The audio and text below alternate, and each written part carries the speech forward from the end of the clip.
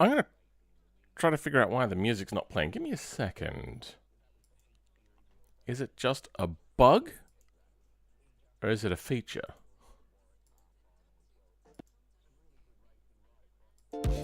There we go. Okay. Music is working. Okay. How is everybody? You know what? I'm just gonna go to start. And we can just have this open whilst we chat. How's everybody doing today?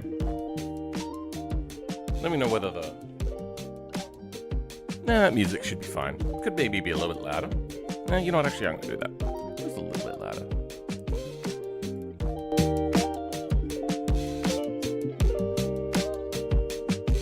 I think that'll look. Hey, hope all is well. You're fine. How about me? I'm doing okay. Today is a wonderful day. Sure. Oh, it's gonna be a great stream. Well, Ange will be with us at some point. Well, that's what at least what they said. I did just try to give them a call. I'm 10 minutes early, so I mean, I suppose that's my fault. They're going to be joining us, and we're going to be running through making this entire 28-cylinder engine in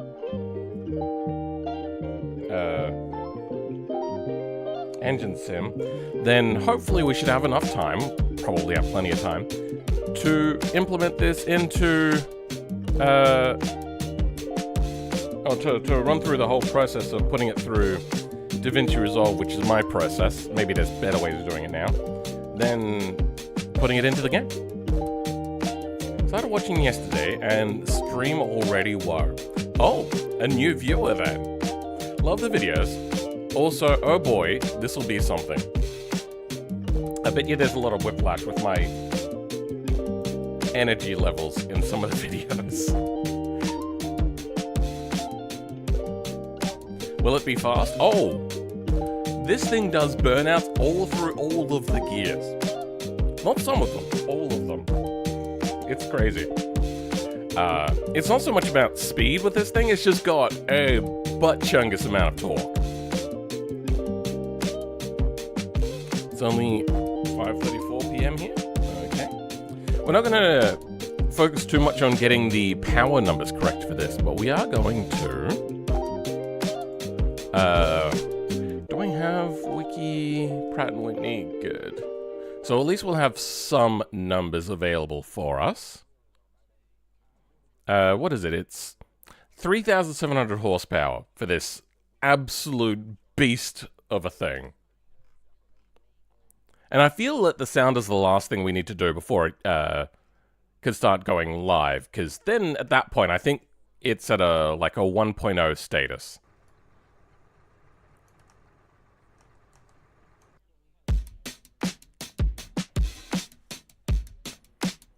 Is this the Wasp? Yes, it is. It's the R4 360. That engine is so pretty. Yeah, there's more that I want to do to it. But thank you, yes, I hopefully agree. That's not how I meant to say. Whatever, you get the idea. Hopefully it is, so I can agree. When we're completely done. There's only a few little things left I want to do.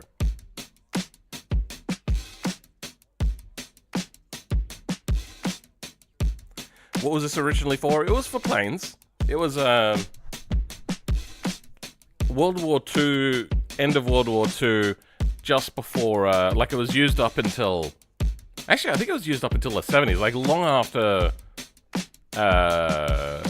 jet engines had come along. I believe the advantage of these sorts of things is,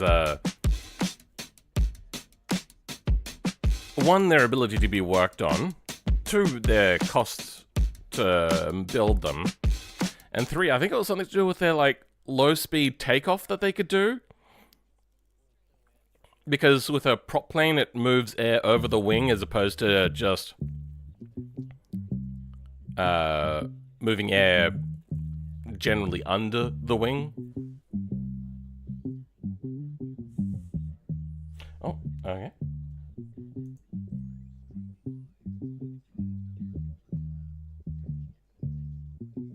Hello? Hello. And I can't hear. Hold on, give me a second. Control. This is just another typical Discord problem.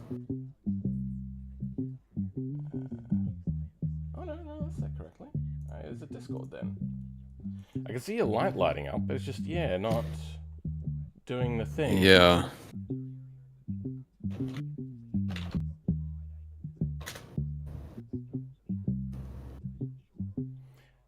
Also, Discord is... Oh, no, yeah, here we go.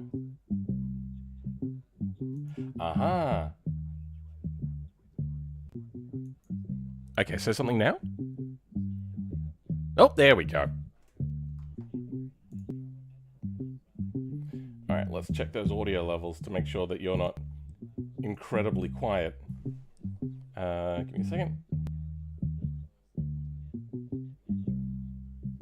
So this is lots of desktop sound, but I don't actually hear anything from the desktop. What's happening?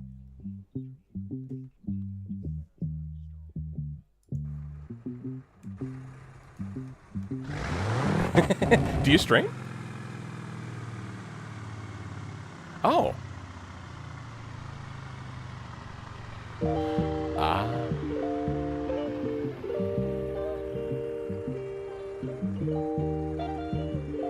Okay.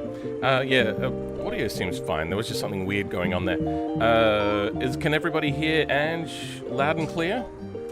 I'm gonna turn up my own headset.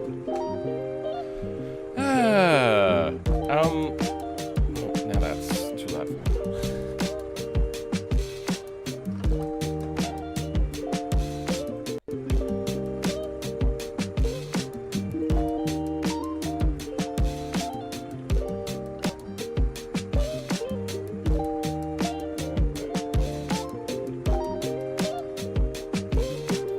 Say something now?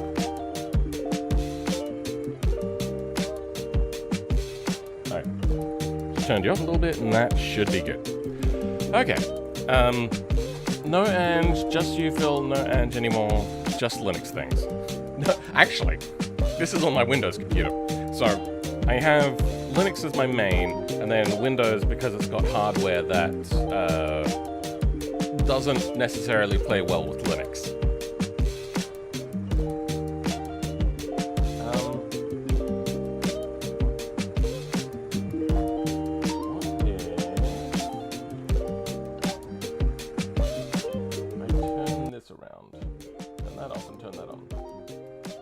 Okay, if you talk now, maybe they'll be able to hear you.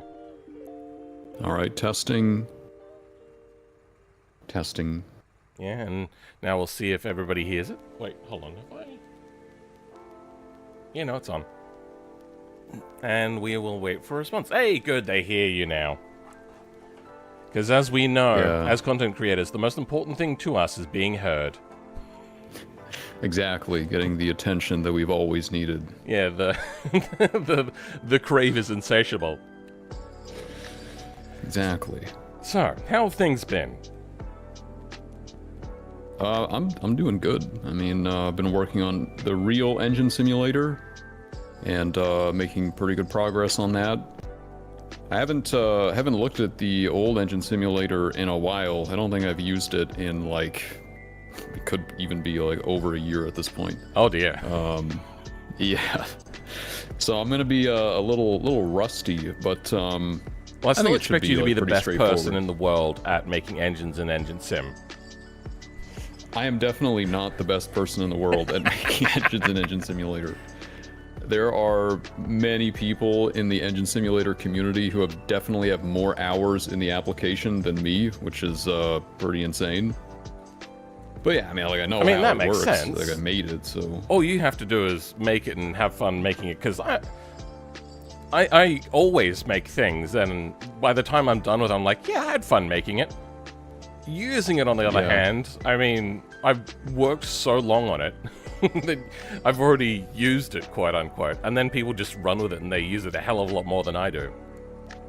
Yeah. Yeah, I guess that's kind of what it means to be a creator, I guess. I find it fun though. One of the most fun things for me is watching people do videos of my mods. Because at that point, I've played it. I know it. I know every in and out. I know, like, I'll watch somebody do something with it. Like, yeah, I understand how that works. But, seeing other people's experience of it is fun.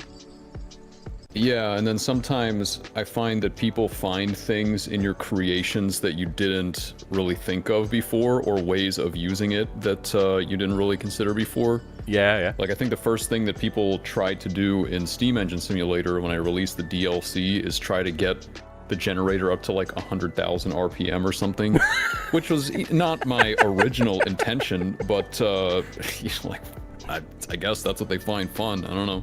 Did you have engine stresses in there at that point? I don't think you do you? There's a very simple, like, it's not anything that complicated. I mean, there's like piston ring wear and stuff like that, but I mean, the engine is never going to explode. Okay, or, so connecting rod won't become liquid. No, there's yeah, the engine will stay assembled for sure, but it's the but yeah, I guess making it go fast is what people like at the end of the day. Yeah, that makes sense. Okay, so last time that we did this stuff together, I was at peak unmanaged ADHD. I reckon today I'm going to be a little bit better at learning, but I also don't think that I am at like an amazing level of being able to understand mathematics and stuff on how to get this working. The last thing that I saw that I really was interested in but couldn't figure out was you had a thing to simplify it. Now, I haven't looked in this in like 2 years now, where you could have all your cylinders and camshafts and everything all lined up properly, and then you just offset the cylinders, which seemed a hell of a lot more convenient. We'll probably... maybe? I don't even know. I know I wrote a script at one point to generate engines. That was a thing. Wait, really? Yeah, but I think it's mainly for V engines. And the reason for that is because I was making a video where I wanted to demonstrate a V69, and understandably, it's not something that I wanted to, type out by hand. So I just made a script to do that. But I haven't touched that in a long time. Yeah. Well, we're going to do 28 today. Okay. See how that goes. I mean, that's doable, I guess. Well, yeah, every single time I want to, like I noticed that I did something wrong on an engine, I have to do it 28 times. Or fix it 28 times. Yeah. Uh-huh. So, I've gotten used to it. Fair enough. Your new motivation. If you don't get this figured out, we expect you to build it IRL and capture the sound. I think I would be able to, but it wouldn't last very long. Solid backup plan. Plan B, build the engine in real life. I don't know about that one. That's just, my only problem there is cost. The only problem? I don't know. I think cost is definitely... I've not used like metal workshop lathe tools and all that sort of stuff in many a years, but I have access to them. The thing is all of the cylinders and the walls and the liners and everything would just be aluminium. So it would run I'm not sure for a good about that. couple of seconds. Yeah, it'll run once for sure. Yeah, totes. Enough to get sounds? Who knows? I mean, it'll make a sound. I don't know about sounds. It'll make sound singular, probably. Oh, wait, yeah, no. These things, I just realized. No, the tricky thing would be actually the connecting rod. You can have aluminium connecting rods, but it has a special type of, like, king connection rod, and then the surrounding rods are connected to that. Yeah, for radial engines, you can't connect all of them to a single crank pin because, like, it's physically impossible, so that's the reason why that sounds like quitter talk. Yeah. What you could do is have, like, the first one on, and then the second one would be, like, in a fork configuration around it, and then the next one would fork even wider around that, and then the next one even wider around that. Hey, presto, a piston per crank pin. A connected rod per pin. Yeah, I mean, I'm trying to think geometrically. Is that possible? Maybe. Yeah, But it would the work. thing It is, would just like- be really heavy connecting rods. Yeah. Anyway, got a Yeah. super chat here from Cold Steel Pot. Thank you very much. Hello, I'm paying you. All right, have fun. Thank you. Thank you very much. Nice. Geometrically, it would work. It's just one of the problems would be the rods would have to be very thin. That way they can still keep stacking outwards, but also fit inside of the cylinder as the piston goes up. Yeah, yeah. I mean, I can. It would start getting wide. I feel like that would kind of be the problem. Oh yeah. No, it's not the way I would do it. What I would do is say, Yeah. for instance, create a king connecting rod and then connect all of them to that. But I mean, that kind of is what radial engines do. Like that. No, that was the joke. Okay. I'm stupid. Sorry. Why reinvent the wheel? I'll just do it the easy way. Yeah. I did see once, a long time ago, that somebody had created that main connecting rod with the surrounding connecting rods connected to it in Engine Sim. Do we have that like as a default sort of thing? Yeah, it's supported like in Engine Simulator. Okay, is that going to be too hard for us to set up, or do we just go and pretend that doesn't exist? Well, so the thing is that it's not the easiest thing to do, but there are engines that come with Engine Simulator that already have that, so we could maybe look at that, and then it depends on what exactly you're trying to build. Yeah, I don't even remember how any of that works, to be honest. This is gonna be like, I'm gonna have to rediscover this.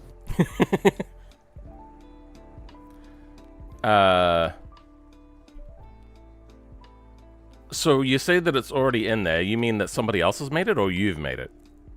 No, I made it. Oh, like, okay. It's yeah, it is a thing that is supported out of the box. It's not that I wrote it in a convoluted way. It's just like there's a lot of numbers that you have to put in order to make it work correctly, because it's not the simplest thing geometrically. But yeah, it's there for sure. There's so if you look in the list of engines that it comes with, there are, I believe, I included 2 radial engines in the application originally. So you can take a look at those. Been a really long time. Engines? Oh yeah, by the way, I don't know what happened, but I went to extract this to my home directory, and Okay. it extracted everything outside of their folders. Like, it didn't do the folder structure when it extracted, so last night I spent probably about an hour going, is this one related to Engine Sim? Is this file related to Engine Sim? And just slowly going through and deleting it all. Because Yeah, I don't know. I mean, I've never seen that before. I don't think it's not something I can control, unfortunately. oh yeah, no. I'll quickly show you. We'll just have a thing here. I'm just going to go to the extract thing. It's got here, recreate folders. Somehow that became unticked. And yeah, that fucked me last night. That took so much. I see. So it just extracted all of the files, like the files, not the subfolders. The files and the just everywhere. folders, all in home directory. Nothing inside of subfolders. Like, it was none of that. It was. Oh my god! I saw it and I was that like, sounds like a catastrophe. oh, that was annoying as hell. If I had created a system backup just before then, I totally would have done that. But I think the last backup was like 4 days ago, and I didn't want to have to think about that. Oh, V69, I see it. Yeah, so the V69, it is a true like V engine, but and that does come with the program. And the other ones, I think they are in. I think one of them is in the first folder, and that one is a radial. So I'm pretty sure I included a 5-cylinder radial and a 9-cylinder radial. I see the 5-cylinder. Now, how do I get things into Engine Sim again? I can't remember. So when you run the program, there's a button in the top left corner. It just says load engine, and then you click on that, and then it loads an engine, unsurprisingly. Assets, engines, HG1. I see a radial 5. Yeah. Whatever, we'll just go with I that. think in... yeah, the 9-cylinder one is probably... Because I ordered these when I released the original video series on Engine Simulator, I put the engines that were in those videos in their own folder. So you can see in this example, there's like the master connecting rod, and then the other ones are connected to that. And I had a bit of a play with this last night to remember how to like use the controls and everything. And oh my god, it was such a foreign concept. I was like, how the fuck do I make the accelerator go? Yeah, this is not the most user-friendly program ever, but I mean that's just the way that like it was not intended for public use. So the fact that anyone uses it is kind of incredible. I get that. Like sometimes you're thinking, this will be okay. People will be kind of interested and then toss it away. But sometimes they really, really go with things, and then they find all the bugs, and you're like, I was just making a video. Can you just pretend those aren't a problem? Yeah, exactly. This was supposed to be just like, oh, cool demonstration for my video, and then I ended up having to support it for like 3 or 4 months or something. Yeah, I think my new game plan now is once I've released a video, I'm going to spend like maybe a week or two just doing like daily streams, not focusing on any sort of video, just because there's a lot of hype around it at the time of releasing a video. I'll just do all of the bug fixes then. And that did really well with the last one with the what was it? The wheels, the Hyperly tires mod that I made. Okay. So, I mean, it did pretty well, and I think that's kind of my new meta. So, yeah, I'm not just doing bug fixes because you don't really make videos during bug fix things. You're just sitting there scratching your head, going, "Why is this do this?" Yeah, and it's kind of unfortunate because it doesn't make for a good video either. Yeah, it's like I fixed bugs in a video. What? That's not going to get click through rate. Yeah. Okay. Then, how do we start this? You said that there was an application to make the V engine, but you didn't say there was one to make a radial. Yeah, no, the radial, that's gonna have to be a by hand kind of situation. That's fine. Do we just start with a radial 5, or do we first start of with all, what are you trying to build so I can get a sense for? Is it the monstrosity on your screen? Yes, or it's 4 radials offset in a line, and I do have a piston layout. If I can find it. That's a big if. Is it under working files? Oh, shit. Where did this go? Now, I failed out of the 3rd grade, and I can't count how many cylinders there are 28. in each of the... Okay, but in each of the, like, slices 7. of the engine? Okay. Yeah. Yeah, so we're gonna have to make... I think we should start with at least trying to make a 7-cylinder radial, and then we can kind of go from there in order to, like, layer them on top of each other. A 7-cylinder? Who would make a 7-cylinder? I mean, the thing is that for radials, they kind of have to be odd number anyway, so 7 cylinders kind of makes sense for a radial in particular. Ange, have you forgotten? Okay. Did I forget something? I'm not good at interpreting humor, okay? The video that we made was a 7-cylinder. Oh, yeah. I have a terrible memory, too. See, I failed out of the 3rd grade. I have a terrible memory, and I'm not good at interpreting social cues. I'm just, No, I get it, man. So just kind of this is the reality of my existence. Oh, yeah, no. I didn't understand sarcasm until maybe my mid-20s. My autism was pretty hard. My autism is now probably a different flavor entirely. I understand cues a lot better, but now I struggle to deal with other people.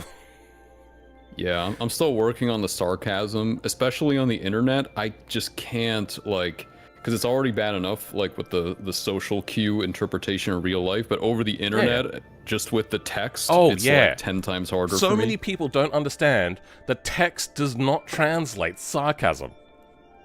Yeah, yeah, exactly. Unless, like, you're going, like, overboard, like, putting out tons of, like, thumb emojis. Like, if somebody's spamming that sort of stuff, and it doesn't make sense what they're saying, it's probably sarcasm. Yeah. But most people don't do that. Most likely.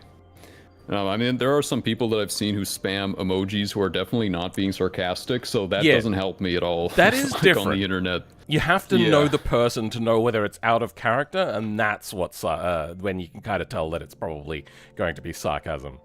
The other one that's a cue for sarcasm, at least in my regard, not everybody will do this, is twofold. One, they may change voice and do something like this, but the thing about autism is it's also very common to be really bad at pitch detection and whether we can understand, distinguish a pitch change a lot of the times. So a lot of people that are autistic are not very good at singing because they're just tone deaf.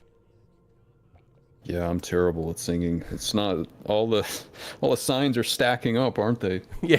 I mean, the other one is also people will a lot of the times like pause unnecessarily long at a point and then just kind of wait for a response because what they're doing is waiting for a reaction. That's kind of another thing which I started to pick up on, and that one really helped me. But you kind of have to be in person for that one to work. So I get it. It could be tricky. Yeah. How old are you now, by the way? Last time I checked, I was 31 years of age. Yeah. Okay. You're kind of getting to that point now where if you haven't learned it, it's going to be tricky. Yeah, I think I'm cooked, honestly, as the kids would say. Oh yeah, no, I love using their lingo and then just being like, as the kids would say.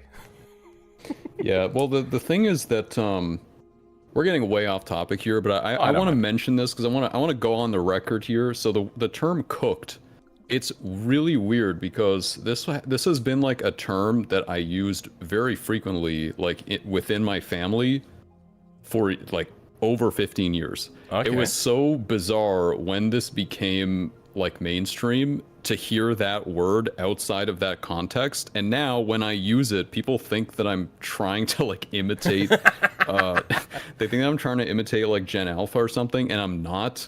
Yeah, so, no. yeah, it's a weird For me, it's just kind of, it's a nice word that fits into the context because previously there wasn't quite the sort of unserious way of saying something. But I also get tripped up a lot by the difference in the meanings. So it started with let them cook, which is a good thing. But then it turned out to you're cooked, which is a bad thing. So that irks me somewhat. Yeah. Yeah, in my case, the origin of that was, I think at some point we were like making fun of was it my dad or my brother for like overusing the brakes in a car, and we were like, you're gonna cook the brakes or something like that. Yeah. And then it just kind of extended to everything else, like, oh, that's cooked, or like this is cooked, and then it's like a completely different origin, I think, than how it's used. Although I think old-timey usage of that term was the same, like, oh, like your transmission is cooked or whatever, like that was pretty normal. But yeah, cooked toast was also another one. There was also baked, but that was more about like getting to that bad point, but from drugs. Yeah, I thought that was a drug thing, like when I was in high school. But it has like a similar sort of like a result. You would use it on somebody that's just gone too far or just ruined the end result sort of thing. Yeah. So, I mean, it kind of fits, but I feel that just cooked just works pretty well.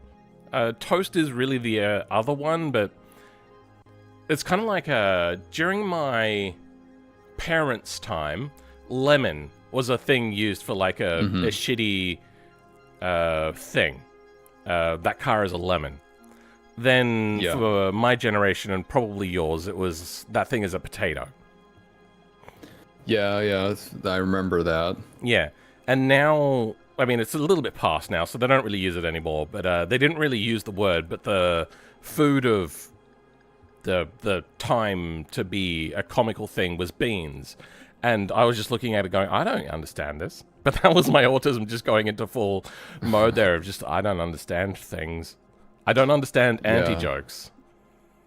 I guess now they've kind of moved away from nouns like potato or lemon. I think now it's like, oh, that car is chopped or whatever. And like chopped is bad, I think. Look, don't quote me on any of this. From, shoot, who are they? They're Mighty Car Mods. Mm-hmm. They would do a thing where, like, if you lost a drag race or something, they would do like a hand signal and say you're chopped. And I think from there, it kind of just started to permeate through the lingo. And they're a fairly big Australian channel that does pretty well internationally. Mm-hmm. Yeah, that term is pretty... I mean, it's used for a lot of different things. I mainly heard it used for people, though, so I don't know what's up with that. Like, I don't fully understand the lingo myself, okay? So I don't quote me on any of this. How do you do with anti-jokes, though? That was something that I never got. What exactly is an anti-joke? So, the kind of... It's not the original, because there's been ones beforehand, but like the big plain example of an anti-joke is why'd the chicken cross the road? Okay, I see. You expect a punchline that's funny, but then it happens and it's not funny. It's just like, oh, okay. And that's the anti-joke, and that's what kind of makes it funny. Right. I mean, yeah, like, I don't know. Did you ever get the chicken cross the road joke? Because I still hear that and I go, that's not a joke, it's not funny, I don't get it. Like, I understand the concept behind it, but it's just not funny to me. Yeah, see, this is the kind of humor that I do not excel in. Not that I excel in any kind of humor in particular. It's like, it kind of reminds me of, you know those board games where you basically just have to say the most offensive stuff possible, or you have to say something that is like funny, and then, or you attempt to be funny, and then basically your friends like judge which one was the funniest. It's basically like a funny competition. Yeah, and it's basically like, most of the time it's not people saying funny, it's about how funny is the person, and usually what they're saying is not funny, it's just like the delivery is funny, or how out of pocket it is makes it funny. See, that kind of humor, like, I'm not good at that at all. Okay, I get that. So, yeah, I don't know how you explain that. It's the comedy is the shock factor, and I was really into that sort of humor. I loved it. So, I used to do that a lot. I still do it occasionally, and I really should stop because it is not in vogue at the moment. Because saying offensive things is just offensive.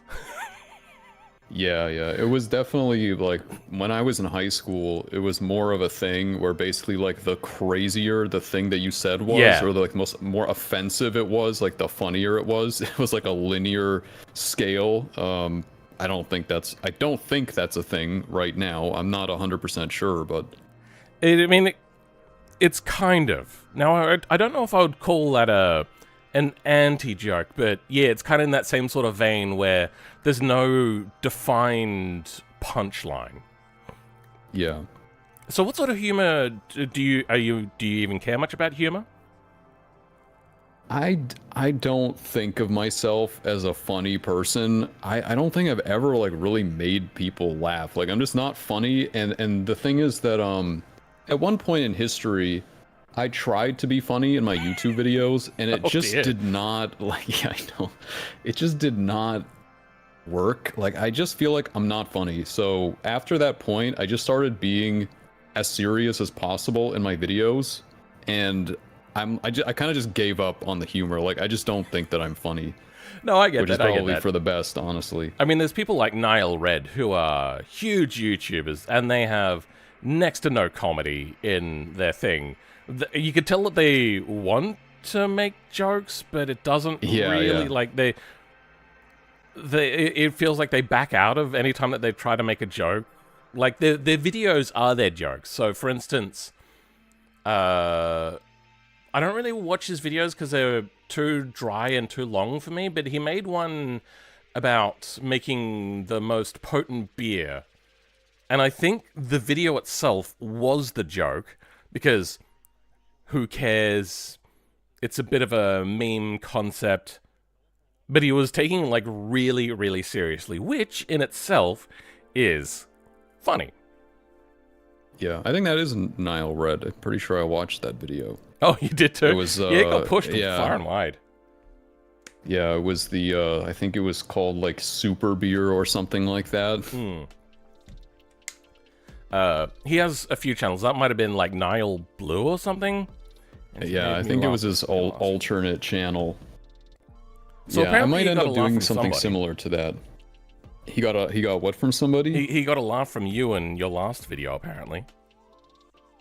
Yeah, okay, so probably this is like very rare that I ever like make jokes in my video, but in my last video there was a clip that we got when I was testing the single cylinder engine in real life. So for some reason my dad's like gas can was way overfilled, and I went to fill up the engine and it just went I did not do it on purpose. It basically just covered the entire engine in gas, and that clip was just so funny to me.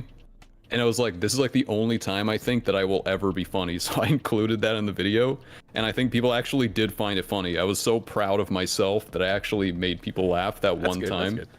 Well, did you say anything funny, or was it just you just showed the clip?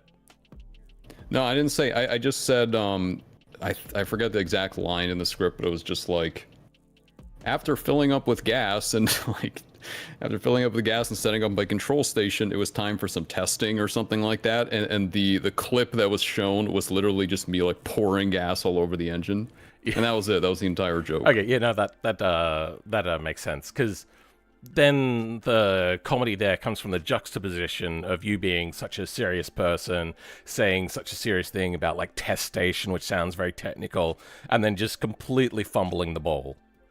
That is exactly. Funny. Yeah, it's like it basically the humor at that point comes just the fact that I'm not funny, and I think that's the only way that I'm funny is just that yeah, like you said, it's the juxtaposition between someone who's ordinarily not funny and then just doing something that does not match their usual demeanor, I guess. Well, it's not so much demeanor in that regard. I think what it is it's the juxtaposition between high skill, high technical, and then just the fumbling. I think it's to do with the juxtaposition of skill, not the juxtaposition of serious versus non-serious. Yeah, like in at some point like earlier in the history of my channel, I don't know how much like programming. That's what it is. Yeah. I don't know how much like programming content you watch, but it's kind of common in the programming realm to like constantly downplay your abilities. Like it's basically like the humor in programming content is, I get that. I'm just gonna call myself stupid, like pretend like I'm dumb basically in the video. And it definitely, like, some people can pull it off and it is funny for them. For some reason it just does not work for me. Like, people did not think that it was funny, so I just gave up on that kind of humor. It is and also I don't do okay that to anymore. still put that stuff in, as long as it's not one, detracting from the story, and two, so incredibly cringeworthy that people can't stand watching it. Yeah. So, I mean, I had an unintentionally funny thing happen where I was demonstrating moment of inertia, and one of the things you could do is just sit in an office chair and spread out your arms and legs and spin around, and then bring your arms and legs back in and you spin faster. I did that, and everybody thought it was hilarious. And like, don't laugh at me. I was trying to seriously show this thing that you could do. But yeah, that became a bit of a meme for some people, and they ripped on me for that. And I'm like, yeah, all right, whatever. Yeah, I feel like sometimes it can be useful, because it, like, I knew when I showed that clip of the whole like me messing up the gas thing, the one thing that I knew that it would do is it would make people comment. Like, it really gets people engaged when they see something like funny. Yeah, like I wasn't baiting people on purpose, but I knew that would be like a secondary effect. So I don't think it's bad. Like, if you make something, if you do something funny, even if it's unintentional, I feel like it's still good for like video engagement and stuff. Yeah, and then now circling back to the thing where you're talking about downplaying your skills. I don't really downplay my skills because every single time that I try to do something, it's when I start to realize how much I don't know. And one of the things is, do you work with quaternions? Do you know much about quaternions? Yeah. Okay. And you know that they're meant to be like really difficult? I don't know if I would say that for most people they're meant to be difficult really... they're difficult to visualize. I will say that. I still don't fully understand what it is.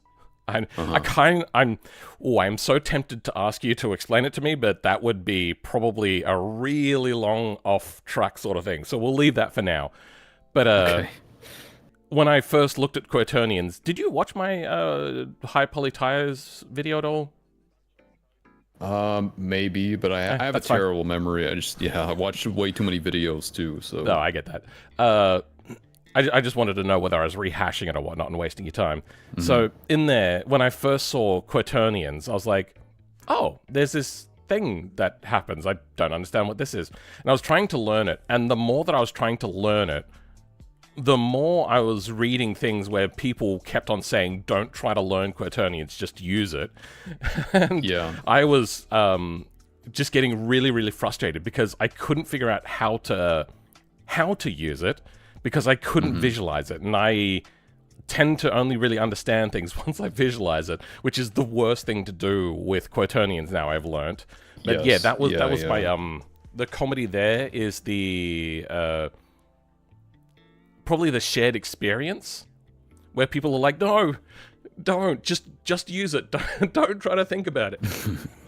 Yeah. So many people I would comment. say that I do generally agree with that advice in that I would say they're way easier to use than to understand. But I guess if you need to understand it to use it, then that could be a bit of a chicken and egg problem. Yeah.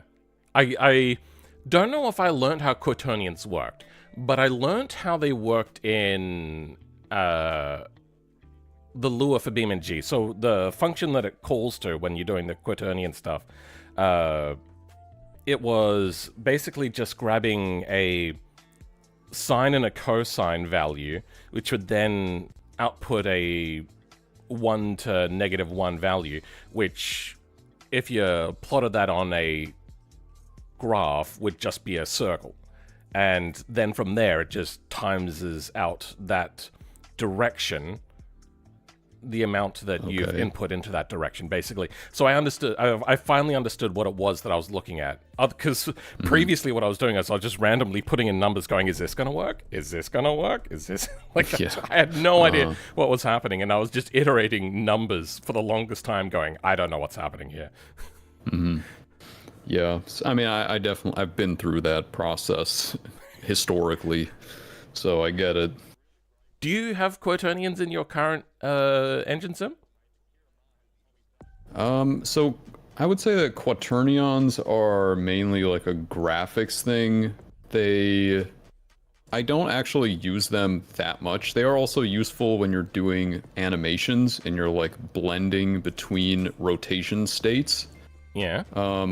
In the simulation itself, I haven't found that much of a use for them. They're more useful for 3D stuff, and most of the physics, not the fluid simulation, but the rigid body simulation, is just two-dimensional, so you don't have a lot of use for that. But yeah, I use them in the game engine. Three-dimensional? Well, the visualization is three-dimensional, but most engines don't actually make use of 3D physics that much in terms of the rigid components themselves. Like usually you have axis or you have movement in a plane and not in 3 dimensions in most engines anyway. So just for performance reasons, most of the physics code stays 2-dimensional just because it's faster. Yeah, obviously. Yeah. Good. So as long as I don't go into your engine sim and try to make like a custom mod and see quaternions, I'm happy. Yeah, if you go into the source code, you won't really see too many quaternions there. Oh, there is quaternions then? Well, in the rendering code, you might see it a little bit, but yeah, Okay, so I should be able to avoid that then. Yeah, most of the time I just use matrices because, and the matrices are way easier to understand. Is that just like a predefined table? So a matrix is, depends on, usually you deal with 4x4 matrices, and you can actually encode, like essentially a quaternion is like it's a three-dimensional rotation transformation, and it's kind of a more compact way of representing a 3x3 transformation matrix, like an orientation transformation matrix. So it's just like a different representation of a quaternion. Oh, okay. I think I'm starting to see it now. Because you did have to put an axis into the quaternion. Yes. Yeah, so I think actually the easiest way to understand a quaternion, not okay, so I have actually numerous books which cover quaternions, and they actually say the same thing. They're just like, there really isn't a good way of visualizing it. It's just too complicated. Like, there was some books that were like, oh, you can visualize it as a 4D sphere or whatever. I'm like, okay, that's not, I don't even know what that means. Most then you're of them getting say into the argument about what the fourth dimension is, and then it comes down to the use case. It defines what the fourth dimension is, and yeah, exactly. Like, most sources that I've read say that trying to visualize it is just probably not going to work. I would say the easiest way to understand it is that it basically encodes a rotation transformation. And it's just like more compact way. Usually you would need a 3x3 matrix to fully represent a rotation, but a quaternion is only 4 values. Yeah. So we're talking just a table that's 3 wide, 3 deep, or whatever. Yes. Yeah, that is what a matrix is. Maybe I should ask Neo. What is that? Is that another YouTuber, or is that like an AI or something? Oh, hold on. Has everybody else picked up on the what would you call it? Cultural reference? Did you miss that one? I should ask Neo about the Matrix. Okay. There you go. Again, I'm dumb. Okay. No, it's just, I'm slow.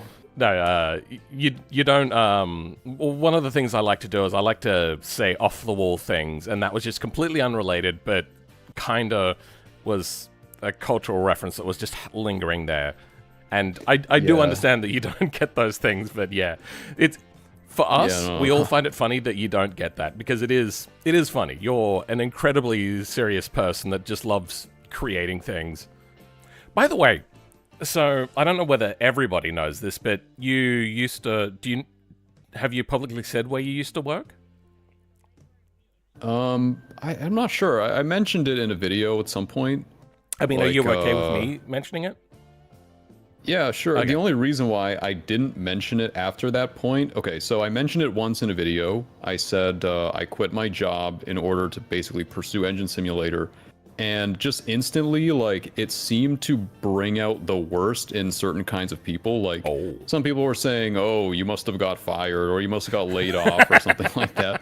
And I'm like, okay, I mean, you want to see the records? Like, it's not what happened, but no, I get that. And also, I don't want to end up in a situation like what's that other YouTuber, the one that got like just blasted mercilessly on YouTube? I don't remember his. I think Pirate Software. Because he would just always mention Blizzard like over and over again, and then he got like. I don't think people had a problem with that. I think what happened is he was just a dick, and then it came out that he wasn't really what he said he was, and he was, well, no. He never really said that he was a programmer, a developer, or a coder, or anything like that. Oh, sorry, he did say he was a developer. But he would say specifically that he was a developer, and people just realized that he was trying to, not ride on coattails, but, seem more important than what he was, and people just started to realize, no, he's just a shit person. And one of the perfect descriptions I heard of him was he's the sort of person that is, if he's wrong, you're also wrong. Right, yeah. Because he just cannot accept to be wrong. Now, I have personal qualms with him that date way before his issues. It's because he would very confidently say things that were just incredibly wrong and kinda, if you take it the wrong way, harmful. So, Okay. I disliked him for a long time, but I was kind of like, oh, but everybody else likes him, so maybe I'll just forgive it, sort of thing. And then this sort of stuff comes out, and I was like, I feel vindicated! Yes! Yeah. Yes, he is an Yeah. arsehole! Yeah, I know a lot of people felt that way after that whole situation erupted. Like, there were a lot of people that were saying, like, I knew it from the beginning and stuff like that. Or, to some degree, I do understand that. I can see how he would appear that way, like, initially, even if you didn't know about, like, the actual details of what happened. But basically, I just want to avoid that kind of... I get that. Trying to legitimize my skills by saying I worked at X. I actually don't. It's not a privacy thing. I don't like my LinkedIn is fully, publicly available. So yeah, it's mainly just I want to avoid that kind of meme of like, oh, I worked here, therefore I must be good at programming. He was literally that kid. His dad worked at Blizzard. But yeah. Well, also, like, I don't know if he was a founder, but he was, like, one of the really early employees. But no, just to let you know, you are not even slightly on the same plane as him. What he would do is he would be arrogant, and you are in no way even close to being arrogant, so you don't have to worry about it being anywhere along his sort of lines. I don't even think I would put you two in the same sort of category. Even before he was cancelled, he was... Oh, not cancelled, but like... I don't know, his downfall, let's say. Yeah. Yes. Fall from grace. Fall from grace works, yeah. He's a very different character to you, because he would confidently spout incorrect things, and you're not a stupidly overconfident kind of person. Yeah, I try not to. I mean, I'm just very, like, conscious of that. And I think it's just that I don't like when people are like that in real life or just in general. And I just try really hard to avoid that. I think the only problem is that sometimes I come across as, I actually don't know what I'm talking about. Just because I sometimes I actually do, like, just sound stupid. But you to me, downplay things maybe a little too much sometimes. Yeah, but to me, like, that's fine. I would much rather people think that I'm stupid as opposed to people thinking that I'm just like, spouting about stuff I don't understand. Yeah, I get that. I found it frustrating sometimes when you downplay things, because I think it was on 2 occasions you downplayed something, and I was like, I'm trying to learn that, and you're just talking about it as if, like, it's a flippant thing. I'm like, oh my god, I wish I had your level of just understanding of code. But I'm doing a lot better now. My ADHD is managed, so I don't get so offended or agitated by things. Like, that's the only time I was kind of like, with anything with you. But I still enjoyed your stuff. It was just, I wish I could have understood it better and stuff like that. It's just, my brain was unable to comprehend that sort of stuff. Mm-hmm. Makes sense. Yeah, I mean, I'll try to avoid doing that. I have done that before. That was a me problem. Like, okay. But so where I was going with this is you used to work at Amazon, correct? That is correct. Yes. Yeah. What was your role? Like, what were you doing? I worked in multiple teams in Amazon. So I worked in... more specifically, like, what was the things you were doing? Were you designing architecture? Were you writing code? Yeah, I mean, I was just like a normal coder. I wasn't really like high up in the company or anything like that. Okay. I was just like a normal software developer. I worked on like just enterprise stuff. I worked in Amazon Alexa for a while. and that was kind of like a combination of things, I guess. And yeah, but nothing like that interesting. Okay, so where I'm going with this is, do you feel that you got out at the right time?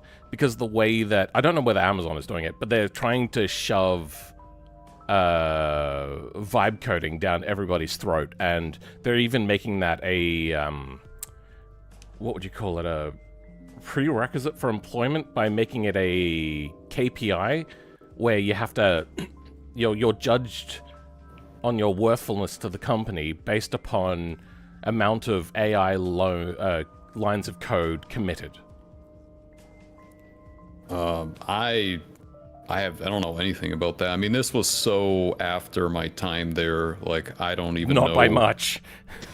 Yeah, I don't know. I mean, sounds terrible, but this is way, like, after my time, so I don't even know So how to it comment. is terrible, in your opinion, to have a KPI like that? Yeah, I mean, I probably wouldn't do that. I have seen companies implement things like that, and it usually doesn't work well, but I don't know. Like, I'm not an expert, so, like, yeah, I wouldn't, if I were under those conditions, I would not agree with it. Let's put it that way. Fair enough. Where do you sit on the AI debate? I've recently shifted stances again, but I would like to hear where you sit on AI LLMs, as also known as fancy autocomplete. Where do you sit in general on that topic? Well, I've had like a pretty consistent stance on the whole AI thing. So to me, this is obviously a very impressive technology. I mean, it's like something that we couldn't have even imagined like 10 years ago.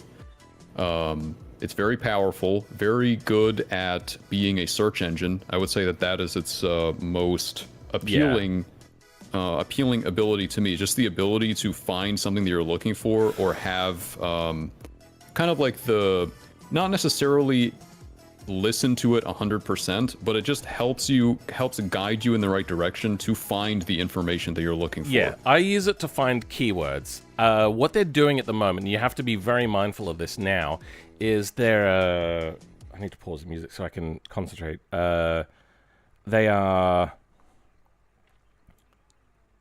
doing paid adverts now, like sponsored spots and whatnot. So they will return things that are beneficial because the company gets paid for it. So you have to be mindful of it. And I generally don't just take AI for search. If it's something that I'm struggling to find or find stuff for, I'll use the LLM to get things like keywords or things, so then I can actually start to research into it. When it doesn't matter, I'll take their word a little bit more for it, especially if I'm not asking for any sort of product suggestions. But yeah. Yeah. I had a very similar, like, I have a very similar kind of opinion of the usefulness of AI. Like, I've attempted to see like what it can actually do in terms of like generating things. It's pretty good at like boilerplate, but when you get into stuff that is a little bit more like real, a little bit more advanced, it tends to kind of not be as good, or just like make up random nonsense. Because what it is very good at is, like, let's say I'm working on something and I know what it is that I'm working on, and I know, generally speaking, like, you know, the details of it. I just don't know what it's called, so it's very hard for me to research it. Yes, and I will just say, like, I'm working on this and I'm trying to achieve this, and it's like, oh, that field is called whatever it's called, and then I will just research that that term. That's what I was trying to say, but didn't put it so eloquently. Yeah, the generative component of AI, though, I'm a little more, I don't know how I feel about that exactly. I think it's what's that mean? Like the ability to generate, let's say, YouTube videos, or generate code, or things like that. Have you ever tried that's obviously the direction. Coding? I tried it once on stream because people were talking about it. Oh, okay. And this was only for like 20 minutes. It was not like, I can't imagine programming like that for any extended period of time. It A kind lot of like people have said is removes that the, it just ends up taking more time to code things if you're trying to Yeah. generate, because all you're doing then is bug fixing with a thing that you don't understand because you didn't make it. Yeah, exactly. I mean, you just spend like all the time refactoring, which is one of the things that takes the most time in programming. And I don't know, like I don't think it's a good direction. Some people apparently can use it effectively. I'm not sure how I feel no. about it. I also don't. They're I also lying to you if they don't say like. they can. Yeah, I don't like also the idea that you don't know where exactly that code that it learned from actually came from. Like, Are you talking about 'cause prompt usually, injection? well, I'm just talking about, like, obviously it had to learn how to code from somewhere, so it had to study other repositories or other people's code, So you're and talking basically, about the moral ideas of theft. yeah, the ethics behind it. Yeah, I'm that- not yeah, ethics, that yeah. convinced. I'm not really that convinced that it is ethical to do that. I agree. Because, There is, you know, in real life, if you just take people's code, it's just plagiarism, or Yeah. it's just not fair. But when the AI does it, and it's just suitably behind all the layers of complexity, then it's all of a sudden okay. I So, don't know how yeah. I feel about that. The sentence for that is there is no ethical use of AI. There are apparently some LLMs that get very clear and explicit non-arm twisting permission to use people's code. Right. The problem is it's not really consent. If you say, by using GitHub, you're allowing us to use your code to train LLMs, that's not consent. Yeah. You Right, get the yeah, person's, fine, I have to use GitHub. Like, I'm screwed here. There's no other option. There are other options, but you may be bound to do it by your company or something like that. So that is, it comes under a legal technical thing which nobody is using at the moment, which is frustrating. But it technically doesn't, doesn't reach the bar for, I can't remember, but it's some sort of like legal thing which says that it doesn't pass the sniff test of consent. It's kind of like Right. Okay, this is very extreme, and I don't want to upset people, but it is along the terms of pedophilia, that sort of stuff. The child can say yes, but they haven't really given consent. So we'll move on from that. Yeah, but makes that's sense. basically Yeah. the same sort of idea. Yeah, I think I understand. I think the point of that, definitely using, like, I would not have. I think it's about like expectations. Like, if someone signs up to use GitHub, I don't think that they are expecting someone to essentially take their entire code and then leverage that in an LLM to allow other people to generate the same level of code. Like, I Yeah, don't think hiding most it in people would a expect that. A EULA or a terms of service sort of thing also isn't. It technically does not, because then you're getting into a one, if it's hidden and nobody reads EULAs, there is a very good argument to say that most EULAs in the world for software and all those sorts of things actually would very easily fail in, not easily, but it would fail in court if it was a fair court, which there's a lot of questions at the moment about the fairness of courts. Right. Especially here in Australia with, I won't get into that. Anyway, yeah, it's there's a lot of political will to not care about the implications of things, because there's a fear that if it really does feel like at the moment, even though I don't agree, whoever wins the AI race, quote unquote, will rule the world, sort of thing, economically or actually, like whatever. So I kind of get it, but I feel they're barking up the wrong tree. I think it is going to be very financially thing. I think what a lot of people are doing is they're looking at what happened to Russia. Do you know much about their computer things during the USSR? I mean, I don't know much about anything, to be honest. That's fine. So they were using their own computers, and the government started putting a lot of money into developing their own computers, and they were trying to compete against global companies like IBM. But then they started to lose the race a little bit to IBM, and it got to a point where they're like, okay, for now, we're just going to use the IBM stuff for our mainframes, our servers, and all of our computers and all that sort of stuff.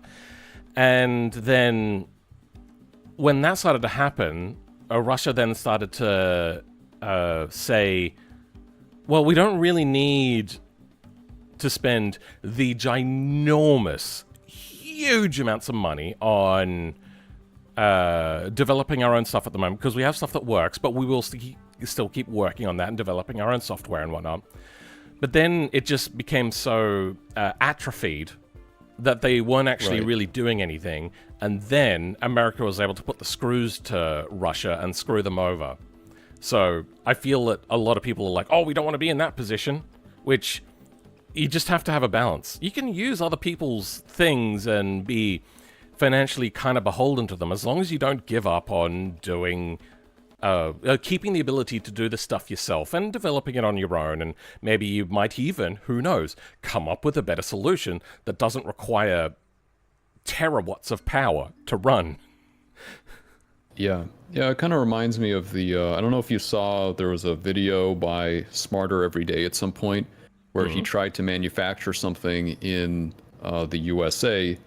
And it was basically impossible because the manufacturing had atrophied to such a degree. Yeah, exactly. Now, I don't fully agree with his assessment of the situation, but that is a good example, yes. Mm-hmm. Yeah. Because this is one of the reasons why I think that this kind of over-reliance that's developing in the game industry on the pre-existing engines, mainly Unity and Unreal, I think it's not that good in the long term. Like, obviously it allows people to make a game more quickly because you just have the engine and it already does like a lot for you. But yeah, like, I mean, if every single game is made with Unity or every single game is made with Unreal, I feel like that a certain part of the game industry, the knowledge base kind of atrophies, like the knowledge of like how to do rendering and how to like optimize stuff for your particular game. It kind of goes away over time, and which then everything leads them to being incorrect in their statements about the capabilities of their engines, and then they forget how to actually make the engine better. Do you know the thing about Unreal 5 with them saying that you should always run super high poly mods and use the what's the thing called to? I think it was Nanite was the recent one. But yeah, the thing that then kind of does an inbuilt LOD per section sort of thing. Yeah. That was a lot of marketing, but there was also a lot of people who are going, no, that's not how you use it. That is going to be incredibly inefficient, and you don't use it all the time. And now we're getting games that are smeary and running frame generation because it's so inefficient at the moment. So yeah, I can imagine that. And then it just becomes the industry standard, and then everything just gets a little bit shittier and a little bit shittier, and then people forget how to make good game engines. So I do know that argument. I've heard it many times. Yeah.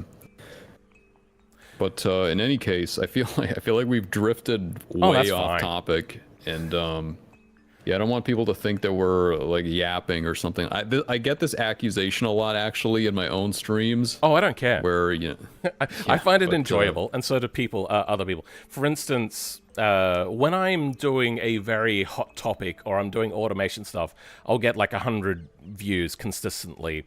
When I'm just doing dry coding stuff, I'll get like 10 views. I think the last stream, I was kind of averaging about 15 views at any point in time. Okay. Now I'm at like 50, so people clearly like it. Whether everybody wants to come and watch it, that is entirely up to them. This is me. I enjoy doing this. I like talking. I like talking to you because you bring that knowledge that I would like to have opinions on, which is helpful for me. Like, all right, well, that's how good. coders and programmers feel about vibe coding. Yeah, I just don't want to tank your stream. That's all. Oh no, but it's fine. If it's all good, it's then, doing then very we're healthy. good. You've done a good job for me. All right. We should probably yap even more. But where was I going with this? Oh yeah, so I picked up on one thing you said a while ago.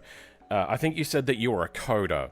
Now, I only recently learned that there was a difference between coders and programmers, and that coders are like the underboot sort of people, and it's almost a derogatory term.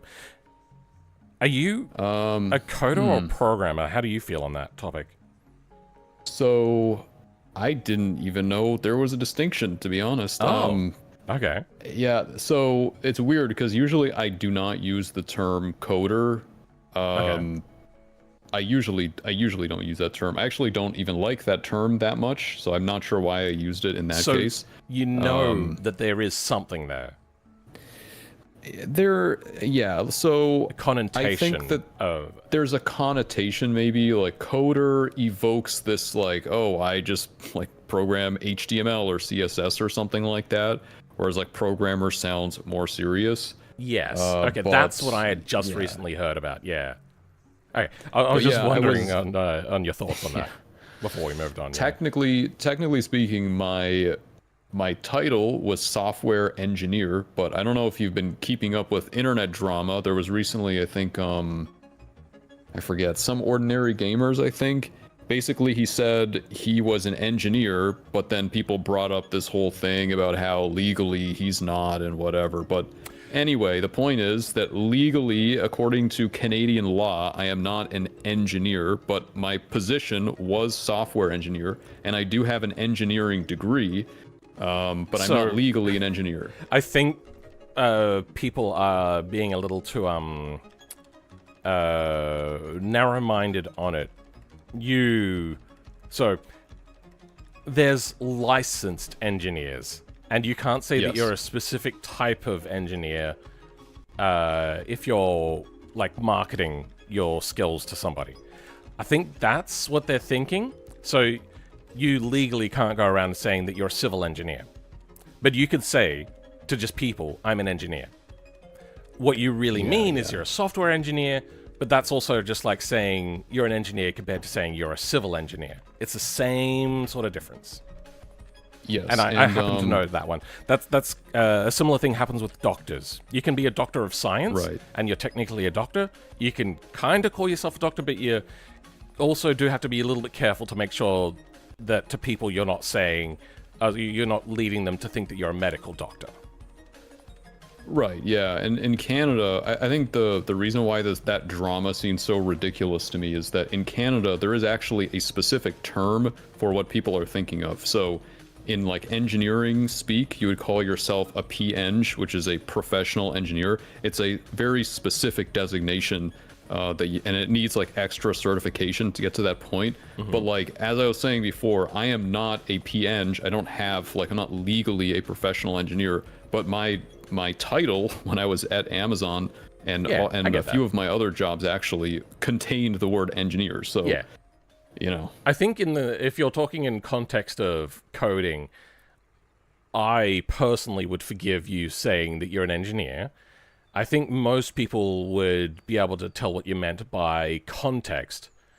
But if you're out in the wild and say that you're an engineer, you might mislead somebody, but as long as you're not really marketing your stuff, I don't think that's legally a problem. But it probably would behoove you to clarify that saying software engineer. One more word, not that concerning. Yeah, like in Canada, I don't think you would ever run into problems because you called yourself an engineer. You're not a PEng. Like it's such a very specific certification that not even a lot of people are aware of. Like just your average person is not going to be aware of that distinction. It's really mostly like, it's almost a historical thing, especially in software development. a P-Eng is really like you want to sign off on bridge plans or something like that. Like you just need that extra level of certification. Yeah. I don't wonder even if know engineering anyone. specifically came from, because you used to actually have to engineer these Yeah. big machines to be computers. I wonder if maybe it developed from that. It's possible. I'm not really sure, but yeah, like my degree is software/computer engineering. I think technically speaking, it's a computer engineering degree because I mostly did hardware. Oh, okay. But yeah, like I'm technically speaking, I don't have the certification to be a P-Eng or anything like that.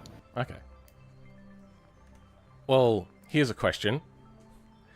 Would you be okay with me feeding all of your engine things in for a video to try to vibe code engines?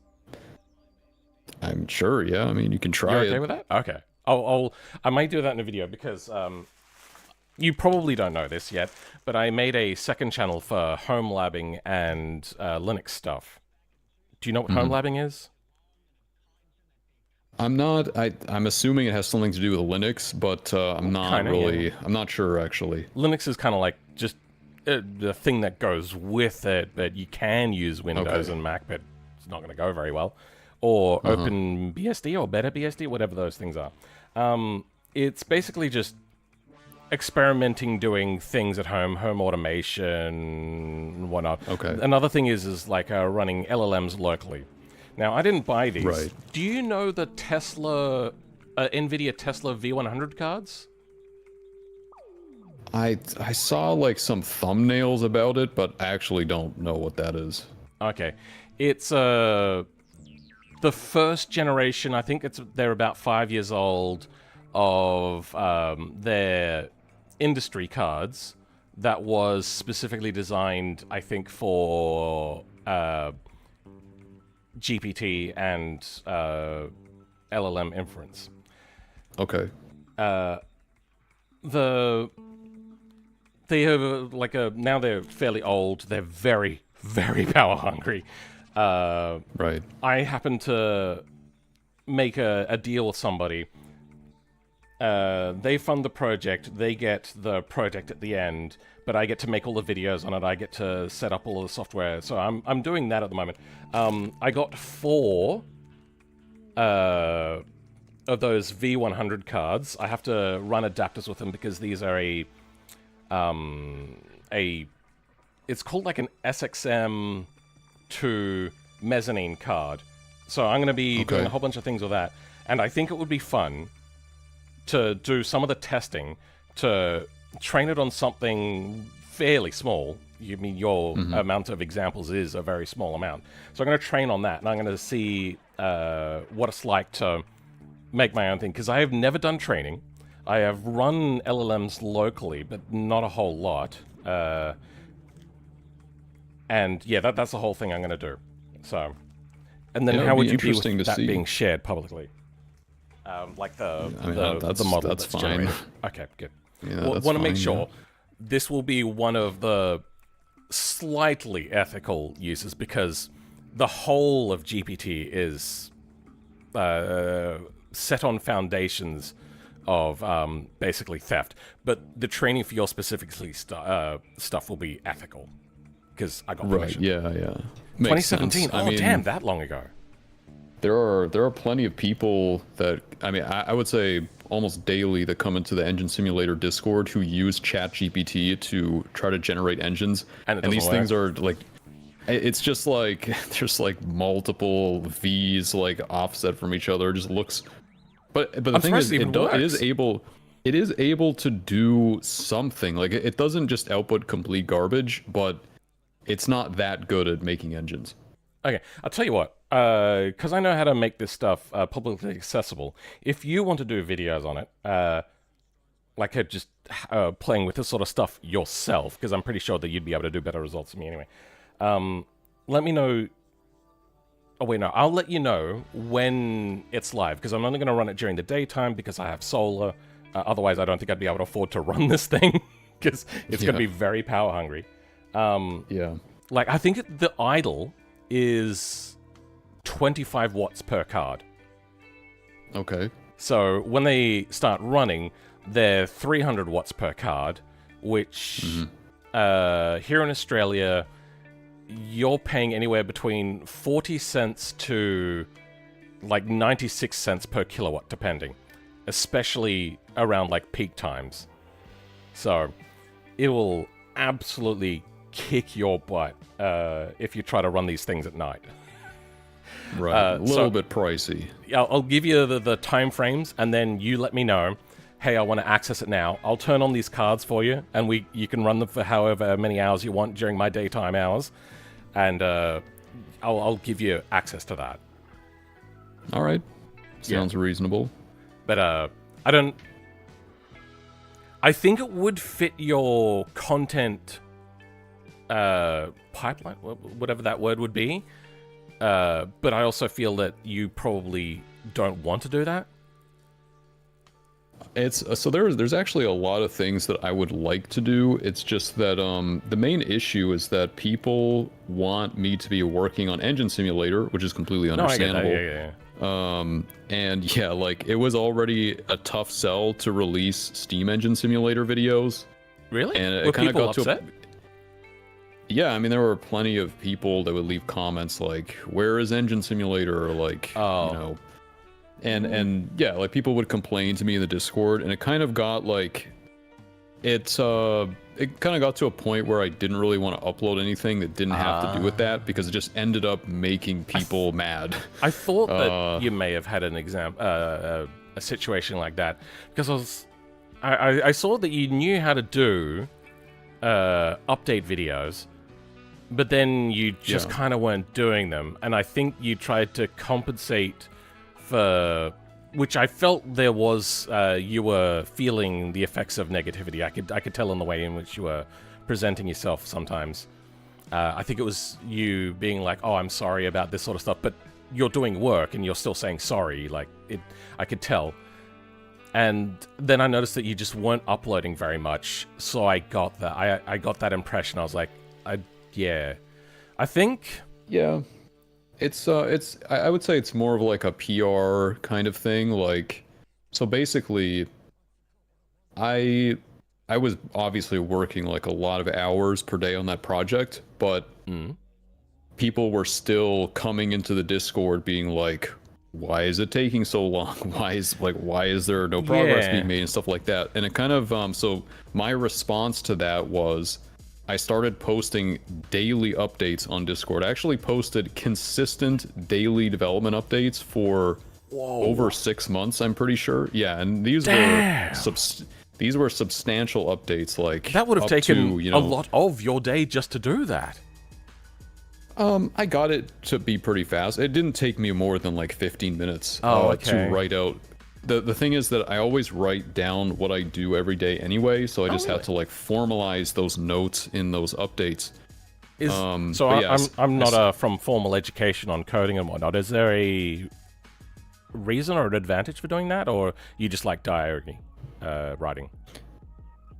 Well, for me, it's like I actually have a bunch of different tools that I use when I track my development. Like, I have a development timer, which basically just whenever it senses that I'm in my IDE typing, it like tracks time, and I try to work a consistent amount of time every day.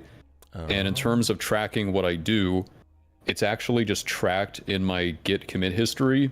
So I just go through that and like learn what Git is and how to use it. Like, I kind of have a vague idea. I know that Linus Torvalds made it, but yeah.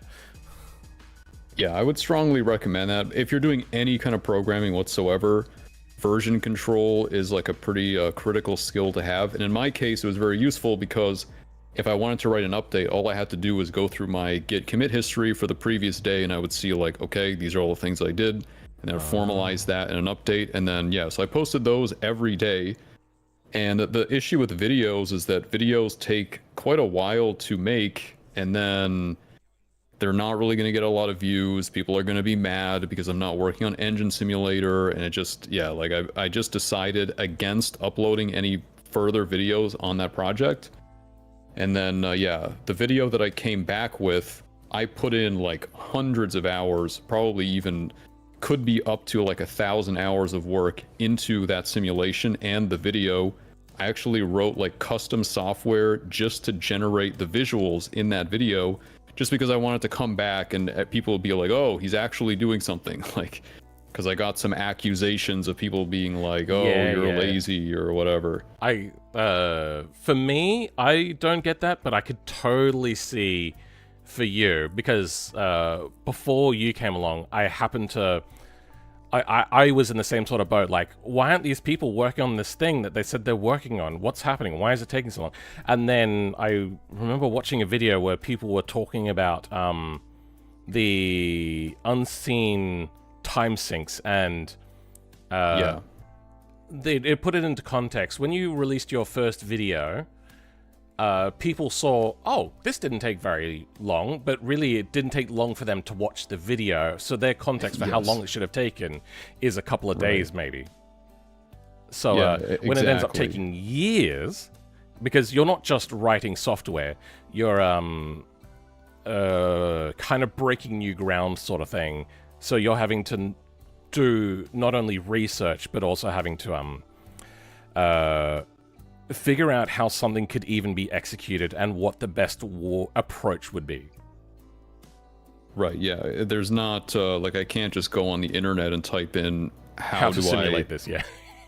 Yeah, it's just, like, there is information, but even that is, like, kind of misunderstood. You can't just download a research paper, and it's not like a step-by-step tutorial to re-implement what they wrote about in the paper. Like, they are not that explicit with everything. There's a lot of details that are missing, like implementing assumed or re-implementing. Knowledge is usually baked into those things as well. Yeah. Oh. The assumed knowledge is crazy. Like, you usually have to read That's Linux in a nutshell.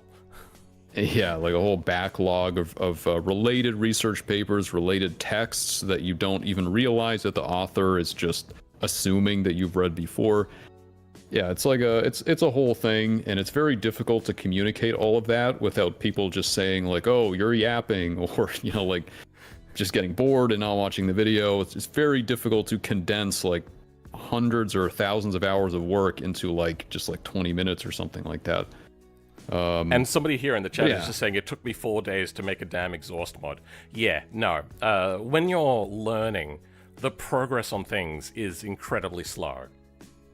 Yeah, exactly. And there's the whole like redoing stuff and, you know, re-architecting things. It's not a linear process. You have to like go back and fix things and do things over again. I rewrote large sections of code, which is the first time I'd ever done that on the Wheels and Tires mod. I had to iterate around in a list of nodes and then link the last nodes to the first nodes. And I was just doing, if there is a next row, by doing like a table check for like, does I plus 2 exist? And then doing it that way. And then at the end of it, I was like, wait, because I just learnt in Lua, you can do, this variable is equal to thing and thing or a thing. And the first thing is a Boolean test, and then it does true is the first of the next, and then the final after the or is the other thing that executes. What gets picked to be the value. I learned that. I was like, I can rewrite these tables so much better. But the thing is I'd written all of the beam creation stuff all out longhand and all that. And I was like, it could be so much more efficient. So it was just for the prettiness of the code, I think. I don't know if it would really be any more efficient. But I just took the time and I did that. And yeah, that was the first time I'd ever done that. That was fun. I actually really freaking enjoyed that. Yeah, some people really like refactoring. They find that it's a like meditative process. It's like some people, it's kind of a meme in the software industry where people say that their best commits are the ones that reduce the overall line count of the code base. So I've heard that that's also a bit of a meme, because then some people go to extremes. Yeah, that would be like the code golf. I don't know if you're familiar with that, Not heard of that term. One before. So code golf is basically where you try to make your code as short as, or like as condensed as humanly possible, even if it's like not least readable. amount of strokes. Okay. Exactly, yeah. That's like the golf analogy. Some people do take it to that extreme, and then yeah, like it affects readability and stuff like that. Usually you don't want to do that, but okay, yeah. all right. I'm going to open up this file. Then I'm going to quickly pop out and get myself a drink of water. I'm going to feed Pippa because it's her breakfast time now. Then when we come back, we'll start on this code. How's that sound? All right, sounds good. Assuming you still have time, because we've wasted hours now. Yeah, I mean, I got time. It's Saturday here, so... Okay. All right, I'll be back in a bit. All right. Entertain the crowd. Do it. Dance, monkey, dance. Do you want me to? No, I mean, no, I can you don't have to stream if you while don't you're want. gone. Okay. All right. All right, I'll be back, guys.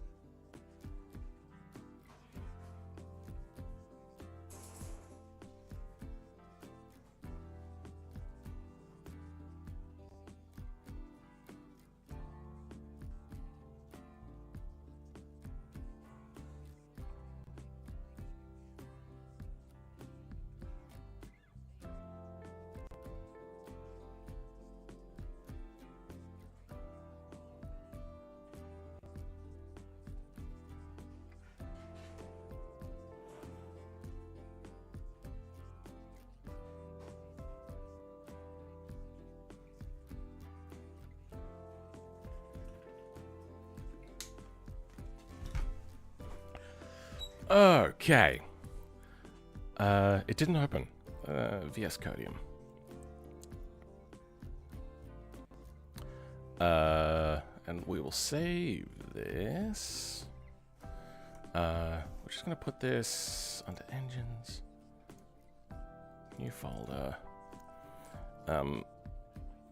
Filmman 86. Then this will be R4360. I don't know if we talked about this before, but you can download a syntax highlighting extension for these engine simulator files. Oh. Yeah. Did you make it or what? Yeah, I made it myself. I use you can just VS download Code, it not on VS the... Code, so I'm not sure how extensions work, but it is on the marketplace. Like, if you just type in Piranha, it might be there. I'm dyslexic. P-A-R-A-N-A? P-I-R... and then A-N-H-A, I think? I'm not good at spelling either, so... if I go P-I-R-A-N,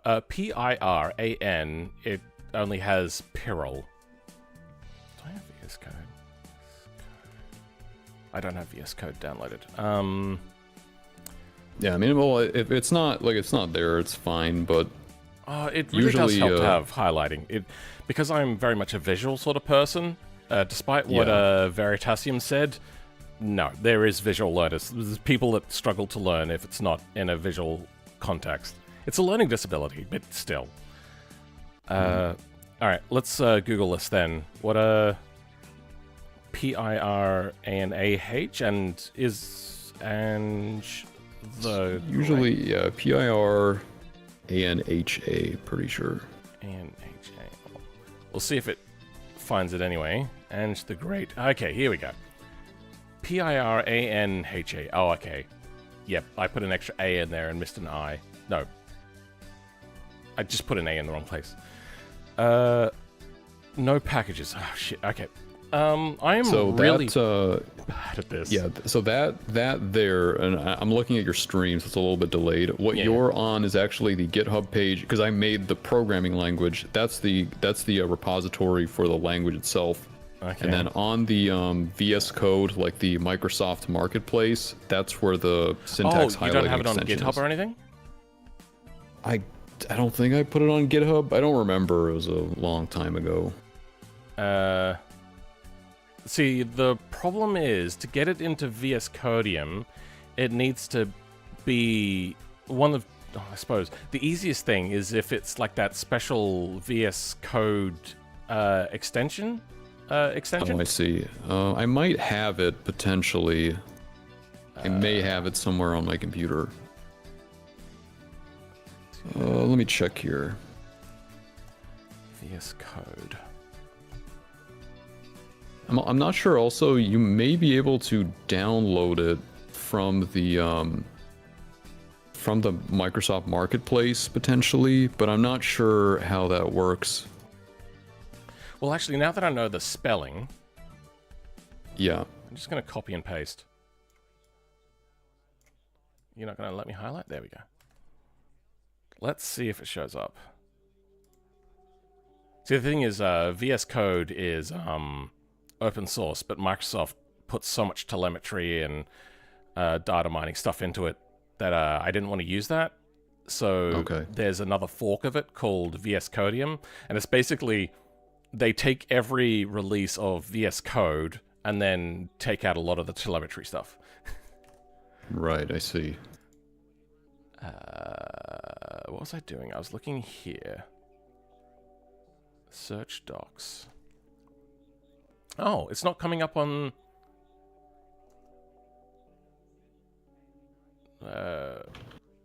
VS Code... Where's VS Code... Marketplace... Extensions, there we go. Now the question is, will it let me download it? I guess that's the question. I think I did put it on I think I did put it on GitHub because I found the repository. Yeah, so it's that page there. I don't remember how to do this. Resource issues.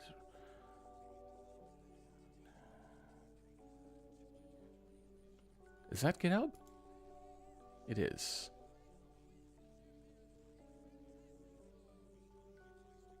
Is this the language again? No, it's not. It's the extension. Yeah, that is the extension. So, there's meant to be a way to download, but I don't know how to do it. Version history. Can I download an older version? No, I can't. Would you happen to have this that you can just send to me in Discord? So I have the I do have it on my computer, but I'm not sure like which files in order to. It's weird 'cause like I've done this before, but it's been so long. Like how do you, when it comes to manually installing an extension, I don't remember how to do that. I'll just have a quick look. My computer's really struggling to have BeamNG and Engine Sim open at the same time. Yeah. How do I do this? Check for extension update. Disable, enable, disable, shows. Install. Oh, VSIX. Okay, yeah, that sounds familiar. Let me see if I have that here.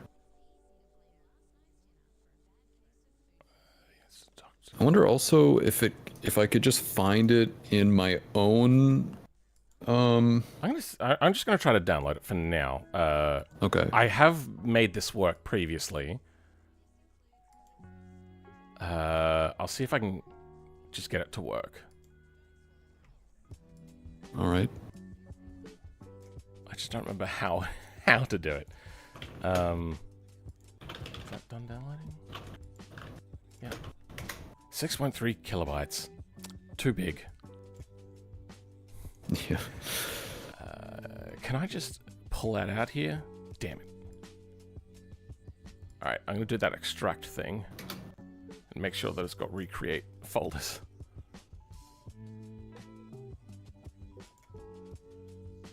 Okay. so that's annoying. Now, how did I do this? Shit. I've only done this like a few times, and that was like months apart, so I forget how to do this. I do it for the BeamNG one, but can I just go install? Does that work? No. Syntaxes? No. I do have the I do have the entire folder structure of the extension, but I don't see the VSIX or whatever. I don't see that file, so I'm not sure. Oh, no, I'm pressing the wrong buttons. Let's go extensions, VS Codium, zip file.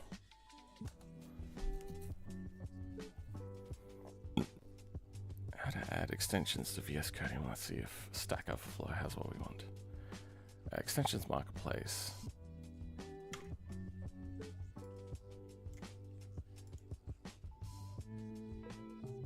Three megabytes of hot RAM. He's selling. What is it? What? What? Update your memory to open that file. You need to update your memory to open that file. It'll only be $5,000. Are you keeping up to date with the RAM prices? The thing that's happening? I'm vaguely familiar with the RAM crisis. Yeah, it's kind of similar to what happened with GPUs a few years ago. Yeah, I got a thing where I kind of didn't exactly need, but it was helpful for me to have a lot more RAM. I already had 32 gigabytes. I wasn't gonna replace it all just to go to 64, so I went, you know what? My motherboard said it could take 128. Frick it. I'm going to get 128 gigabytes of DDR4 RAM. And I looked at it and I was going, wow, this is really expensive. I think I paid, because it was a single set of 4, which it costs more to have a set as opposed to buying sticks individually, because they're meant to be like balanced and whatnot. That cost me like between 400 to 500 Australian dollars. Okay. Then in, I think, my last stream, I was talking with the chat, and then we just went on one of the many tangents, and I had a look at how much that RAM costs now. It was like 12 to 1,300 Australian dollars. Yeah, I mean that's crazy. For DDR4. Yeah.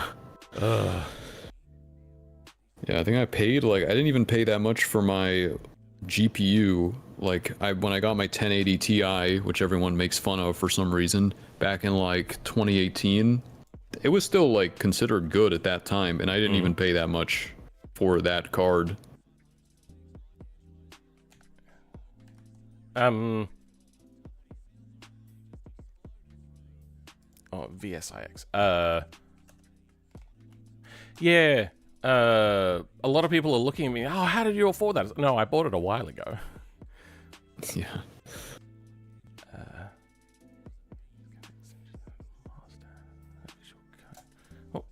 Do you know how to implement extensions without a VisX thing? It's been a long time since I've had to do this. I can't say I remember exactly. Not off the top of my head. I'm sure it's not that hard, but it's one of those things where... It doesn't look like it.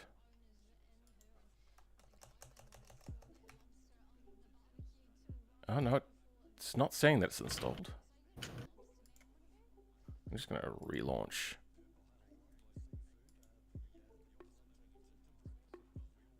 Extensions installed. Nah, that didn't work.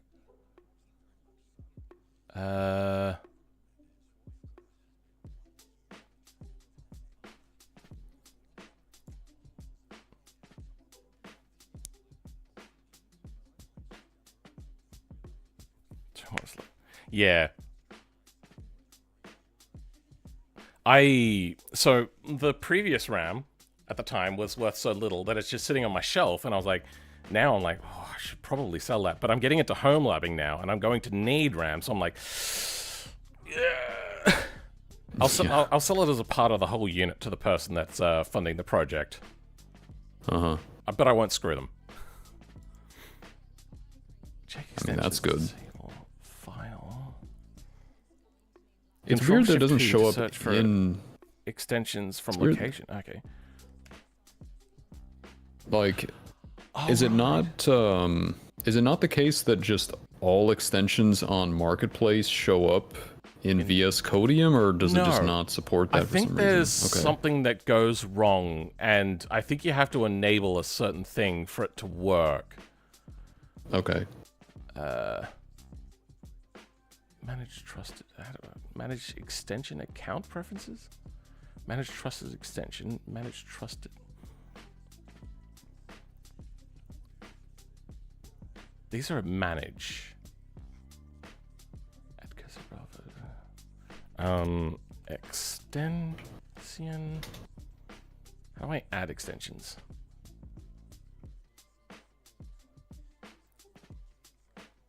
I do remember something about this. Manage extension account. Okay, well, let's go with that then. Nope, that's not the right thing. Control Shift P.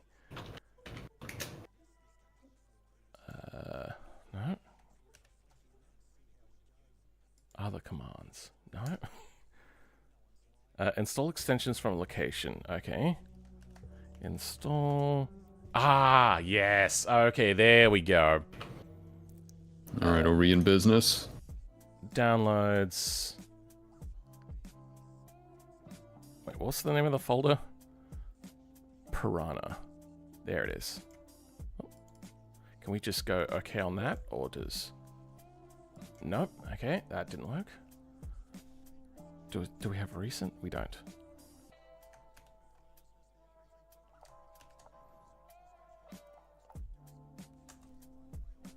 So...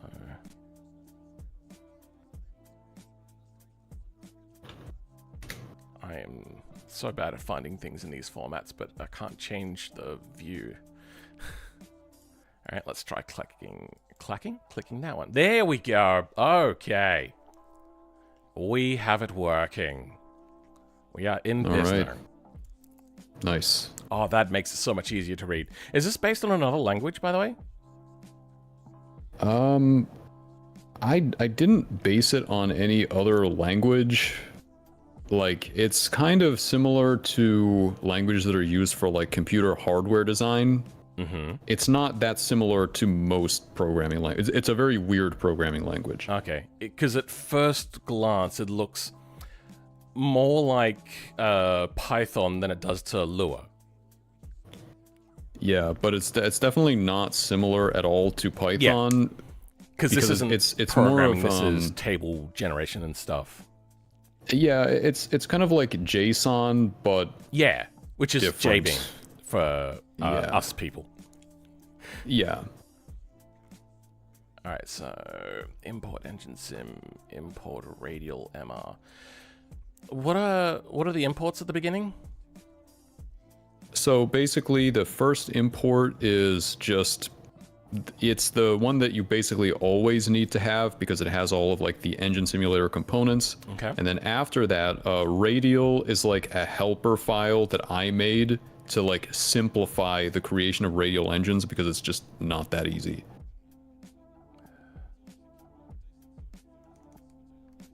So where's this helper file so I could just see it later?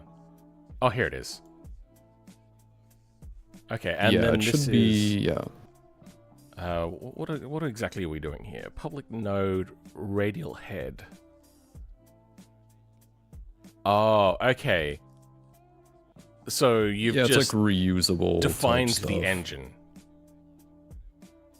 Yeah, I think these are just I get like it's been years since I wrote this, so like I don't really I vaguely remember what it was for, but I'd have to reacquaint myself with it. Let's go radial 360. Okay. So you just set up a defaults for basically your main engine file, so you didn't have to have it all in one file. Is that what you were doing? Yeah, most likely. Because you call things that I'm guessing are defined there. Okay. I'm gonna... You know what, actually? I'm gonna reopen this. I'm going to open the root directory.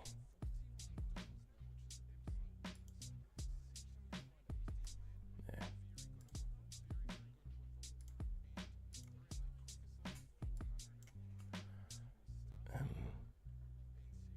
Assets, engines, Command 86. Okay, we'll get that, we'll get that. Then we're also going to leave this tab open so we can quickly reference things if we need to. Okay. Yeah, now I have to remember how to do this. Thanks for the help, by the way. I didn't shout you out, but Juso 3D, very, very appreciated that you came in with that save. Which... Sorry, I didn't catch no, that for some reason. Chat. I was talking to chat. Okay. Yeah. That's what I wanted to do. I wanted to go in here, F2.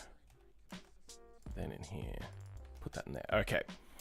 I don't know if we have values like chamber volumes, but we can mess with that. I don't remember. Does this game have engine detonation or pinging? There's no auto ignition or anything like that in the original engine simulator, so... Okay. That won't be a thing. Okay. Then output wires. Oh yeah, you would have ignition wire. So ignition wire, I'm guessing, is defined in here, right? No? Yeah, so essentially, if we're going to be making a 7-cylinder, which I guess is where we're going to start, the first thing to do would be to have 7 wires, because we're going to have 7 cylinders. Okay. So basically just extend that to wire 6 and 7. But what if it's a diesel? I'm teasing. What if it's a diesel? I mean, there are people who try to make diesels. I don't fully understand how that works, but it is a thing that people do. I don't really get it. It relies on auto ignition. Yeah, which the game doesn't have, so it is very mysterious to me how that works, but, you know, whatever. Yeah. So, oh yeah, no, this is only defining it to say that wire 1 is a ignition wire. Okay. So we're going to define what that means later on. Okay. Then we got cycle. 2 divided by 360. So that's for like... Is that to do with, it takes 2 rotations to do a complete cycle of an engine? Yeah. Okay. Easy. So that is a local variable. Public node, radial 5 distributor. I'm going to change that to radial 7. You know what, I'm actually going to find all of those. Oh, there's only 2. 7. Do we just have radial 5 in here much? We do not. Sure. Okay. We're probably going to have to do some more trickery. I don't know if you have a way that you're going to have more banks of cylinders, but we'll get there. Then input wires. So wires is all of those. It's a table. Okay. Timing curve. Is that just an undefined variable? No, it's not undefined. It's an input to that node, so you would specify it later when you actually create the distributor. Okay. So it's setting up a variable inside of the node? Is that, so imagine it like saying it? Yeah, imagine it like this. A node, just think of it like a box. Yeah. Like, have you ever done, like, in Blender, when you set up, a node materials for creating materials? Geometry and stuff like that. Yeah. Yeah, it's exactly like that. So your inputs are things coming into the node, and then the outputs are the things that the node kind of emits. Oh, okay. Yeah. Which probably makes the code a little bit more efficient, so it's not storing everything, and it only... So it sends out notices, sort of thing. Okay, yeah, I get it. Though this is and yeah. For this case, so for the next thing that I would probably modify would be where you see the connect wire things. So we need to actually connect the wires for cylinder 6 and 7. Now I don't know off the top of my head what the firing order is. I do. That's what I was looking for earlier. Where did I got a picture and I saved it. Where did I save it though?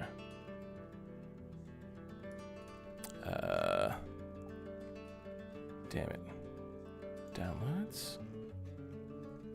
No, I don't think it's in here. Documents? No, maybe I bookmarked it.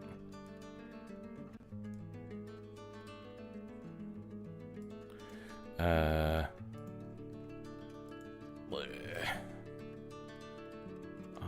4360? No, okay, let's have a look at the bookmarks tab.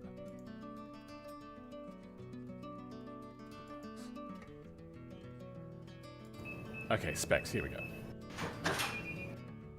Was that you? Or was that... No, it's my Okay, my door has like an electronic lock on it. It just makes like beeping sounds. I was wondering, what's my computer doing? But no, it's coming from you. Okay. Yeah. I'll send you this link so you can have a look at it too if you so need to or want to. That was the wrong thing. I put that in the wrong place. I didn't want that. I meant to send that to you. All right. All right, there you go. So we have, it's a little bit confusing to look at first, but that is the layout of the engine and then the firing order. Oh, that is the firing order. Okay. Sorry. Yeah, I think it's pretty easy to program this firing order. So I'm guessing... Yeah, it's just like the skip one sort of... Oh, wait, no, hold on. No, it's not the skip one. So, what is the arrangement here? Like, basically, each of these rings, I'm guessing, is like a bank, and there are 4 banks in total, or 4 layers, I guess you would call it. Oh, they've gone. So the cylinder number 1 fires in position number 1. In this radial, cylinder number 2 fires in bank 17. Oh, sorry. The second cylinder in that bank is firing number 17. That makes it complicated.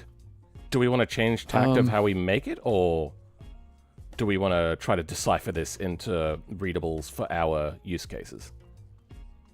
Or do the deciphering first? I would say that it actually doesn't complicate it too much.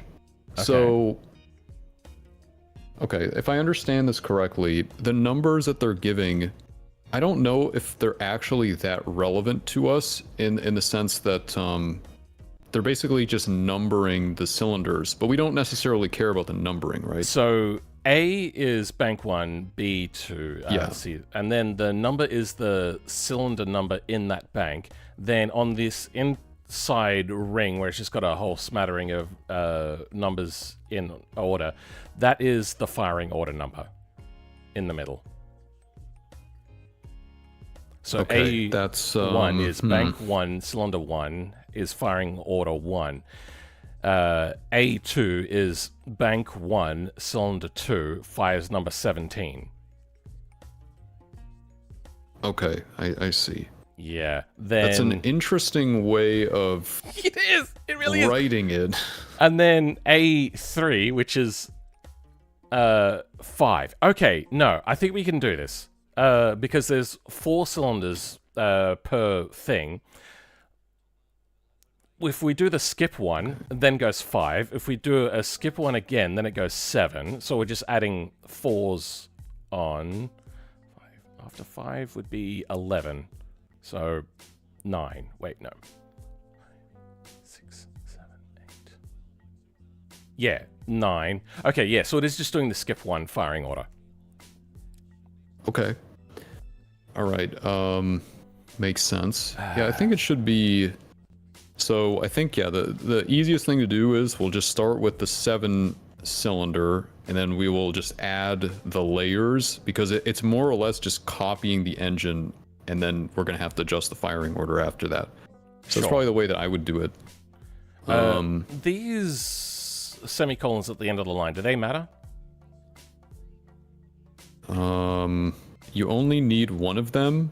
Doesn't matter. And that one goes at the end. Yeah. It is important. Okay. Yeah.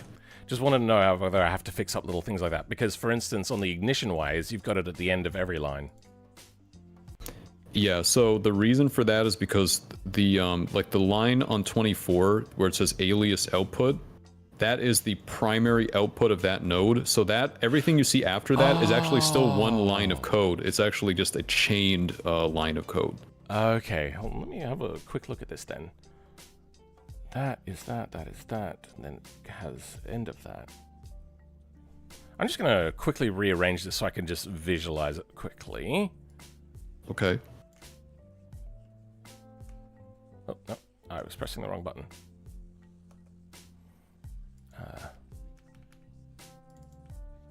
Then I just want to see what this looks like as a single line of code. Okay. No, I'm guessing that is not part of this. So this is how you do this, huh? Yeah, so that, also, that the would... dot is... Well, what does the dot signify in this code here? So do you know what the builder model is in programming? Nope.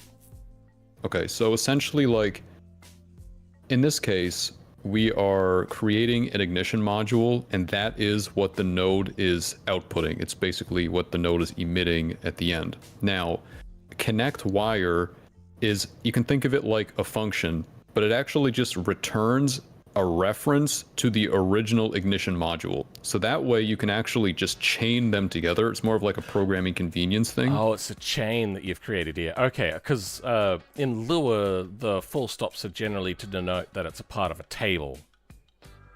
Okay, yeah, that's not... Yeah, I understand. It wouldn't so be like that in this language. Concatenating, I think, is the term? It's I would say it's more similar to like in C or C++. For C++ in particular, if you are calling a member function, like if you have a class and you call a function that is a member function of that class. I don't know if I'm just like talking gibberish here, but that's basically what this is. I kind of get the general gist of it. I know very little about C. Okay. I'll give anyway, you. I got there. I got there.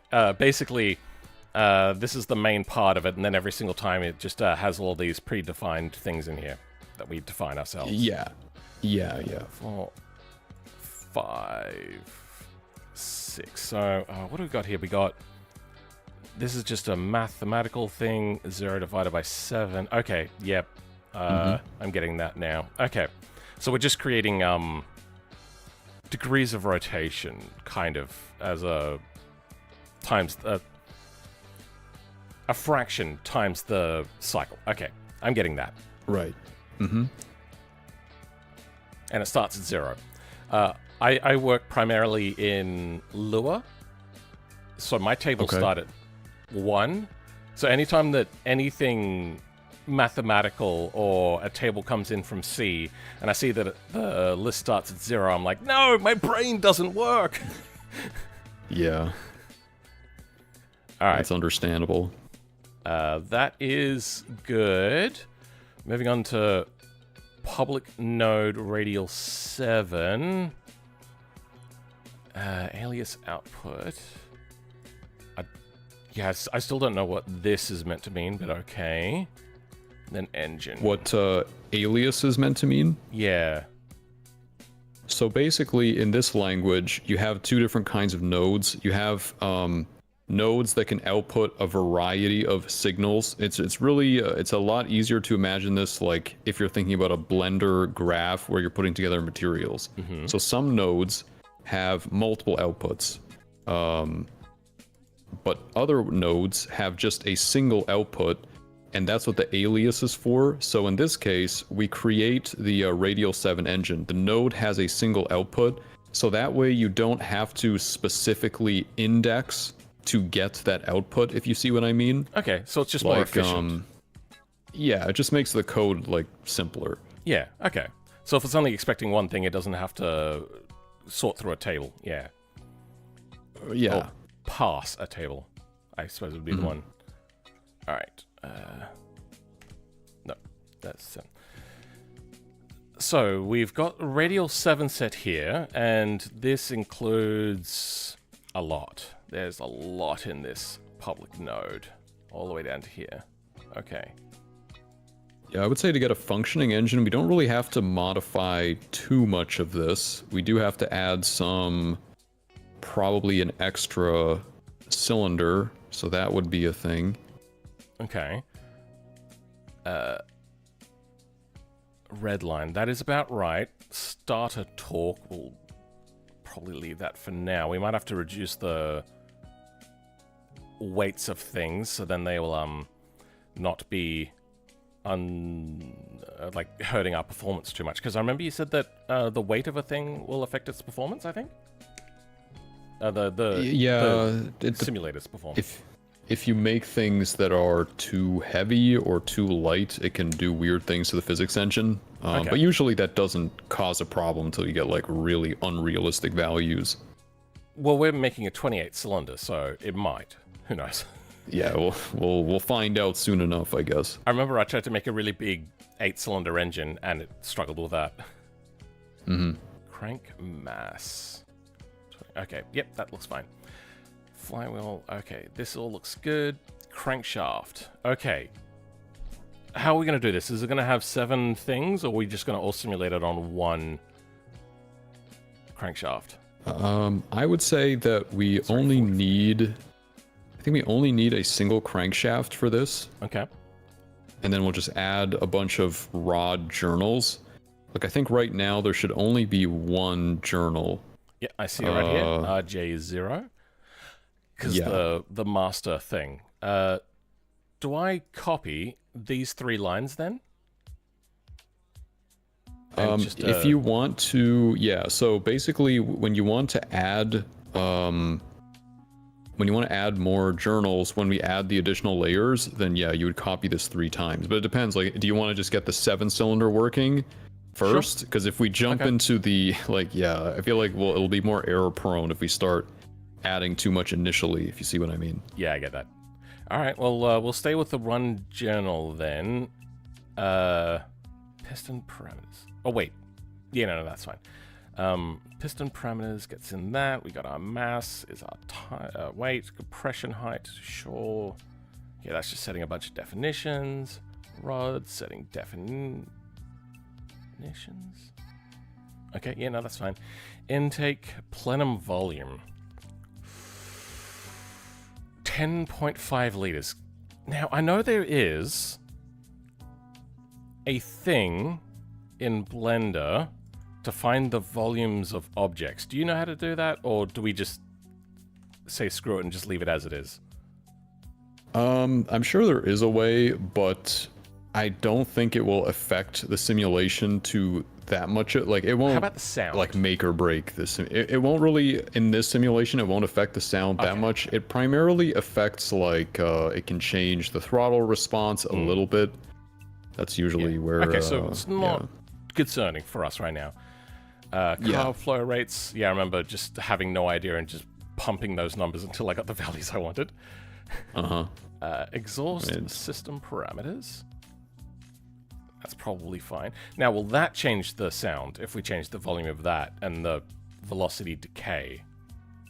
Yeah, so those do have more of an effect on sound in this version of Engine Simulator, but it's kind of hard to estimate like what that effect will be.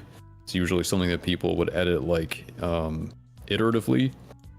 Okay, so my hold on, struggling a little bit here, my computer.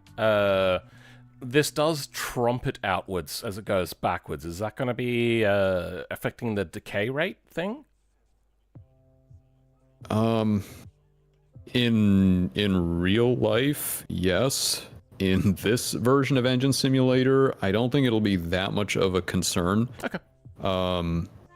Yeah.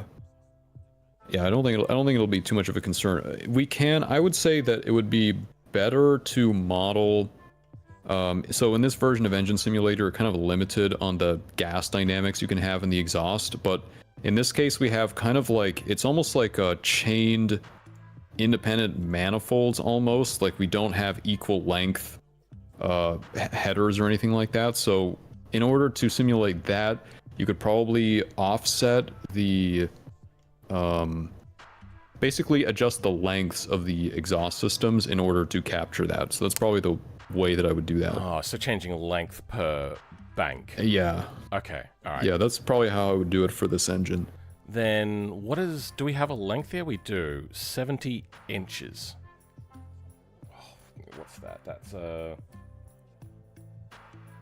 There's... So that would be, yeah, like the way that I structured it in this program, which is not really like ideal, but and it's not going to work that well for this engine. But essentially, the exhaust system in this program is everything that comes after the header. So the 70 inches is really just for that. For that, like the ring on the front of the engine, that's probably what we would be adjusting in this case. Oh, okay. All right. Well, flow rates. That's sure.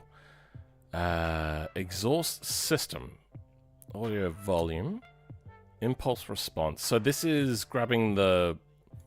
Well, you said it's not a sound file, but like the thing that the sound is based off per pulse. Is that what that is? Yeah, it's an impulse response, which is not to be confused with a engine pulse. It's really, how do I explain this? It's basically like if you were to stand in a room and clap, that would be an impulse. That would be an impulse in the mathematical sense, and the sound that you hear as a result of that impulse would be the impulse response of the room. And then what you can do is you can convolve an audio signal with that impulse response, and then it gives you what that sound would sound like if you played it in the room. So I don't know if it basically the impulse response captures the essence of the exhaust system. Oh. So it's using the audio file, because it's an audio file, right? It's a very short audio file, like maybe, like only a few hundred samples or something. Yeah. So it's not taking the sound, it's taking the sound of the room, but in this case, an exhaust, the chamber of the exhaust. Okay, all right, I get that. It's really hard to get the sound without the initial, like the thing without the initial sound, though. I found that was a thing that I found tricky. Mm-hmm. We've got exhaust 0 and 1 here. What's the go with that?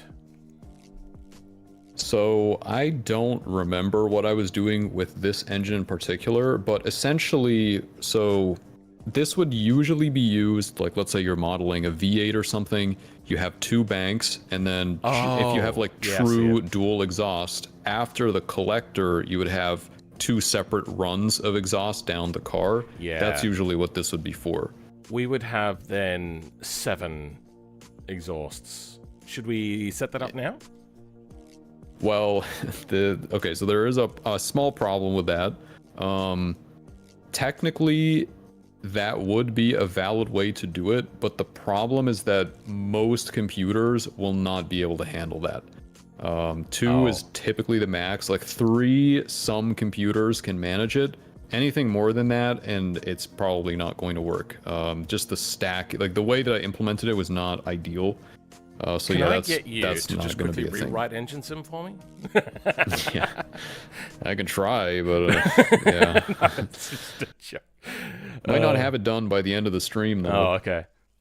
At least 45 minutes. Yeah, at max. Yeah. Yeah. All right, Max so we're gonna 20 minutes. How are we gonna do that then? I would say that it's probably fine to just stay with 2, and then we will creatively connect them at a. We'll connect them later. Okay. It'll be mostly like a subjective thing, I would say. Because I also noticed that the exhaust is is getting divided into unevenly, because one had 3 and the other one had 4. So. Yeah, it's again, like it's not ideal the way that it's done in a lot of cases. In the new engine simulator, you will actually be able to connect the pipes as shown in the engine model. Okay. But yeah, we're not using that version, so we're gonna have to we're gonna have to work within the limitations of the old engine simulator. Hold on, just a little bit of a request here. How difficult would it be if we just tried to make an engine right now in that engine simulator, the new one? I would say that it would probably be easier, which is kind of surprising. The only issue, okay, well, there's a warning with that. I have the program here on my desktop. It works. The problem is that you have to write engines in C. So, basically, we would, yeah. And the thing is that it doesn't have, so certain elements it does not support, but I would say that for sound production, it's probably not that critical.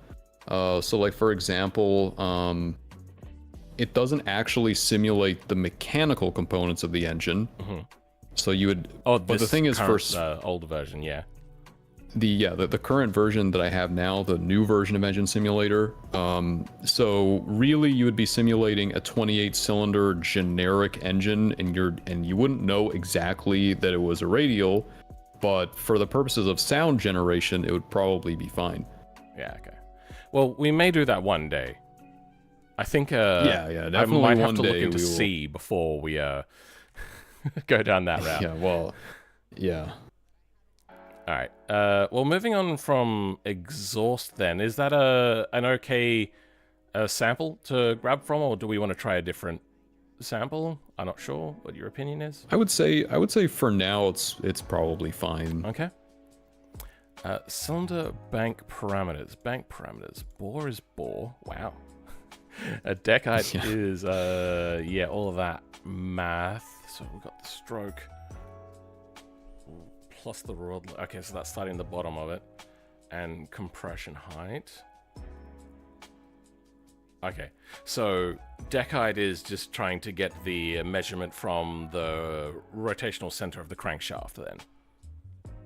Yes, to the top of the, like where the block is machined, the machine surface at the top of the block. Where the block meets the head. Yeah. Yeah, okay. Oh, but then again, it doesn't include the gasket, so it would be the top of the cylinder. Yeah, okay. Connecting rod master. Okay, that all looks fine. Does it matter for us to get the rod length and everything correct, or are we just happy with that for now? I mean, it would be better to get it right, okay. But I would say these values are probably fine for now. Okay, we can refine these values later. Yeah. Rod journals. We're going to want a few more of these. Yeah.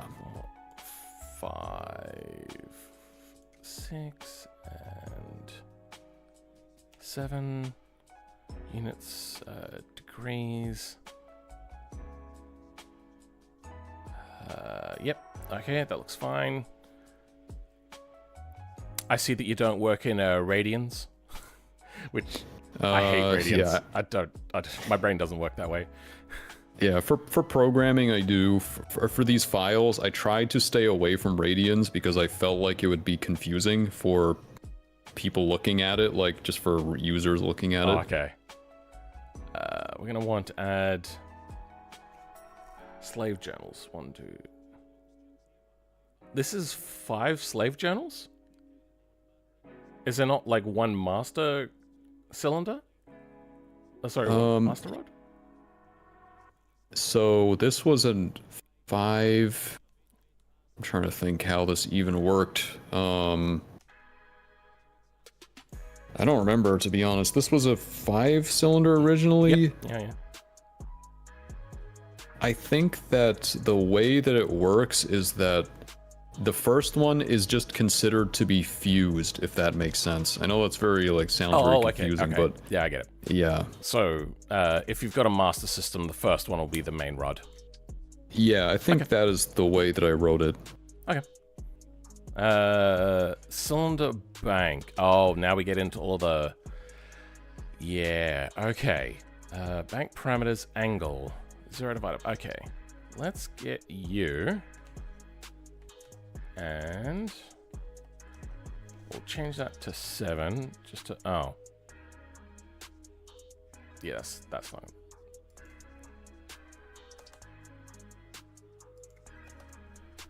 There's only 5 of those. Good. Okay. All right. That's good. Yeah, so I guess we're gonna need, like, basically we'll need, this is gonna get complicated because the banks are, we're basically gonna need 1 bank per cylinder, so in total it would be 28, which is gonna be a monster file, but... hold on, my brain needs to think for a second. You said there's 1... Sorry, can you say that again? So, yeah, we have to be a little bit careful about the terminology, because basically, in this engine, you can think, I guess, of banks as like one of the 4 layers, but in Engine Simulator, a bank is a very specific thing. It's basically a set of cylinders at a particular angle, which I guess is more correct if you think about it like a V engine or something like that. Yeah. But the thing is, with this engine, every cylinder has a unique angle, so you can't group them into banks. Yeah. Yeah. So a bank per one. Yeah, I was expecting that. So we're gonna need to just add 2 more. Wire 1, then wire...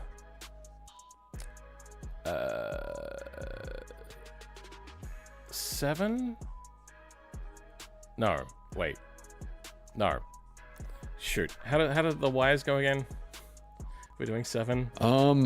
I'm actually not sure why it's arranged in such a convoluted way like this. Oh, okay. That's a bit of a mystery. I would just say... Do you have a cleaner way of doing this that you can quickly direct me to, or send, or...? I would say just do it like wire 1, 2, 3, 4, 5, like just sequential, and then we will change we'll change it in the firing order at the beginning of the file. Oh, okay. Alright. Well, 2, 3, 4, 5. Oh yeah, and then we need 2 more of these for now.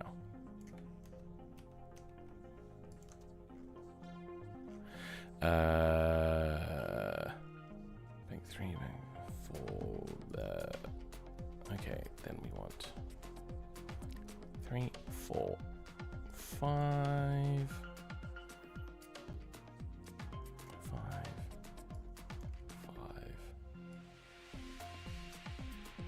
6, then 6. Oh, wait, I missed one.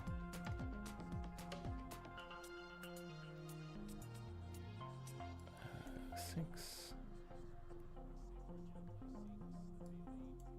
7. Okay. Then how do we arrange the exhausts then? Because now we have a whole bunch of exhaust one. Just change a few of them? Yeah, so I think probably... I may have been going off of an engine that did alternate in that way. I don't... In this case, I'm not sure what would sound better, but I think you can just alternate, like... Oh, we do want to alternate, do we? Or does that... I don't think it matters. It will change the sound a little bit, but it will be kind of like a subjective thing. Okay. We'll get it working to start with. So how many have we got of each of these? Yeah. Got 3 of those. 4 of those. Okay, you know, that's fine. Okay. Did you see me make any mistakes? Are we good? Oh, wait, I don't... I did...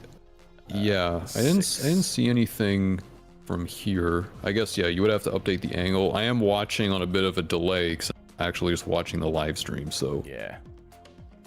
Alright, then the engine has cylinders. Bank, 2 more. 5, 6, okay. All go to crankshaft 0. Harmonic cam lobe. I remember this destroying my brain. Yeah, so this is usually what people have a hard time with, but I'm pretty sure I created the radial head specifically for this purpose. Yeah. Okay. We'll grab all of you. Okay, there was only 5 more of those anyway. Okay. There we go. Yeah, I remember that you'd change something here. And then all you had to do was change a single value for all of lobes. Yeah, So, then when so it comes around to the head, basically, yeah, basically in this case, we don't really have to change the lobe because that is just the camshaft profile, so that's going to be Yeah. common, presumably, for all the cylinders. The only value that we'd have to change is the offset, yeah, and that is weird.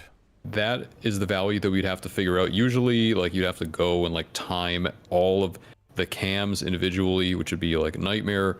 But Yes. that's the reason why I created the radial head. It basically just does that automatically. You just have to specify the offset. Yeah. Now, how exactly that offset works is a bit of a mystery, but it seems pretty simple. It's basically like it's some kind of sequential order that we're going to have to input.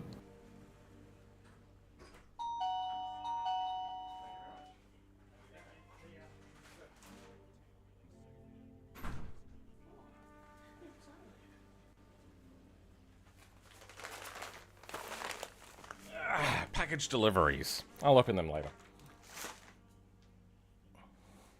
Good girl. Okay. Pippa wants more attention. Okay. So the offsets. I see here that it goes 0, then 2, then 4. Okay, I see what's happening.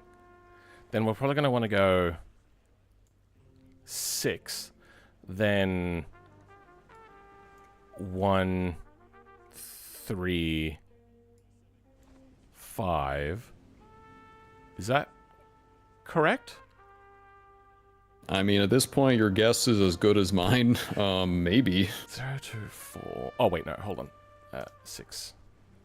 I think that it's most likely related to firing order, but we will find out very quickly when we try to start the engine if that is the case. Sure. Oh, wait, no, I haven't finished yet. Shit. 0, 2, 4, 6. 1, 3, 5. Wait.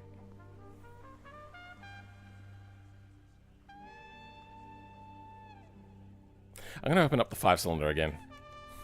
So I can just, there's a... Is there another radial? There's not another radial here. Alright. Wait, there was... You said that there was another radial. Where is that? I think that it's in there it is. I see video it now. 2. Yeah. Did you change anything here? This probably would have been the easy one. I could have just deleted some. It wouldn't have worked. Yeah, maybe, but... 0, 4, 8.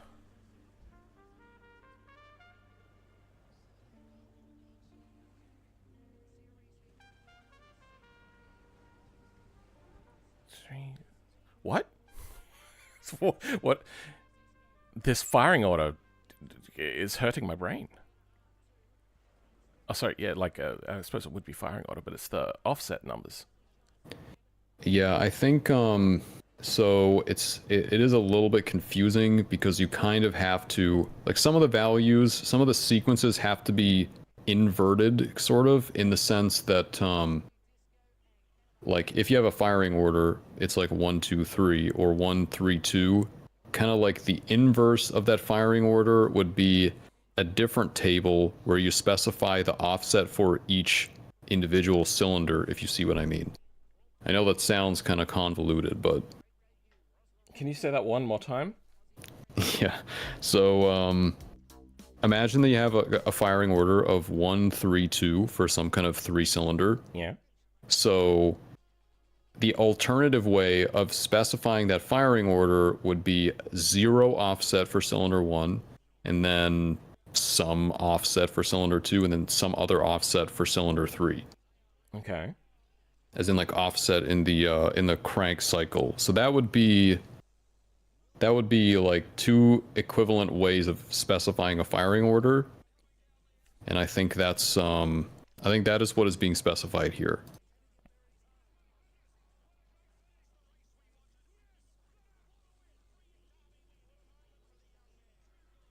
What is it actually offsetting? Is it offsetting the position of the cylinder? Didn't we do that with the head? Didn't we do that with a cylinder already? The bank angle?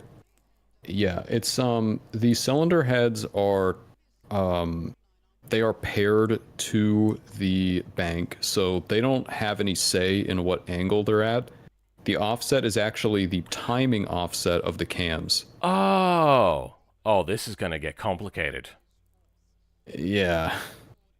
Fuck.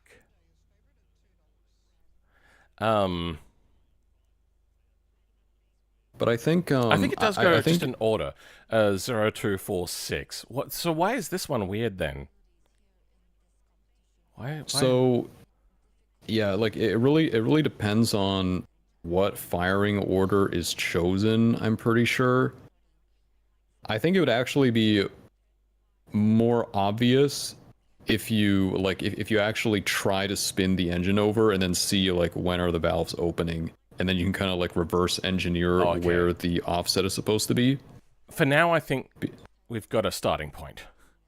Yeah. I'm just gonna quickly go back a little bit. Yeah.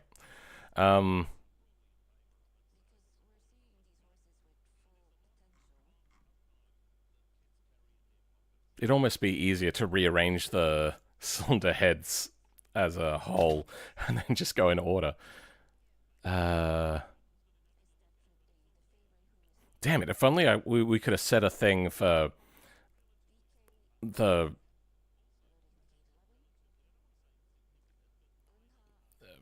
a timing position and then have all the things derived from that timing position. Yeah, so that would be like, because this is one of the things we could do that, but yeah. Yeah, you could, like, theoretically you could do that, and because really the cam offset is always going to be tied to the ignition offset. Like, you're never going to have a situation, I guess you could, but typically that's not going to be the case. And then we just would add or subtract if we want to advance or decrease the timing. Yes, yeah, basically. But yeah, this program was not really intended for ease of use necessarily. So then, yeah, we have this kind of situation where you have to specify the timing multiple times in different formats, and that's why it gets a little bit confusing. I think we'll go with this for now. Yeah, I mean, we'll see. Like, it'll be, I think, pretty clear. It'll be pretty clear, like, what needs to be adjusted when you try to spin the engine over. Engine add ignition module, radial wires. Okay, we've got all of that. We might leave that for now, whatever. Probably change that up later. Private node propeller. Sorry. Oh no, that is propeller. Oh, is this just adding weight to the end of the engine? Yeah. Oh, okay. Yeah, it's a kind of fake vehicle, I guess. Fair enough. Private node direct drive, so that's just the gearing rate and clutch and stuff? Yeah, okay. Yeah. Public node main run.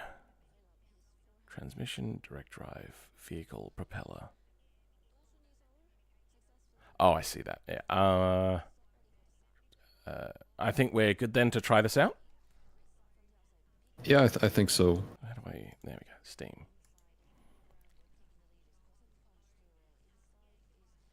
The only thing that may be an issue, and I don't remember if you corrected it, but earlier on when you did the import, I think that there was, there may have been an extra .mr in there, but you may have fixed it already. I don't remember. Oh, yep.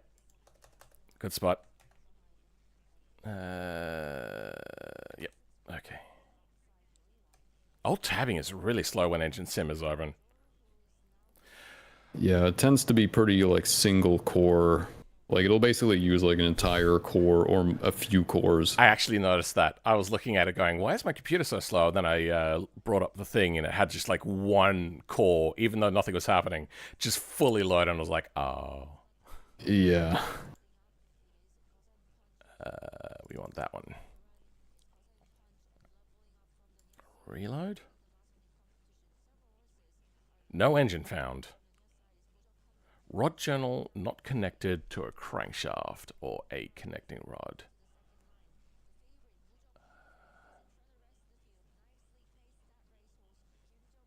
Can I can't. So that basically means that, well, I mean, it means kind of what it says, I guess. Some of the...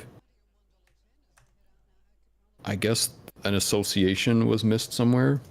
Where was the rod journal section? We got the crankshaft. That all looks fine. Rod journal 0. This is, I think, what I want to look for. No, that's not what I want to look for. Is that what I want to look for? No.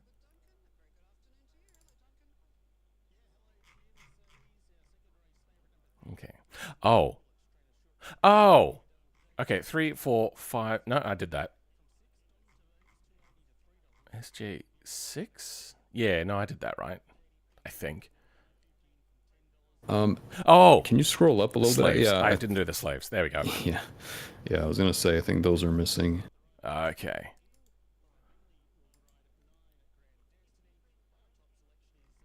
How do I know if... Okay, there we go. All right. Now, if this doesn't run, it's all your fault. Okay. I accept that. I mean, visually it looks fine. I have a feeling we're gonna have some timing problems, though. Cylinder 1 and 2 aren't firing. Yeah, so clearly there are some timing issues. We're gonna have to figure out, because there are 2 different ways that timing can be messed up. It could either be on the ignition or on the cam timing. So, yeah, we're gonna have to figure that out. Wires 7. So I think the wires look okay. Okay. Do we have... So what was the... Oh, what was wait, the, no. Yeah. That's right. We have to change the wires. I left them as 4. Okay. 1... So yeah, we're gonna have to figure out like what exactly the firing order is in this case. It's What just firing order skip we're one. going for. So it'd be Okay, so 1, 3, 5, 7, 2, 4, 6. Okay. makes sense. It looked like a very simple engine. Let's hope that was correct. Yeah, I think probably the timing is right. I think we're going to have to There we go. Getting all cylinders firing.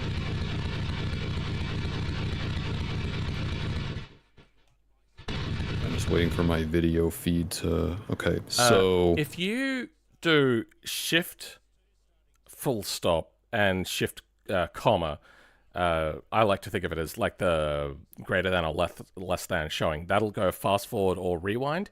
If you hold it on fast forward for a little while, it'll bring that buffer size down a lot.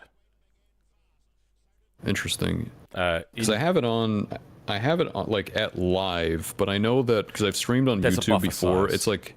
Yeah. Okay, so I didn't even know that. So basically what you're doing there is you're just hotkeying into the... press shift question mark on YouTube at the moment. Okay. Do you get the shortcuts? Yeah. Yeah. So basically the shift greater than sign or less than sign is just going to do the fast forward or thing instead of having to go into the menu and do it by hand. So yeah, if you basically just play the stream and fast forward for a little bit, it should bring the delay down to like a second or less. Interesting. I did not know that. I've known this one for a while, and every time I'm stream basically to people, whenever they say that there's a delay, I'm like, oh, just play the fast forward. You'll minimize your buffer for a little bit. It may cause you to skip things sometimes, but and lose a little bit of stability in your quality, but it'll bring that delay down if that's a problem. Is there a hotkey to up the playback speed? Yeah, that's what we're talking about. Go into... So this is for the stream at the moment. I'll bring up... Do I have a video? Yeah, here's a video. I'm not going to play it, but if you press shift question mark, it'll bring up the shortcuts for the website that you're on. It works for a lot of the main websites like YouTube, Twitter...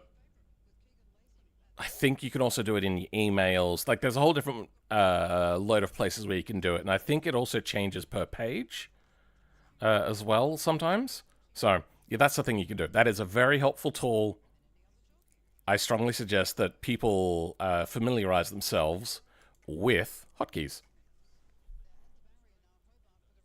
Good to know. Can we slow down the simulation so we can get a closer look at this? Yeah, so there, I forget on this version, but it was the one, like the number keys, the 1, 2, 3, 4. I believe those will slow the simulation down. Ah, yeah, there we go.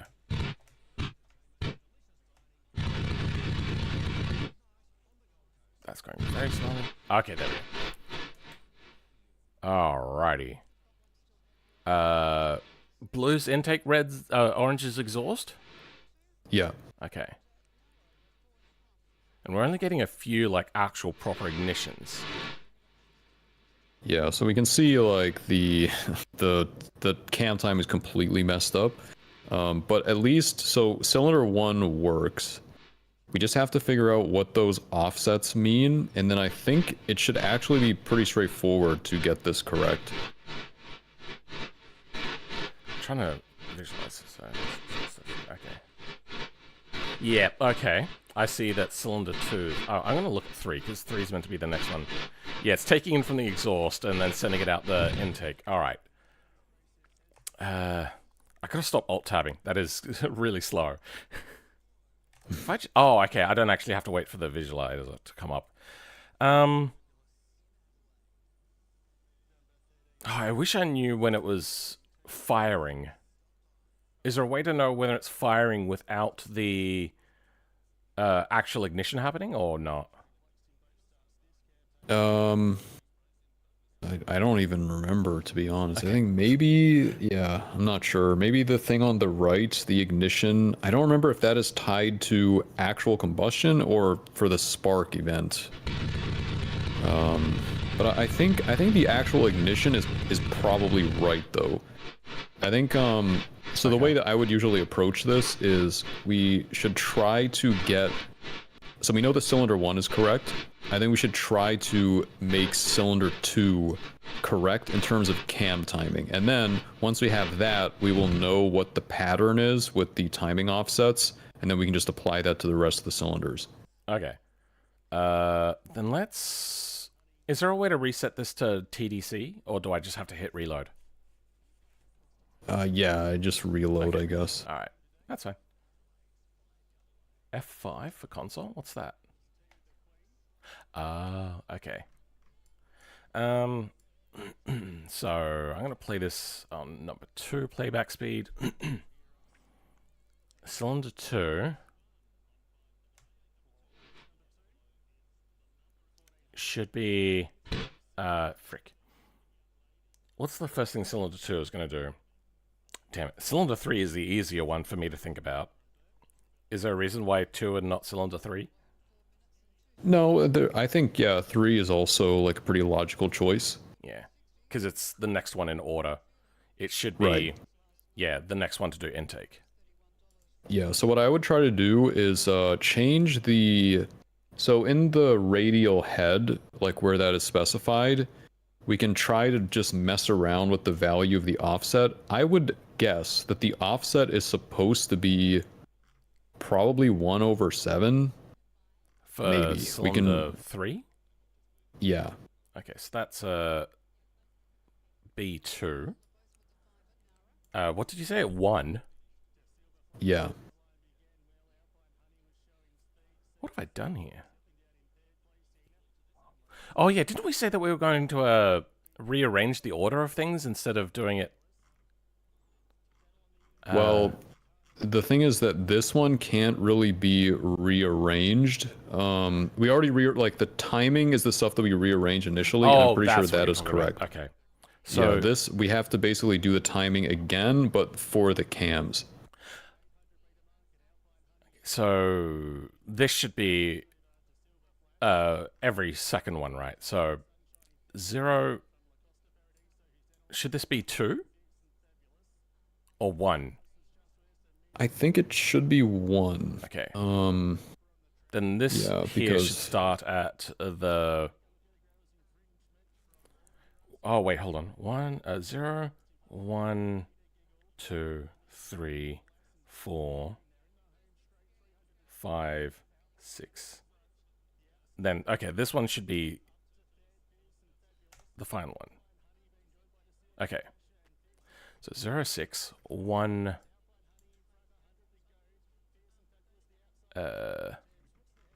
7, 2. That's wrong. Damn it. Yeah, I don't think it can be 7 because then Yeah. weird stuff. Yeah. What am I doing? I'm.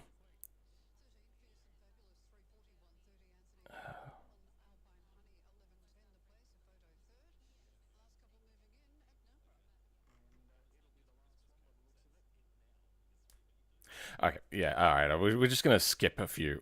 2. Yeah, I think honestly, like 3, it'd probably be easiest if you just like we'll just set number 3 4, to 1/7, and then 5.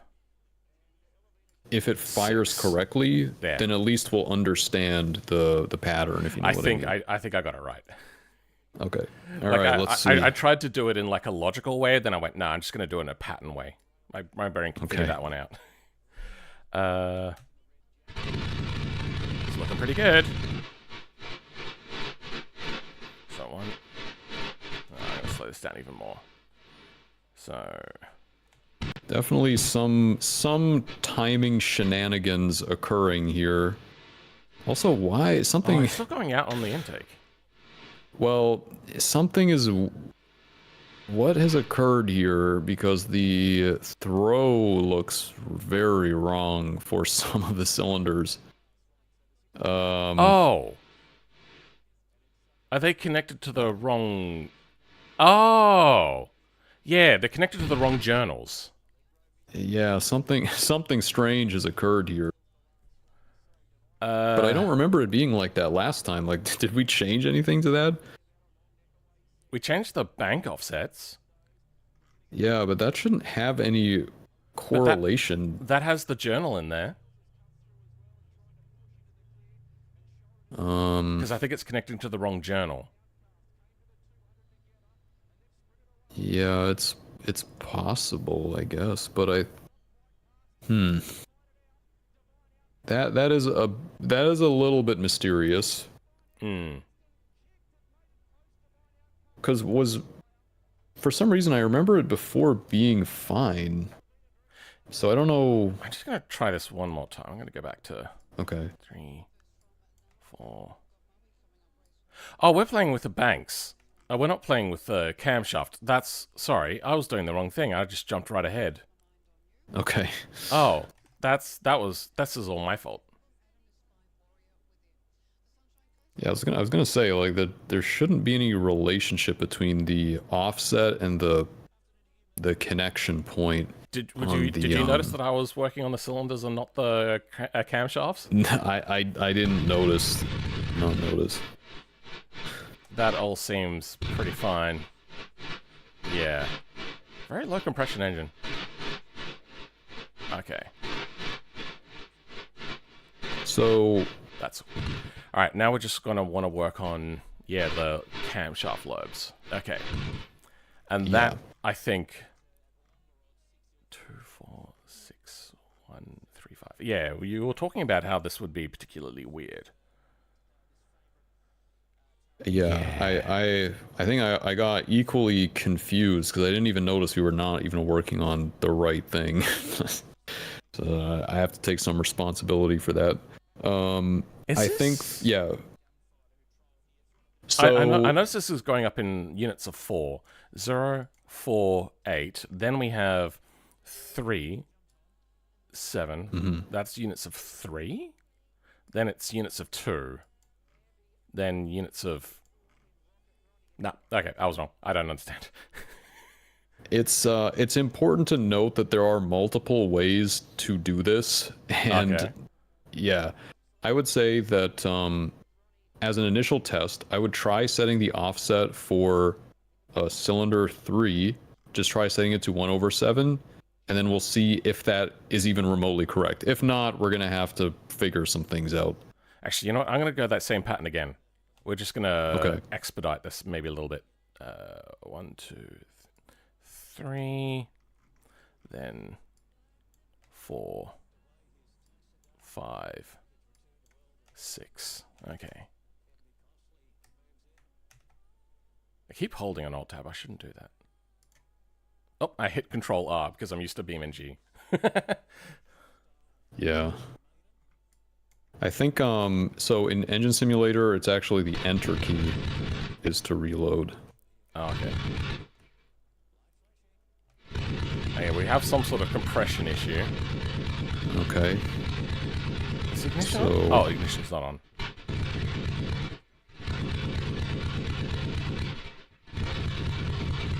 I can't...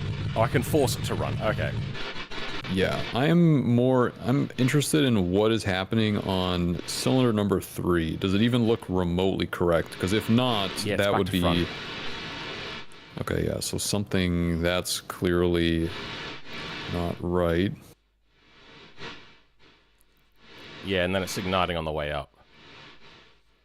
Yeah. So... That's still out of alignment. I'm trying to... Actually, let me think here. Okay, so one thing that is a little bit confusing is maybe... So in Engine Simulator, because this is just kind of the standard mathematical convention, angles go counterclockwise, so that could potentially be part of the confusion here. I think I remember something about that. Yeah. Well, I just did a quick reload. I just want to see what happens. Spin. Okay. Yeah, okay, that's still... Okay. Then we'll want to go 0, 6, 4, 2. Oh. Yeah, the important thing is that this may fix the problem, but 1. the ignition will also be wrong because we're kind of made like incorrect assumptions about which bank is which, so that could be a problem. Wait.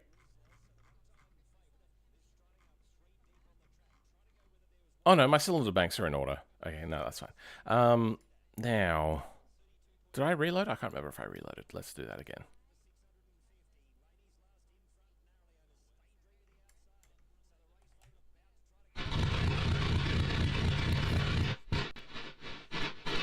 Okay, that is good, but it is igniting on the way up. Okay. So yeah, you can actually see, I think, if you imagine that the engine is mirrored and cylinder number 3 is actually on, like, if you go counterclockwise, it does appear to be, like, at least the valve timing does appear to be correct. Yes. So I think that is the problem here. We may have to reverse the angle that we specify the banks in order to match our expectations of how the cylinders are numbered. Is this just for code cleanliness? Or Or is this to get the ignition working without us having to modify ignition? yeah, it's just Okay. if we start extending this to like 28 cylinders, then we're gonna want to be consistent about how we label this. Then how does that skip 1 to 4? Wait, how's your No, that's set up in the same way. Let's have a look at radial 5 quickly. We have... Okay, cylinder banks. No, that's... Okay, so your cylinder banks are still in order. Yeah, they're in order, but it's important. Like, so if we look at the firing order of the engine that we're trying to recreate, so basically, the crankshaft rotation is clockwise, which is pretty normal, but then the cylinders are marked also in clockwise order. Whereas if we look at our code here, the bank angle it follows the mathematical convention, so it's actually in counterclockwise order. Okay. Yeah. So, are we going to want to reverse... reverse the angle of the bank and then reverse the angle of the cam lobes that we just set up as well. Is that what you're saying? I think that it will actually follow a more intuitive order once we do this. Okay, so so we don't want to mirror it in that way exactly, because that would be reversing. Then I don't understand what the okay. problem is. Yeah, okay. So here, let me try to explain this in a different way. So cylinder bank B0. Okay. Initially, it's at an angle of 0, so that means that it is vertical with respect to the crankshaft. Now, B1, it's at 1/7 times 360, so it's 1/7 of a full rotation, but it's counterclockwise. So it's actually the one on the left, not the cylinder on the right like we expect. You see what I mean? Okay. 1/7 of 360. Isn't that only just giving us an amount of degrees, not a direction for the degrees? It's also a direction. So if you add a negative sign, it will rotate it in the other direction. Ah. Do we want to just add a negative here? Yeah, I believe that would work, yeah. Oh, okay. Alright, we'll give that a quick try.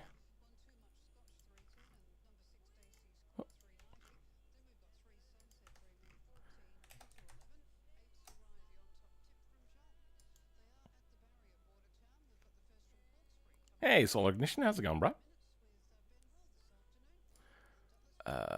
I want to now start spinning. Ignition on, and so, yeah, there is going to be a minor issue here, which is that... Yeah! Okay, yeah, that's... All our journals are wrong now. Yeah, we're going to have to do the same procedure to the journals. Okay. But then after that, it should be fine. Starts at 0, then what? Starts at 6, 5, 4, 3, 2, 1. Is that what we're doing? So you could do it that way, or you could literally just change the angle that is specified in the journal, which I think might actually be less confusing. Okay, we can do that. I'll just put negatives on here? Yeah. Okay, done. I keep going to press Control R. Alrighty, that looks cleaner. Ooh, okay, that seems unhappy. Cylinder 1, are you going to ignite? Yes, good. Cylinder 3, you've exhausted out, and then it's igniting at the end of that.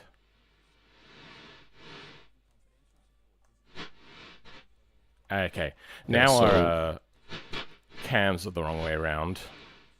Yeah, okay. So now I think we can start adjusting the camshafts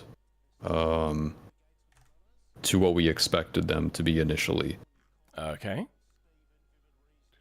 Yeah, that seems fine. Okay. What do we want to just do, like 1, 2, 3 now? So now, what I would suggest trying is on B2, which is cylinder number 3, I would set that to 1/7 because we're going to be skipping. Okay. Like the firing order is going to skip cylinders, and then if that turns out to be correct, then we know the pattern. It'd be very easy to set the rest of them, or you could just try to set it now if it's not too difficult for you. Yeah, it's not so bad. Wait, how did I... 0... Oh, wait, no, I fucked that up. I've already made a mistake.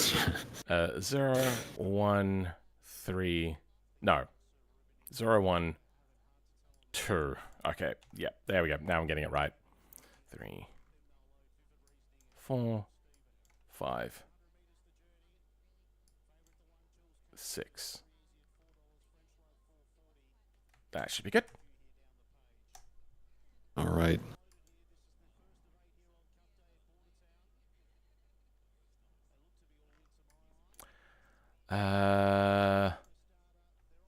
Ignition on. Start rotating. Let's just spin on its own. Something is happening. Okay, something's happening. Yeah, this looks way better.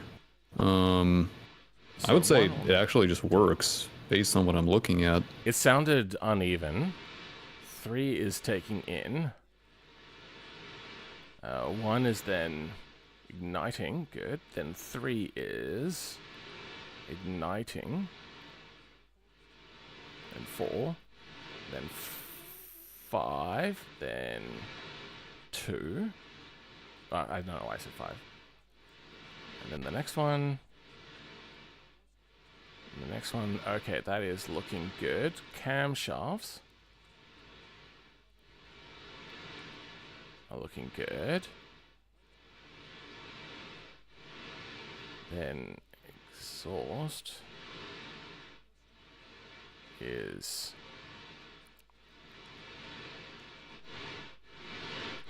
looking good. Alrighty.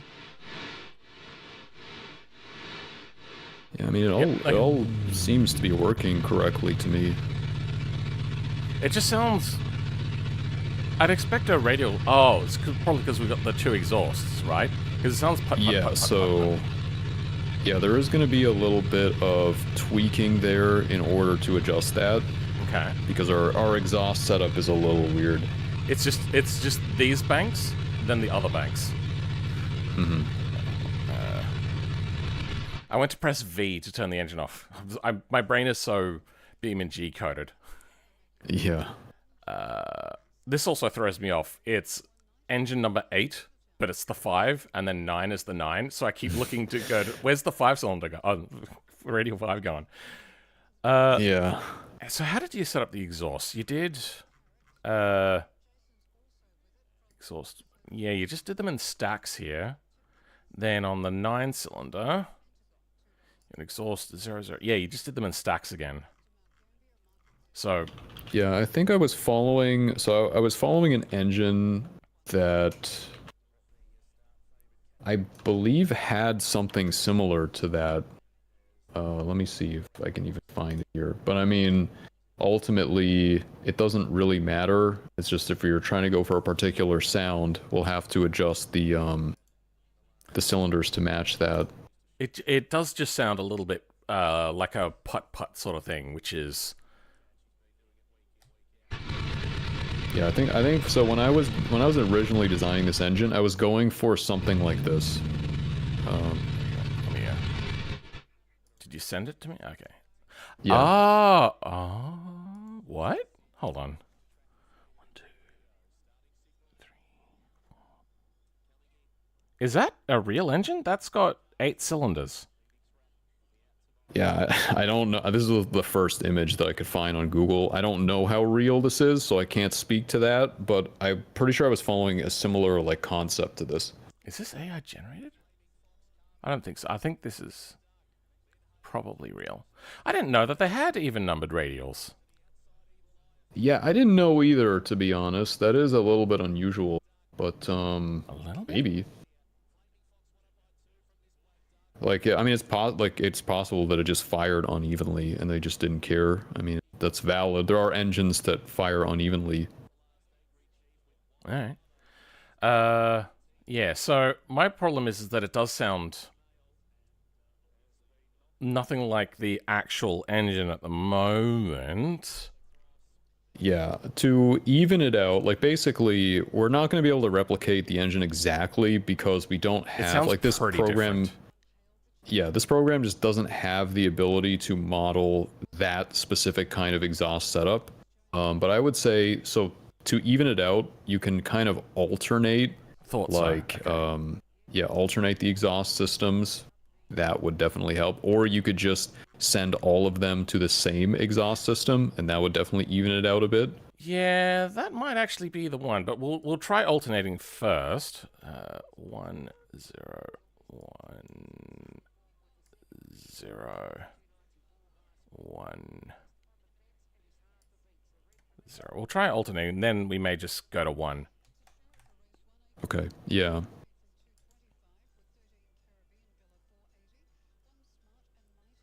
Like, I think this is still going to be a little bit uneven because it's an uneven number of cylinders, and you're splitting them up unevenly across the two exhaust systems. So, yeah, it's gonna be a little. It's gonna still be a little bit uneven.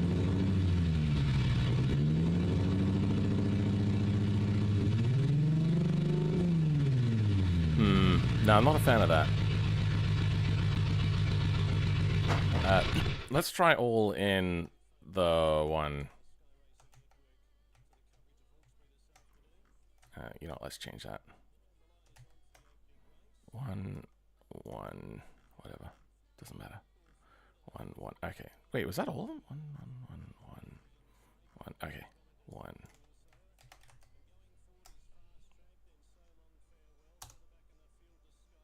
Yes, enter is the reset. Okay.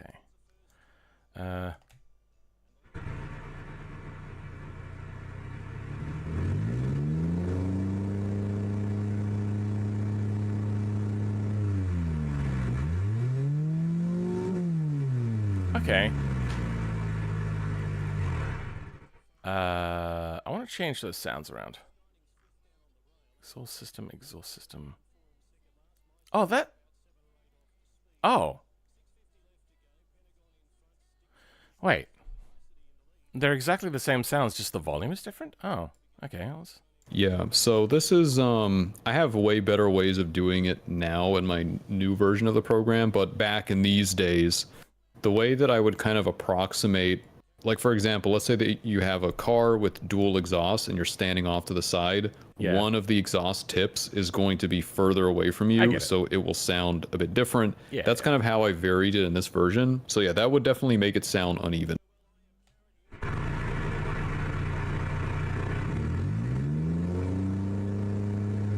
It just sounds very muffled. It just sounds very muffled at the moment. The engine is meant to sound really, really raw. Like, straight piped, basically. Yeah, I mean, if this... you imagine what the thing sounds like. Yeah, I mean, like, I've run straight engines, or straight exhaust, or straight pipe engines in real life. I know what it sounds like. I don't think that this program is capable of outputting that. At least not like a high fidelity version of that. Can we change the pitch up? The pitch. You can try to change the impulse response. That's about all of the control that you'd really have. There isn't really like a pitch control because that's not really how the program works. Okay. I suppose I can edit it in the sound thing that I'm editing in later. Yeah, so what you could do, if you want to apply like some kind of equalization or some kind of adjustments, you can actually just edit the impulse response itself in your audio editing software, and then that way you can kind of refine the sound a little bit. Yeah. To closer to what you want. Might do an EQ map on it. Yeah. To bump those higher frequencies. Not super high frequencies, but yeah. What were the other impulse response? We might just have a listen to those quickly. Where are they? Sound library. Archive and smooth. What do we got here? Minimal muffling.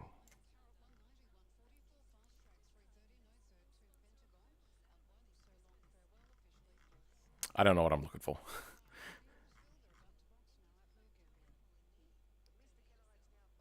So yeah, these are just like random sounds. I don't remember which one is which or what they're used for, but yeah, most people that I've seen that use those just kind of go through them and then just see which one sounds the best to them. Oh, is that what I should be listed? From? So they are listed somewhere. There is a file where they're all loaded, and then you can basically just change them. I don't remember the file name for that. Let me see here. Well, I can keyword search. Yeah, it's definitely in the ES folder somewhere. Okay, so I think in the sound library folder, there should be a file called impulseresponses.mr, and I think that's where they're all listed.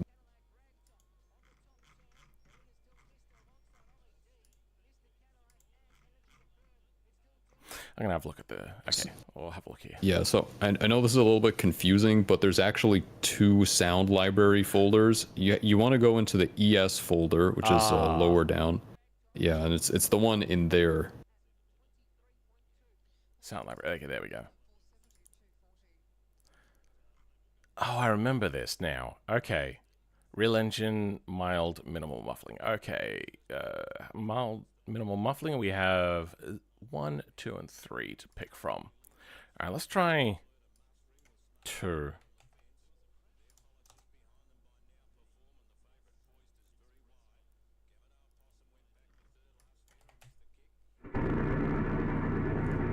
No, let's go 3. That sounds like it's in an echoey hall.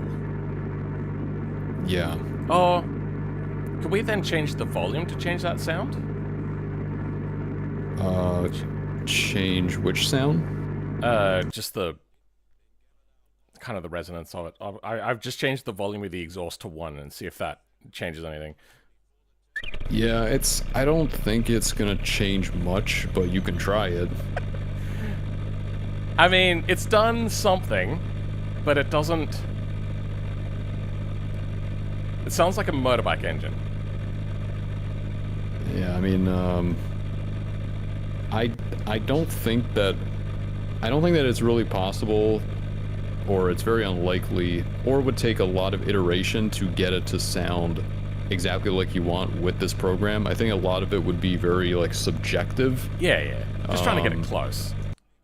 Yeah, I think I would have to listen to some audio samples, but I would say also the other thing to consider is that a 9-cylinder is gonna sound way different than a 28-cylinder, but also getting that like straight pipe sound is basically impossible in this program. I don't think you'd really I haven't seen anyone successfully do it because it's just like that high frequency detail is just not there. Like it just doesn't exist.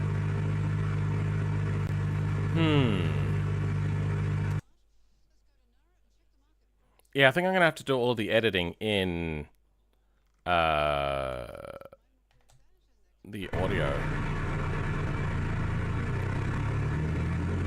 Yeah, I mean you can mess with a few of these things.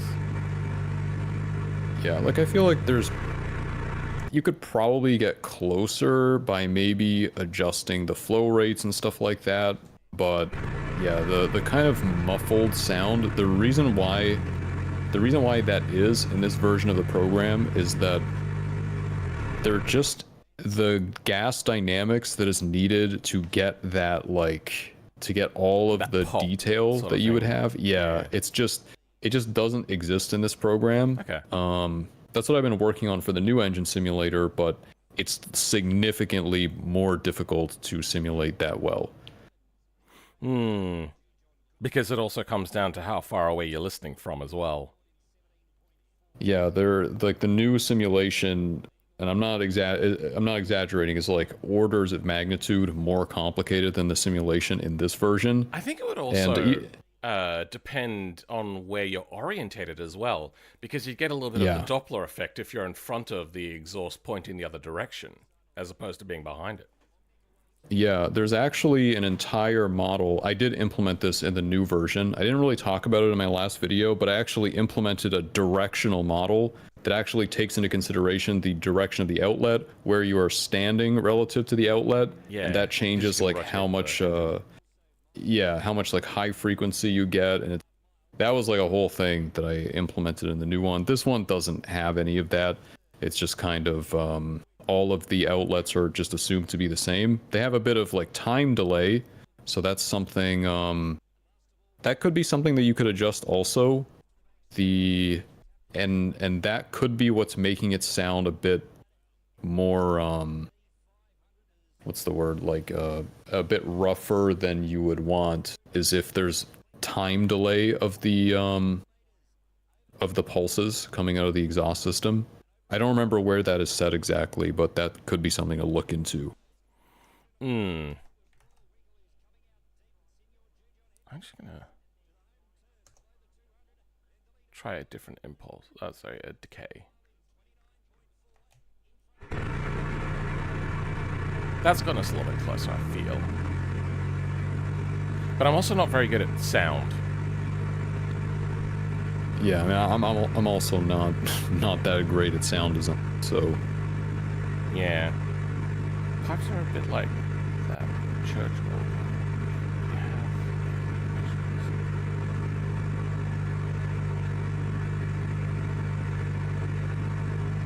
They're talking technical things in the chat, and I don't understand. I mean, I get what they're talking about. I don't know what they're like. I'd have to read too much to be able to figure out the context of what they're talking about. Yeah, let me see. It says if you have a measuring cylinder or similar, which is comparable to a straight pipe with exhaust valve closed, it definitely has a distinct resonance and note when struck or I suppose, yeah. air is passed through. Yeah, it has a, there is a resonance to it for sure. A lot of it decays very rapidly because it's not designed to resonate like that.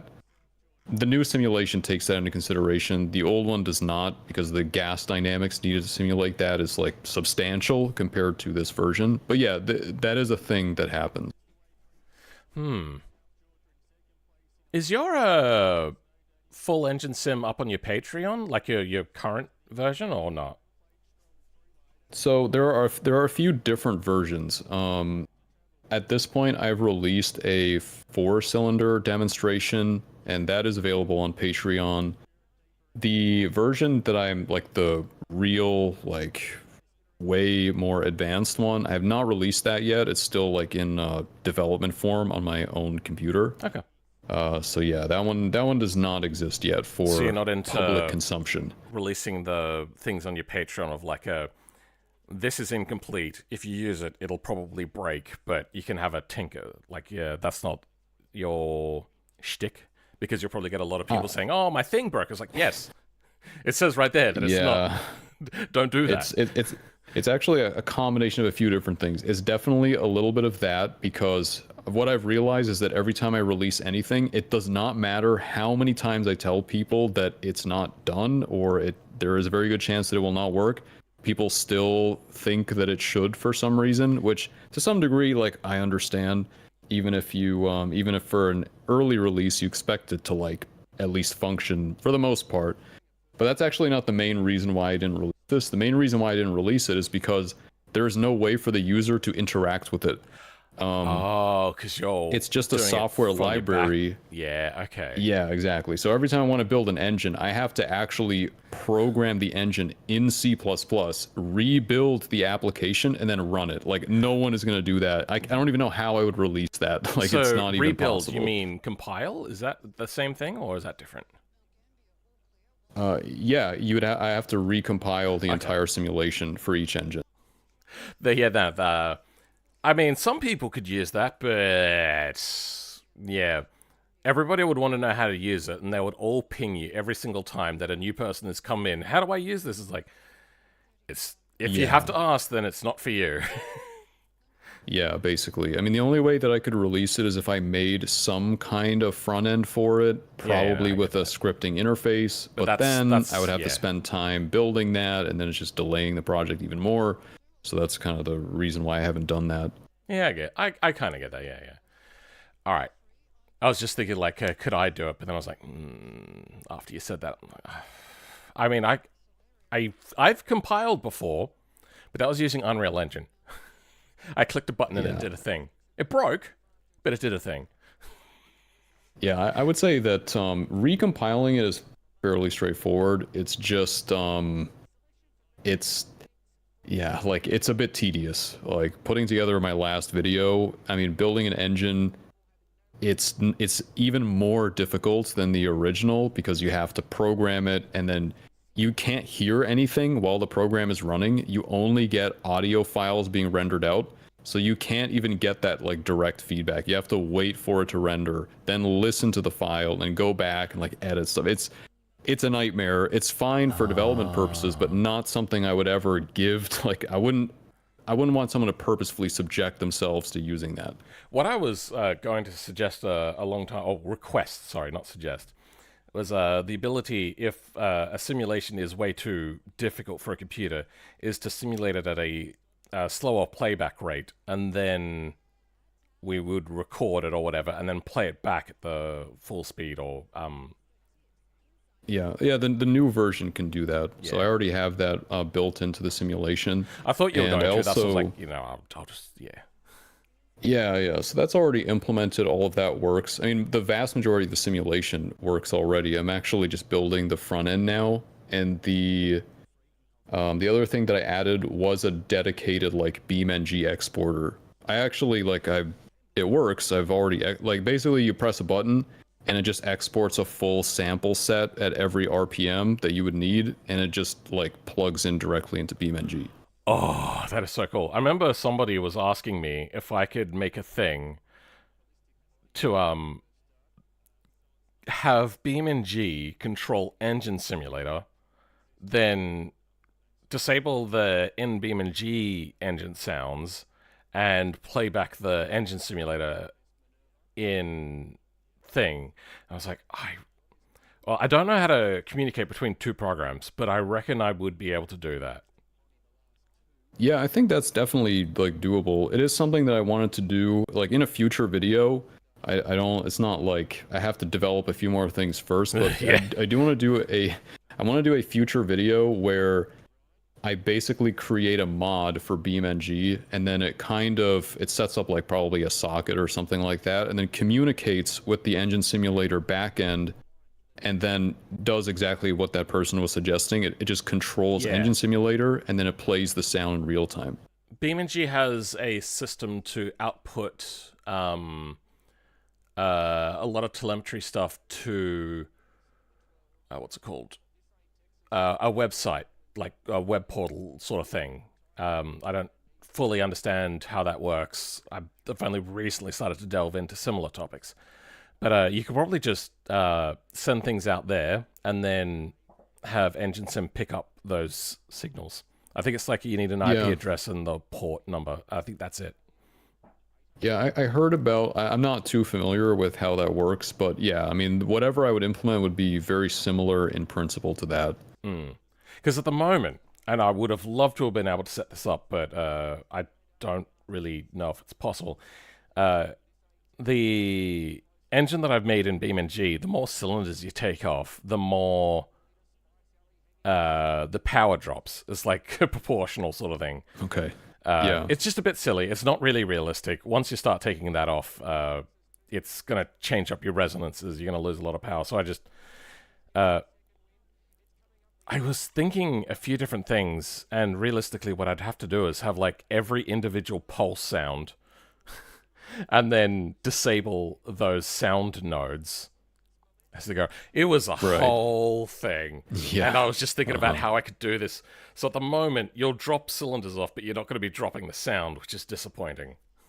The other thing as to why I was bringing that up as well is I just wanted to say to people, the performance is going to be a nightmare. Because I think I got that sort of question a few times, now that I think about it. Yeah, so definitely, like, I don't know exactly how much BeamNG uses in terms of, like, cores. I'm guessing that it's pretty, like, CPU heavy, but... Fairly. I would say that if there is even 1 or 2 cores that are reasonably free, you could run an Engine Simulator instance in that. I don't know, but I don't know the actual, like, what BeamNG's requirements are. You could probably ask the BeamNG team, hey, can you set up a mode where you can specifically disable outputting to 1 core? Yeah. Give us a free core to work with. Yeah, I mean, if they leave any processing room on the table, like probably the OS, yeah, if that's not the case, then could be a bit challenging from a performance perspective. I think it's because there is a lot happening that they really need to max it out as much as possible. I think you just kind of SOL on that.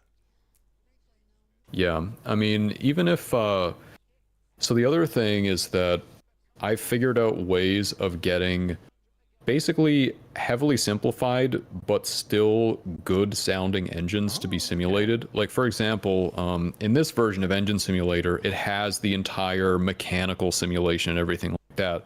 But the thing is, to generate sound, you actually don't need that. You mainly just need to know, okay, like what is happening in the fluid simulation. Yeah, when are the firing events happening? Where are the valves at? And for that, you don't need the physics part of it. So you could just stream that information. Basically, all you need, and I've done like proofs of concept of this. You need the engine RPM, and you need the throttle position, and that's it. You can actually generate like totally realistic sound just with those two inputs. Yeah, that is something I have noticed. Yeah, but BeamNG doesn't really also simulate a lot to do with engines as well. So it, I think some people wanted also that because BeamNG doesn't simulate throttle response, I think, at all. Yeah, I mean that part. I think you could refine it though. Like, I don't think you necessarily need a full engine simulation to simulate good throttle response. I think there are just certain ways that games often do it that I think could be refined without needing that. That is actually something that's on my list, and it's on the short list. So I think it's going to be like one of the first things I do after I finish the current thing I'm working on. Then I'm going to go back and I'm going to do a few more wheels things because that seems very popular.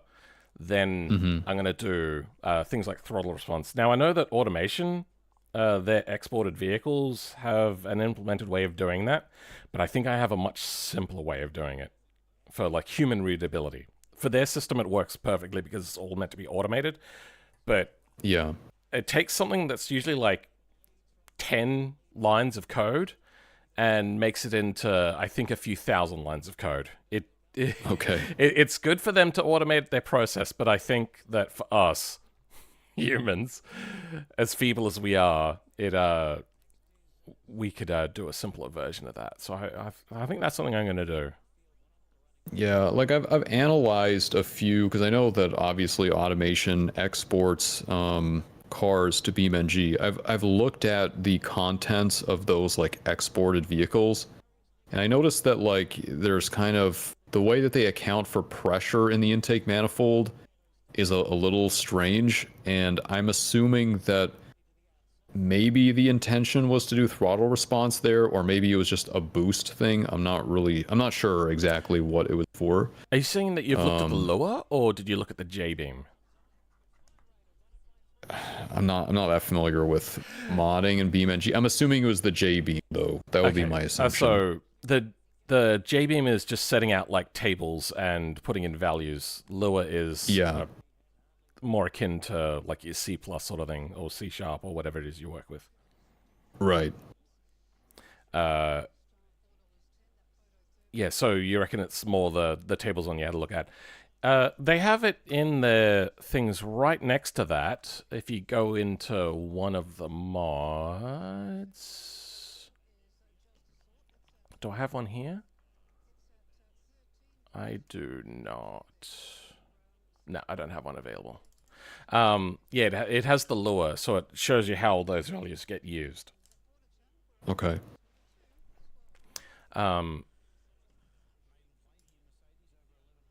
Yeah, so you saw the ginormous table that it has? Yeah, it was that one that was a little bit perplexing to me. I think it's more perplexing for me because I'm used to seeing like kind of standardized values for like in engine literature. The values that they're using for like manifold pressure, for example, I can't really make heads or tails out of it. It doesn't seem to correlate to anything real. To real, yeah.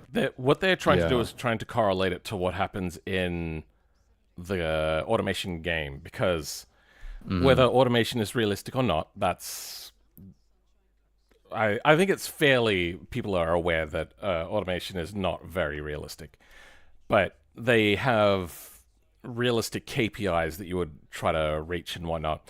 The thing is you could make the shittest engine, but it has massive amounts of power. Then you take it over to BeamNG, and it would just have that massive amount of power, but none of the drawbacks of that engine. So they were just trying to implement some things just to make it similar to what it's meant to be like in automation. Okay. So. Yeah, I'm not too familiar with the automation / BeamNG universe, but that's like all that I saw was just these gigantic tables that I could not really connect because like it real-life iterates it values. over every time. They've got like the engine at certain RPMs, and I think they have like an on-load version listed in there as well. And then at the throttles at the different positions, and then it's just like, oh my god, why? Why did they do it like this? It was. Yeah, it's a little like, you know, I'm sure they had a reason to do it, but I don't really fully understand it myself. I know that for Engine Simulator, it has the ability to generate torque curves at any throttle position, and that's pretty much all you need to simulate realistic engine braking. You basically have like instead of having a two-dimensional throttle or because usually in BeamNG you have RPM and that correlates to some kind of torque value. Whereas you could, with Engine Simulator, you could simulate the engine at multiple throttle positions and you could have like a three-dimensional torque curve that depends also on the throttle position. And then that would basically get you like pretty realistic engine braking and also throttle response to some degree. Not perfect throttle response, but I think it would at least be a bit better. Yeah. It's a very deep subject. Yeah. For now, we'll go back to our engine, because my brain is starting to fade. Oops, what did I do?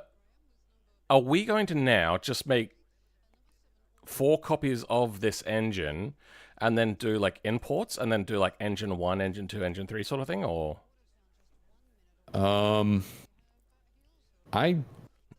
I probably wouldn't recommend doing it that way. Okay.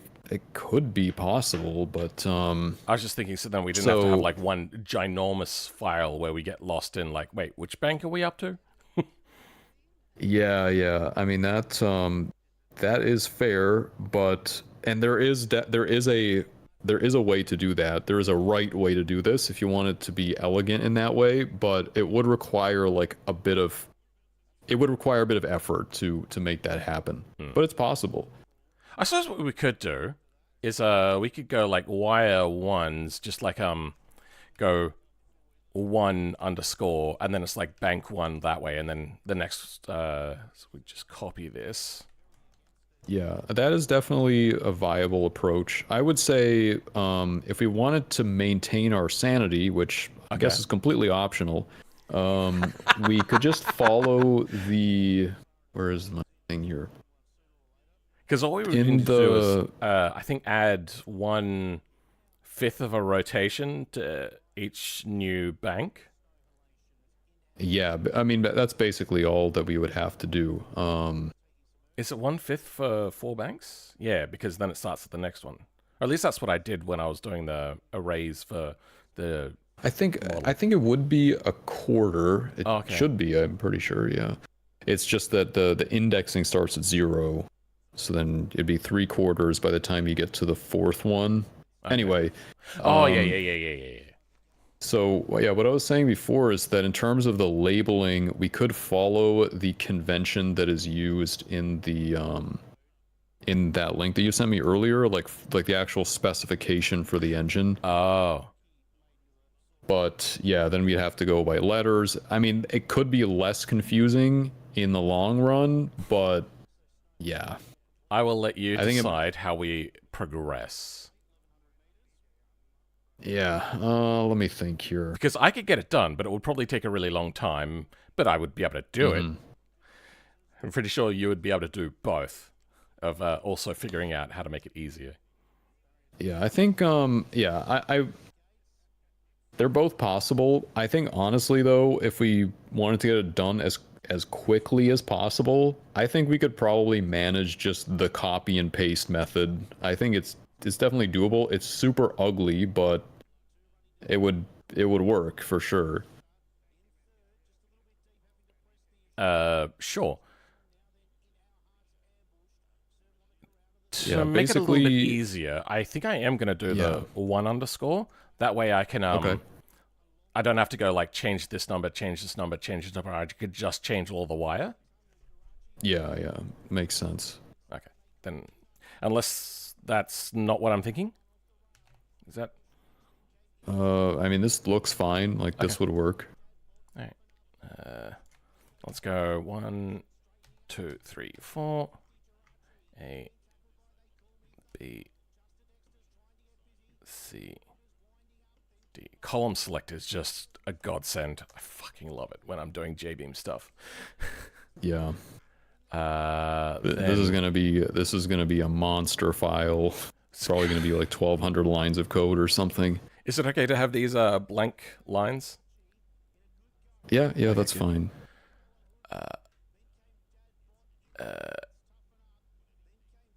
Okay, so we can go in here then. Hold on, where's this? Yeah, theoretically, we could program the entire firing order now, or we could just keep it simple. We'll just start off with the A slice, and then we'll just add the rest sequentially. We don't want that right now. 1, 2, 3, 4. B, C, D.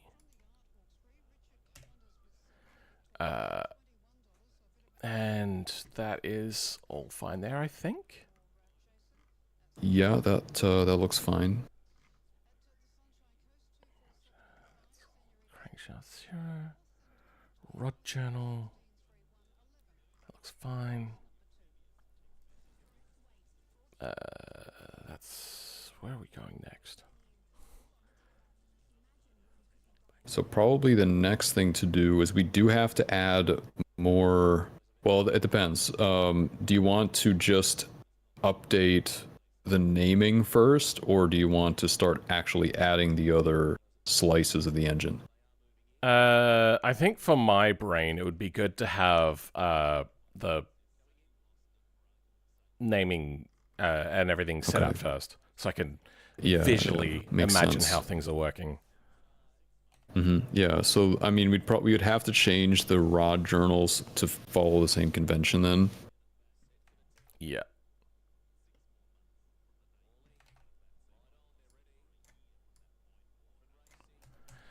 One, 2, 3, 4.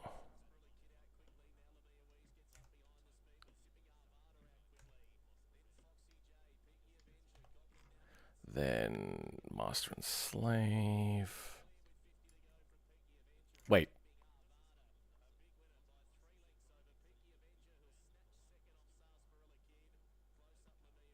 Oh, no, that should be fine, right? Yeah, for this it should be fine. I think maybe we have to add... I don't remember if is master is that a rod or is that a journal? Because if it's a journal, then this won't work because we're gonna have multiple like master journals. That is a connecting rod master. Okay, yeah, so we're gonna need multiple. We're gonna need 4 of those too. Okay. Wait, then where do I put this then? It can go like right under. Basically, just rename them. Then how do we tell which one is connected to what? So that is going to be determined like later on in the code where you start connecting stuff together. Okay. Yeah, but yeah, this one just needs to be renamed to master A1, and then the other ones would follow the same convention. Master B, master C, master D. That's actually the node name. You want to update the thing right after that. So it should be like master underscore, Okay. My bad. connecting. So it goes after parameters. Is that what you're saying? So master is the label, and that's Yeah. what you want to. That's what you want to change. So it should be connecting raw master underscore a. Oh, yes, of course. Yes. Yeah. Yeah. I understand that now. That makes sense. So there's no master here. Okay. All right. So that's fine then. And then, yes, master. Then we get master underscore a b c. Is this correct the way I'm doing this, or does this actually not matter where they sit? Yeah, this is correct. Okay, good. Then banks. All right. Nope. Hold on.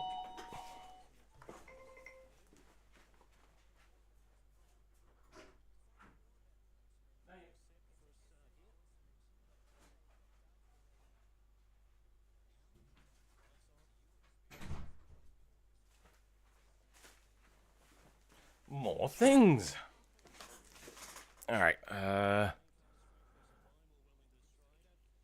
Cylinder bank is the thing, and then all right. Well, let's change things like B0. How many times does B0 show up? Okay. Then let's change all of these to have an A in there. Nope, that's wrong. B A 0 1 1 2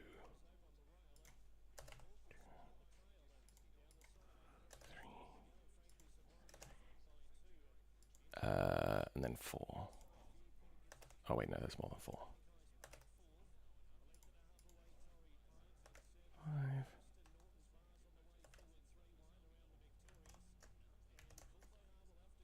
Is that not what it was? What is it? Oh, Control Alt Enter. Then 6.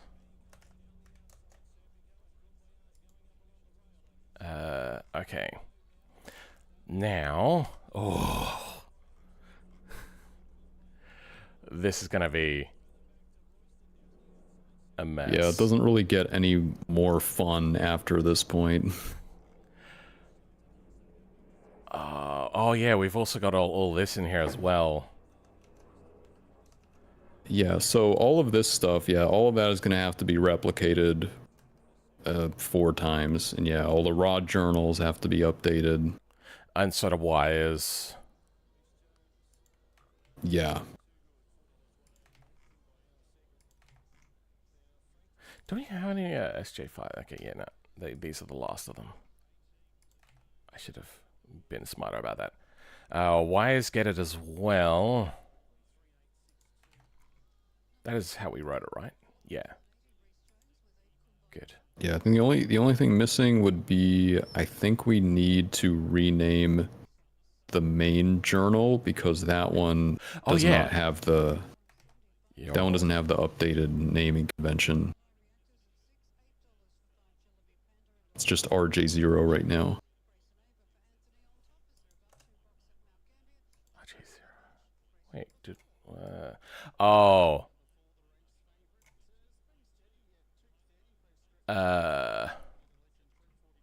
Wait. Rod journal. Oh yeah. No, yeah. So we need multiples of rod journal, don't we? Yeah, we need 4 of those too. I go past it today. Yeah, I must have just gone right past this. So the C is actually fine. That part was already correct because we're only going to have one crankshaft. Oh, yeah. That's what that is. Yeah.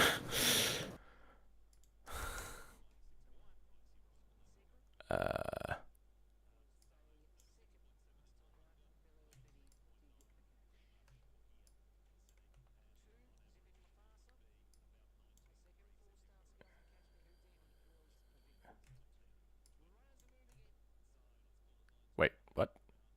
Oops.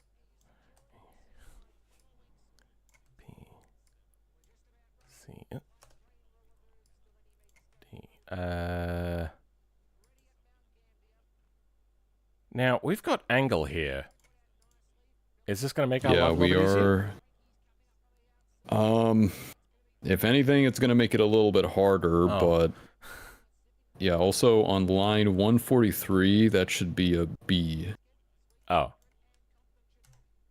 Thank you. How Yeah. did I So miss that? basically, the angle is the angle of the journal relative to the crankshaft, and since I would assume all of the slices of the engine are, I'm trying to think actually. You would assume that the rods would be offset, or the crank pins would be offset, I think, anyway. Well, if we have a look at that picture, that oh, where did it go?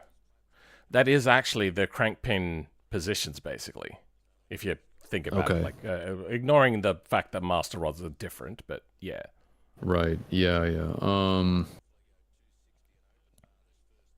So like, They are are they just offset? They are just Is offset. it just like is it just like a cross plane like, is it basically just they're offset by 90 degrees? Because I mean, that would be fairly easy to.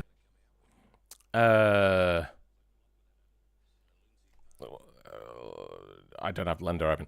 It is just a spiral. So by the like evenly firing. Oh wait, hold on. Actually, Yeah, it kind Oh. of seems like. no, that's wrong. I was wrong. I'm trying to think how would this work? Because obviously on each of the slices, it would have to fire just like a normal radial. So that much we know for sure. But then how are these slices offset from each other? That would be Well, looking at firing cylinder number 2, that is the second bank, the 5th cylinder. Then looking for firing number 3 is over here. So they're not directly in line. So that's like rotated 1, 2, 3, 4. So that's, yeah. And then the second one starts just one rotation off. And then firing number 4 is the last one, which is, okay. Yeah.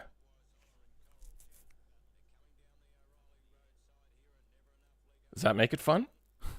So if we divide that by 7, we're 0, 1, 2, 3, 4. So we're 4 banks off plus a quarter rotation. Okay. Yeah, I mean that's so basically like not you just they'd all be offset like 90 degrees. Which I guess is not that difficult to do. 90 degrees? What? If it's a quarter rotation. No. Sorry. I meant that it's 7 out of the 7 cylinders, it's the 5th cylinder around. Okay. Plus a quarter in between those, the 5th and 6th cylinder. Right, okay. So if I was to write this out mathematically, it's I know that we're not working in 360 degrees, but that's what we're going to do. 360 divided by 7, then in another brackets it'd be oh, wait, no, it would be this times 5 plus this again. Wait, is that correct?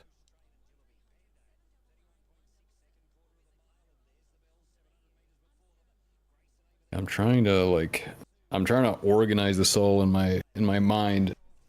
It's a little bit mind melting. So 1 divided by 7. Oh yes. Okay, here we go. Divided by 4. Okay, that's basically the equation here for bank Okay. number 2. Oh, no, hold on.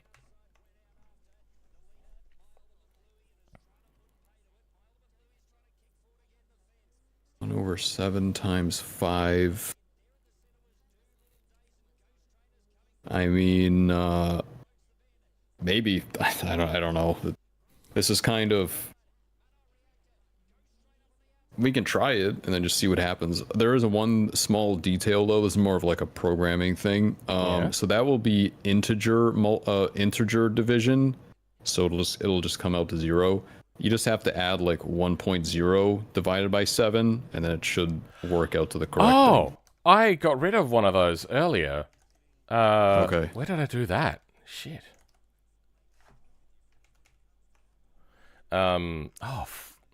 I just removed a 0.0 at the end of something. Yeah, on volume. Okay. Yeah, it's actually not always going to cause an issue. It's just if you're doing like, yeah, so that one won't cause an issue because liters is already floating point, so so we're offsetting the first cylinder by 5, because then it goes cylinder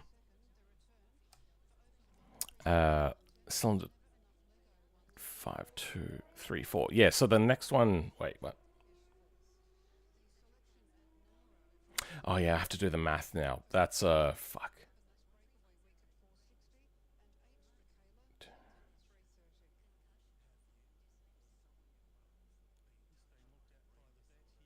Yeah, this is getting brain melty. I would say that probably the easiest way to reason about this is to, because we know that it's not possible for the radial, like if we take one slice at a time, we know that each slice has to fire in a particular order. So if we take all of these numbers and kind of like organize them, we can tell how offset each of the slices is from the others, if you see what I mean. So do we want to set up a variable somewhere? There could be a way to do this directly in the engine script, but I was thinking more of just like literally writing out a table in like Paint or Google Sheets or something like that, just so we can figure out like what the offset is, and then program it that way. No. Open Office? I don't have Open Office.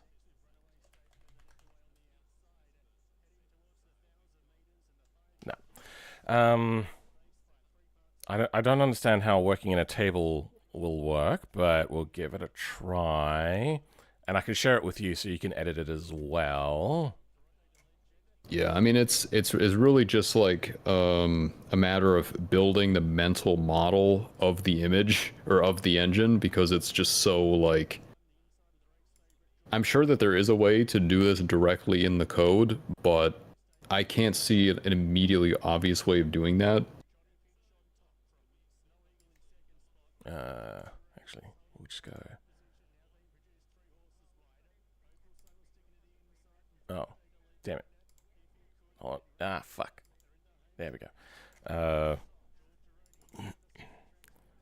R4360.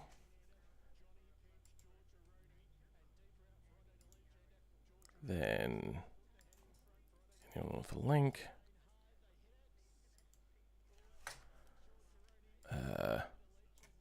Then I'm not going to share this out.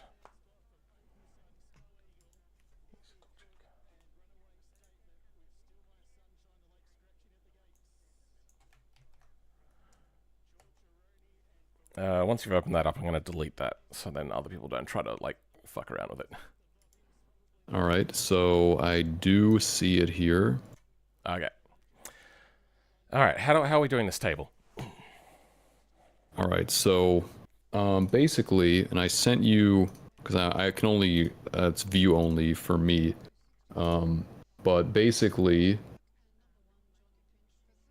let me just open my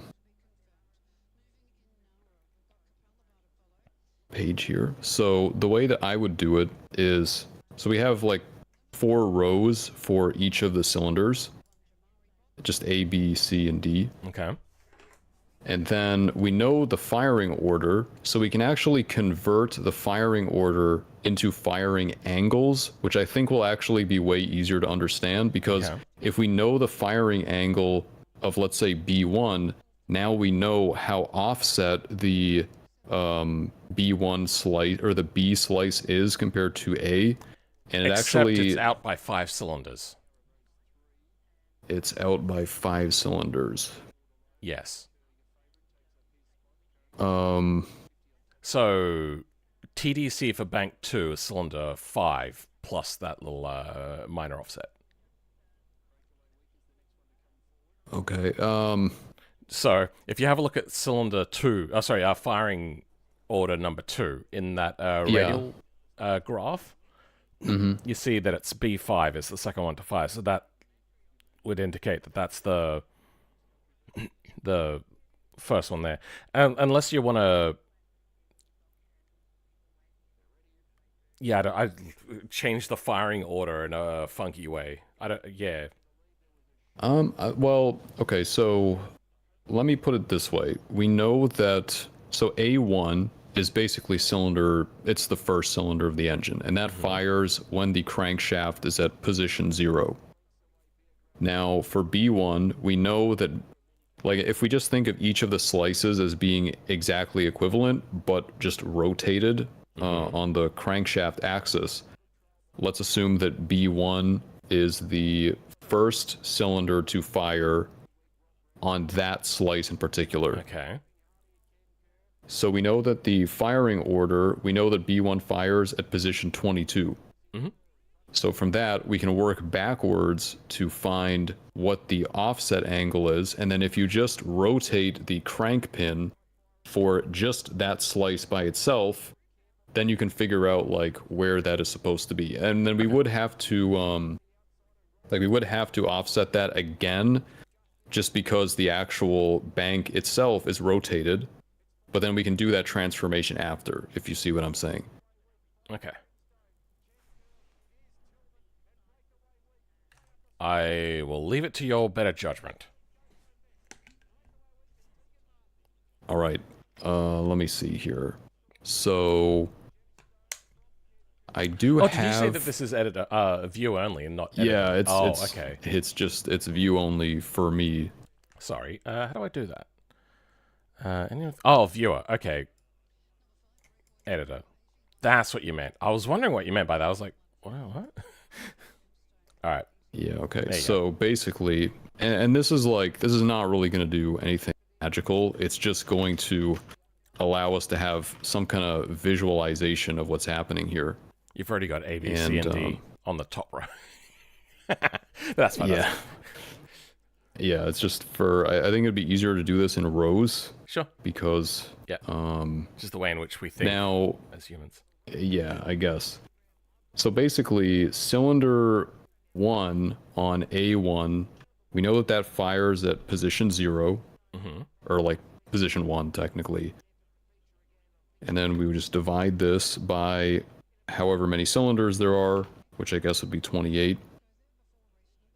And then I'll just multiply this by, technically, I think 360 times 2, because we're going to have 2 of these. So yeah, it'll just come out to 0, I expect. But that makes sense because the first journal is at an offset of 0. And then we can now just do the other one, mathematical sum stuff, can't we? Yeah. Yeah, this one here, so we know that this is at position 22, so that's 540 degrees. And then this one, C1 is located at 15. I can't see what you're doing, by the way. Oh, wait, no, I could just click on it. Okay, there we go. Now I see it. Okay. Yeah, it's kind of delayed for some reason. No, it's just while I'm doesn't typing. show what you're typing, yeah. Yeah. So then D1 is at position 8. Oh, I see what you're doing.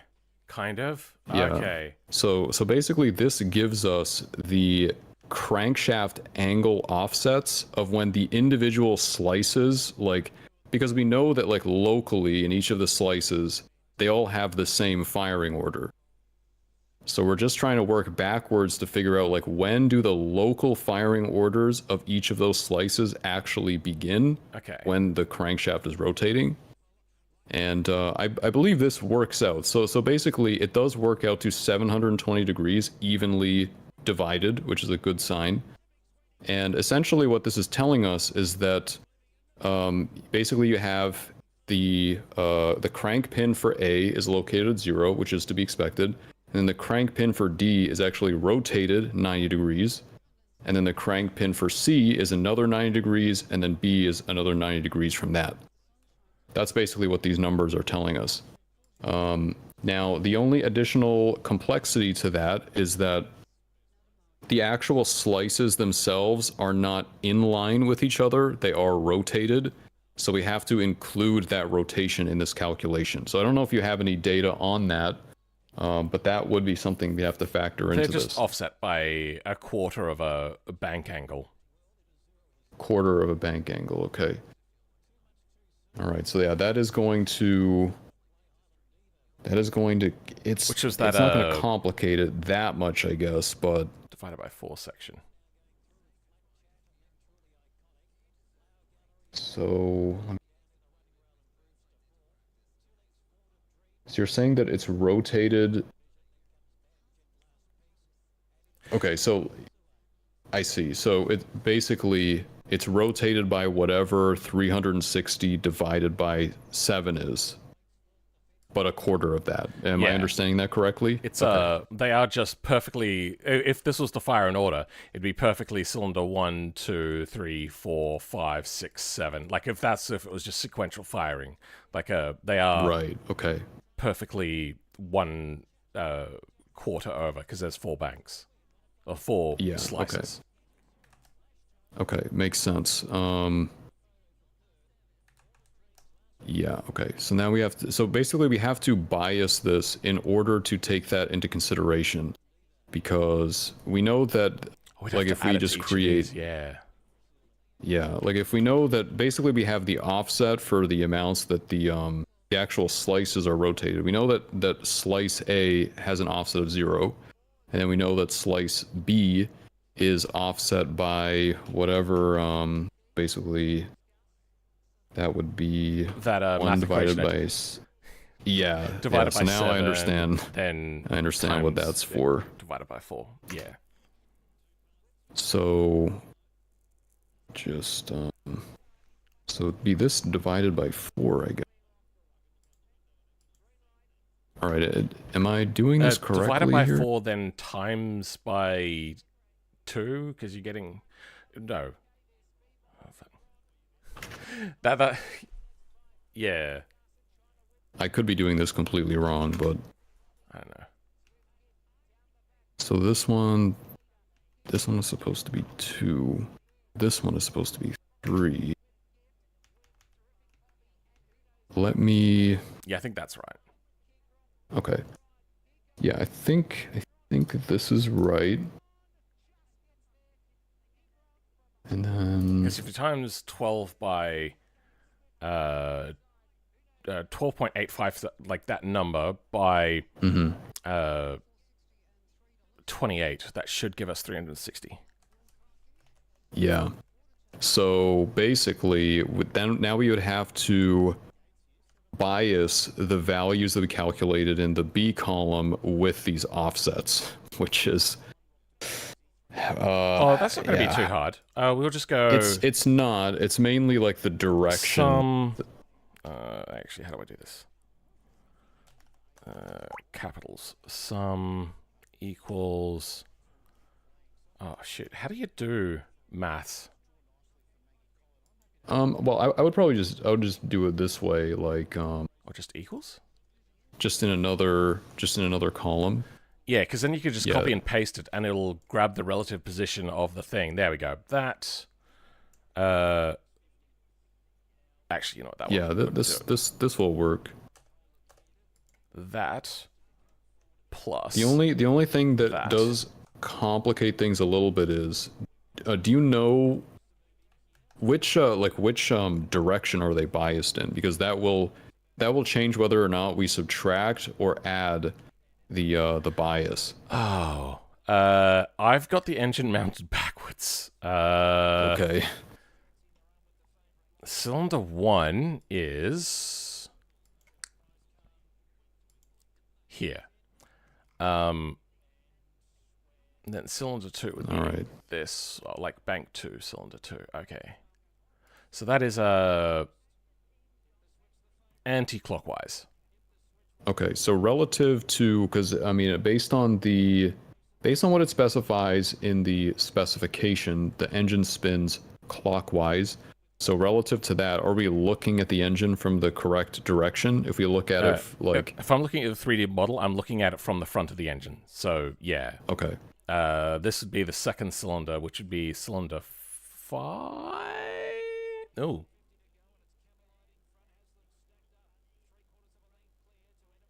Have I done this? Oh, I did this back to front.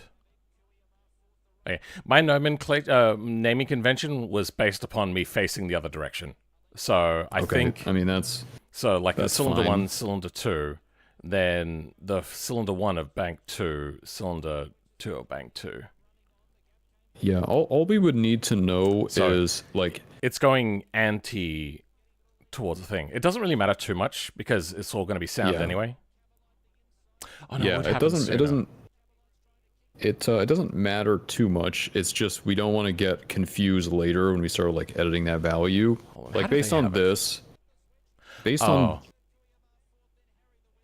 based on your model, it would just be rotated. We would just add onto the angle. I think I made the engine back to front. Okay. Yeah. All right. Well, yeah. No, it looks like it does go like every offset is positive clockwise. Yeah. Fuck. Oh, well. How did I... Oh, though I suppose that is just a picture. Do we have the Pratt and Whitney? Let's have a look. Yeah, it really depends on like the convention that they're using. Yeah, no, I have it back to front on my 3D model. It is going advanced by a quarter rotation. Okay. Yep, I fucked up. Okay, so basically it would be the other way relative to how it is in the model then. Like as in the offsets of the slices would be offset compared, or it would be the other direction compared to your model.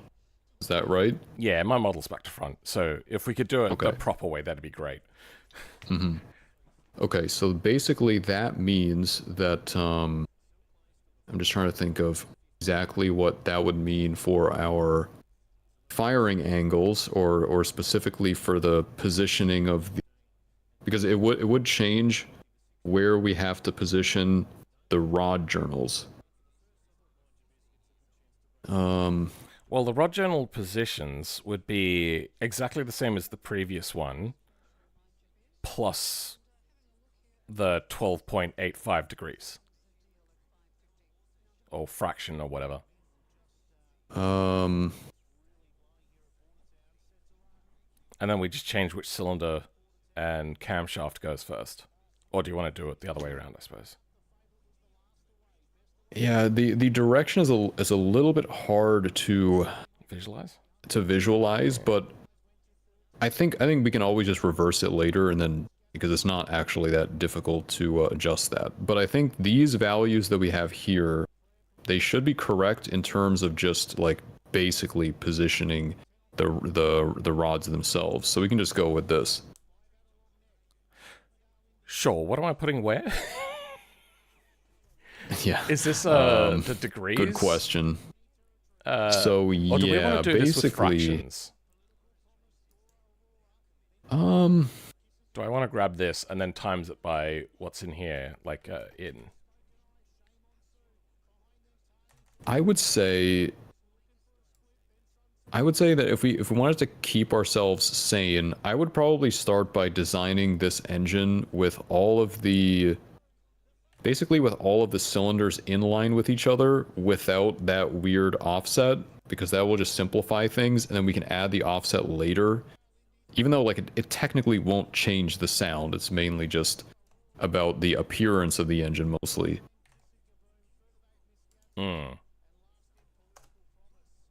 You could also do it in using the equation. I mean, that's also valid, but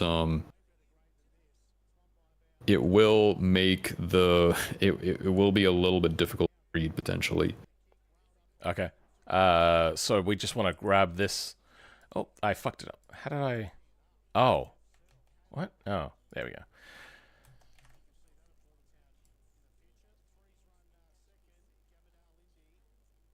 Wait, what? How did I did this wrong. But yeah, there we go. So you don't mind it having like a decimal point as opposed to a fraction? I mean, the program will still work. Like, it won't complain about that. The only thing is that you do have to add the units because it will just assume this is in radians. Degree, or? Yeah, you just have to multiply by units.deg, and then that should be enough. Oh, times it by. Yeah. Okay.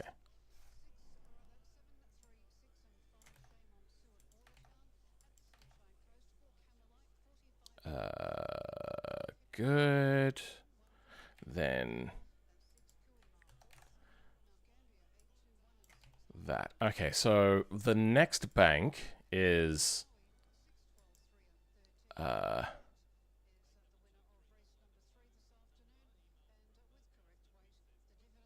wait, what is this equation? 1 take 1 divided by 28? So basically, what this does is it takes the position in the firing order, and then we kind of work backwards to figure out where that is, like, in terms of the crankshaft position. Oh, fuck. Alright, so that's, Can you start filling this out as well? Because my brain's going to be really slow on this. Wait, what should I be doing? Aren't we now going to do the next... Oh, wait, no, this is just the master rod. Oh, yeah, I'm... stupid, yeah. Yeah, we don't have to. I mean, that would be a real nightmare. Okay, that's just the intake stuff. Connecting rod, master, slaves. Okay, now we're getting up to the rod journal section. Is that what comes next? Yes, so that is what we would have to do next. I'm trying to think here. Technically speaking, and honestly, I don't know if you would even want to do this. Based on the specification here, the master rods are actually different per slice, which is very annoying, and would complicate the situation slightly. Where is the master rod? So it states here that the master rods are located in cylinders A7, B4, C4, and D1. Hold on. I need to figure this out. So A7, what was the other one? Oh, no, yeah, I see it. Oh. Yeah. That would be fun to do, but this has taken so long, I'm guessing for you it's getting fairly late. Whichever's quicker. Yeah, I mean, I probably only have about 20 more minutes. All right, well, let's try to power through this then. Yeah, I would say to keep things simple, I would just leave it as all of the master rods are the same, and then we'll just see what happens. Yeah. Okay. I mean, technically, we even got the first slice wrong because it should be 7 and not 1, but we're just gonna pretend like we didn't see that. 7. What? I think this is fine for now. Now the angles, I'm trying to think, like, does all of the stuff that we did before, does that affect anything? Because this is where the geometry gets a little difficult to, like, reason with. Aren't we only adding on a quarter of a rotation each? Maybe. I mean, we could try that. Like, yeah, I would have to sit down and, like, actually do the math. But I mean, that sounds reasonable. We could at least try that initially. Do I want to plus this, or... Yes, I do want to plus this. So this is going to need to be...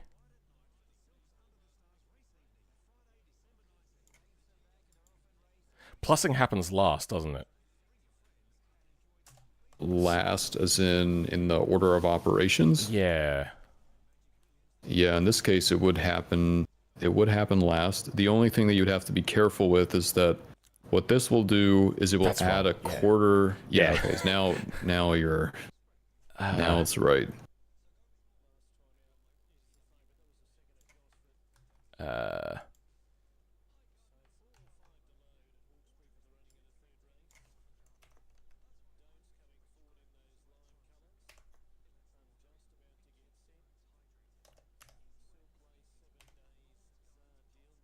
Is that correct?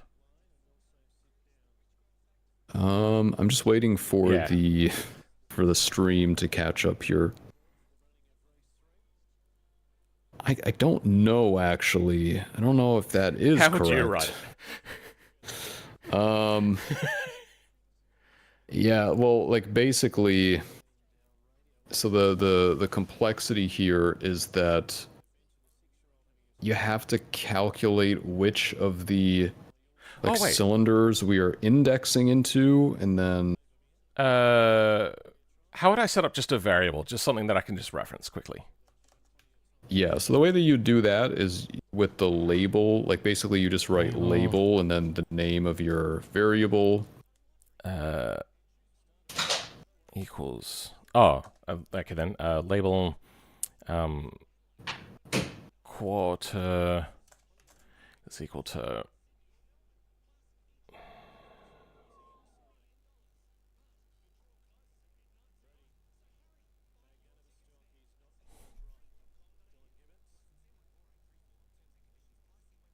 all right, no, I can't. I've lost it. It's gone.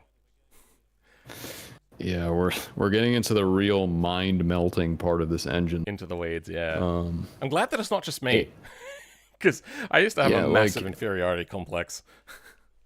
No, I mean, it's just keeping track of all of these numbers. It's not really even something that I like to do. Like, usually the way that I would do this is I would actually all I have to do sit is add a quarter of a rotation in here, and then 2/4 of a rotation here, and 3/4 of a rotation here.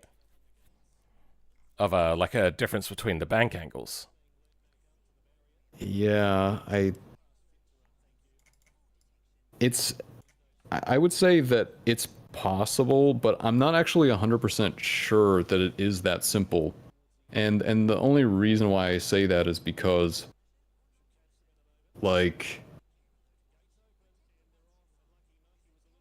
I'm just trying to think, like, would that actually work?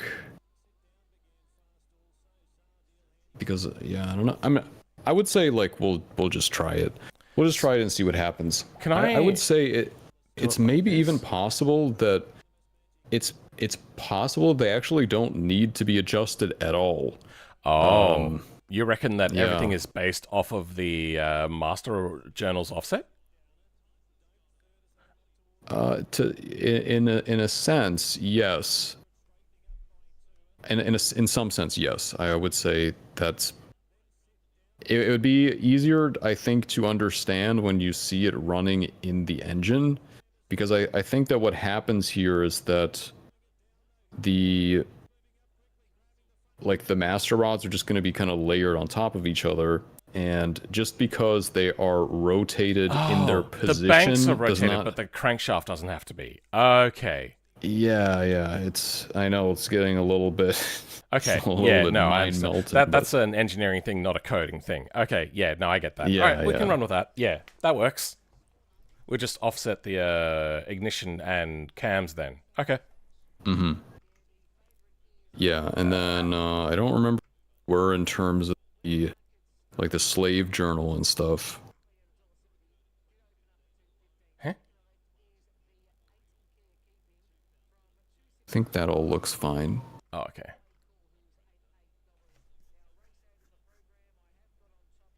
Then we start going into cylinder banks? Yeah. So I think that's what we should look at next. I wish I could neatly do this. Like this part, I wish I could offset into a different file so I could keep this a bit cleaner. But this is just going to be fucking long. Can I? Yeah, Can I do? What's Is there a thing for comments? Yeah, it's the same as C, so you could do a double slash, it works. Okay. And also multi-line, like slash and then an asterisk is also... Hey, okay, that works. Then let's go bank 1. Okay, so at least I can separate this a little bit in VS Code. Okay. Mm-hmm. Then let's go bank 2. Actually, you know what? Let's change that to bank A and bank B. Now, Yeah, we're I think having that would troubles with this, but match. imagine being the ones that actually designed this engine. Yeah, I mean, that must have been brain melting in probably a completely different way, in addition to the fact that you have to figure out all of these angles and stuff. Figure out how to make it harmonically even. Yeah, I'm assuming that that's probably... Like, I'm actually not sure what the motivation was to offset them in that way. I'm assuming that there's definitely a reason for it. Yeah, filling so out the probably in-betweens. something like that. But I mean, you can still have it fire evenly, or is that even possible? Yeah, I guess you would have a situation where the... Oh, you reckon offset know. the crankshaft as opposed to the Yeah, that's banks. kind of what I was... Maybe it's a packaging Yeah. thing. You can fit them in closer together if they're not clinking up in line. Yeah. Yeah, I'm not sure. It could be for even for both of those reasons. Okay. Let's go quickly. Okay, that's bank B done for that. Then RJ. Wait. What? I have RJ0. We wanted to change that, didn't we? So that's going to be... Yeah. What did we call the RJs? I can't remember. I don't know actually. I don't remember that. But yeah, RJ they underscore should before be... the number. Okay, yeah. So I guess we did do that already. Yeah. I remember that we had. Because that's Yeah. what set us down this whole path of rod journals. Okay. Yeah. Then let's... Wait, did I not...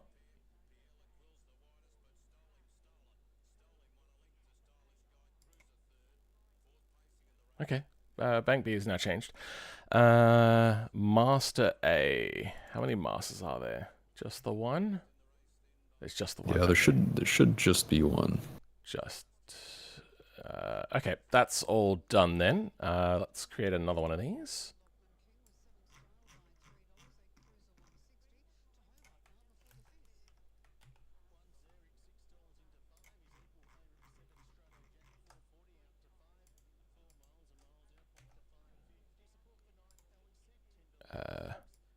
Then underscore A underscore... Oh. B underscore C underscore.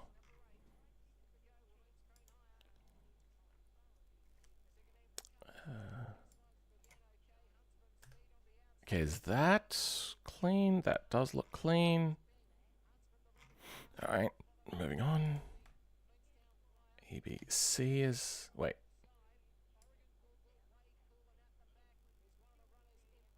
Looks reasonable. C. Oh, okay, I don't know what's confusing me. It's because there's a B underscore C. That's... Yeah, yeah. Alright. Then...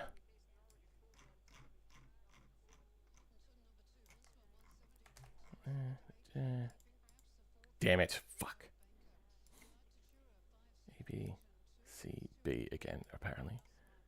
D.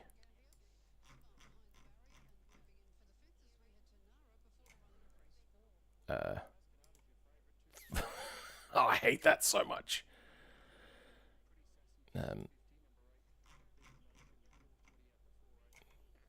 There we go. Okay. B replaced with D. Then D there.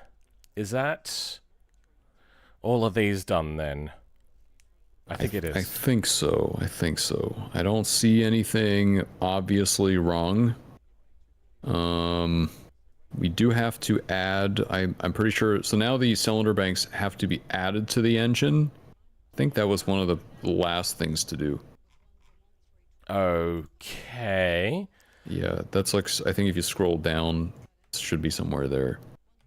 Yeah, here. A, B, C, nope, C, D, then crankshaft, lobes. Oh. Yeah, Lobes? that's when the fun. I'm that's guessing when the lobes, fun really begins. lobes is going to be like the final boss, is it? Yeah, yeah, that it could be something like that. All right. Harmonic cam lobe. What? Oh, that's just okay. Just the definitions. Yeah, of the so things. Okay, so that we don't have to change that, but now this part, this is. So basically, what we're gonna have to do here, and I think it might help if we, so you can actually take that line and make it or you can take that piece of code and you can make it a single line. I think it'll make this way easier to edit. I did notice that, and I kind of forgot. That's yeah. So you can do that. Just take the radial head part and just put that all on. Basically, put the whole thing on a single line.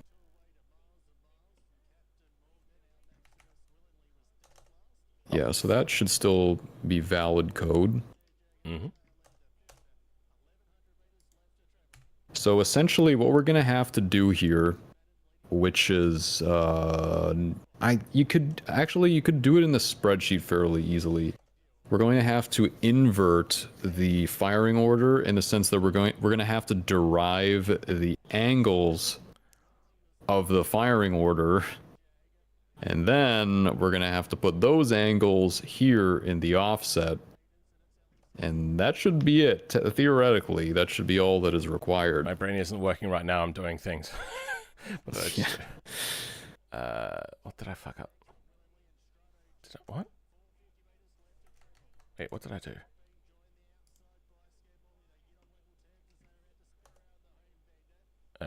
Okay, or was there just not a space there? I'm not sure.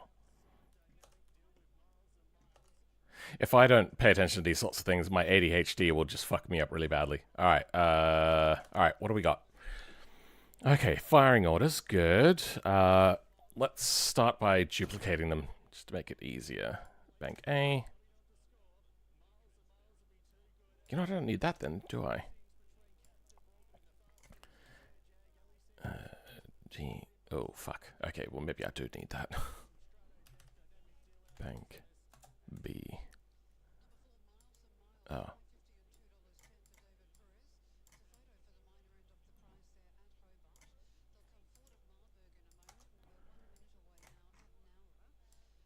Okay.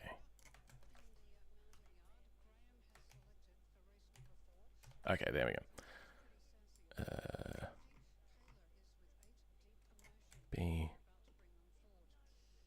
B. B.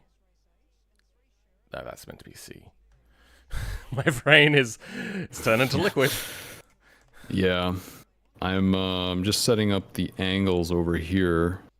Okay. In the spreadsheet, so we don't completely melt our brains any more than they already are. Okay. All right. Spreadsheet time.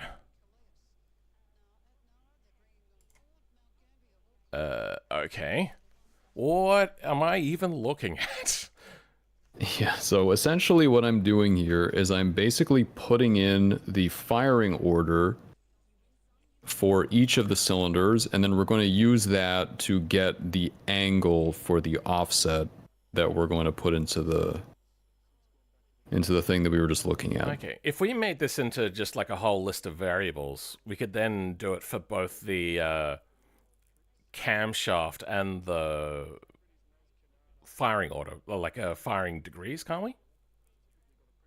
The thing is that you can't really do that because they're specified differently. Like the firing order is specified as an order, whereas the angles are, yeah, it's like inverted, if that makes sense. Like technically speaking, this is just redundant. It's just that's just how the program is. Okay. So what is this? Is this 26 or 28? I think that's a 6 for B3. B3. That I'm looks looking like at the yeah. Let's have a look. Is there a 28? Yeah, there's a 28 later on. But they are very similar. Back in the days, this would have been all hand-drawn. Those perfect concentric circles. Yeah, that's I don't know if I would even have the patience for that. That in itself would be like just a whole project. Because it has to be readable for all the mechanics and whatnot to... Well, once you get past the engineers building it, then it has to get to the mechanics and they have to be able to understand it. Yeah, I can already feel like my inner programmer wanting to automate that, but it's just not possible because the computers don't exist yet. Yeah. What was making me think that is the fact that all the numbers and letters are all slightly offset because they're all stamped by hand. Yeah. And then this has been probably photocopied 1,000 times. Very likely. Okay, so there we go. This is our order here, and then in order to convert that into an offset, we just do kind of like the similar thing to what we did before. This would be divided by 28. Then we multiply this by 360. Oh yeah, dividing by 28 would be. And then we end up with this, which is, you know, not the nicest looking thing ever, but... What the fuck am I looking at? Wait, what's in B12? B12, B12? Oh, okay, okay. Yeah. So basically, A1 fires at position 1, and then, yeah, the same value for all the rest. I'm going to try something out really quickly. If I copy all of that, and I go to... How many lines is that? Let me just check that out. That's I'm just going to copy 3 lines. That'll be a nice, easy number to remember. Does this now translate to column select in here? So if I go in here... It does! It translates. Oh, that makes life easier. Yeah, that could potentially be useful. Thank God. Yeah, so I think... Yeah, and I did do it in the order, I did do it in the order that should be easy to copy and paste. Oh. I've got 7 selected here, right? Yeah. Oh, I didn't grab 0. Okay. There we go. Okay. So is this what you're intending me to do? I guess so, yeah. At the moment. Yeah, I think that should be fine. I've just gone, Jesus, take the wheel, and you're Jesus in this analogy. Yeah, I don't have to think. I'm just going to sit back and... I don't know if I'm the person to trust with that, but we'll see what happens. See how it goes. That's all fine. That's all fine. No propeller. Is everything else good then? I think, yeah, everything past that point should be fine. Hold on. We've got the public node run, engine radial 7. Could we have separated this up and then called different things? That actually would have made it more difficult. Whatever. Ignore me. Okay. Are you ready for this? I don't know if I'm ready. Yeah, I mean, there's probably going to be like a syntax error or something somewhere, but we'll see what happens. I could jinx it. that'll work fine for me. It's also going to take a while to load. Yeah, it is. Oh, I don't want to be making errors with this. This will take it forever. So you reckon this run? You said this runs off of one core? Yeah, most of the simulation is on a single core. You didn't learn from Minecraft's mistake?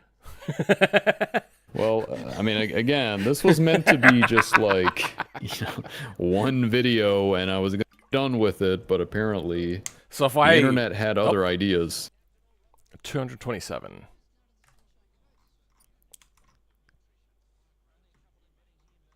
$227. So what do you got a problem with? Error unexpected token. Yeah, the reason for that is actually the line above it. Yeah, so that's right. We both decided together to test that out. Yeah, I think you can just delete line 225. Yeah. Okay. Show me what. Yeah, this is where the real tedium begins. Because then it's fix one problem, wait 5 minutes, fix one problem, or fix next problem. Yeah. Like when I originally designed the program, I never tried anything more than 12 cylinders, so that like compile time issue is not a problem. But yeah, as you get to like larger engines, it starts to becoming progressively more annoying to recompile it every time. I could definitely make it faster, but if I offloaded, separated up an exhaust per thread, could I theoretically get the 7 banks? I don't know how to do that, but I was just bullshitting around. It is possible, yeah. All right, what do we got? Oh, all right. I mean, it compiled, which is it's not gonna run very fast. We're gonna have to reduce the banks are not offset, so we can't see it. Yeah, I mean, we can see it a little bit, just in the. I was wondering why they were overlaying. Yeah. Yeah. We're going to have to adjust that, but also you can reduce the simulation frequency to, like, we'll maybe be able to run this in real time. I'm not sure about that, though. How do I do that? So to do that, you just hold the N key and then just scroll down. Where's the number? Oh, there it is. Okay, so what do we reckon, like 2,000? Basically, as soon as the RT/DT gets to about 80, it should be good. Okay. So you can even increase it a little bit. Because as you get into the lower frequencies, it gets more and more unstable. Yeah. Okay. 3,500 almost. Okay. I mean, it's not bad. It doesn't want to crank. Increase the starter torque? Yeah, I think we could also have some timing issues that's making it not want to turn over. I would like to pretend that doesn't exist. All right. How's your day been? My day? I mean, is good. It's just we got time to spare. Yeah. We could read chat. Yeah, it was pretty good. I mean, it's kind of going downhill from here. I mean, my day just started and immediately got into stream, but I can tell you yesterday I was going to put it in a video, but I bought a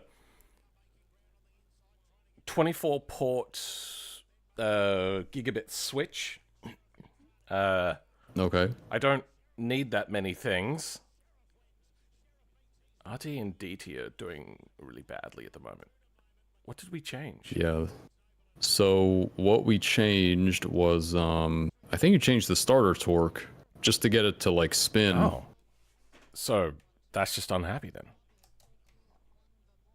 Well, you have to adjust the frequency again. You can actually, so you can program the frequency into the file, so you don't have to change it every time. I do remember that. What was, I'd done that before. I just don't remember how to do it.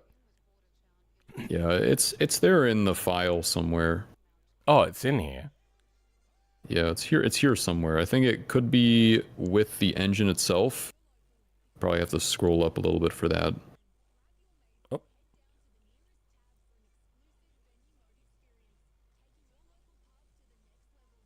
Did that go past engine? I'm just gonna. I'm not sure. Radial 7. Where's that? Oh, way up the top. Okay. Alias output engine. Radial 7. We got some things in here. Simulation frequency. Okay. 3500. Yeah. So. Yeah, if you just adjust it there, then you don't have to change it every time. Yeah. Oh shit! I should have just run with it. Damn it. Yeah. Started to recompile. We gotta wait a few more business days for this to finish loading. I got myself some really like that thing. I'm not going to be using that as a switch, but that was something interesting I got. The other things that I got is I got some 2.5 gigabit switches to test out, so that's going to be fun. I'm going to improve my NAS editing solution. And I've got myself a card here to bring 2.5 gigabit to my computer, so I can do that quicker as well. I think the big problem there is that it runs on Linux, and I've got an NVIDIA card. Okay. All right, let's see how this goes now. I mean, it should at least like spin it over. Whether or not it runs, I would say probably is unlikely, but we're gonna see, I guess. I times the starter torque by 4 because there's 4 times the amount of cylinders. This thing is barely turning. Yeah, I feel like there are some valve timing issues, very likely. All right. Wait, my alt tabbing is much faster now. Oh, you know what? It's probably the simulation frequency related. I'm not sure. Yeah, it could be. It's a little mysterious, though. That is weird. Anyway, we were going to look at, you reckon, valve timing. Okay. Yeah, I feel like that is a likely culprit, like what is behind the engine not spinning over. Now, where to even begin debugging that? I have kind of 2 possible things to progress with next. One is we offset the cylinders so we can actually observe them, or 2, we can we add in extra offset in the lobe and just make separate lobes? So we can change. I do see one time. immediately obvious issue, which is that the angles need to be multiplied by degrees, because right now they're just radians, so that's definitely. Basically, we just have completely randomized valve timing, which is suboptimal, I guess. It wasn't times like that before. Did I? That's because. Is that even possible? Let's have a look at Radio 5. I probably deleted something. Yeah, I feel like something got deleted for in the sure. cylinder heads, it's just a fraction for the offset. Okay. So then we don't have to multiply it by degrees. It's actually, we have to divide it by 360.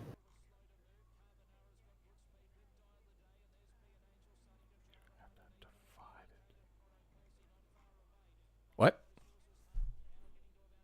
Because basically it's a normalized offset, like between 0 and 1.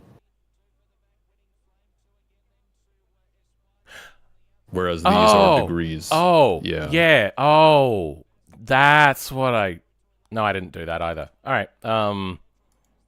Yeah, okay. It's okay. So 360 divided by this number? So it would be that number divided by 360, and alternatively, I could just edit the spreadsheet in order to 360 divided by done. Okay. Well, it's the other way. It's that number divided by 360. I thought that's what I'd asked, but apparently I was wrong. Okay. I'm going to put dot zero there to make that a little bit easier.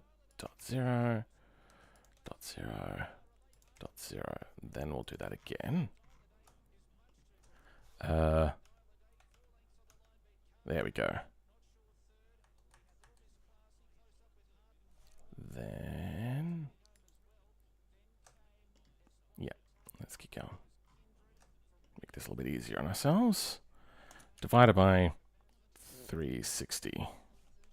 Then, okay, whatever, that'll do. That should be fine. Okay.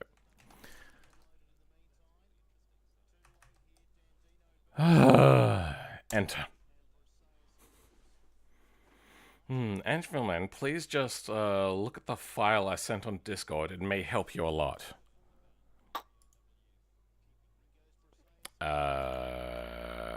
Did you put it in video stuff? I don't see it. Oh, did they send it to you maybe? I'm not sure. Ange, if you see this, when did you get that? I've already replicated this. Yeah, I mean, I did think to reach out to some of the people that had done it before, but I thought it was more interesting to do it myself. In ES server? Oh, okay, in Engine server. Now, I might grab that off of you if oh my god. The cam lobes. It's still really unhappy. I actually don't think that is the weird cam lobes. I don't think that's necessarily a problem. Oh no, it's not a problem. It just looks funny. Yeah. It's really not cranking. It really doesn't want to crank. Yeah, I mean it's most likely it's a valve issue of some kind. Yeah. It's just a matter of figuring out what that is.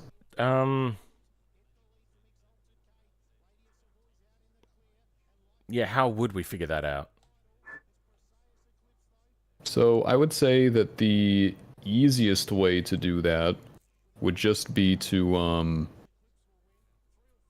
like basically disable all but a row of a bank of cylinders? Yeah, like I think that basically you would just have to figure out exactly what offset is needed. Like basically we would look at, let's say, make sure that the first cylinder of the second slice is actually working correctly. Can we change the slices, or do we have to disable it in code? You can move through the engine. Pretty sure the comma and period key, or maybe it was M, that allows you to here we go. Okay. Move back into the engine. We seem to be missing a cylinder head. Also, just to respond to the chat, the file that is sent is fine, but it doesn't do what we're trying to do, which is actually doing the like master and slave rods. The timing is different for that case. Like, you could do it with just doing it with like spamming 28 cylinders and then timing it that way. That's actually relatively easy to do. This is a little bit more complicated because we have the like these special the special connecting rods where all the other connecting rods connect to it. I wonder, because it's not rotating at the middle of the crankshaft, does it change the timing of a cylinder to have an offset pin like that? Yeah, I mean this is where the visualization becomes difficult. Probably if I wasn't streaming, it would be a bit easier. But what the hell? Wait, hold on. I've gone to layer 3, and I don't know how layers are defined, so this confuses me. But there's a whole bunch of valves still showing, and then the other side doesn't have cylinder heads. Like, all of the valves are still there. Yeah, I think this could have something to do with, because I didn't really have this in mind when I defined how layers are rendered in the application. Okay. So I don't have to worry about that. So, Except for the fact that I can't see the valves. yeah. It's honestly like, I don't even think I've ever seen, maybe someone has done it at some point, but I haven't seen too many people actually do like layered, I don't know what you would, like master and slave type rods like this. Usually when people do radial engines with a ridiculous number of cylinders, they just do it without the special master rod. Yeah, that makes sense. So, yeah, but it is possible, and it definitely is doable to figure this out, but I feel like I would have to sit down and just basically run through the math in order to get the right timing for each one. Which is, not the most interesting thing to watch, but... I just realized that the timing will only be off for the slave rods on the strokes, but when it reaches top dead center, will still be the same point, and same with bottom dead center. Anyway. Yeah.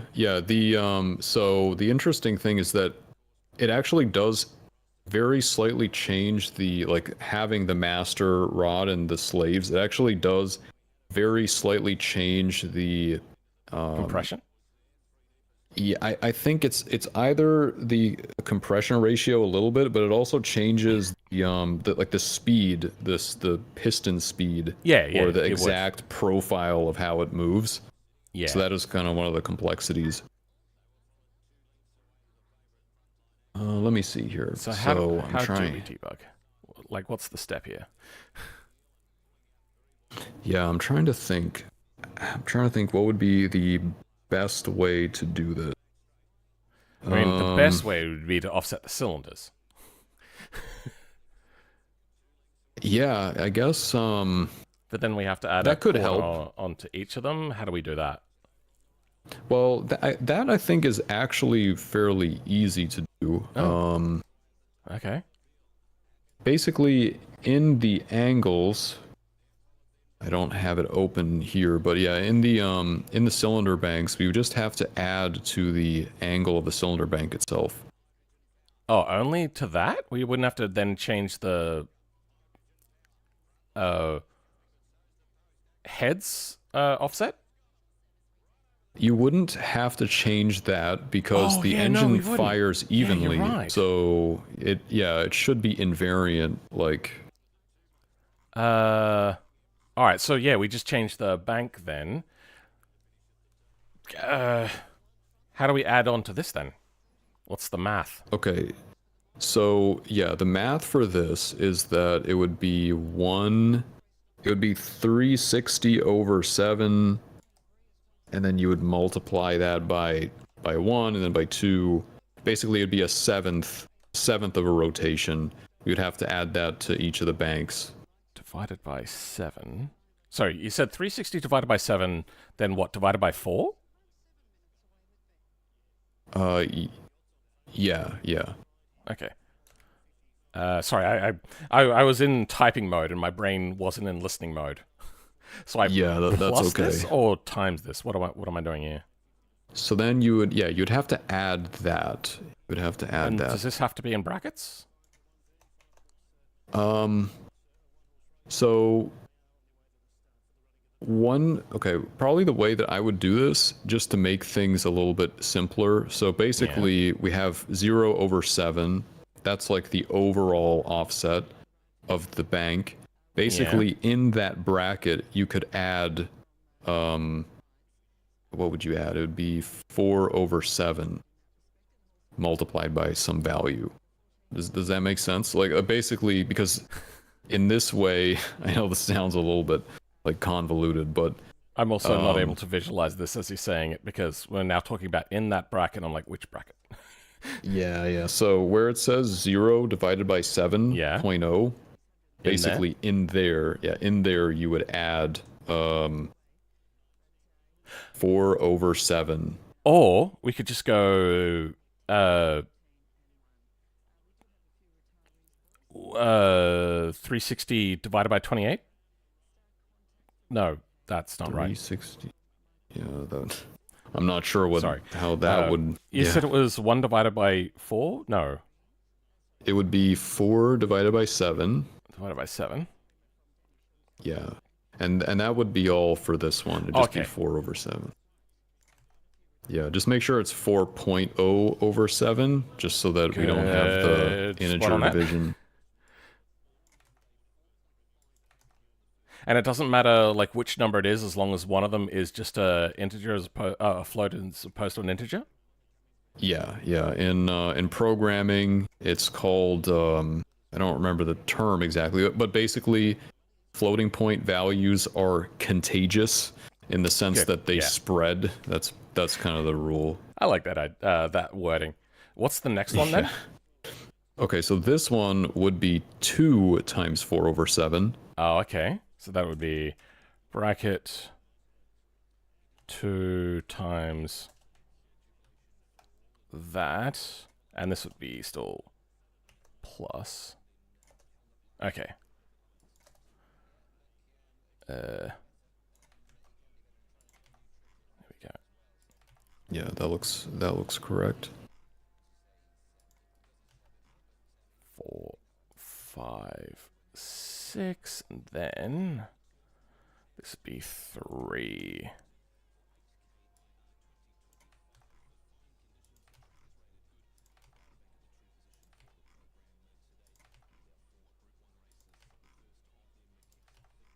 Okay, good. All right.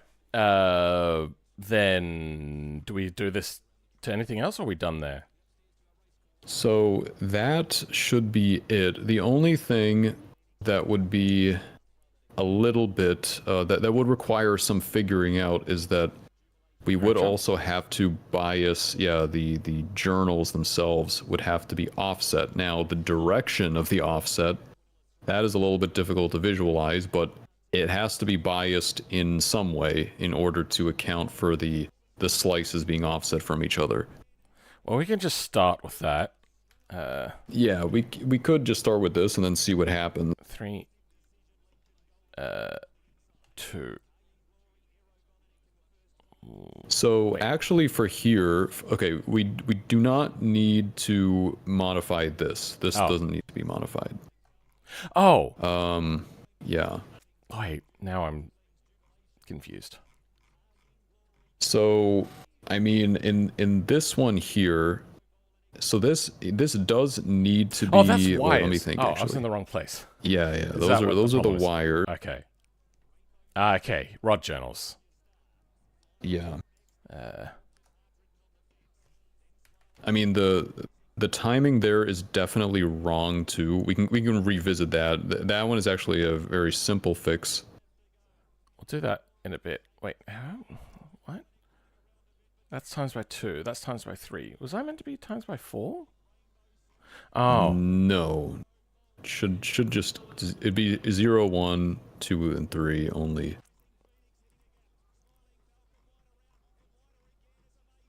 Wait, what have I done?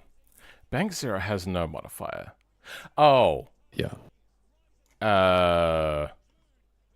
So I could just get rid of that. 2. Okay. Oh yeah, so 1, 2, and 3. Okay. Alright. So let's undo that quickly. I just so I can have this easily in my mind. So I don't make that mistake again. Okay, there we go. I know that's a redundant statement, but a math equation, but it works in my brain. Yeah, that's actually the way that I usually program anyway. In fact, I would have even put 0 times 4 over 7 in the top one. I've considered it. Yeah, to keep it like extra consistent, but obviously it doesn't do anything.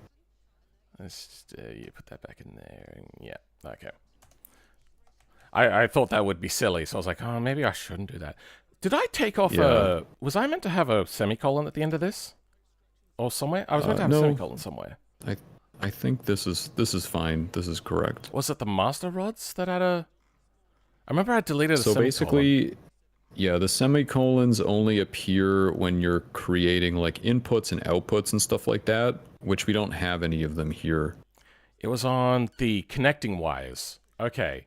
Yeah, because we were declaring them as okay. outputs. Yeah. Okay. Yeah. Now, if you want to adjust the firing order, not the firing order exactly, but just the Ignition the offset? wires themselves, yeah, we could. That is a relatively simple fix. So essentially, we would have to arrange it in the actual firing order, which we could do. I mean, it's gonna take a little bit of effort, but that would be the correct way to do this. Since you're the one that's on the time schedule, if you can hang around, we'll do it whichever way that you think is best. Or like whatever you decide.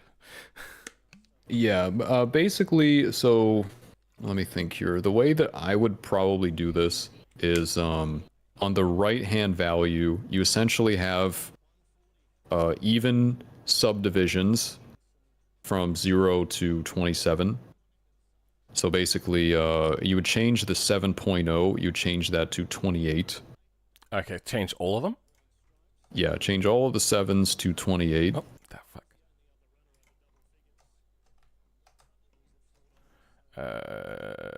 28.0.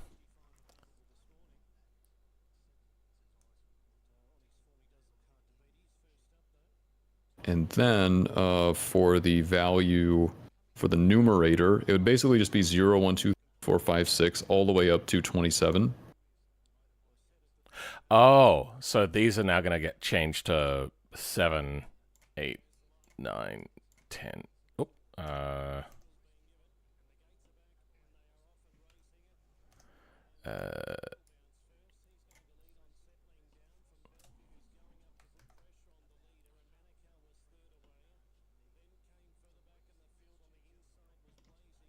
fuck. That was wrong. 6, 1, 2, 3, 4, 5, 6, whatever. 7, 8, 9, 20. What's happening? We want 20.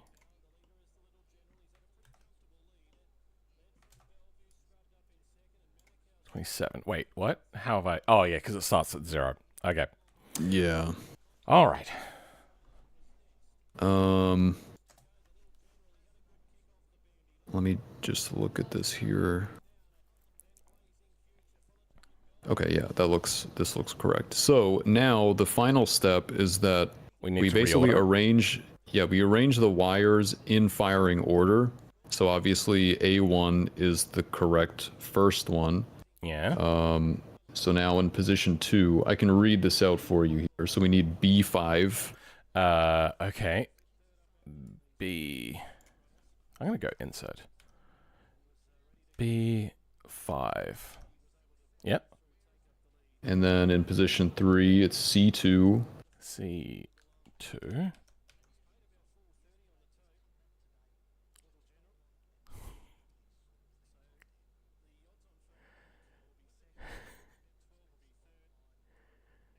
All right, I can't tell on the stream if it's typed in yet. Oh, I did C2. But I'm Sorry. assuming it is. Yeah. Okay. Sorry. Then D6. D6. A3. A3. B7. B7. C4. C4. Oh, explosive. Yeah. Yeah. Where is 8 here? Okay, 8 is D1. D1. Okay. A5. A5. Where is it? Okay, B2. B2. C6. C6. D3. D3. A7. A7. B4. B4. Oops. C1. Hey, look at that. That's perfect.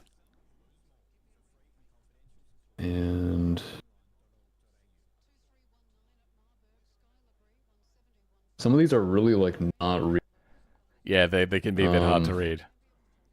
I think that's correct. Anyway, the next one is D5. D5. A2. A2. Here's the next one. Doing like a Where's a Waldo kind of. B6. B or D? B. Okay, B6. C3. C3. D7. D7. A4. A4. B1. B1. C5. C5. Where is the next one? D2. D2. A6. A6. B3. B3. Then we're C7. C7. And then the last one is D4. D4. Okay. And that's it. That is the entire firing order. I am not seeing duplicates. Okay, we're good. Alright, and you reckon that that's all lined up with all the banks? So, as before, because the engine is even firing, the firing order should be fine, like, should never need any modifications, based on just the offset of the slices. So that should not have to change after this point. Okay. So after this point, the only thing that could possibly be wrong with the engine would be the positioning of the rod journals.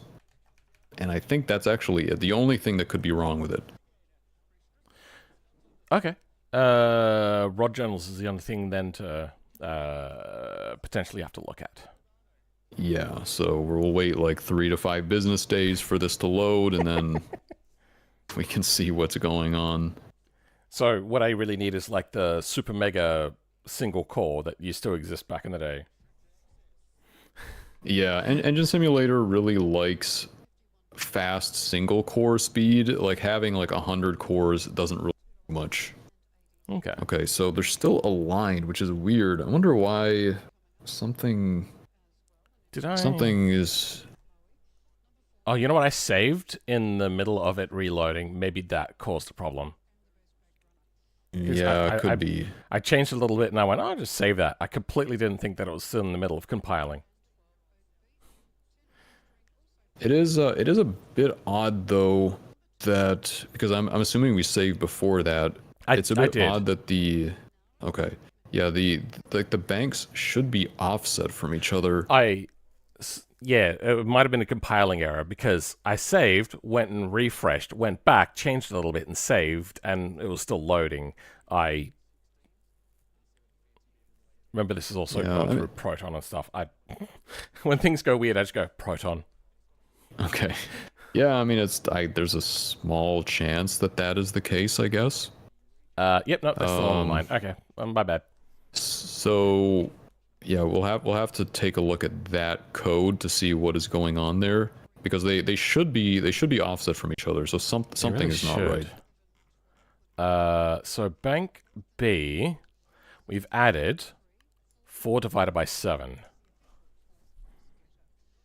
4.0 divided by 7. Yeah, so why is that not doing anything? That would be the question. 1 divided by 7. Okay. Then how about... Oh. 4 divided by 7. Then if we divide that by 4... Yeah, okay. So the maths there, they came out to the same things. All we've done is just rotated the cylinders around. Yeah, I think, so, okay, I see the problem. It should have Divided by actually been 28. 1 over 7. 1 over 7 divided by 4. So yeah, I guess it would be 1 over 20. Okay. Let's change this then. How many of these do we have? Oh, it also goes up here. Fuck. Alright, well, let's select just this then.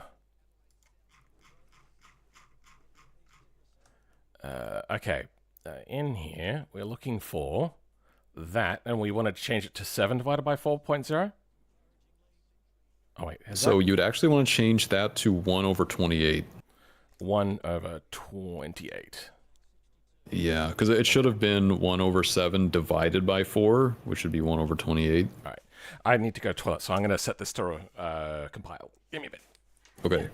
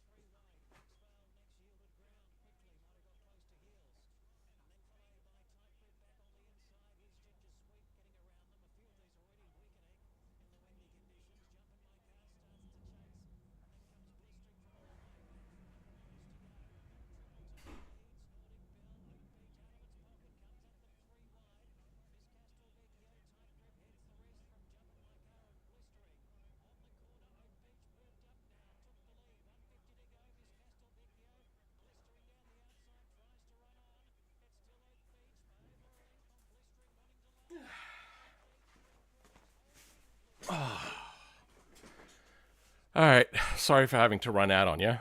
Oh, shit. That's fine. So yeah, it didn't work, but I already saw it coming before you left. It's just because it's the floating point. We need to add the 0.0 in the 1 over 28. That's the problem. Okay. Sorry, yeah. You got to that point where it's like, you know, when you're like getting home and then like suddenly you need to go to the toilet more and more as you get closer to the toilet. It was doing that except for like the waiting to get to the point to refresh. It's a life and death situation. Oh dear. I totally forgot how your channel was called. I finally found you again. Oh. Well, thank you for joining us.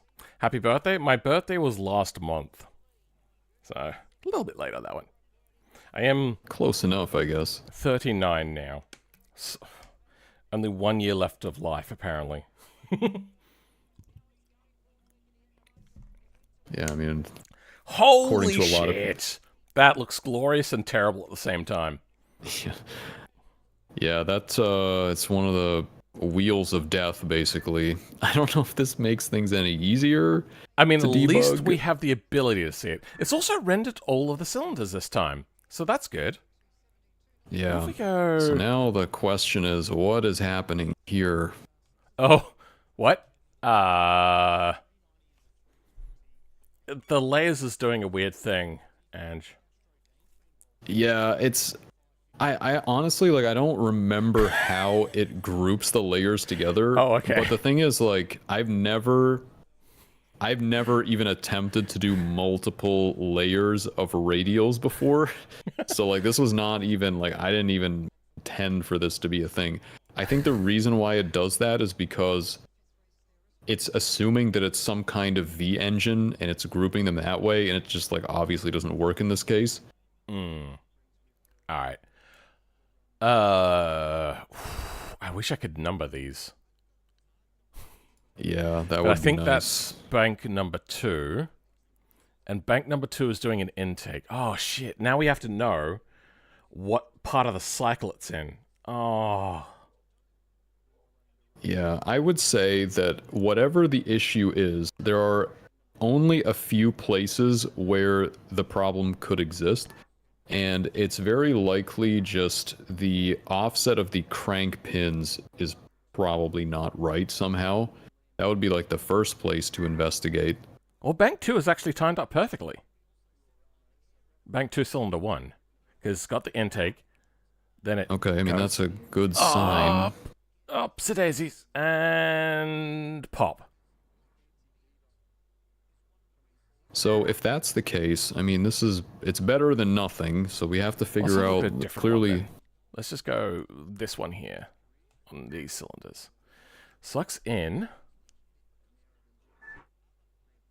Then it tries to push up. It did ignite before it reached all the way up. And then... Yeah, okay. Maybe I just don't have enough torque on the starter.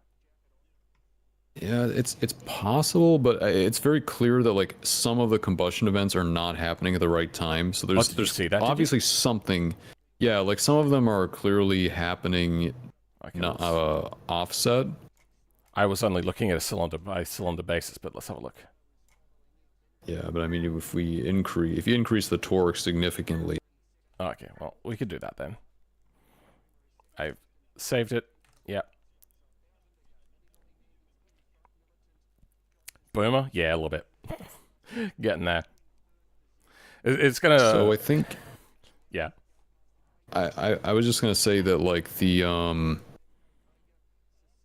if we can confirm that the first layer is firing correctly, that would be like a step in the right direction. Oh, we knew that, didn't we? Oh, wait, no, we've messed with Well, a I bunch mean, of things. a lot has changed since then. So So if I go U to U,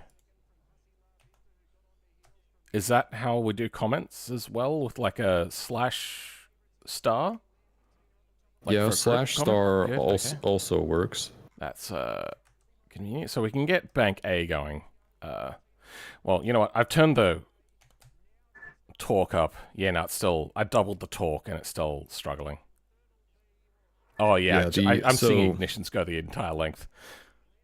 Yeah, I think actually it should be fairly easy to see just the first layer because it's like the most visible one. Whoa! If the first layer is firing correctly, then... Okay. Well, before we do much more, is this the only stuff that I needed to disable, which was the banks here, to be added to the engine? Well, the thing is, if you do that, that probably won't work because now we still have the banks. They just don't have a cylinder head. And then, yeah, I don't think the program is not expecting that. Yeah. I tried to eliminate all of the cases like that, but there are still a few cases where certain scripts will still crash the program. I guess that's one of those cases. Oh, is it this section that we take it away from? Okay. Yeah, I think trying to selectively remove code is probably going to be more effort than it's worth, but yeah. I think Oh, you're just saying focus on the one cylinder. Yeah, if we focus on the first layer, I think it is possible. I mean, the other layers are more difficult to see, but at least the first layer should be fairly easy to tell if it's firing correctly. It seems unhappy. I don't remember how long you'll this have takes to load. Well, basically, you'll have to make sure that if it doesn't start, if it like crashes again, you'll have to make sure that you've undid all of the changes. Yeah. That you made previously. I'm going to close this. It might still be compiling. I don't know. I should try to make it work first. Then run it. Okay. Not good, but it's in a known working state. Known to be working state.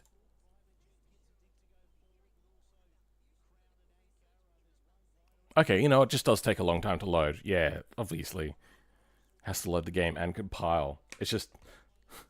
I was expecting it to load quicker, because the last time I loaded it, it was quick, but that's on less cylinders.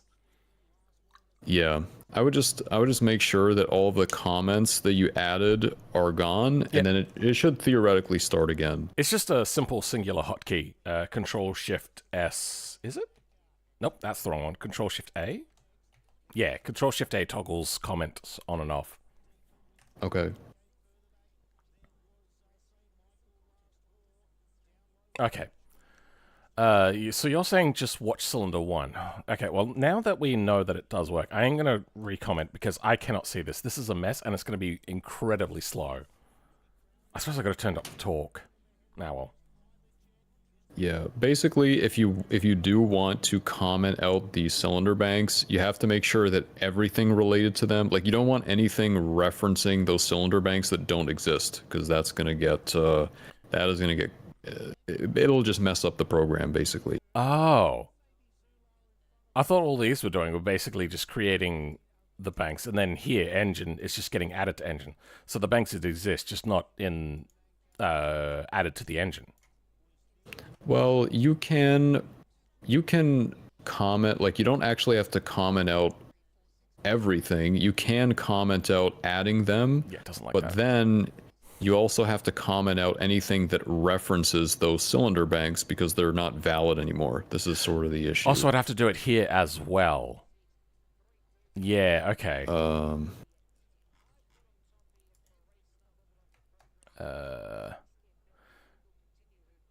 So, how many times does this show up? Oh, wait. Get rid of you. Okay, there's only a few times that it gets referenced. Yeah. So, we can make it, but then we don't have to use it, right?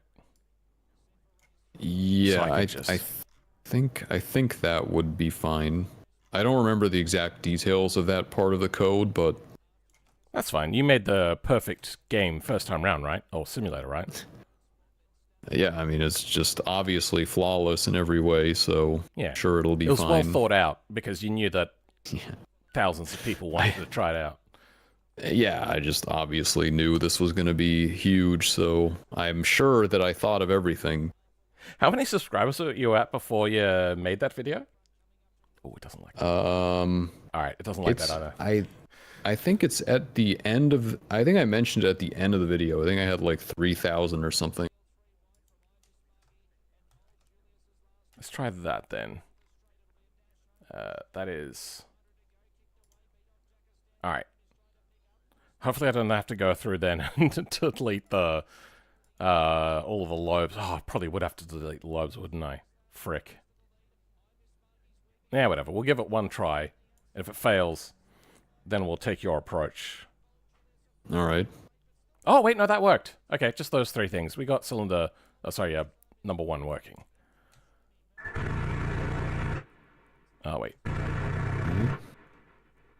So that's working. That's... Okay, I'm just going to watch cylinder 1. Cylinder 1 seems good. Cylinder 2 in. Goes up. It ignites. Okay. Cylinder 3 ignites. Goes out. Goes back in. Good. Next cylinder. In. Up. Ignites. Exhaust. Yep, that's good. Yep. Okay. Yep. All right. So does that bang, or does that slice look correct? Yep. Okay. So now I guess we can move to debugging a different one. Okay. Is this the approach that you would take by just disabling a bank at a time? I think it's a good approach to do it. I was only suggesting something else because I just didn't want to go through like the hassle of figuring out exactly what, but I mean it seems like you figured it out, so I mean this is a good approach to, this is a good way to do it.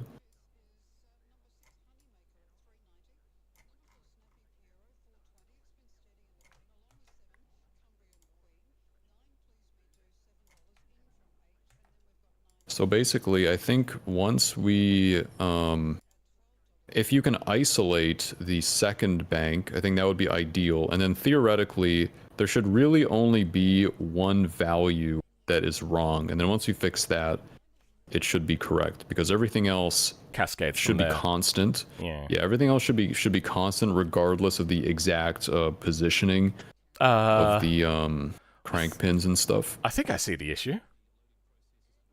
Okay. What? Oh, yeah. Okay, our crank journals are inverted again. Yeah, I was thinking that it's probably something like that. So that's definitely an issue. Sorry, my video feed is... I'm just doing that thing again. What was the... I forgot the keybind already. It was like Shift. control something or... Okay. So, to bring up shortcuts, it's question mark. So, to get to question mark, you have to hold shift question mark. And then you see all your hotkeys, and then it's shift full stop and comma. Okay, yeah, I see that. Let me just see if I can get the latency a bit better here. Welcome, Blackbird. How's it going? All right, I think it's better now. Okay, so I didn't see the engine running, so I actually don't remember. I mean, but that's fine though. Like, so you said that they were inverted, so we need to adjust that. Yeah, that's obviously not right. A little bit balked. So, what does this mean? It actually seems like... What is happening here?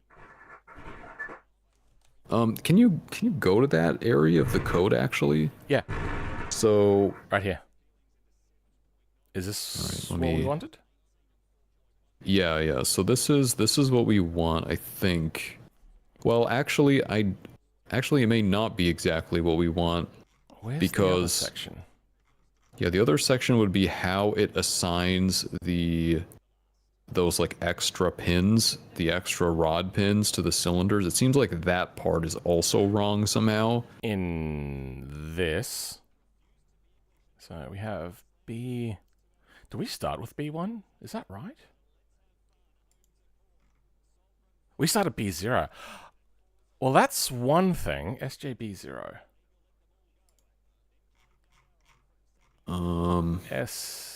Wait, what? No.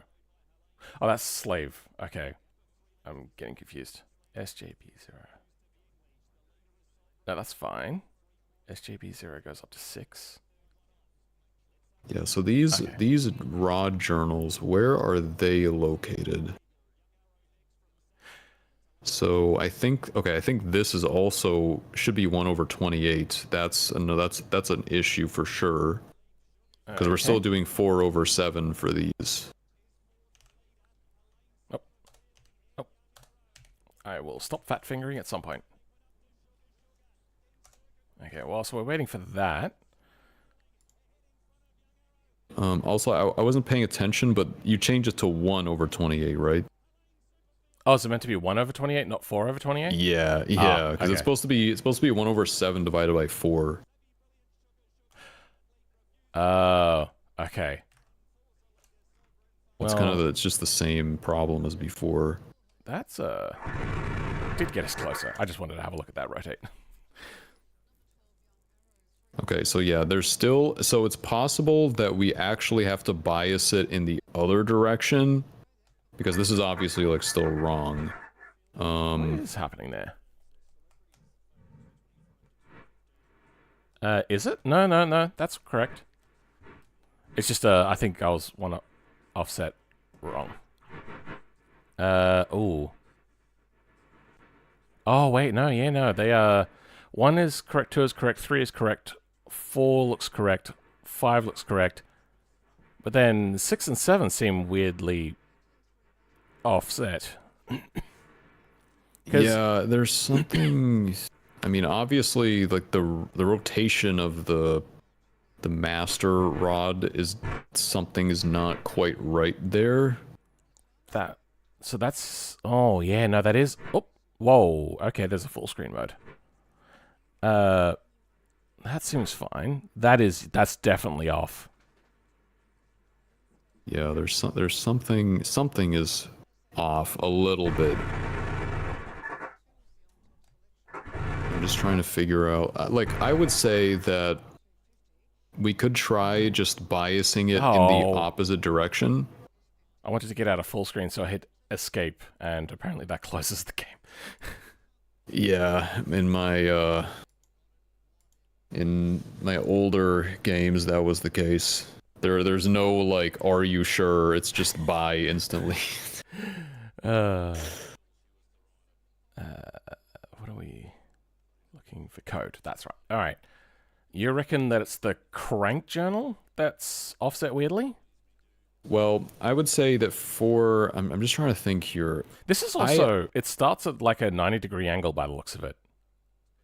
Yeah, but I think that is to be expected. I think that is actually what we want in this case. Okay, so one thing that you could try, maybe just completely remove the 1/28 thing from the rod journals. Okay, yeah, we were talking about that might be a superfluous thing. Yeah. Oh, no. So there is definitely like a mathematical way to figure this out without just randomly guessing stuff, but I don't know if I don't think I would be able to do that like on stream. Also, that's probably going to be a syntax error. Oh. Because you have to make sure that the plus sign is inside of the comment. Oh, you're right. Yeah, good point. So you don't have, like, I think it's called garbage collection in your compiler? Well, garbage collection is Am I thinking about that wrong? It's a concept that is more like language dependent, and you can implement it in C++, but it's not really necessary. Okay, I mean, this looks better. Yeah, but the connecting rods to the side aren't in line when it's TDC. Yeah. So the easiest one to see it on is cylinder 7 and cylinder 2. Like, it reaches TDC, and then it doesn't straighten up until afterwards. Yeah, so it's Probably possible... Yep, that runs. It might still run, yeah. It does. I mean, okay, I mean, it's a good sign, so I think maybe... Do you reckon we're good to turn it back on now? I think we can actually get it, like, exact. I think okay, maybe we have to bias it in the other direction. Like, okay, so before you uncomment all of this stuff, let's just make sure that the second slice is, like, exactly aligned. Okay. We could try biasing the rod angles like in the other direction. So instead of adding 1/28, we could try subtracting 1/28 and see if that changes anything.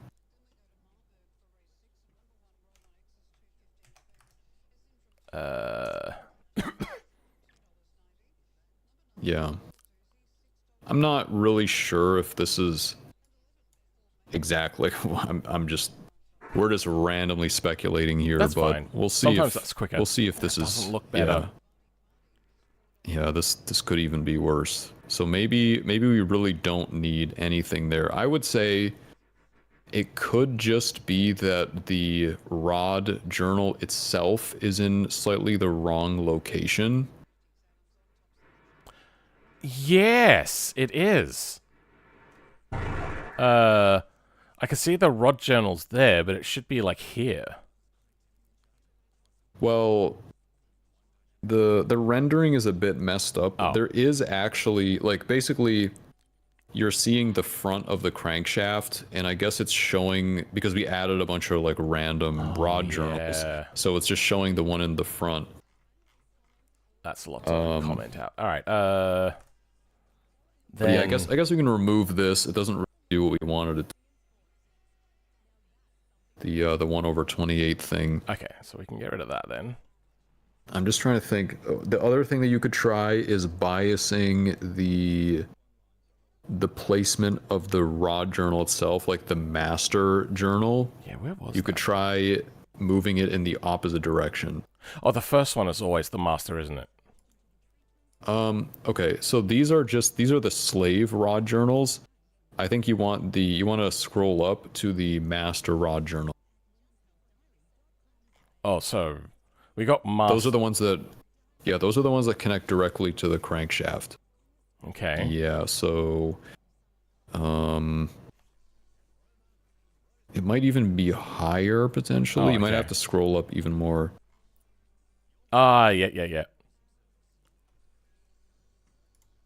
Yeah, so these ones here, because notice how, so the first one is already correct. Yeah, you can put it on a single line if you want.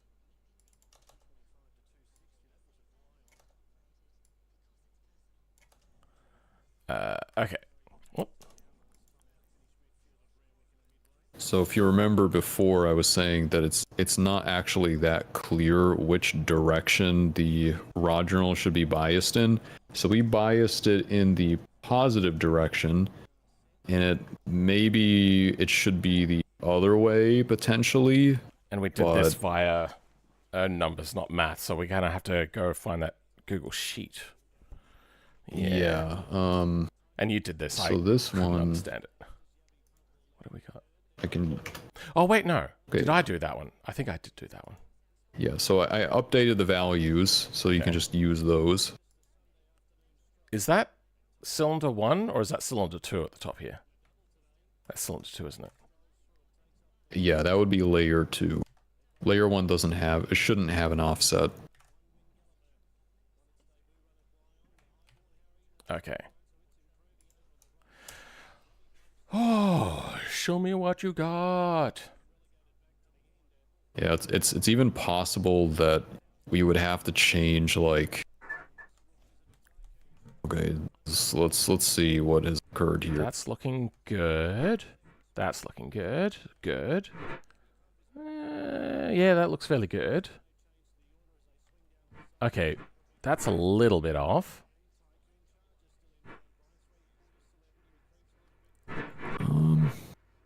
Is it? Yeah, it's kind of hard to tell. Okay, it is. I feel like ever so some of them. Off. Yeah, it's possible that it could be like an interplay between. Like you might have to. It might have to bias it in more than one place. The thing is it's, they're all good, except for cylinder 7. Yeah, that is a little weird. I mean, the engine will run. It's just not, the timing is not perfect. That is very close though. Yeah. I'm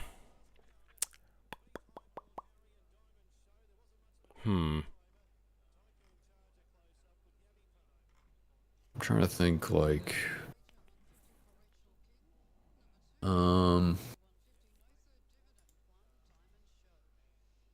I mean, I think it might be good enough to try it out.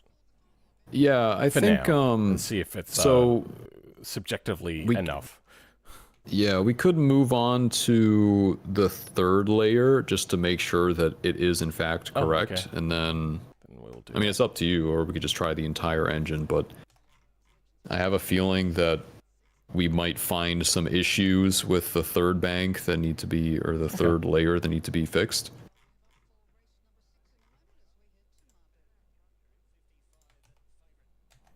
That's part 1, part 2.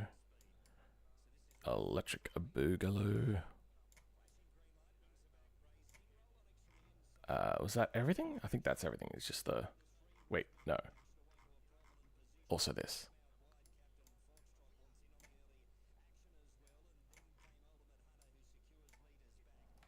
Okay. Alright, let's see. Let's see what's going on in layer 3.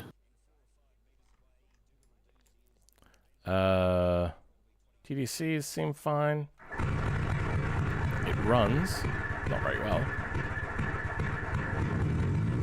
Yeah, the timing is a little more cursed on this bank for some reason. Yeah, do you see what is, I mean, the ignition looks okay. So it has to be something, it has to be the placement of the journal. Cylinder 1 looks fine. Cylinder 2 then. Oh, okay, cylinder 2 is the wrong way around. It's intaking through the exhaust. Okay, yeah, that's okay. That's weird. How did we mess that up?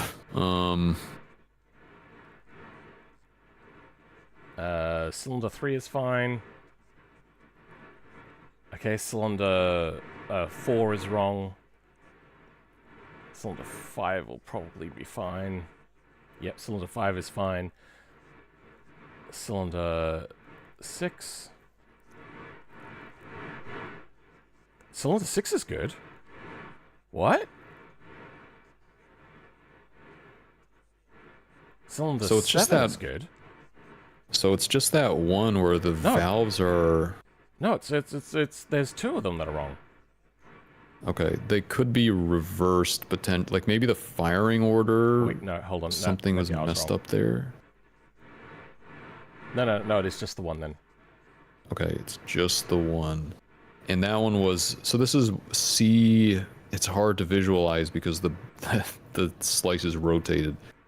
This is C2. C what number? This is C2. C2? Okay. Okay, so let me just check here. Okay, I see the problem. The ignition is correct. The timing is wrong. The problem is that I messed some things up. Let me just get the correct angle. So this is C2 is position. Yeah, it's this unreadable. I think this is supposed to say 3. I think it's 3. I don't know. So we're looking at a bank C cylinder. That looks like a 3. Yeah, so that one, if you go to that area in the code, there should wires, just be yeah, there should just be one value that needs to be changed. Connection wire. Okay. So yeah, so actually the wires are fine. It's in the set cylinder head area. That's the part that needs to be changed. This part is all good. Cylinder. Yeah. Cylinder.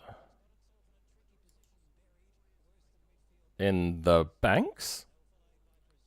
Yes. So C3. Let me. No, wait. Was it C2? C2. Yeah. So C2. So you have to change that number that is there to the number that I updated in the spreadsheet, which is 25. You can see it there, 25.714, etc.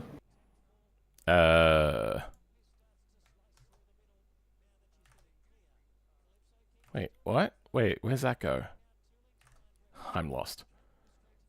So, hold on. Can I take a look at the code again? If you go to, can you scroll down to where the banks get added, or when the cylinder heads get attached? I think that was like lower somewhere. Yeah, okay, yeah.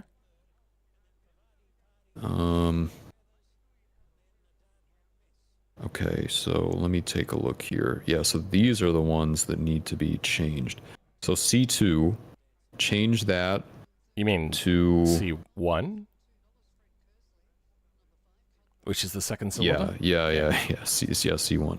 Change that to 25 point.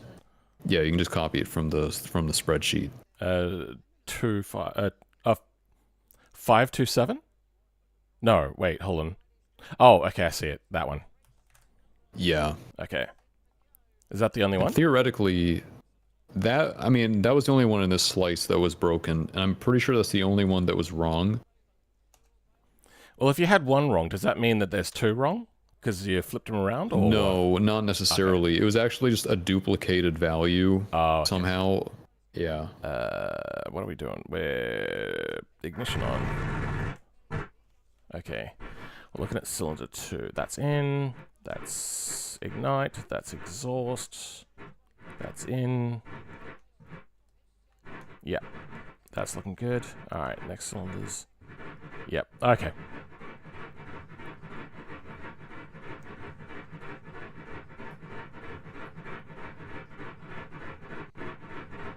Yep, that's the my live stream is okay. So yeah, looks good. So I think that bank is fine. I mean, other than the very slight inaccuracy in how we've positioned the rod journal, which I'm sure can be resolved fairly easily. Just not sure exactly Just what it have would to have figure to out be. how to. Yeah, and then I think Last if bank? you want, we can take a look at the last bank, and then if that's fine, then you should just be able to uncomment everything, and then the engine should just work. Yeah, good.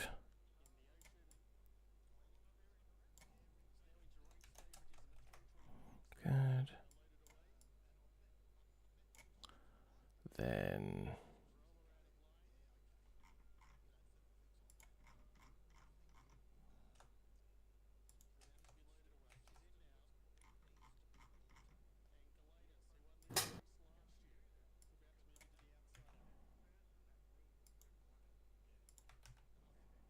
Okay.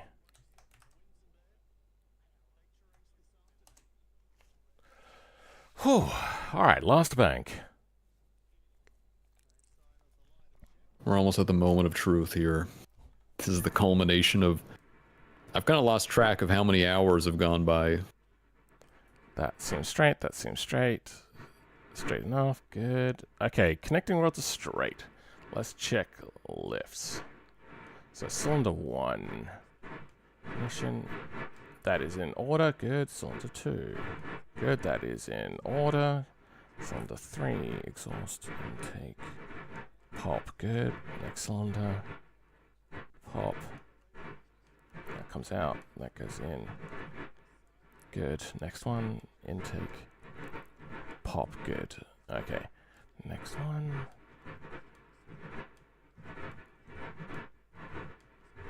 Okay, good. Next one.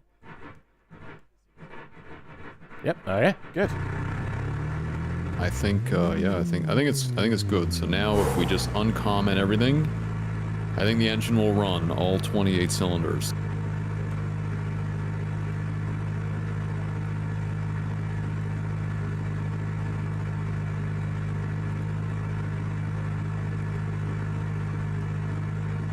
Okay.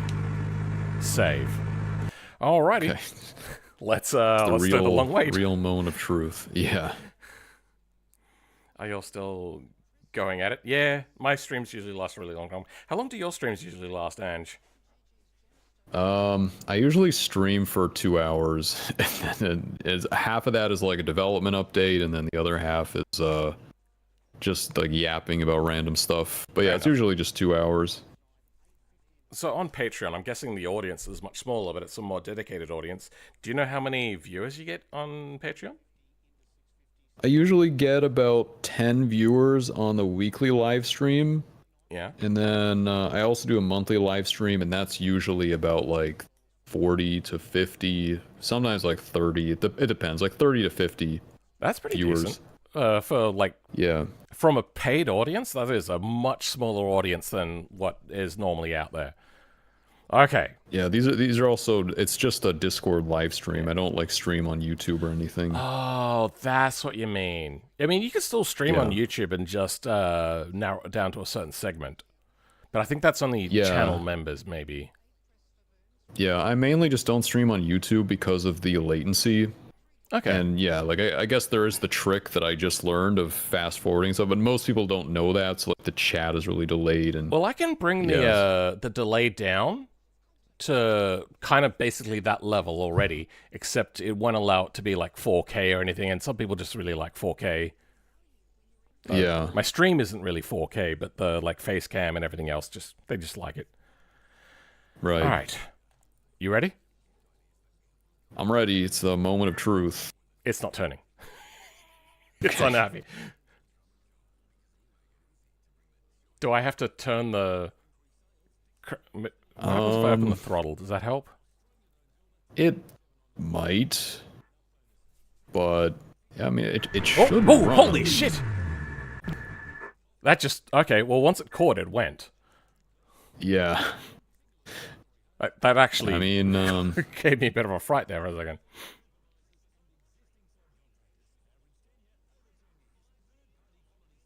Yeah. Oh my god. These things were notoriously difficult to start. Yeah, I guess the simulator is just confirming that. I think there was a whole thing about like because they didn't really have like electric motors that were very convenient at the time and power delivery and all that sort of stuff. They would bring out smaller motors and hook it up.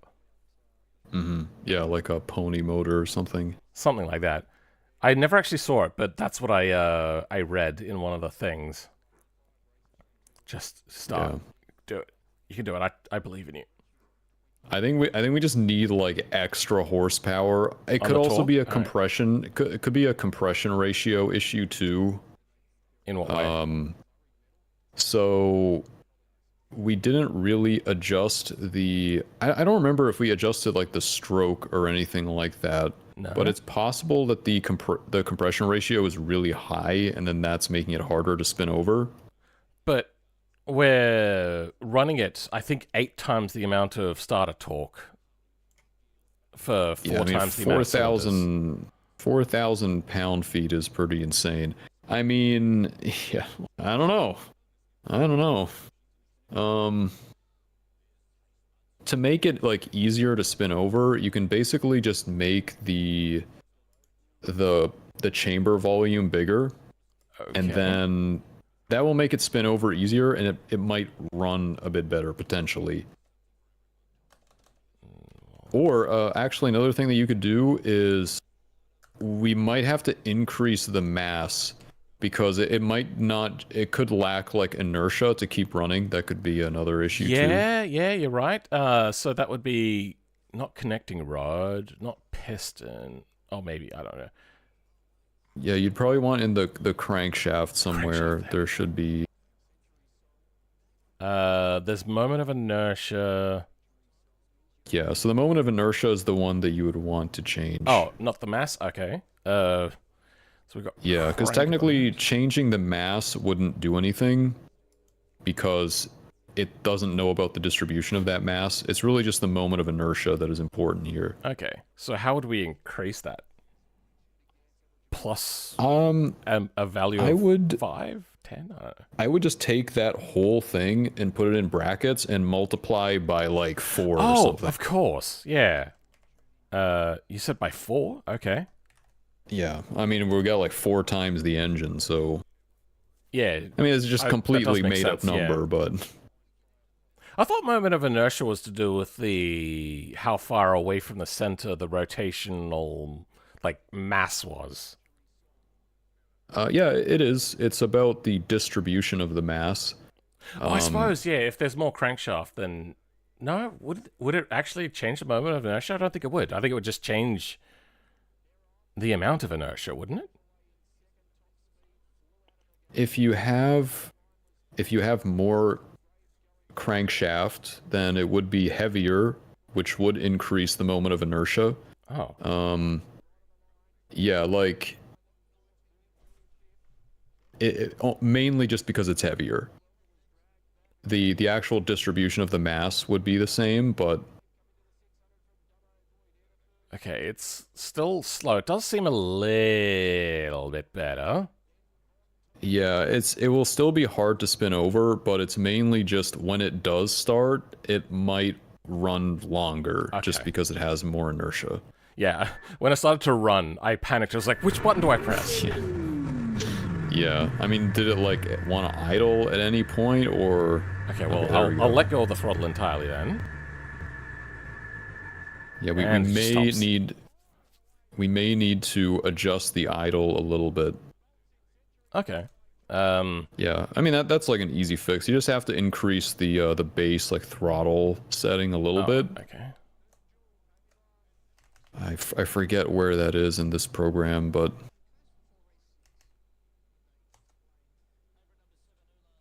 yeah, it would be either the idle throttle plate position. Oh. Idle. Oop. Oh, okay, I see it now. Oh, yeah, I remember playing with that. Let's go. Yeah, you wanna maybe go to like 0.98 possibly. Okay. It's hard to tell. It's usually something you adjust iteratively, but we obviously can't afford to do that for this engine. Just the time it takes. Yeah. Yeah. I suppose just getting it running is the big thing. And then I'll Yeah. play with that when I get to the point of trying to get idle sounds and whatnot. Oh, that's one thing I was thinking about. Is I was looking at the radial because that's the default engine that spawns up. Is you did a whole thing about like the play in the drive line and like the springs and the clutch pack and whatnot. I reckon I could do that in BeamNG as well. So, as opposed to probably. simulating it here and then bringing the sounds over, I could set that up. Yeah, I mean it's probably doable. I don't know how I would do it in their sound engine, but I wouldn't do it in the sound engine so much. Is more just there is no play in the driveline. I'll just add that in. Right. Just like a kind of delay sort of situation. Okay. Ignition. Oh, it's still really slow to start. Yeah, I mean, it could be a compression ratio issue potentially, like just too much compression. But we have the more torque. Is that not relative? I mean, the increased torque does help, and it is a lot of torque, so I mean that is a little bit suspicious. I don't know, to be honest. Like, yeah, it's a bit of a mystery. It would take some debugging to figure out what's going on there. But the thing is that if you do have like some kind of insane compression ratio, it would be very difficult to turn it over. But everything looks fairly easy. Yeah, I Like don't know. the compression is not very high on anything.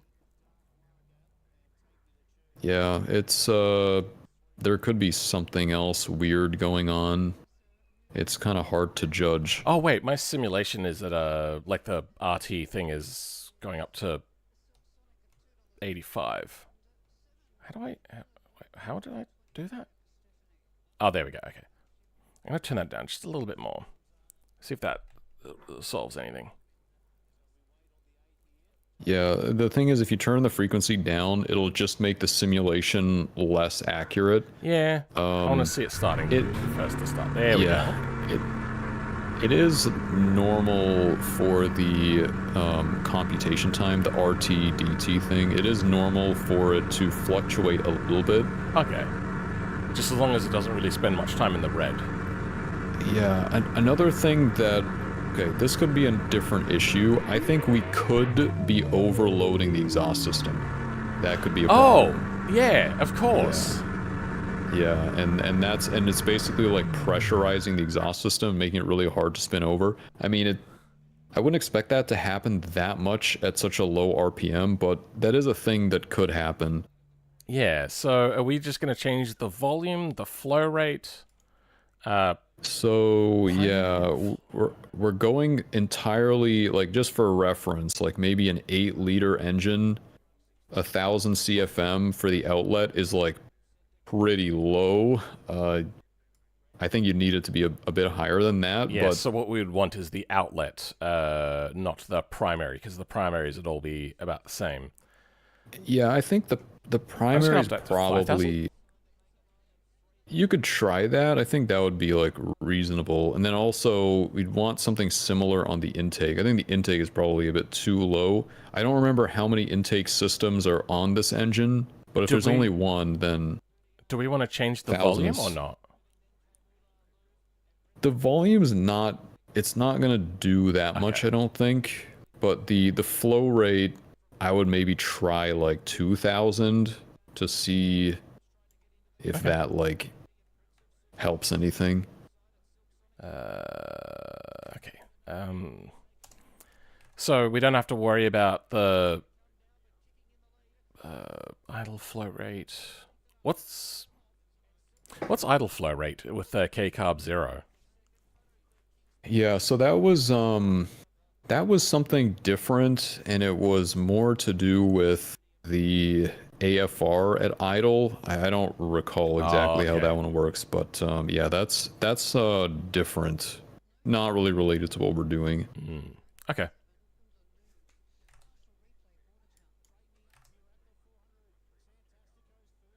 Is there also a way to like offset everything? Because every single time this spawns in, it's too close and down at the bottom because it's expecting an inline or a V engine. Oh, what is too close? The zoom in is like Okay. here. When Yeah, I don't even remember how I programmed that to default the zoom. Like, I don't... That's right. I don't even remember. I don't remember how that works. Whoa. I don't even know if it dynamically scales either. There are weird sounds happening. Yeah, so basically, once the simulation is not that good at handling very high flow rates like that.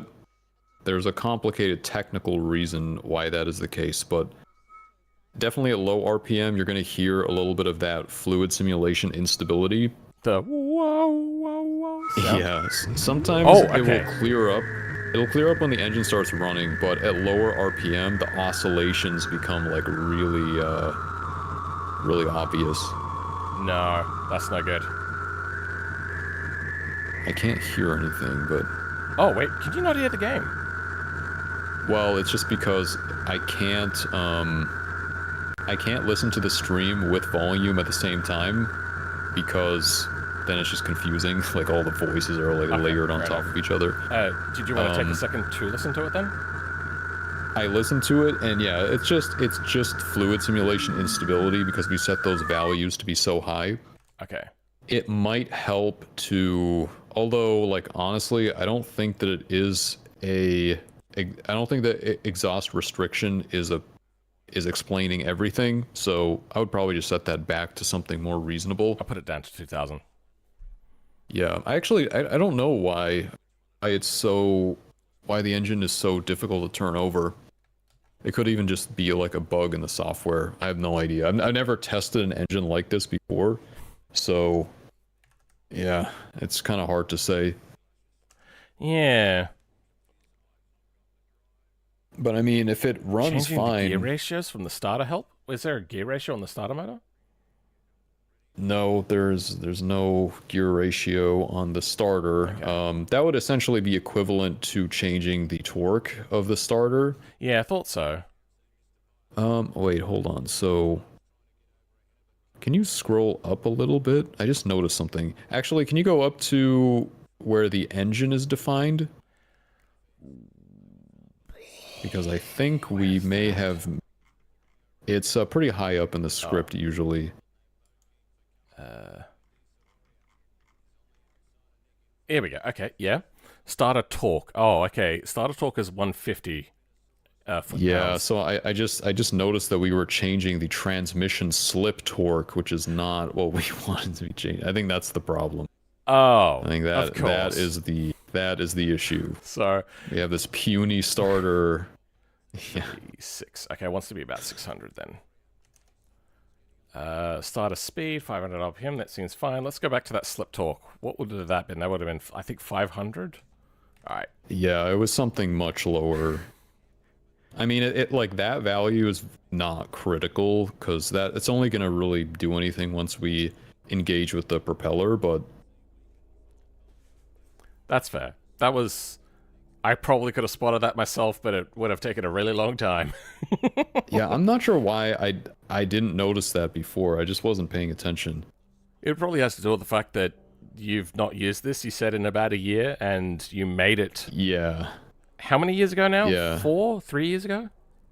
Well, the build version is 2023, so that would have been around the last time that I touched this program.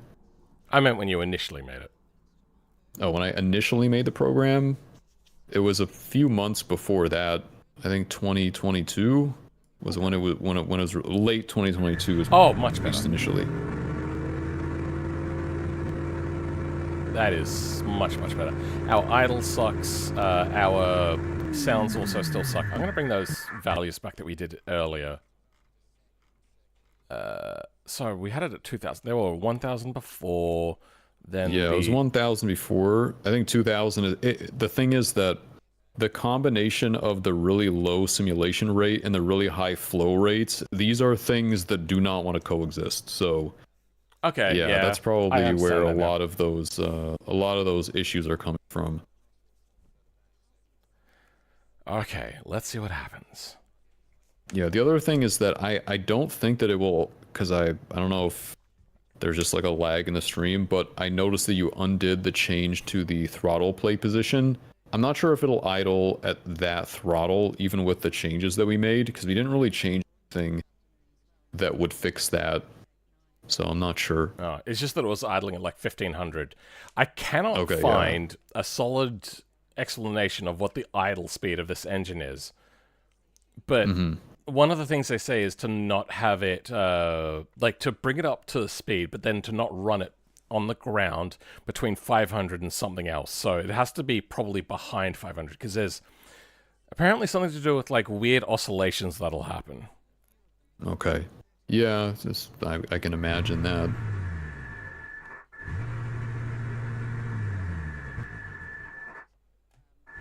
Okay, we're getting a high-pitched whistle, and it's not idling. Yeah, so in order to get it to idle, you would have to increase the the throttle a little bit. Yeah. Now, in terms of the high-pitched whistling, this is generally like, yeah, there are certain limitations in this program. Like when you're running at this low of a frequency, I mean, it just, yeah, like you're gonna have weird artifacts. It's kind of, I think it is possible to avoid them just with like certain combinations of settings, but we're kind of reaching like the limitations of the software, so I'm not sure how much of that can be fixed.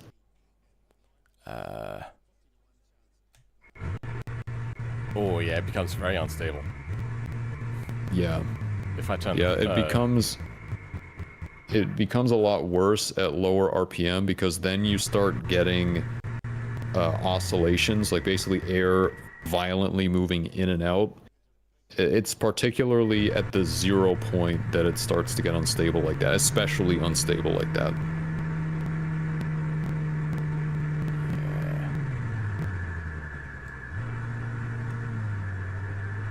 Alright, right there is where it's stable enough. And yes, just whistling. See the ignition thing? That's... Oh, you can see waves going through. That's cool. Yeah. That's really cool. I like that. Alright, well, I suppose the rest is just tuning. It was lovely having you here. How late have I kept you up? I don't know, what time even is it? It's 12:36 here, so I should probably I should probably go to sleep. Yeah, thank you for hanging around. I am sorry for keeping you up, but it has been an absolute blast. Talking to you is always really fun, because you just got all of this knowledge and you're so easy to talk to. Well, I appreciate you having me on. I mean, I'm surprised we actually got this to work. Like, I'm not saying I had no faith in us, but I'm just saying that it was a complicated thing to do on stream. Like, I've actually recorded, like, when I stream, sometimes I work at the same time, and my productivity is so low while I'm streaming. Like, I'm just so dumb just because I'm trying to concentrate on so many things at the same time. Well, so I'm pretty shocked that we even, like, for 10 minutes. Yeah, and that's usually like, yeah, like when I'm working for real, like I'm usually just doing really boring stuff and it's not that interesting to watch. But yeah, I'm surprised that we were able to actually get it done while streaming at the same time. I think it's maybe the two-person thing. One person can think while the other person yaps. Yeah, exactly. But yeah, thanks for having me on, and you know, I will... anytime I can help out. It'll be, I think, a lot more fun once I have the real engine simulator done and we can like route the tubes and it'll look like the real engine. I think that would be super cool. Yeah. But yeah, we're a few months away from that at least. So wait, do you have a time in which you're expecting it to come out or not? I have an internal deadline, let's say, okay, but I don't want to say anything. Yeah, I don't want to say anything publicly because people will start spamming me and saying... you sent me in a DM? Oh, that's the date. Oh, you reckon it's only going to take 2.5 months? Okay. yeah, at most. I'm joking. All right, I'll let you go, man. All right. Good talking to you. Yeah. I'll be back. Will you?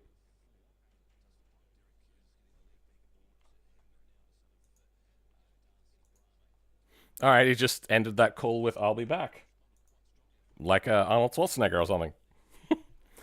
Oh my god. That's pretty cool. All of the goodbyes to Ange. Yes, it was great having you here, Ange. Thank you very much. I just really like Ange. He's just so pleasant. Like the lack of joking that he does is pretty dry, but for somebody like myself that also struggles to understand the meaning of people, it really helps sometimes. It's just so nice to talk to somebody that is just very literal. It makes it so much easier. Where engines, it's a long way off, bro. Also, I saw you there, Shivi. You can't do the, oh, I just got here thing, like, right at the end of the stream after I clock off. Alright. How do we do this, then? Anybody here have any clues on the frequency problem? Let's just try dropping the flow rate down of one than the other. Let's go with, I'm going to halve it. Let's go 500 on the intake flow rate. Unless anybody else has things. He's really cool? He is very cool. He's a pretty cool dude. Good? He's a pretty cool dude. Iterations! Oh my god! I suppose I could just tweak down the intake and exhaust little by little. But we'll start with half to get to see if doing one more than the other. And since the intake isn't really where we're getting the sound from in this game, I think... I keep saying game. For me, this is a game, even though it's a simulator. I think if you do something as a pastime for fun on a computer, you're getting very close to basically just calling it a game anyway. So when people say, oh, iRacing isn't a game, it's a simulator. Are you doing it for fun? Then it's a game. Like, there's sports, but you play as sports, and you play games. I don't. So, if he gets upset by me calling it a game, I'm sorry. But it's a game to me.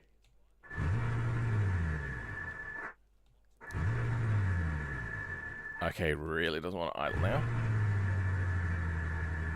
Oh, there we go, that's idling. Oh, it's just a little bit unstable.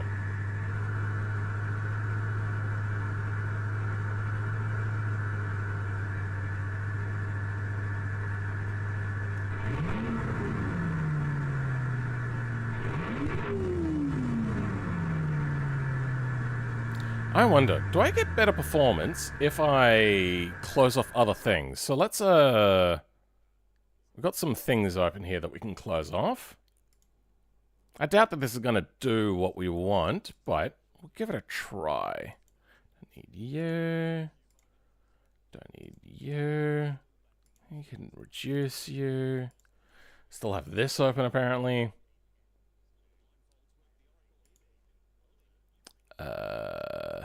Don't need Discord open. Don't need this open. Don't need this open. Oh, hold on. We're done with you.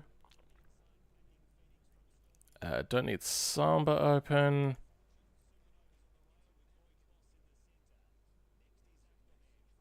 Okay. Looks like we're doing a little bit better.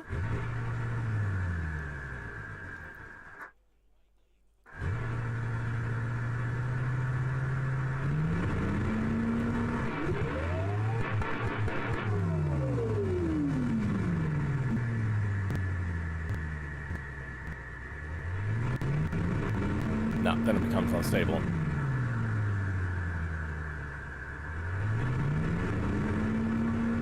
Okay. What is the sample rate at the moment? It's at 3,000, huh?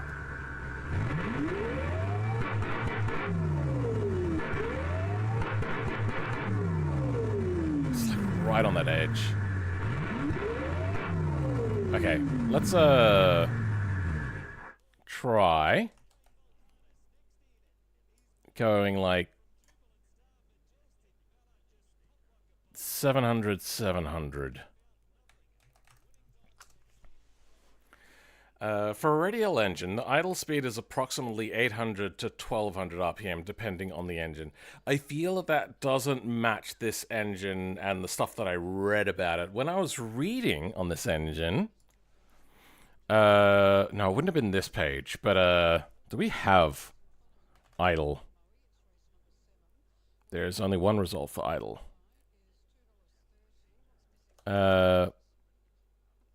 Don't avoid RPM. Doesn't even say RPM here. What the hell? All right, let's go to bookmarks. No, there isn't another one here. R4360 idle speed. Well, let's just see first if we actually get any sort of real result from this.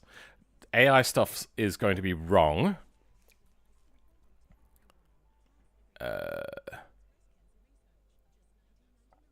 That's that page. Was it this one? Is this the same page as this one? No, it's not. Okay. Idle. Idle cutoff. When an RPM drop was observed.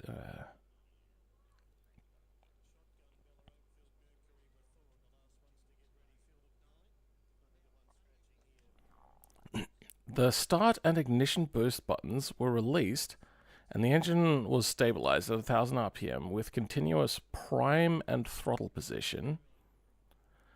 At this point, the mixture control advanced from idle cutoff. When 100 RPM was dropped, so down to 900, due to overly rich mixture indicating that the carburetor was metering. The prime switch was released, forgetting to turn the magneto switch on permanently, releasing the starter button. The position and throttle of... Oh, sorry. Positioning... Forgetting to turn the magneto switch on, prematurely releasing the starter button, and positioning the throttle too far open, resulting in...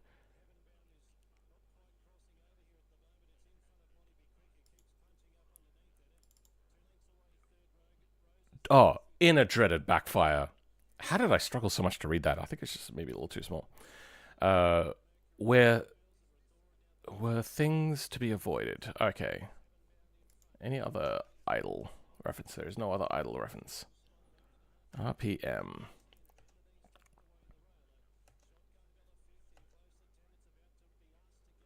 The turbo superchargers were also pre-oiled by closing the wastegates for 1 minute at 1000 RPM.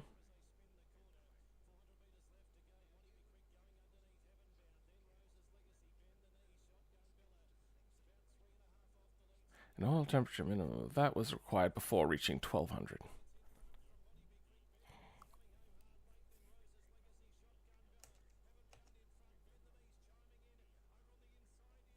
All engines were exercised from forward thrust, blah, blah, blah, with the propeller controls in full increased position. 1800 RPM was set on all 4 engines, and the alternators, generators, propellers, synchronizers, system checked. The propellers were the indicated RPM was verified to be that, plus or minus. All other engines. The throttle was then retarded to 1000 RPM. The engine leaned to that. So maybe 1000 RPM is the idle. Okay, so here's the unfortunate part. So it was bad between 2100 and 2350. And compromise results 17 that to 20. Oh, no.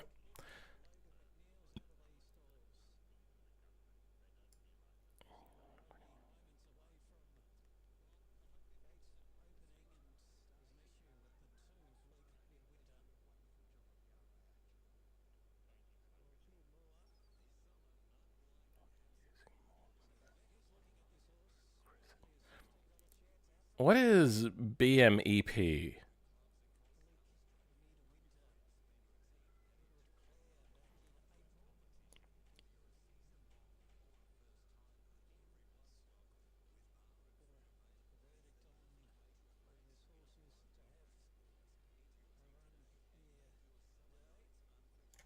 Okay, well, let's go back to RPM then.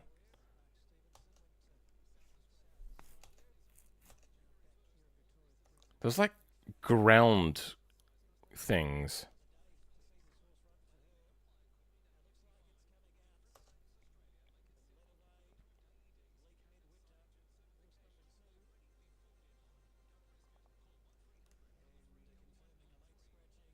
The most important thing to remember was to cushion the height inertia loads on the master rod pairings by maintaining at least 1 inch of manifold pressure. I'm guessing that's...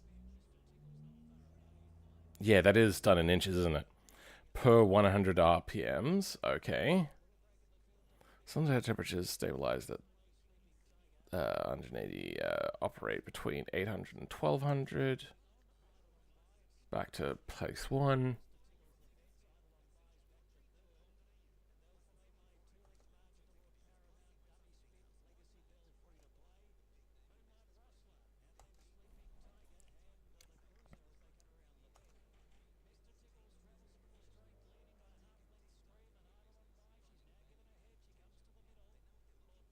Operations are restricted of that to that, so you can't do that on the ground, can't do that on the ground. Preventing continuous operations in flight. Continuous is not permitted between that and that. Okay. Let's keep going.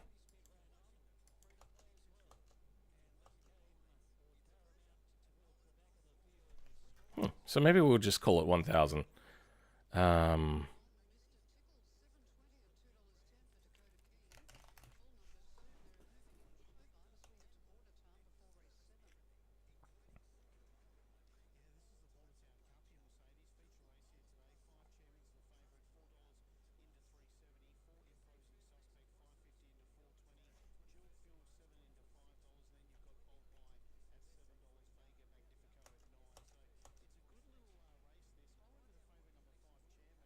Okay. Yeah, I think you're right. I think it is maybe 1000. How do you all feel about the BeamNG update? You know what? That was one of the things I was going to do today, but I forgot. But then again, I'd already made plans with Ange, so I'd have to forget the plans with Ange to be able to do the update for BeamNG. Alright, then 1000 RPM approximately, I think will be fine. It looks like they do increments of 50 to 100 RPMs. Generally 100 RPMs.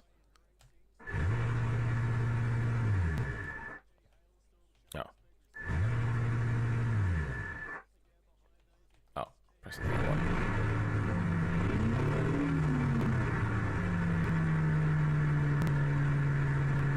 Oh, it's a little bit unstable.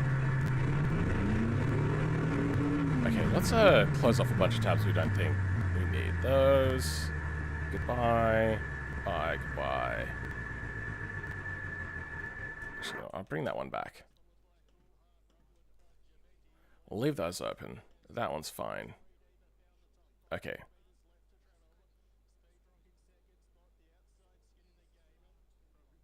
Close that off. Close that off.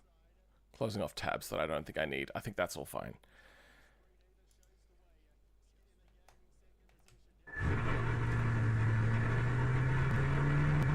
Damn it. Still unstable.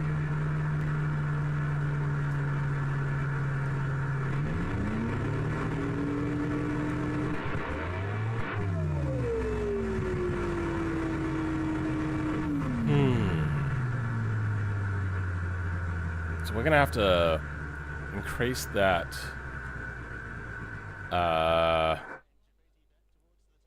throttle open position. Let's go 8.5. What else? I suppose we could drop these down a little bit more for the next iteration. So I just want it to be more...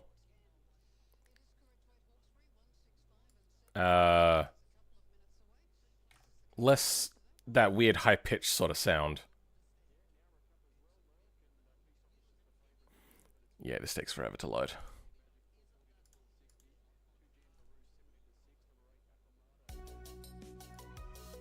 Good, got some music going again. Where's Ange? They're done. What I haven't been able to get Engine Sim running. I am on Arch distro.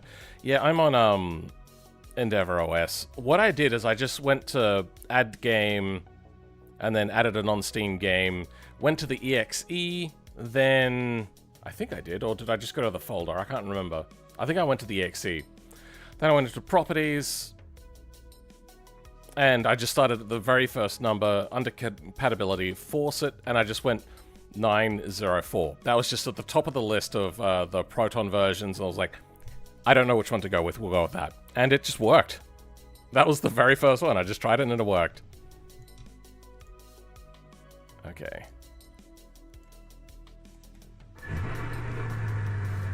Still getting those high-pitched sounds.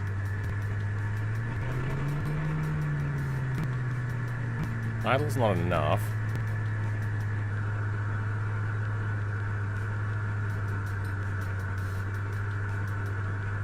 Okay.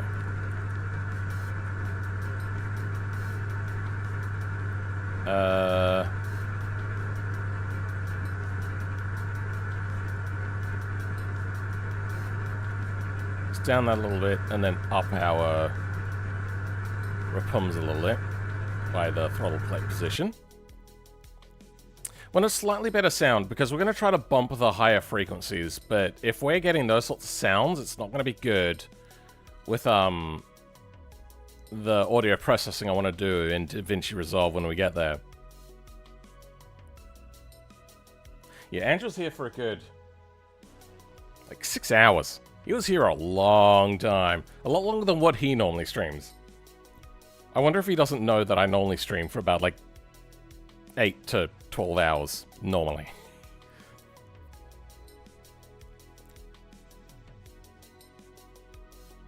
Yeah, that's really slow. Next time we do a refresh, I'm going to go get myself a drink of water. We can all take a little bit of a break at that point.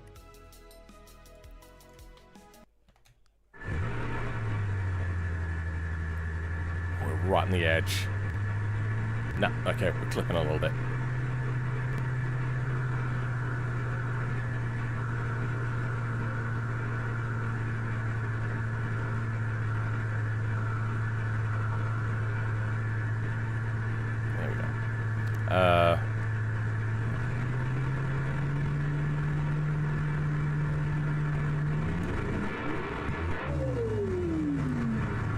It just doesn't sound good.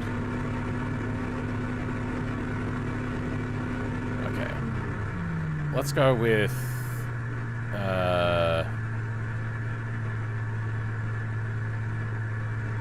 You know what, actually, no, that's fine. We can have a 500 RPM. We'll set the idle in BeamNG. All we're doing from here is getting the sound. Intake flow rate. Plenum cross-section area. Alright, now we're just going to come down to tuning. Let's try just changing, like, exhaust volume and see what happens. Alright, I'm going to get a drink.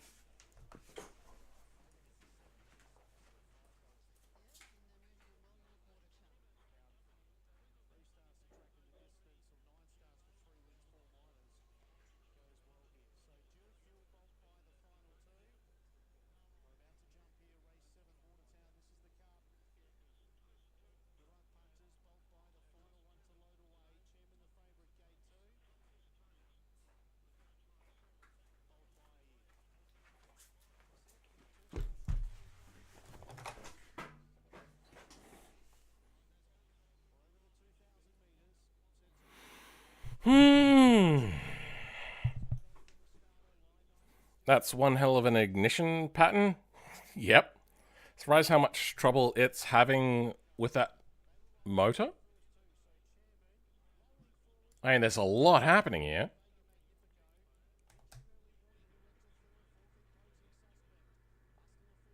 What's happening? Why is it quiet?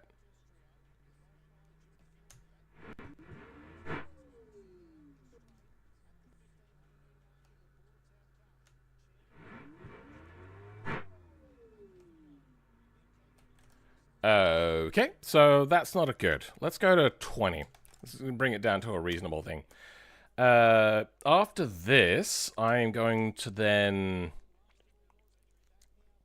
play with velocity decay. then probably just start recording. Impulse response. I could mess with the impulse response. So that's minimal muffling. The other ones are, yeah, like real engine 0 and default 0. This will be like the last thing that we mess with, I think. Sorry, how much trouble I think you need to tune back the RPMs a little bit there. This engine would go to like a little over 3,000 RPM, kinda. I can't remember what it was. I think one of the things that we saw was 3,000 RPM? Oh, 3,500 RPM? But we just have it set to start taking damage after a certain amount of RPM anyway, since that's kind of realistically how it would work. You can work in those RPM ranges, but you don't want to.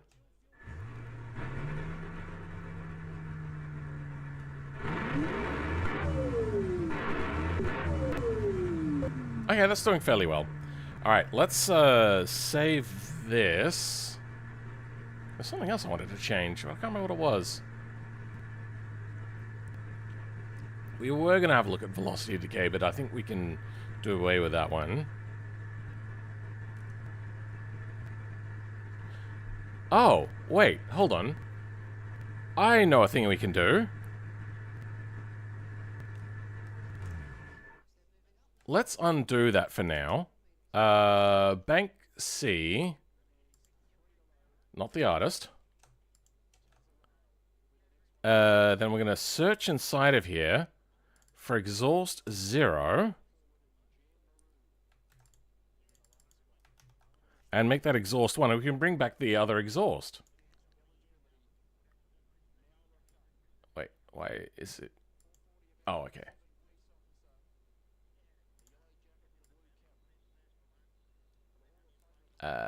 Where's exhaust 0?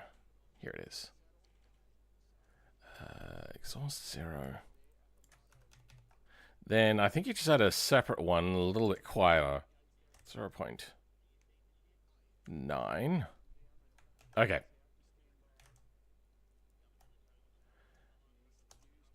Let's see if that does much. I am from Canada, and we just say send it all the way till you can't fix it anymore. That's what I was going to do. I was going to drop down the mass of the engine internals. Because apparently that helps with simulation speed.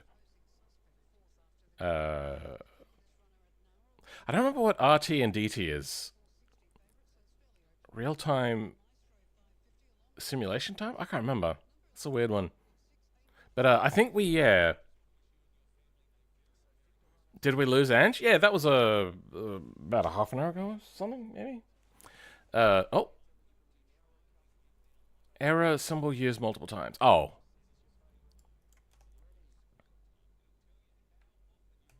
Okay.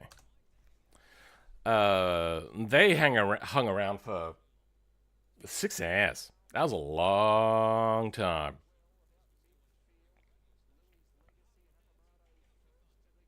I can't remember. Is it... I might reduce piston weight. So we have, like, piston parameters, mass, 200. Next, we'll try reducing that to 100, methinks. But let's just see if splitting up the exhaust gives us better performance. It might. Since now we have an even number of cylinders, this should... be a little bit better. What we were having, well, what I was having an issue with before was the uneven nature of it.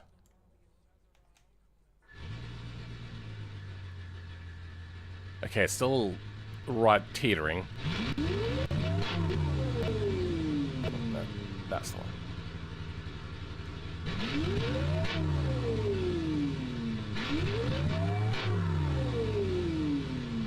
Okay, that is kind of sounding better.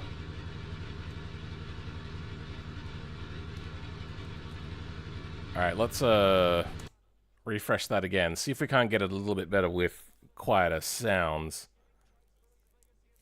Compiling on this thing is really slow, though. What is the... Let's have a look at our CPU here for a little bit, whilst this compiles. I think it's this cylinder that it uses. Oh no, it looks like it's using this one. If I knew how to do this sort of stuff, I totally would just go in and try to see if I could code in to use more cores, but I also feel that that's probably fraught with many bugs, because there probably has to be consideration taken in for, I can't think of it.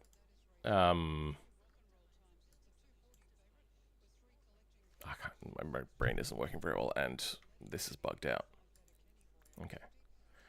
RT and DT seems okay. It has improved it a little bit.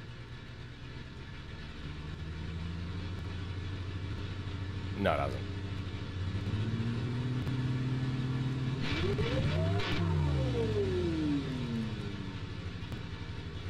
Let's drop connecting rod mass down a little bit. Then we leave crankshaft as it is.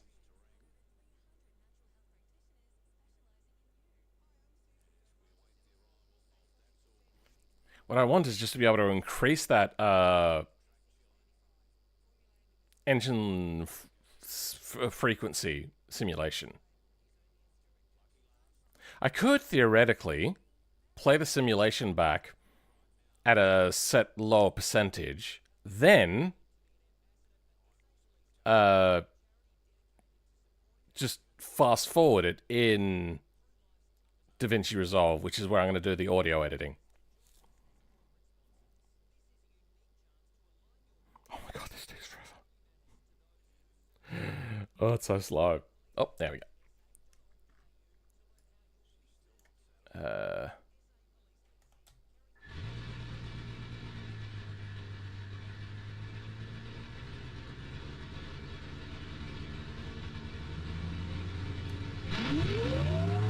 Okay, we're getting a little bit better performance. Where does it idle now? Yeah, it's okay. And if I turn this off and back on, do we still have the stability?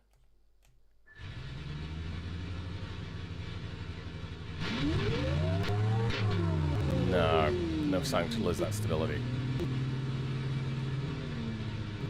Okay, I think what we might do is I could set the frequency somewhere, right?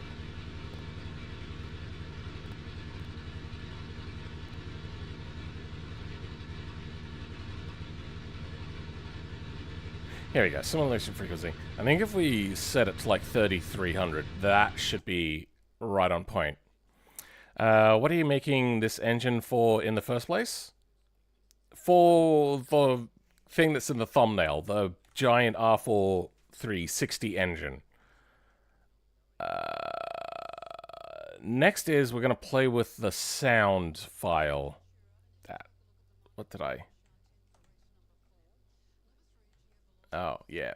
Let's grab you. Okay.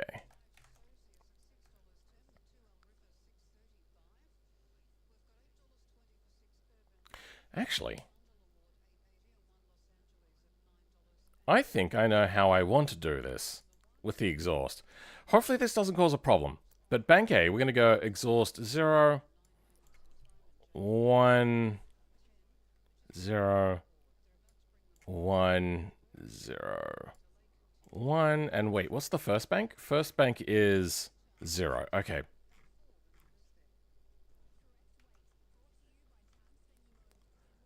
Okay. Then... Shit, I already forgotten. What was it? 0. Okay, first one is 0. 0. Wait, really? Oh. That doesn't work then, does it? 0, 1, 0, 1, 0, 1, 0. It'd have to be even. Fuck it. 0, 1, 0, 1, 0, 1, 0. Okay. Then 0, 1, 0, 1, 0, 1, 0, 0, 0, 0, and 0. Okay. Nope, that was the wrong thing. What does it sound like?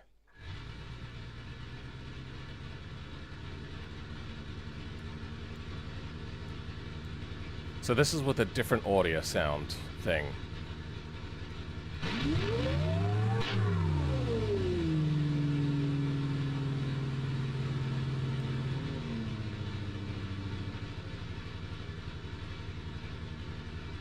I can hear like a sort of thing.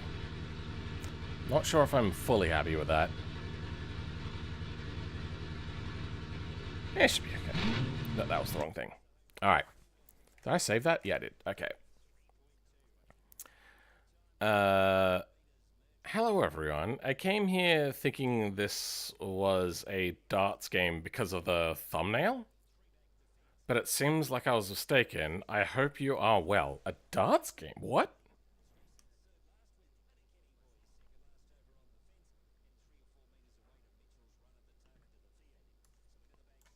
A thumbnail? Okay, I can kind of see the joke there. Okay, I get it. Yes, concentric circles.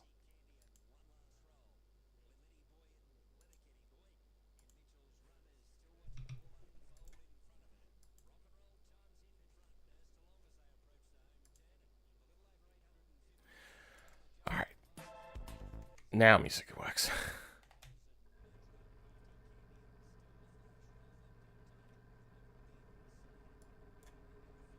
Why does it become quiet sometimes?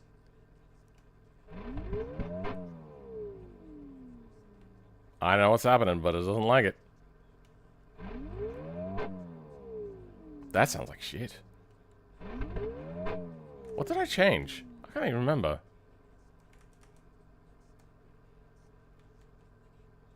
It was that. Is that what we changed? That doesn't sound right.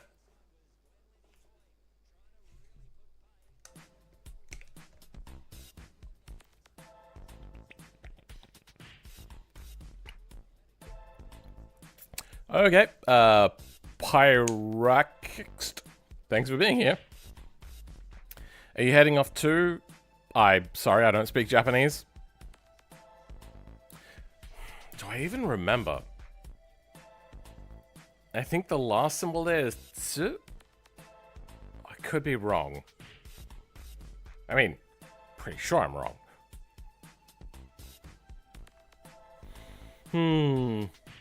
I always thought that emojis for English were a bit weird, but then I saw what the Japanese do with their emojis, and I was just like, what?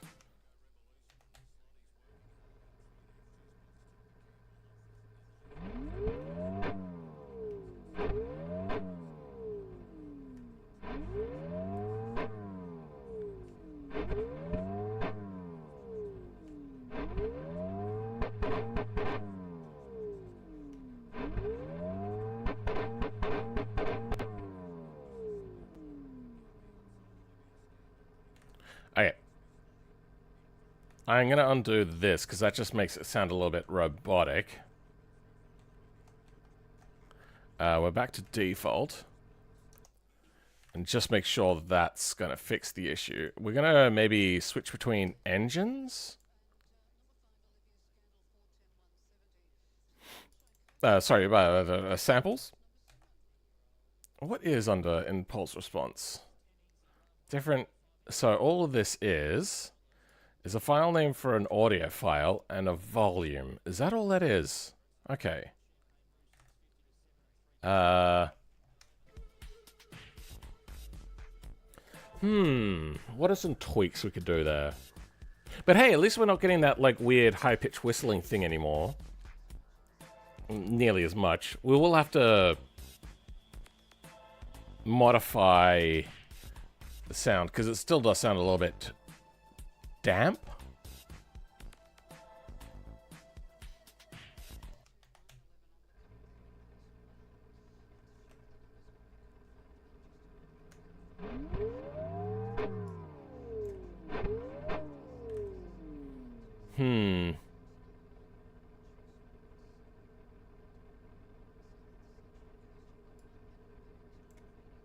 Let's try doing different sounds. So, one for one and then another one. As long as they don't sound too conflicting, I think we might be able to come up with something.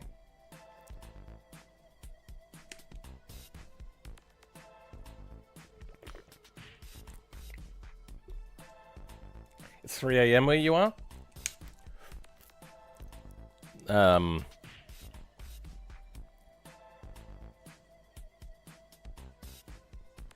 It's getting fairly close to 12 hours offset. Yeah, about 7 hours, approximately. Oh my god, this thing is so slow.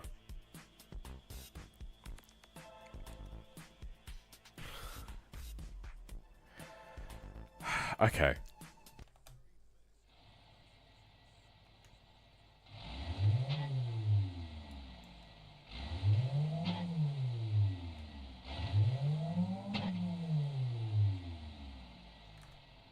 I wonder if, since we have 2 exhausts now, I can drop the flow rate down. Let's just try dropping the flow rate, see if we can get some more performance out of this thing, and maybe push some more RTDT out of this. I know he said about 80, but I'm going to push it to the limit. Push it to the limit. That just, it looks funny. I wonder if grouping is better now. I'm going to have a look through layers as well to see if that's fixed now that everything's a little bit offset. Probably not. It just looks like sphere orthographically front on. There was a 3D version, wasn't there? Oh. Do I still have that? Downloads. GitHub. There was a 3D version, wasn't there? Well, whilst we wait for that to load up.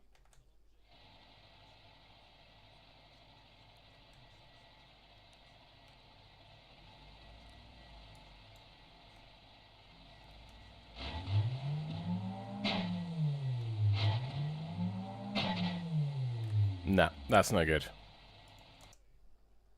Oh, I pressed the wrong button. Whoops. Well, let's raise this up a little bit.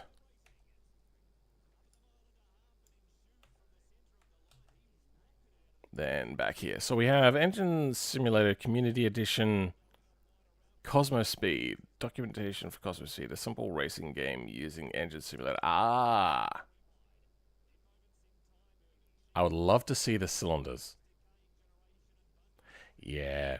Did he ever do more than one version of this? I'm very tempted. But I don't think I will do that.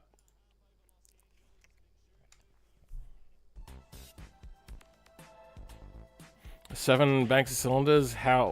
But how many cylinders per bank? Probably the better way of saying it is there's 7 cylinders per slice. And there's 4 slices, so there's 28 cylinders altogether.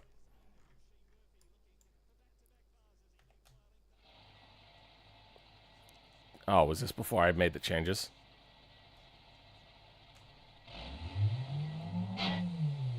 What did I want to do? I wanted to play with something. Anyway, I can increase this polling rate a little bit. No, I can't.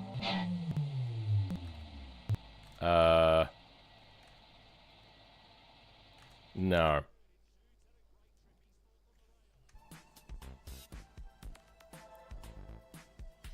To get the proper exhaust sound of a real radial, you would have to combine the cylinders in that row separately.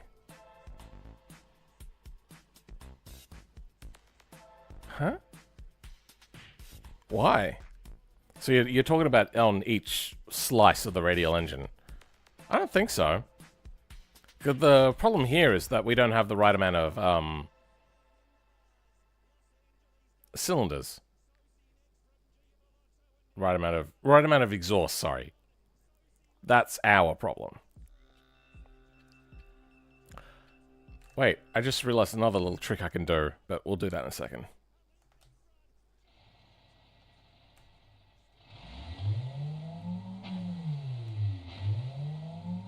Okay, that looks fine. I can change this to 1, then go back to 0. And then it'll alternate between the two. I don't know if that's going to do much for us, but it should break it up a little bit.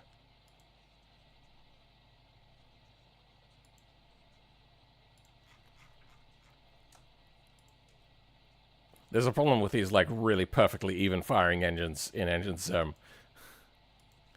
1, 0. Did that just change it everywhere? Fuck. A, B, C, D. No, A, B, C. It's C.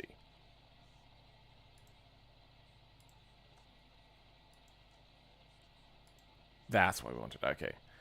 1 to 0. There we go.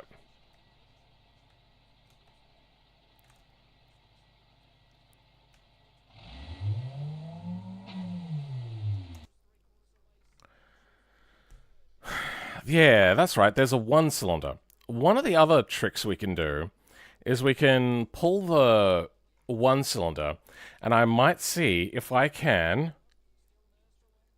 make a sound happen per cylinder actually in BeamNG. But there's going to be, like, no variation or anything.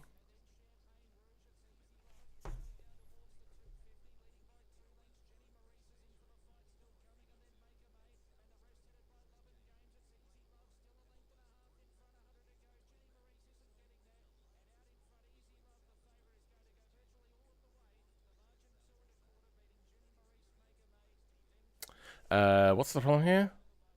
Error. Symbol used multiple times.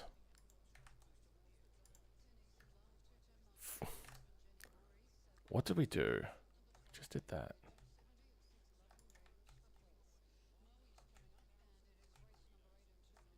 Whoa, something is really unhappy.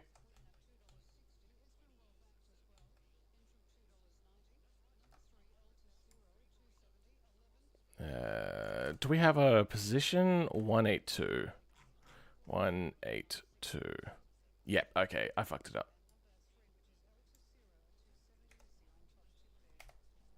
Now, how's everything else? Is everything else fucked up? Yeah. 1. 1, yep, okay. Let's go back a few times.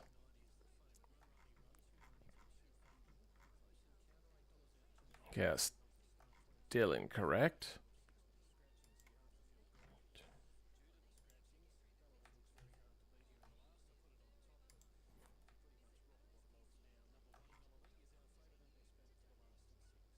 Okay, here go. Okay, everything's fixed now. 0.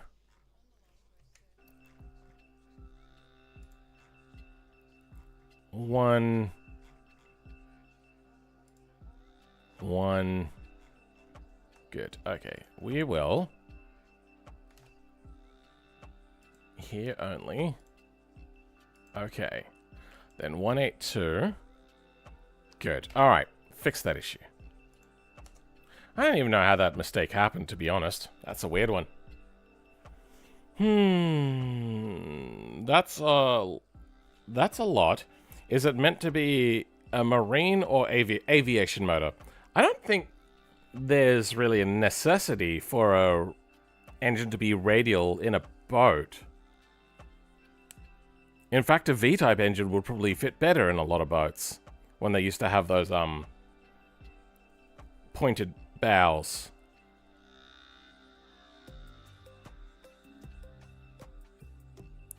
I suppose, I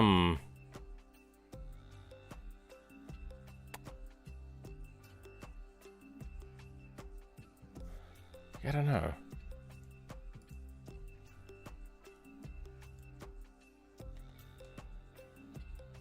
There was a tank, that's right.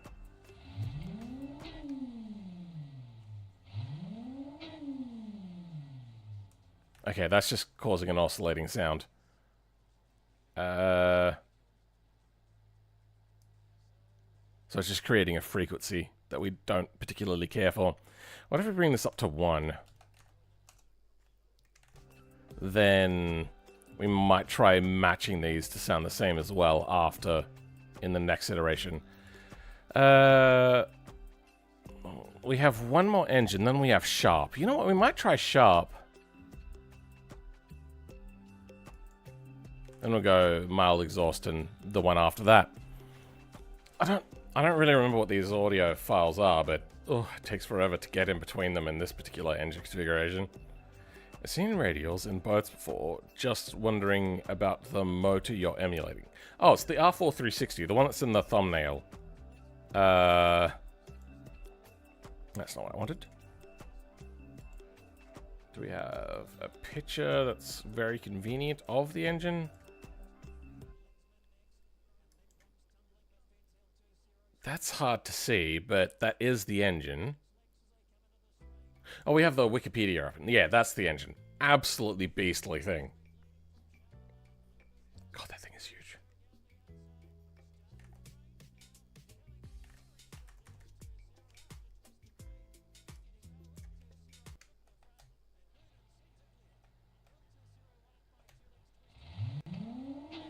Yeah, that sounds like shit. Alright. Then let's change that to be the same. Now all we're doing is just changing the sample types. So then we can figure out a, what's it? It's the impulse response. We can get an impulse response that we like. That's basically the, I think the final thing that we can really adjust here to make it sound any better.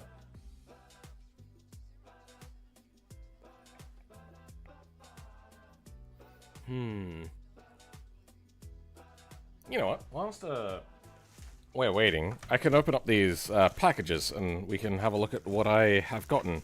Which I'm putting together some home labbing stuff.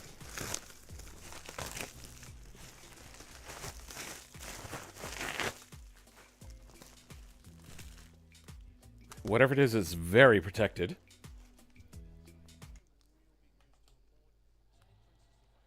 I can barely hear it. It's weird.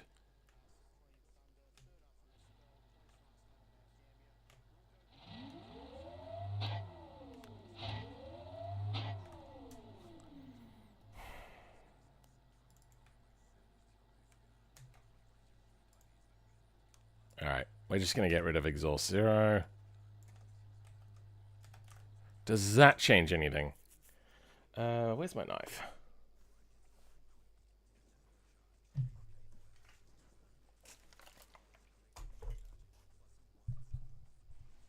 Oh, there it is.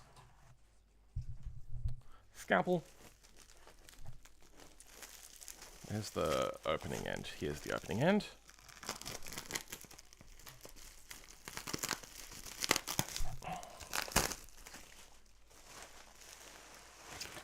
Apparently this is so delicate they needed to put it in more bubble wrap. Hey, I know these.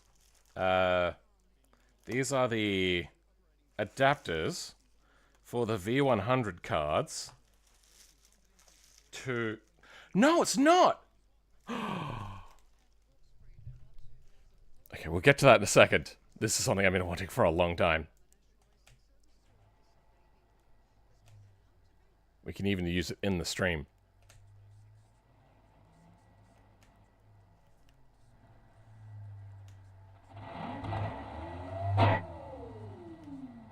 Oh, that's right.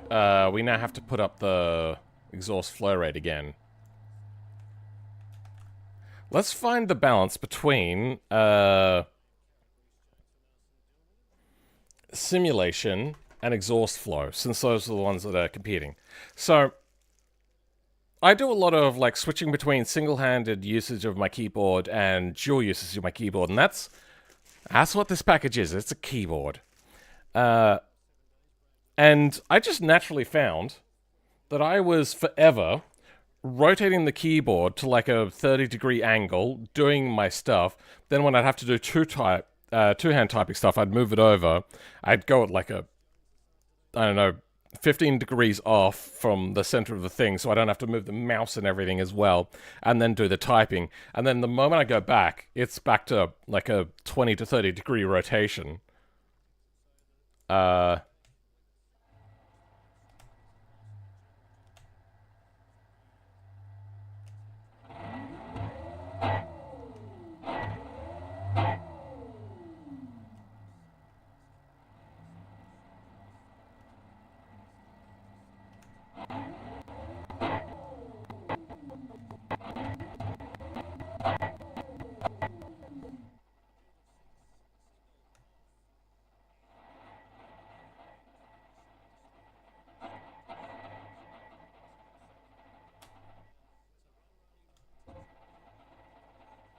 Sounds like shit.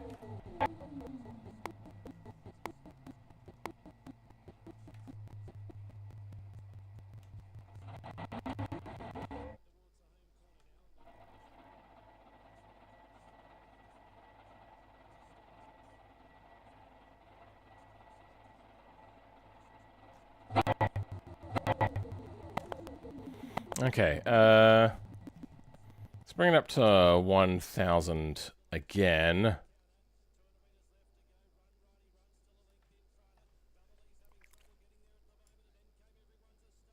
I wonder if the audio is messing with the intake. Alright, whilst we're waiting on that to load, let's break out the keyboard. And no real packaging here, it was just like something, there's no care for the brand name, they just wanted to get packaged to person. What the fuck? Weird. How do I just pull it out the side then? Alright, let's do that.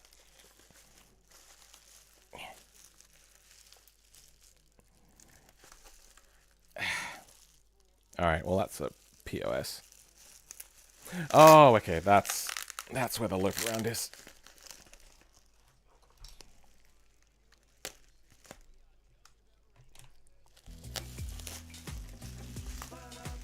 Alright.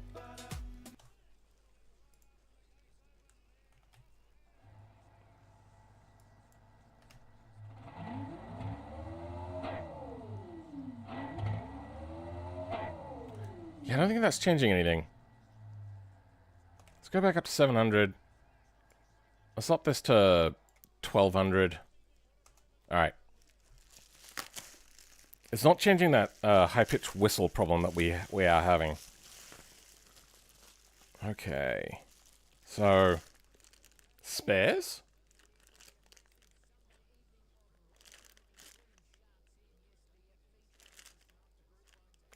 I don't know.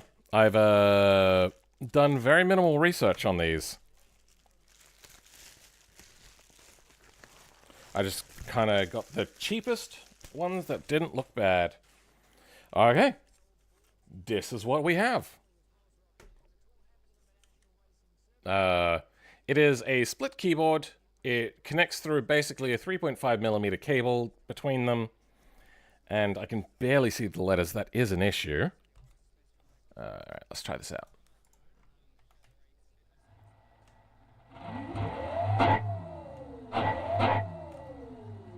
Should these be balanced? Oh, is it this? Let's put that to 800. I wonder if that's what the problem's been.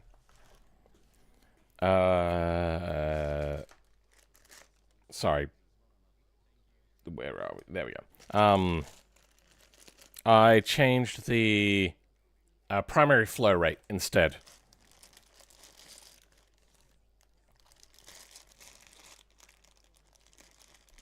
There's a bow tie. Have to use that. me.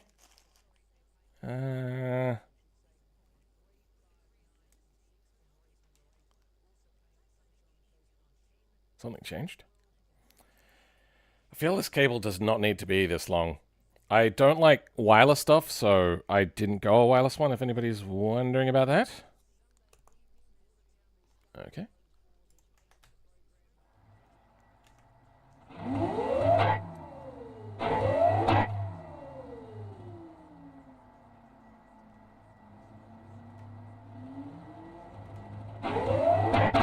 Oh my god, that sounds horrible. That sounds so bad. What I'm looking for is this over here. You know, let's have a look at the radial 9 instead. I might grab this.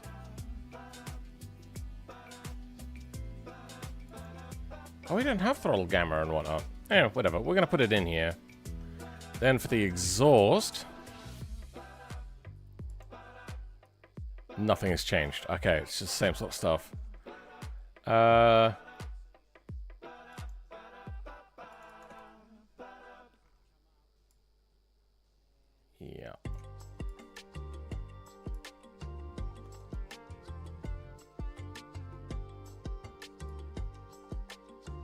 Okay, that's what that is. All right.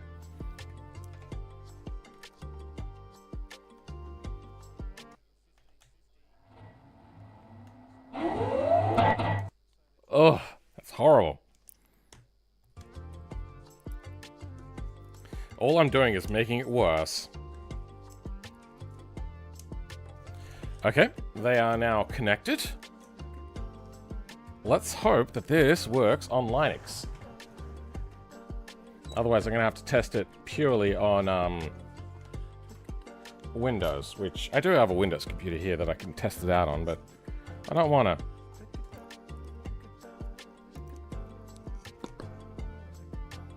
Sounds like it's connected. Oh, shit. I don't know the key bindings.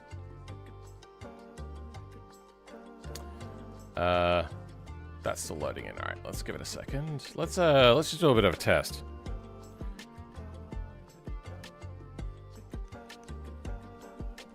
Oh, okay. I'm fat fingering the hell out of this.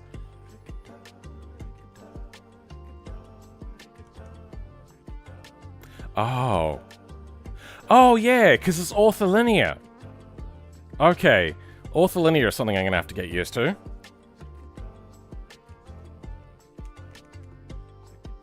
That's going to take a lot of getting used to.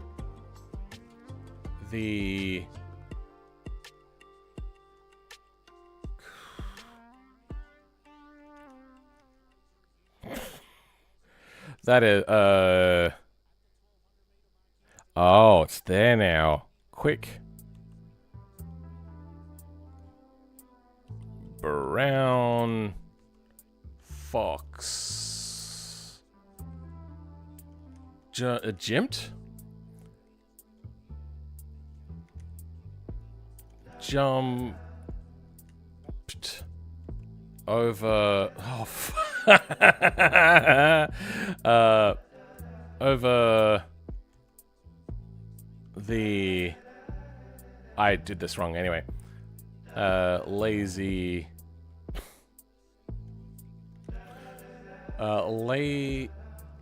Lazy. Oh, ortholinear is difficult. Lazy.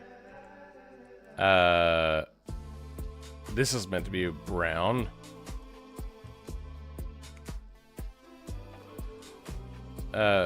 Dog. Okay. Then shift. Oh, I don't have arrow keys.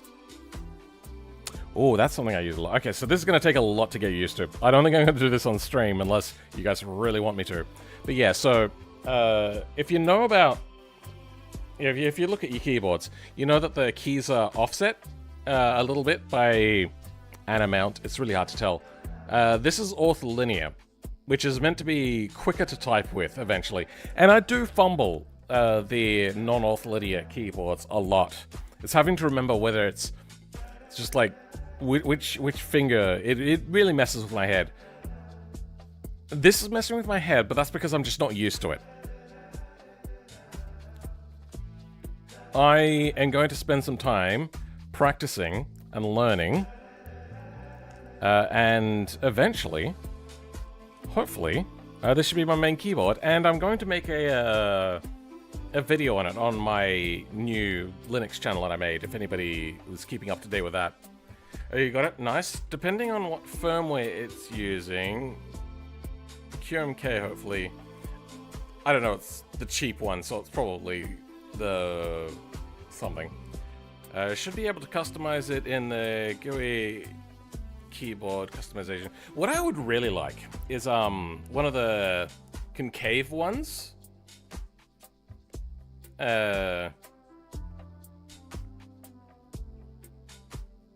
With arrows. Now, I did get a really cheap one, and that's going to be a part of the video. One of the things that's really disappointing about the cheapest ones, and you do have to pay significantly more to get the not cheap ones, is that the keys are not backlit. If you don't know what that means, give me a second. Just disconnected it. It doesn't illuminate like your conventional ones. I do a lot of typing at night, but because the keyboard's not ortholinear, I find that also I'd have to do a lot of that. I think it would be really difficult to have backlit keys with changing keys. I wonder if I can rig up a 3D printed system that has lights that'll only light up a certain part of the key.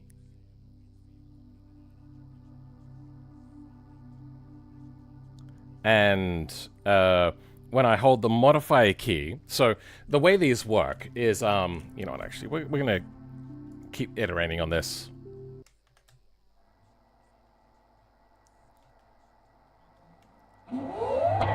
Oh, that sounds terrible. All right, what was the last thing we'd done there? That's the wrong thing.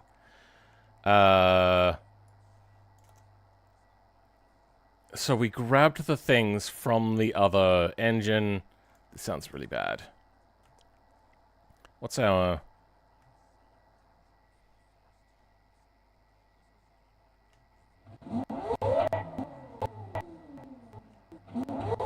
That sounds terrible.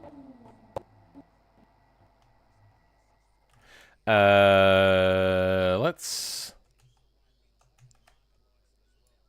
down that to 1500, make that a little bit easier. Then we're going to switch this to 2 and refresh. All right, so what were we talking about? Talking about backlighting. Oh, wait, no, we were talking about how it works. So you're missing so many keys with a keyboard like this. You hold down like a modifier key. I'm guessing that's what the pipe is. Then it changes what all your keys are. I don't have the software for it yet because I've only just got this keyboard. And there's buttons on here. I wonder what they do. I don't know. Then, yeah, it changes what the keys are. Now, you can set up all your own custom key bindings. You can rebind everything on here.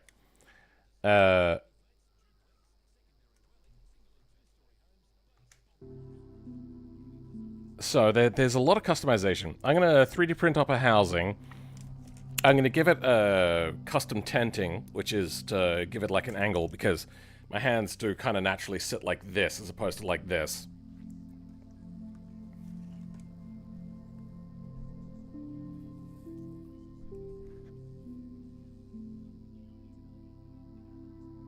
MR file online of the R4360, that sounds good. I can link it if you want to take a look, as it is the same one from another video.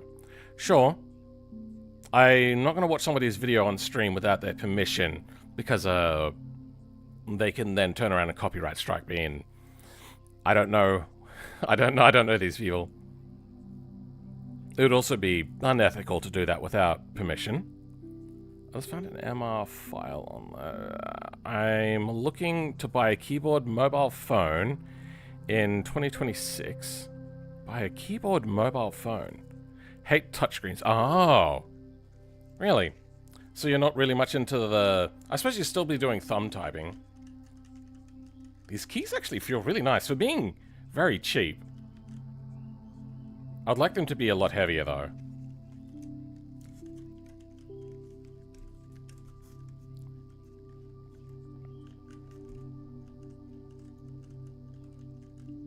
Actually, you know what? This is very comfortable, what I'm doing right now. I'm literally just holding them and typing like this. How much am I restricted in that? Nah, I'm restricted a little too much in my movement. I wonder if... So I have actually seen some really weird keyboard shop on Linus Tech Tips videos. And they do a...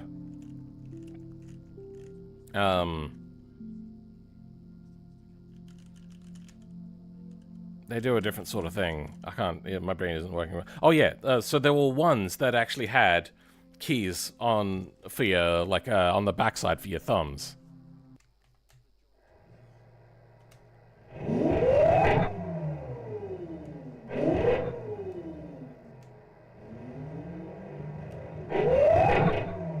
I think I like that sound a little bit more. But, there's 3, right? Or... Nope, there's 0, 1, and 2. Alright, let's go sharp 0.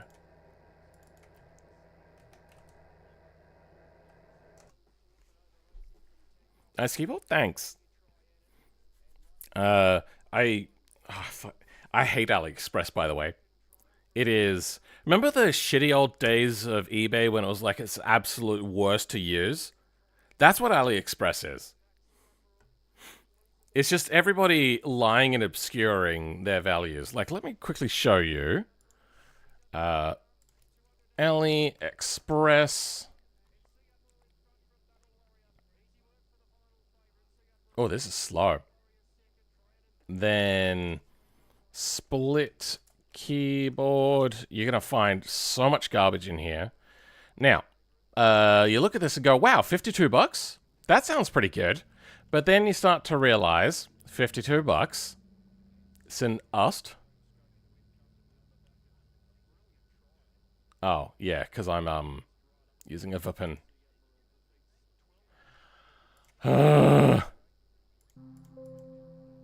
What is this thing on the screen? Anyway. That 58 bucks, was it? Yeah.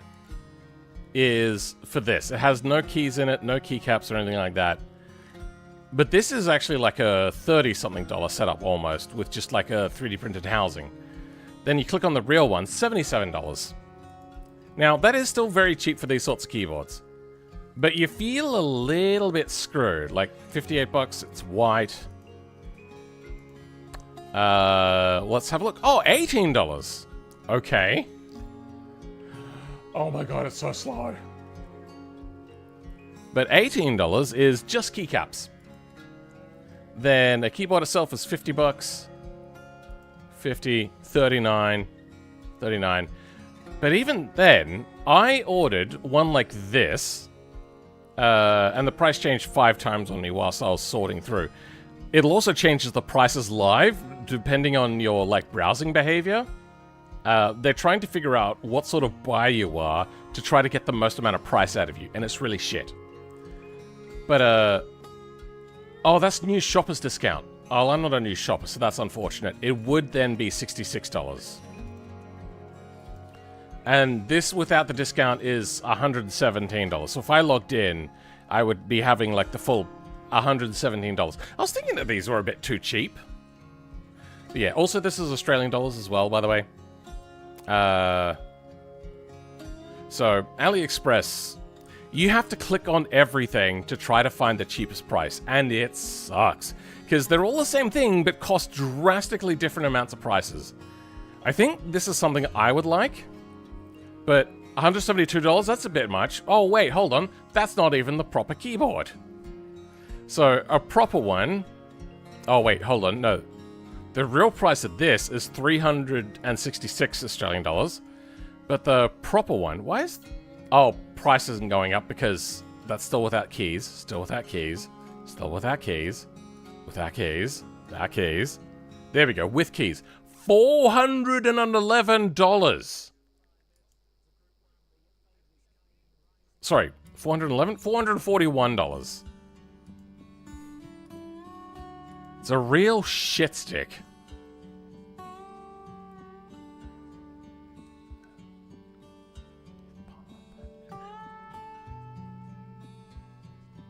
No, I was hoping that this would have like a convex written in it.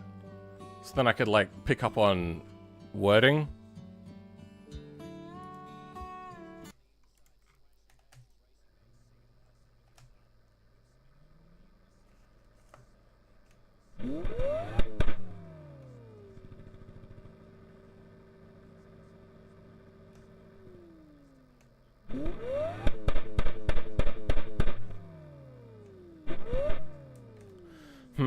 Oh, that's not what I want. This is what I want. Okay, I don't know if we're going to get much better than this, because we're still getting that, like, sort of thing. Oh, yeah, if you want to send me something, send it in here. So this is the one you were talking about? Or is this what somebody else was talking about? Let's have a look at their audio file. What's that downloading?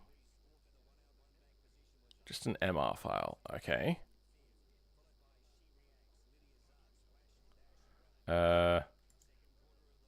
Open with...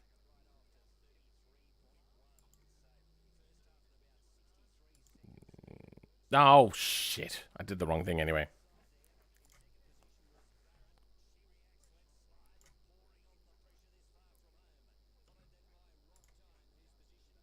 Where is... I can't open the Wayland version because I'm not on Wayland.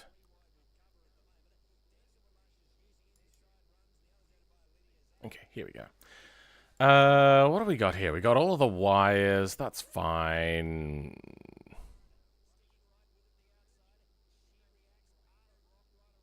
Oh, this is what I was thinking of doing. But he said that that would be more difficult. Alright. Then we get to... What are we looking for? We're looking for... exhaust? That's the wrong place. Wait, there's exhaust stuff in here. Radial camshaft. Lobe. Lobe separation. Load there. Exhaust cam. No, that's fine. That's fine. Yeah, there's nothing actually sound related here. I need to go to the toilet. I'll be back in a bit.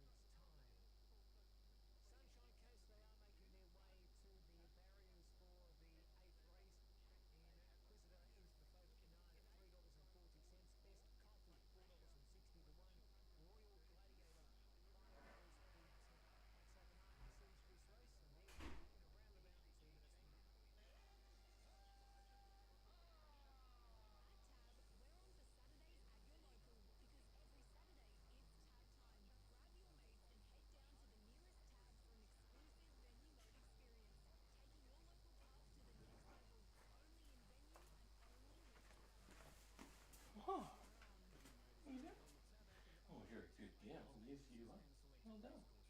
People can't see you there. I'm going to move this over here. see the glorious pepper. Yeah. Well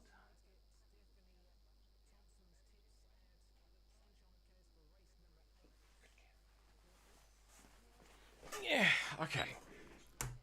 I realized what I can do, and I realized that also this is what was suggested to me earlier. I can grab the independent banks and grab their audio, then combine them. I understand what they meant now by that, because we're running into processing limitations. Okay, that keyboard's gone off to the side, and that'll be dealt with later. I think that might actually be the play.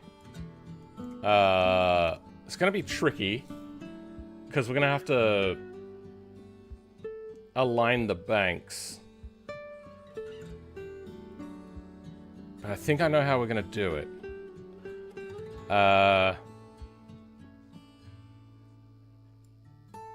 Now, do I have to get rid of everything that we got rid of last time?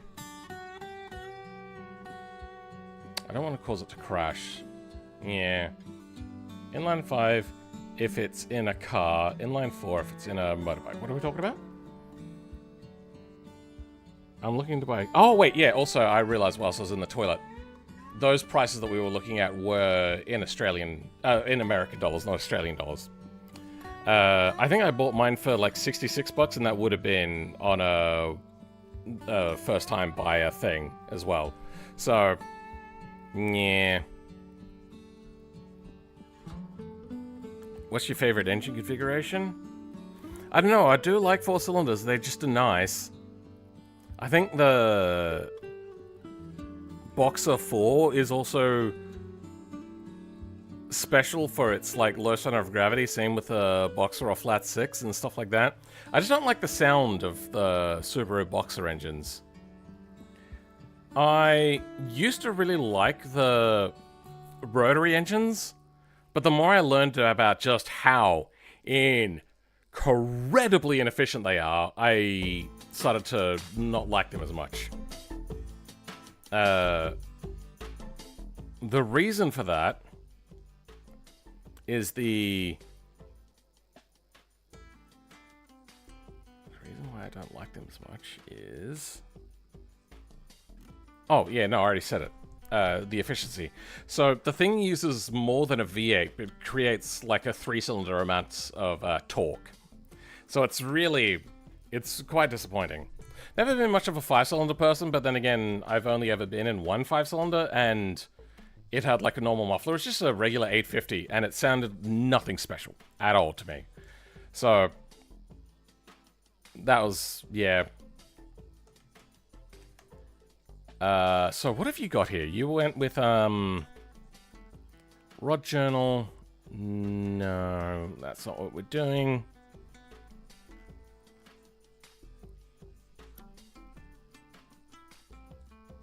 So you did use 2 exhausts. They both sound the same. So they're identical.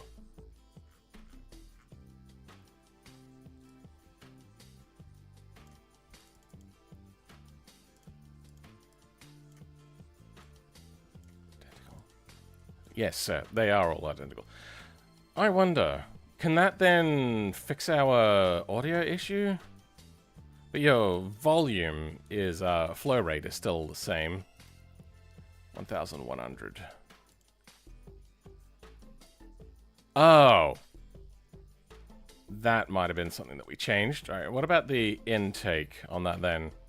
So they've gone 300 and 0.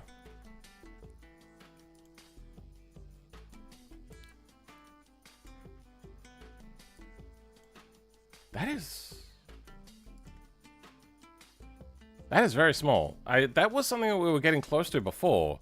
I thought that was causing issues. Plenum volume, 1.5 liters. Oh. I'm gonna half this down to 5.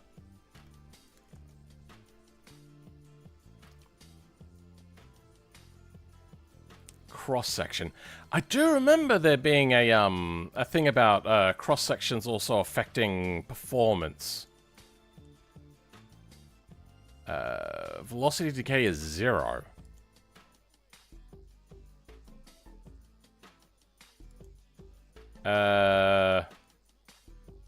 Primary tube length is 0. Okay, this is going to be incredibly slow, but let's see how it goes. We're going to change the primary tube lengths and whatnot next. I sent you the demo file in Discord, the one I was referencing. Sorry, I forgot Discord was a thing. Okay. I'll have a look in a bit. Yeah. We're going to go with this one first. What I want to try is see if we can up our simulation frequency. And, yeah, what else we got in this bag? We got some switches. I'm guessing they just replaced with switches. Is backlighting handled by the switch? Ah! Or does the motherboard have to support backlighting? Because I think backlighting is going to be very important. Okay. Now, RT and DT are still the same.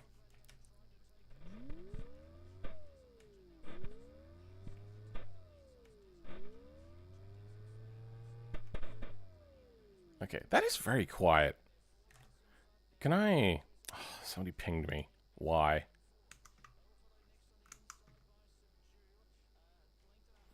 Ugh. Please don't ping me in the stream if you don't need to.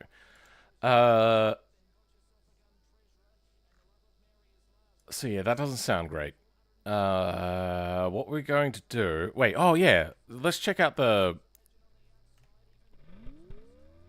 Oh, we've got improved performance.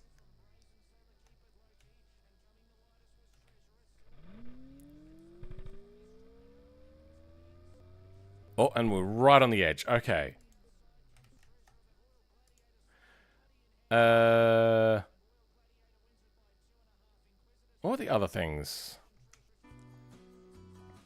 Oh, that's right. Volume. We're going to turn that up. We're going to go like 3. Primary tube length. That was 30 inches. Let's go to a much smaller number.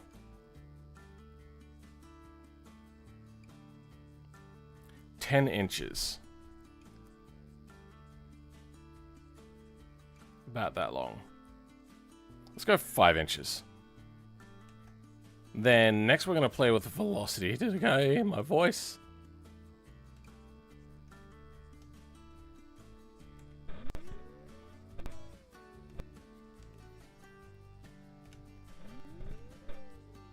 Okay.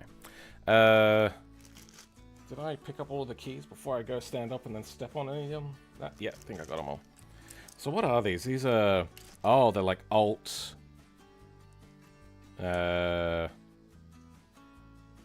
page down. Okay, those are those keys. Escape, glasses, bow tie again, brackets and stuff, control, another alt, page up. Okay, there's just a mix. Because they don't want to put labels on all of these keys, the idea is that ones that you could set yourself are just a individual thing.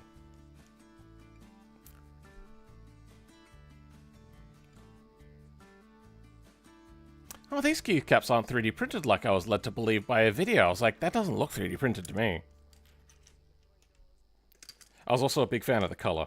I like the yellow and black together. That looked pretty cool. We've got some standoff feet bump things. Oh, these cherry browns. Interesting.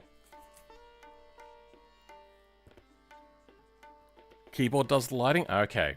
Well, that I can mess with then.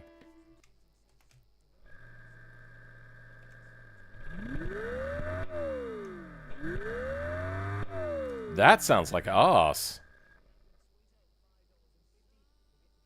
So they had velocity decay at 0. Let's see what that does. Whilst we're waiting on that, you know what, I'm going to do this. Oh, no.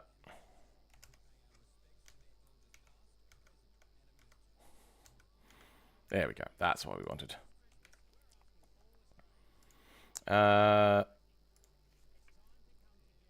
Keyboard, not catboard. Backlighting.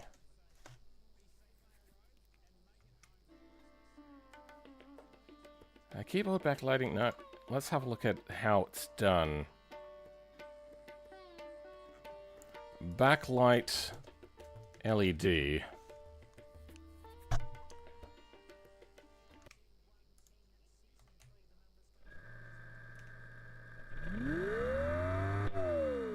That sounds terrible. Alright, so... You know what, I can, yeah, there we go. Do more split screen. We were looking at 1000 to 1000. They went 0 inches. Let's try 0 inches. Maybe there's a trick for this. Alright, whilst we wait for that. LED bulb.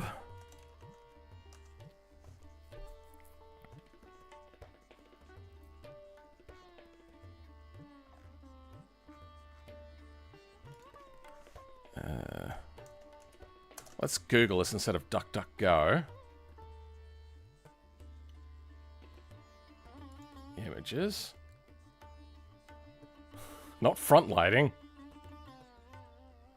How to make an LED illuminated keyboard in... Okay. Adding backlighting to a keyboard. Interesting.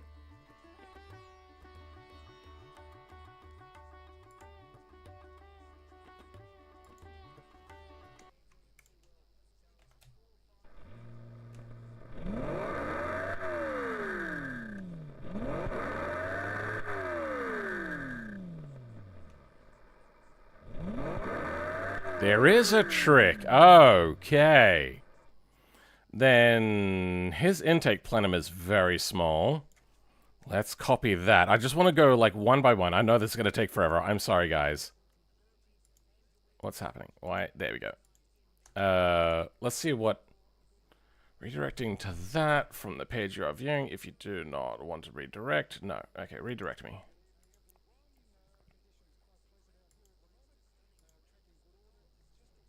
So, LED illumination keyboards are backlit by LED bulbs. Let's take a look at the LED illumination keyboard. That looks like it's going through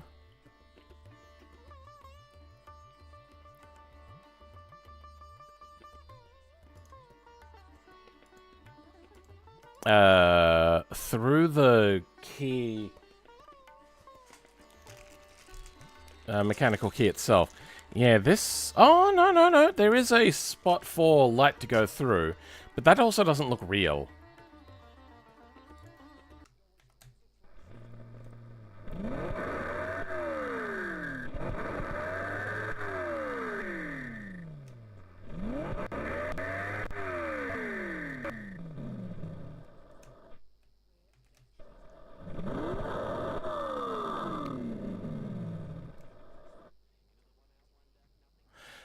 That's no good.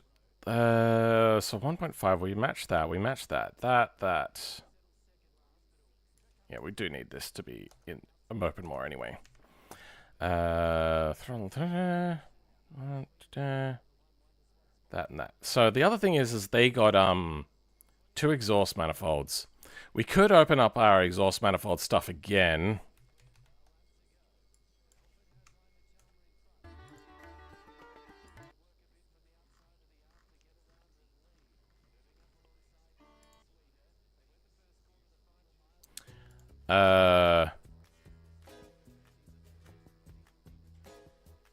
Then how do they distribute it? I haven't even listened to their thing, but that's to get different units. That's okay.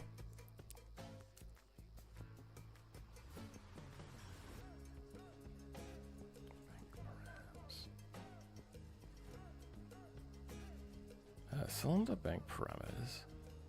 Well, that's all fine. Pistons. Rod journal. Intake exhaust. 0, 1, 0, 1.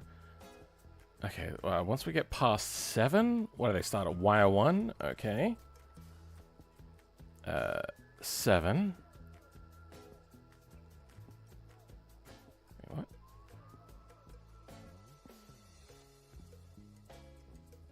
Weird. Cylinder.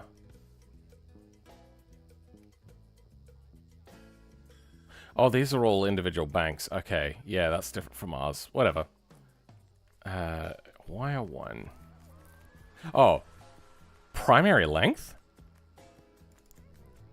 What is that?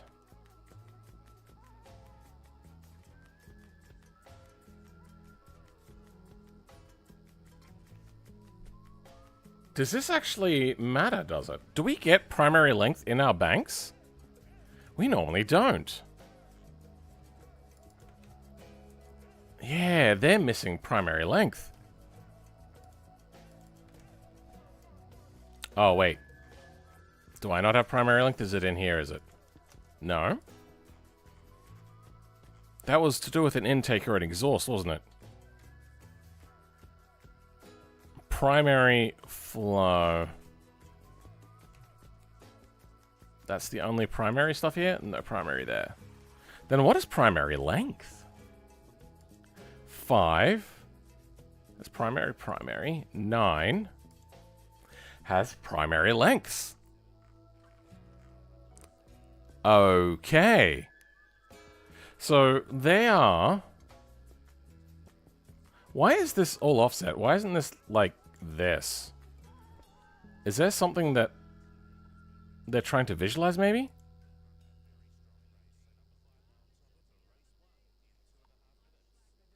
I wonder if adding primary lengths will actually change anything. This is for intake or exhaust? Anybody know if primary length is intake or exhaust? Let's have a look at another engine. We got a Ferrari.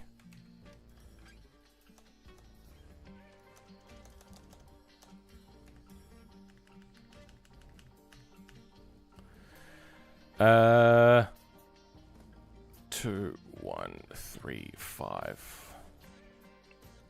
I'm guessing this would be an ITB engine, maybe? So, since they are different lengths... 1, 5, 7... 0?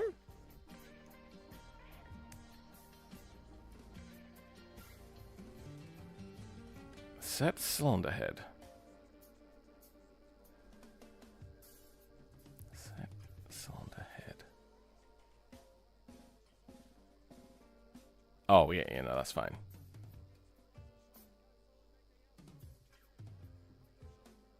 So there's no primary lengths. Alright, let's try grabbing some primary lengths. Go back to here. In our banks.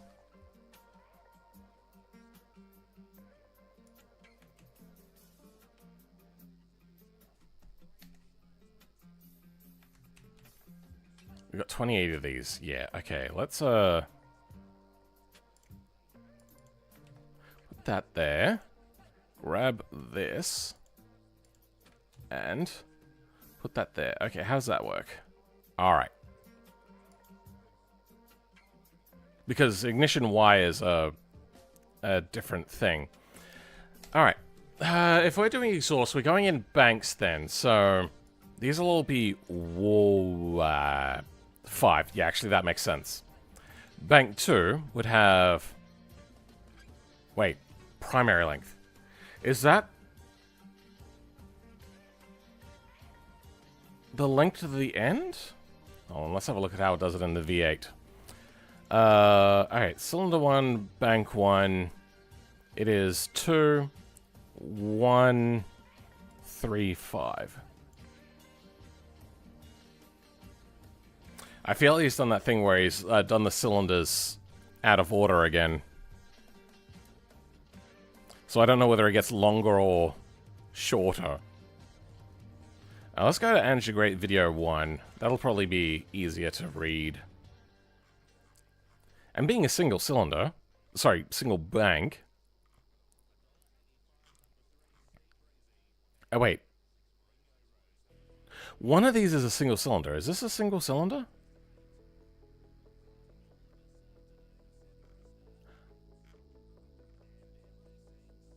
Yep, that's a single cylinder. This is a twin cylinder?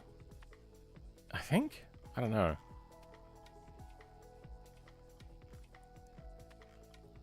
Yeah, twin cylinder. Okay, that doesn't help us either. Hayabusa. There's a lot of motorbike stuff in here. Audi i5. Okay, let's have a look at the Audi i5s. Oh, this doesn't have the value. Damn it.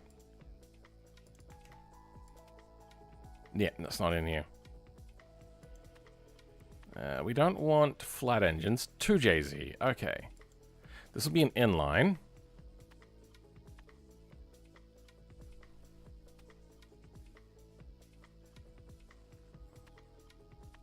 Oh, they probably went into collectors, didn't they? That's probably what was confusing me.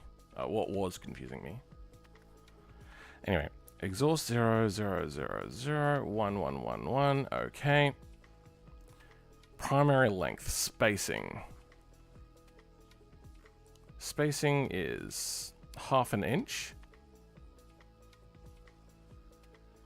Okay, 1/2 inch times 5, 4, 3. This does not help. 3, 4, 5. Fuck. Oh, this is until it gets to the collector then. Okay, yes. So it is the distance until it reaches the collector. Okay. So, the first one is going to be... So if we want to do this in order...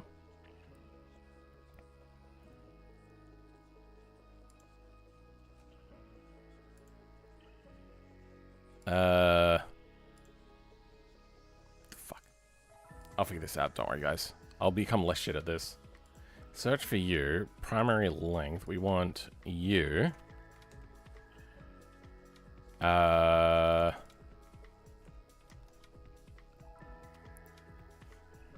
We'll go 0 on the last one, I think. No, it won't be 0.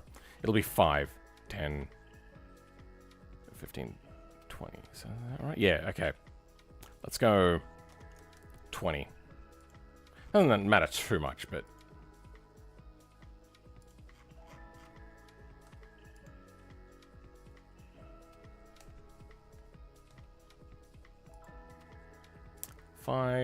Now we go to 15.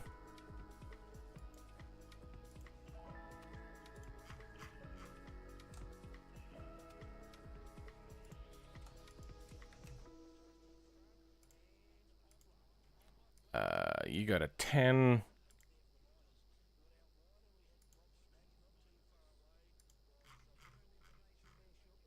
And wait.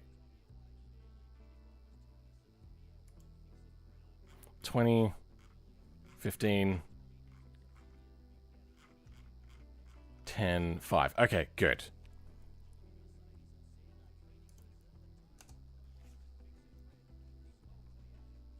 Now let's keep looking at the keyboard stuff. Keycaps should be laser etched so the light can come out.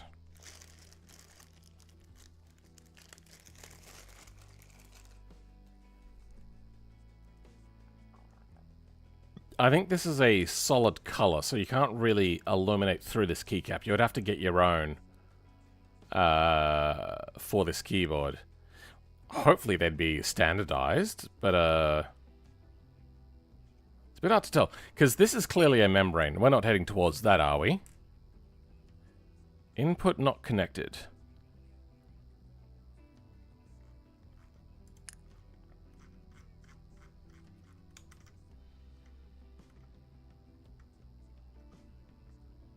$295 is the smallest.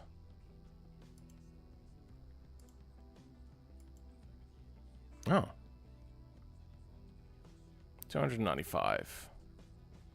Input is not connected. So what have we changed? Is it the primary length is not a thing? Probably have to set it elsewhere. Okay, where does primary length go? Nowhere. And nowhere. Primary length. There is only 6 results.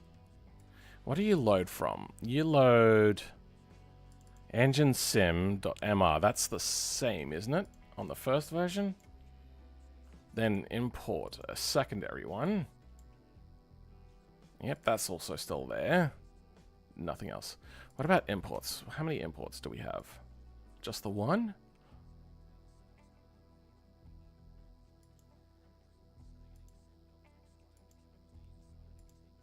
Alright, does anybody know what that stuff is? The primary runner? Primary length. Okay, let's have a look. Primary underscore. We have primary flow tube, and then this has just that. So what are we missing out on to require primary length? Units feet.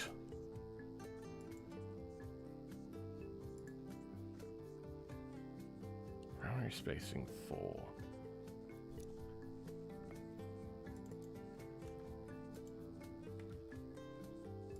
Okay, let's do a...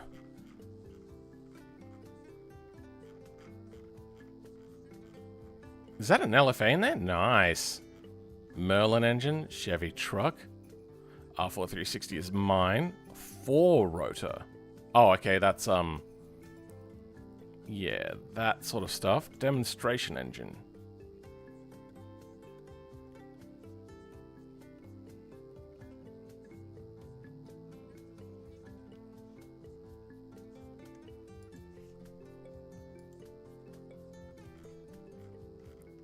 Primary length. 0 spacing. Actions MR. Load primary length. I wonder if it needs to be at the bottom of the graph. That table specifically. Primary length is a float.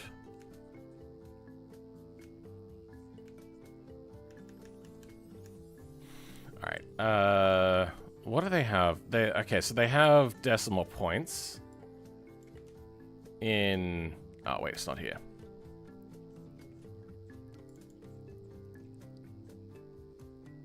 Are these all floats? Spacing. Okay, what is spacing? 0.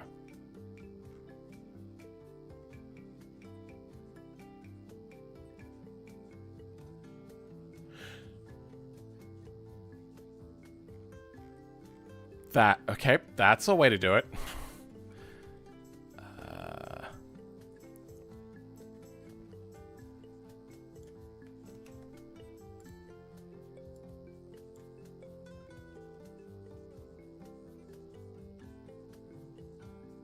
Wait, what? Why are they all 20? Oh. Oh, because I've still got that, so... Okay, that's what's happening. Okay. 20.0. Then 15.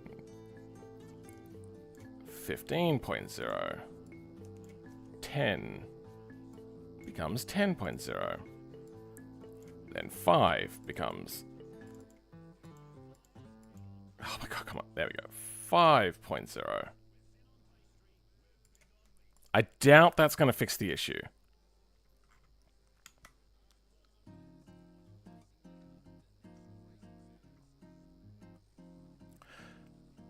But let's see if it just really needed to be a float instead of an integer.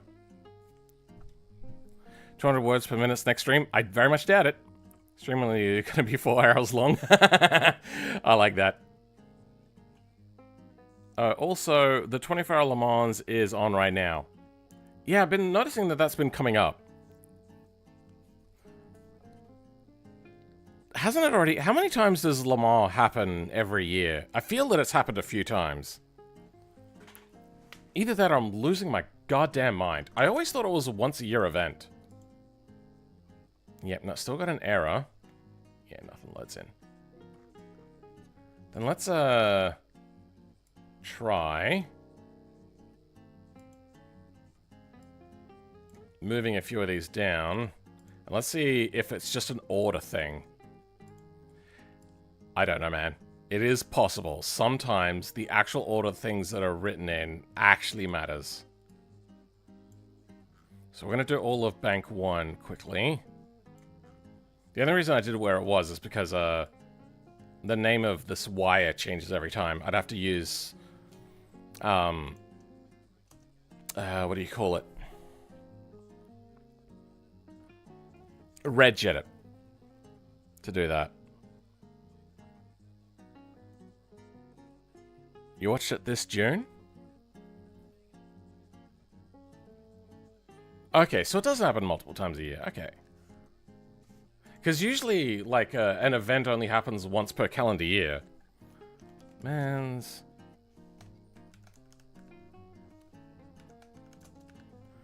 24 hours. How many times per year? Okay, still got errors. But have we lost the top errors? We have. Okay. So it is an order thing. It has to be at the end. That is frustrating. That is really frustrating. I hate it when that happens. I'm sorry, Ange. That's irksome. Because it doesn't matter. Just iterate through the table. I suppose for efficiency reasons, it might actually pay to search through an array as opposed to a table, but these are table entries. Maybe there's something to be said about the order being efficient to pass through. But that's the sort of thing that makes people make errors.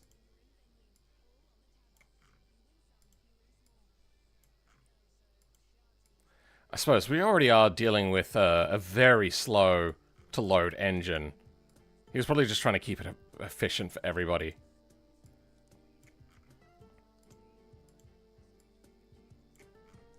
Now, if this wasn't the issue and I just happened to misread what was happening, well, fuck me then, I suppose. If anybody wants to know where this irksome happened for me, started for me, or this ick, I suppose is a word also could be used, is with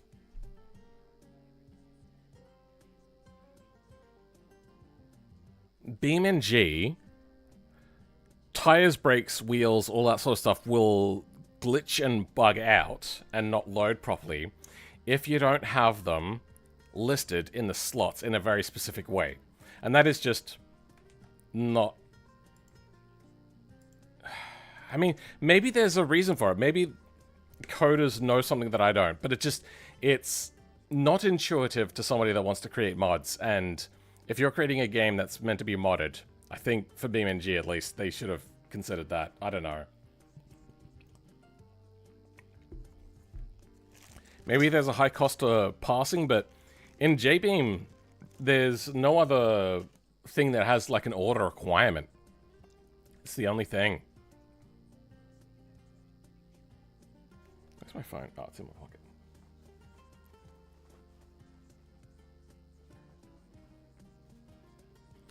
Okay. Still getting our issues, but we're not getting like too... Oh, we have a lot less issues now. Okay. 302 is the first one. 302. Wait, what?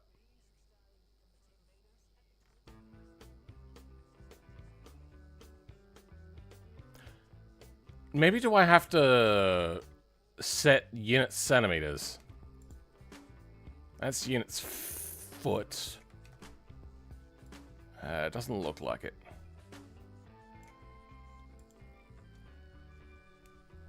Do I have to initiate stuff in a certain order? Sorry, certain things for this to happen for units? Units. Where does units start? Units, units.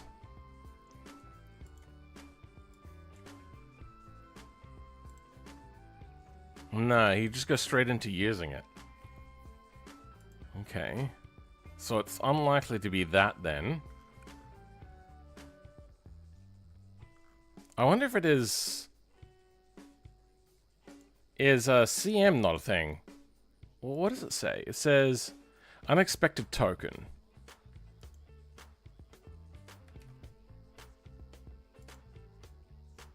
No CMs exist in here already, so centimeters is a recognized thing, and centimeters cubed. Maybe,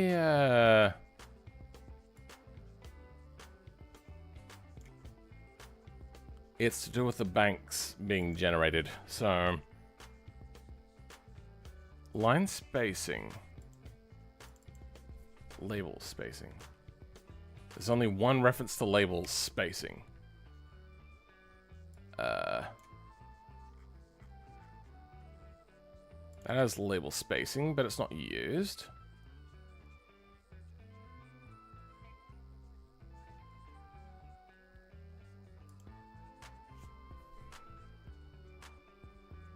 I might go into automation and design a car while you do this. That's fair. That is entirely fair. Wait, what? Oh, here we go.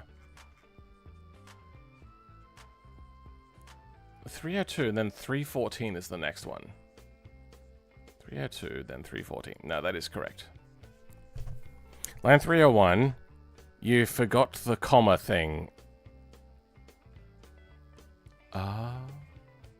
Oh! Yes! Alright, let's rearrange these. That'll make my life easier. Then... Damn it.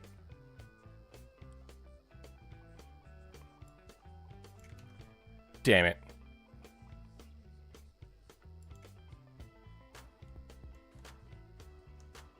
Damn it. Let's go. Oh.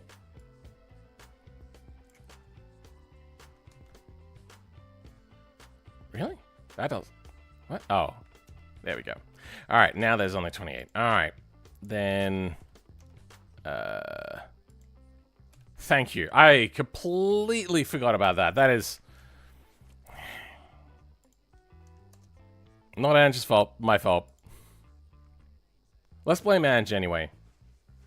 I mean, to be fair, you can find context from formatting.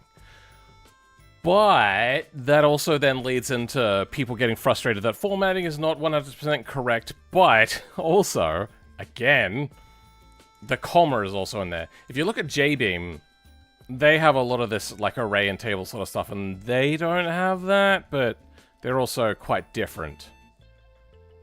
Okay, we just gotta wait for this to load then. So, how many times does this happen? Let's go here. Per year. No, doesn't there.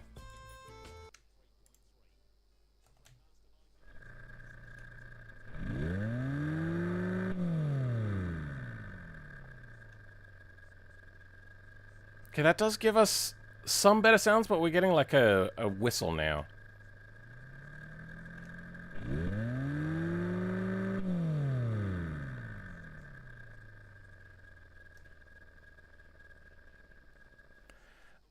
I'm also going to set this up as labels.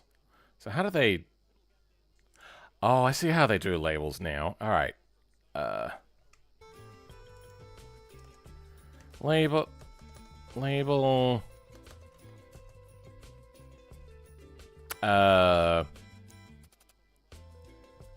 Runner 1 is going to be this. Then let's find all of these. Oh. Alright, well, let's go runner 1. Then we're going to go here. Copy this. Replace. Then in here. Okay, there we go.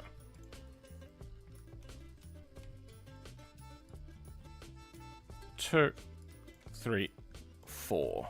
Okay. You're gonna be 15, 10, 5.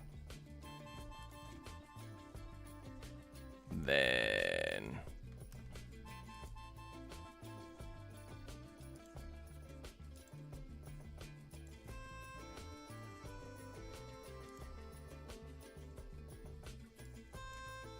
15 and a 2.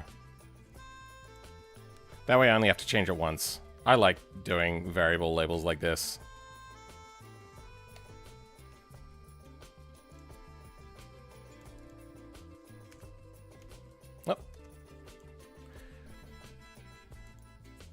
Oh, actually. No, that wouldn't work.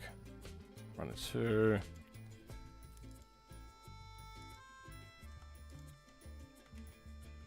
That's what we want. Okay. 10 to 3. Then a final bank.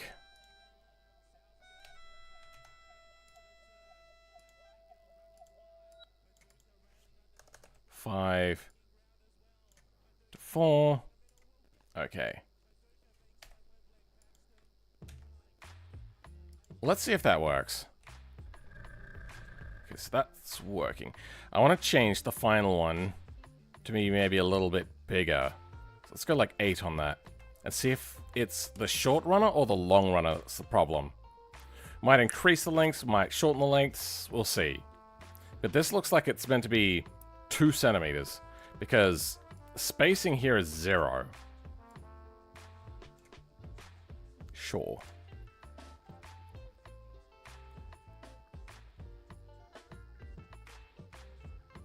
And we wait. Is held once a year, typically in June. It's an audience race that lasts 24 hours straight. Yeah, I don't understand then. I'm confuzzled.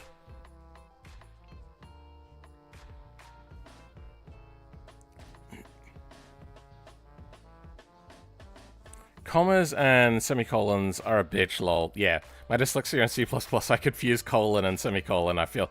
I only just, this year, finally put in the concentration to learn the difference between colon and semicolon. Like, the name, I'd always get the names mixed up.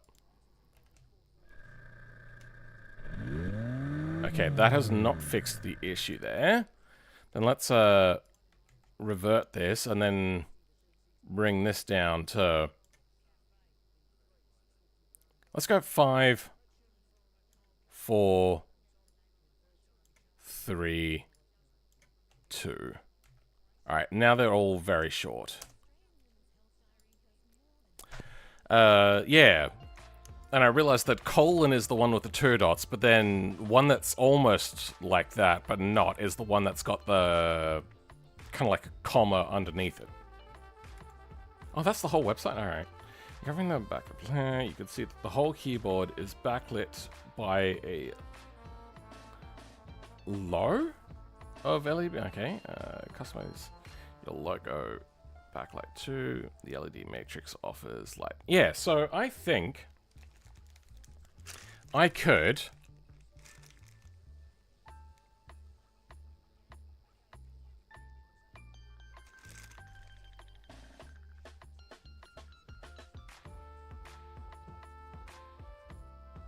if I could get custom keys, they'd have to be like back etched or something like that, so then I can do them myself. And have 2 different things on the keys. That way when I hold down the light, it'll stop doing one key and then it'll go to like the other corner of the key and then illuminate there. I think that could work. I'd have to get custom key like length downwards though, as well.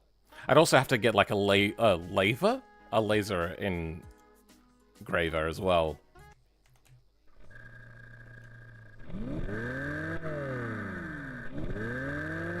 Oh, we can go a little bit higher on the fidelity. No, we can't.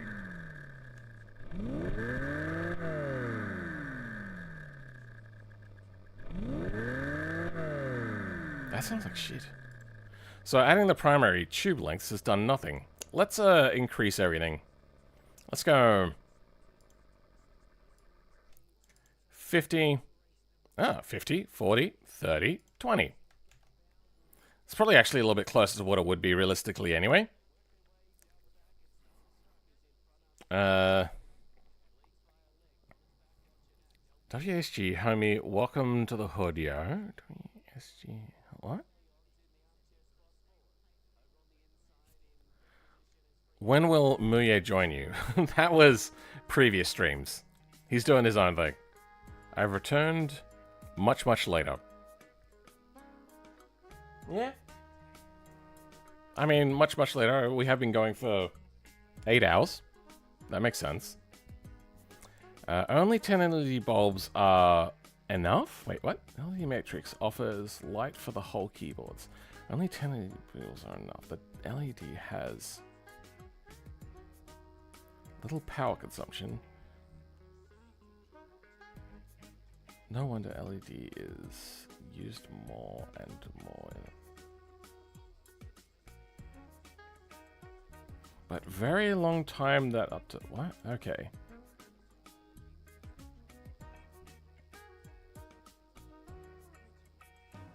Alright, well that's that one.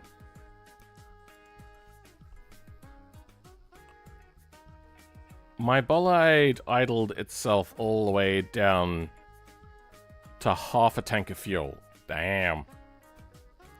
I had to go make dinner and I pulled my shoulder a bit. Yeah. How old are you?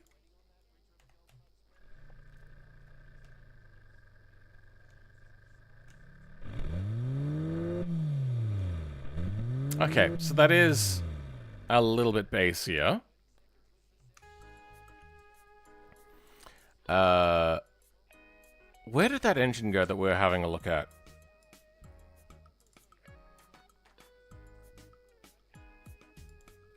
You go over here. So what runner lengths were they runnering? Primary length, H1. 20 inches. I think I did the measurements. It was 1 meter all the way from the beginning to the end. So, actually, this should be 100. And then this one should be, I don't know, 10. Then we have to find the differences. Like, 60 and...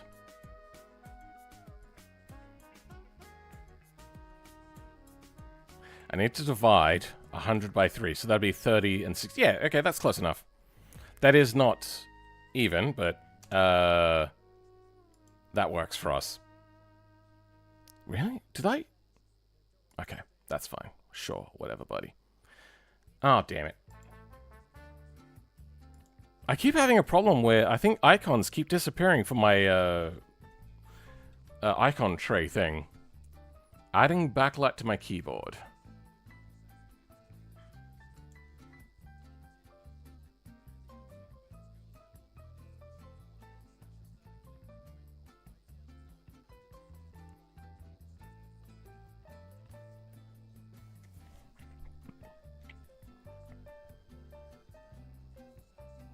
I'm not...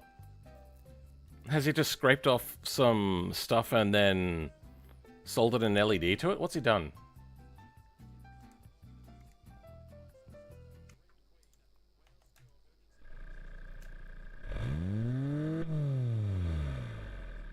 Maybe it is to do with the absolute minimum ones that we got. So let's go, like...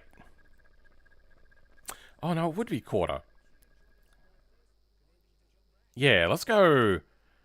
25, 50, 75. But you know what? Let's also offset this a little bit. So add a little bit of randomness to it.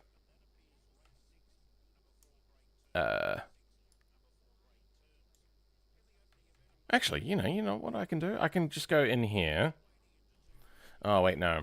I put the unit centimeter thing here, didn't I?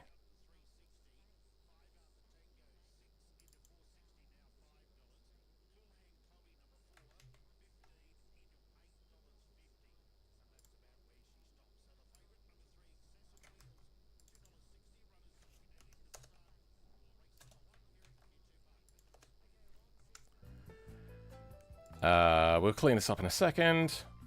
2, 2, 8. Yeah, that's right. 3 and 3. 4 and 4. Then we'll just clean this up.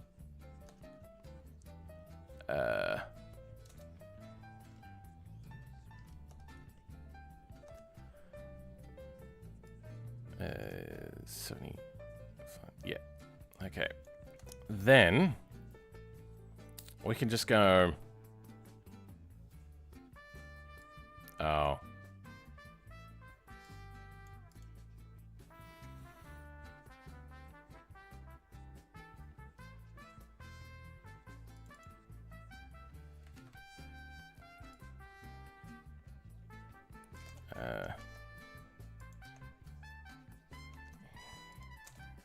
Okay, we can still, once again, clean this up in a bit. 2, 2, 3, 3, 4, 4. Okay. We're going to add a little bit of variance in between, so then it's not quite so robotic.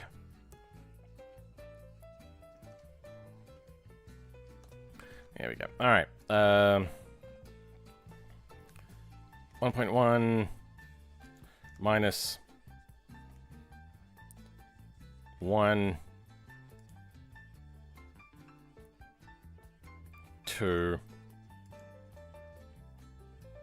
minus 3, 1. Yeah, minus 1.5. 2.5, sure. And we're just going to start randomizing these out. 2.2 minus 2.5. 3.3 minus 5.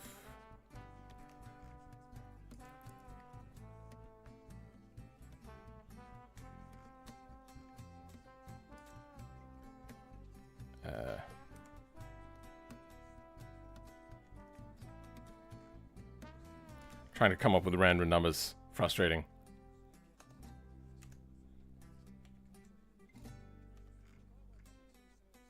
Next bank. 0. 1.8. Minus 0.5. Minus 7.1. I don't know.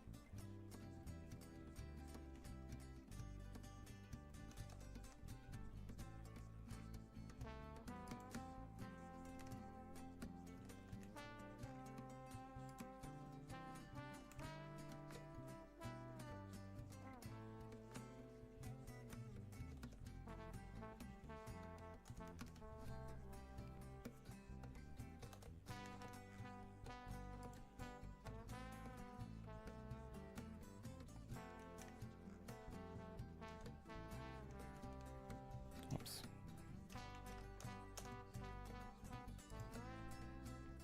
This sounds like Trumpet Champ. I'm just realizing. Is that a Trombone Champ? Is that what it is? I can't remember.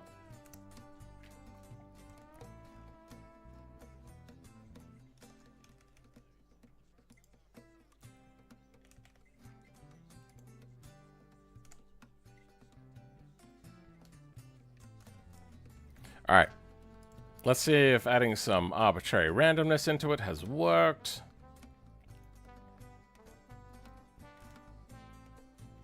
That's probably an easier way to do that, wasn't there? I think we're good there. Alright, let's go back to see what this guy has done. So, I have this mechanical keyboard I want to add LEDs to. Would I have to add in all the LEDs to get them to light up? Of course you would. And also, what kind of LEDs are these? Thanks. This keyboard looks like they forgot to add in the LEDs. I just want to make sure I don't need anything else. And what kind of LEDs are this one? Oh, so it doesn't have LEDs on here. Okay. Yeah, I wouldn't know where to add it. I wonder if there's like, these are, I believe, capacitors. I don't think there's capacitor LEDs. You would probably just have to scrape off little bits of the protective coating and then solder it in place.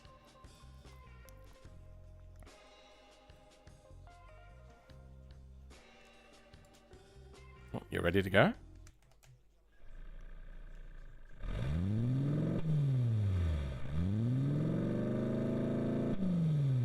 Okay, that's doing a much better job of being random, but we're still getting that high pitch.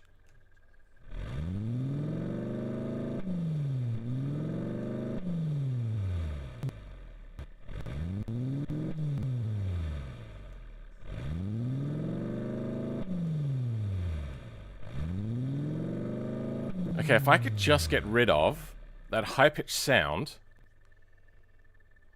if I could figure out what that was, I think we would be good with that. It's got a nice amount of randomness, but it does sound a bit like a V8 at the moment.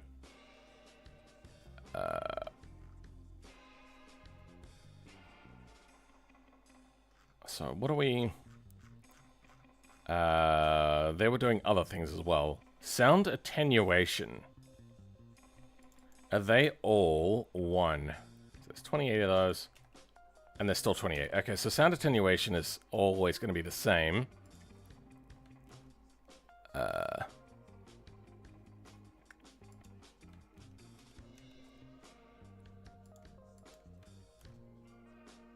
Actually. That's got to go there. Then we grab this. Put that there.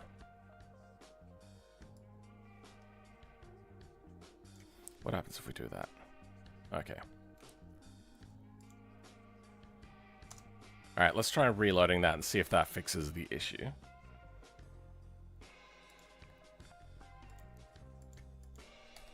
Alright, what do they say?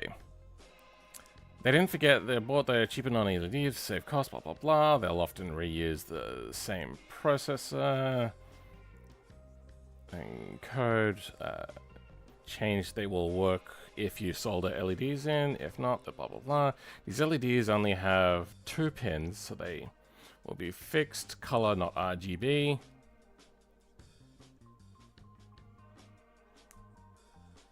Yeah. How is a RGB LED to work? I suppose I'll just have 2 lots of LEDs. That would be the way to do that. I'd have to do some real jank shit, though.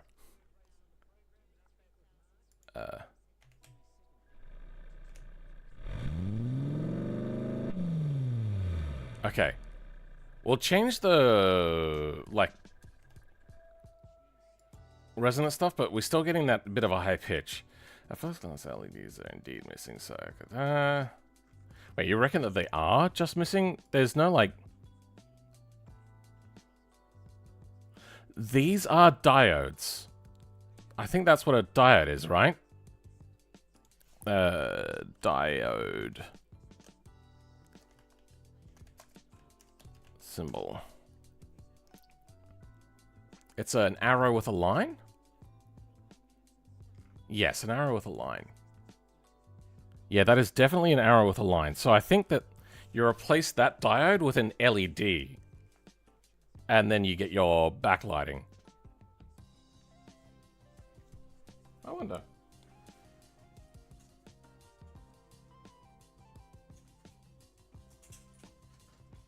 I don't mind getting my hands dirty.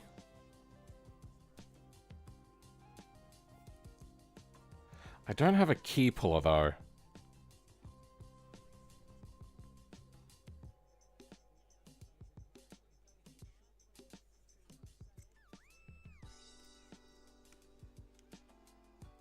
Oh, the plates just come out as a whole unit. Alright.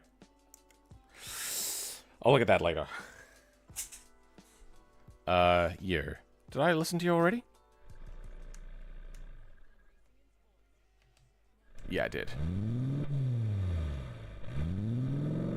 I might want a little less deviation in the values that we were putting in. Then what else we got here? Intake, exhausts. Oh yeah, they alternated their exhaust, didn't they? But I don't think that's going to help us.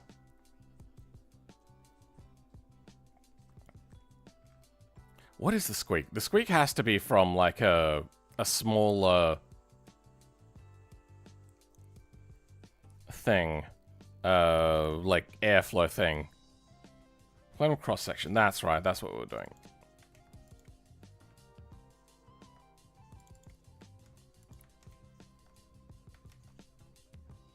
So, centimeters cubed. Okay, so we are working in the same units.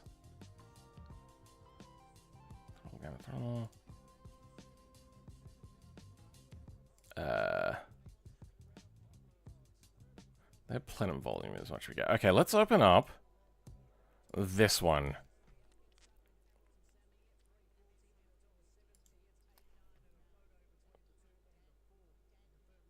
Open with VS Codium. Alright.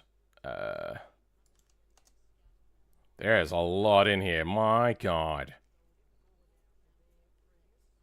What happened? Why did this change page? Weird. What have we got in here? We got wires. We got connect wires. Intakes. They got multiple intakes. Oh, intake cam and exhaust.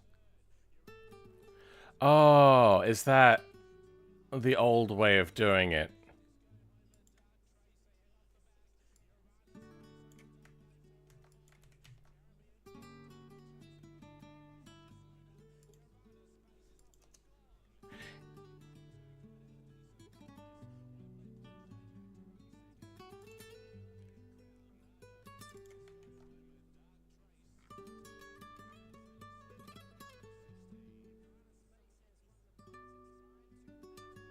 Oh, wait, no, I was doing that wrong. That gets called there, goes to camshaft.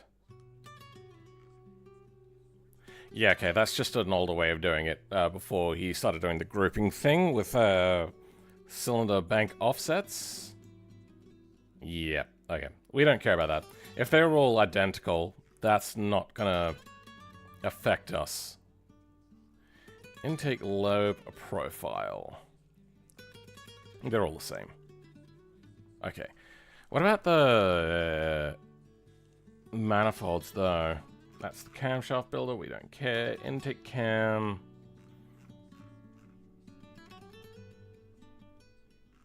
These are fairly rounded off. Head, intake cam. Weird.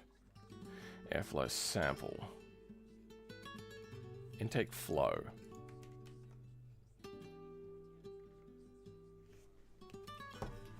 Lift scale.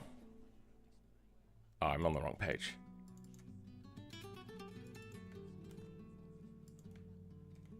I bet you it's in here. No, it's not in here. What about the R9?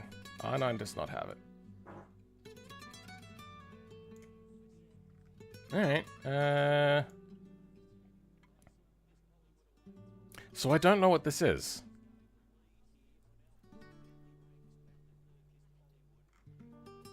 Add flow sample. Nothing. Oh, there's some in here. Okay, so it's not custom.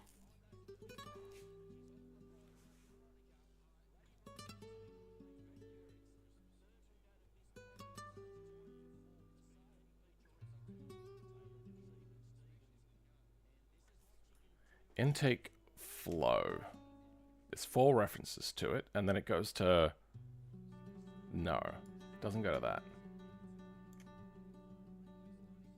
Intake port flow. Do we have that here? We do. No, we don't.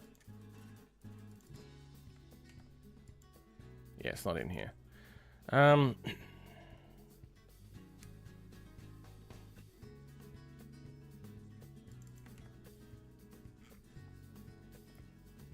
Generic cylinder head. Let's have a look at chamber volume. No chamber volume. I wonder if it's in here. Nope. Yeah, okay.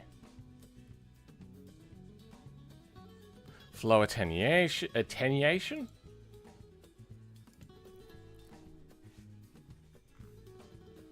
I'm not sure.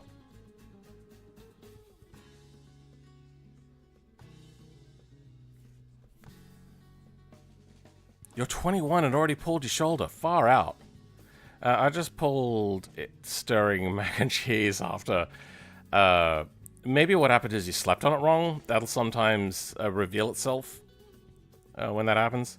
Just wondering about your cam profile and the compression ratio, as those really affect the engine sound too.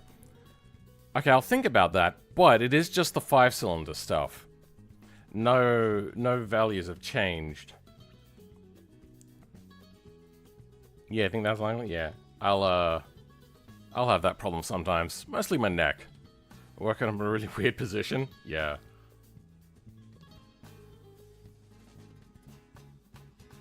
This car truly hates you? I don't know about that. It's just I'm learning. Something about flip display. I don't know what that means. I get it. That's just like a V-type engine thing. Yeah. Burning efficiency. HF gain.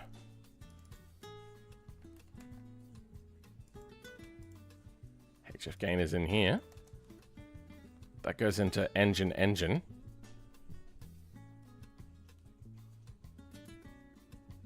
Radial 9 does not have it. Radial 5 does not have it. Mine does not have it. Okay, so what is engine? Engine, radial 7. Okay. Same thing, but they then... Oh, no, we do have HF gain. What? Oh. It was still doing chamber volume. My bad.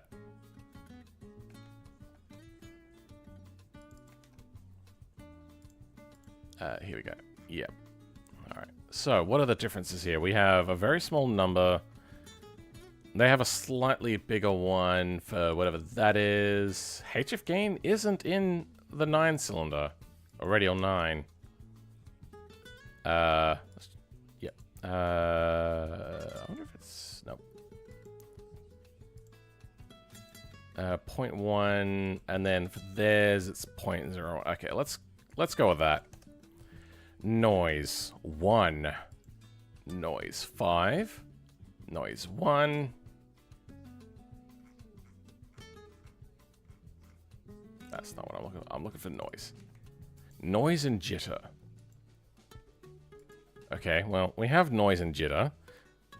Noise is usually a bit more. Let's go with that. Then jitter. Is jitter here? Still nothing in here. Is there even engine in here? Engine is in here.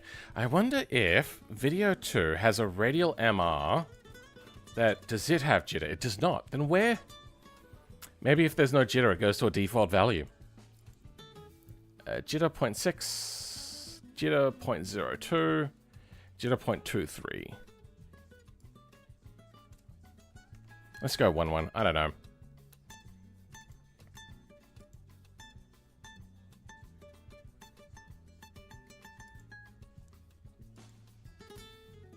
Yeah. Well, let's go... You know what, actually... No, I'm going to go like 0.8... I don't know. I suppose it wants to be not a rounded number. Simulation frequency. Yeah, let's up that just a smidge. let's keep going. What else they got? Ball stroke, rod. Okay, we have some mass values. Grams, rod mass, 1500.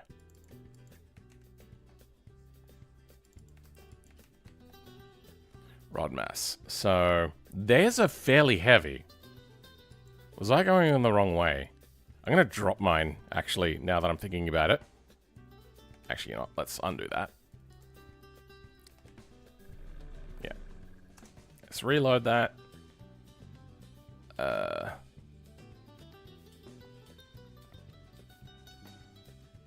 Compression height, crank, flywheel mass, flywheel radius, crank moment. Okay. Flywheel moment. Other moment.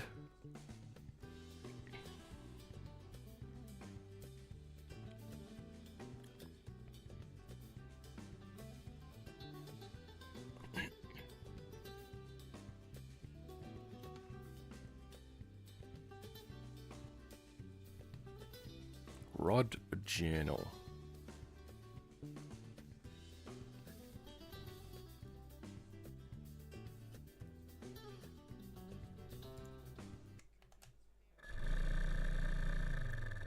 Whatever we did made it worse. Actually, hold on.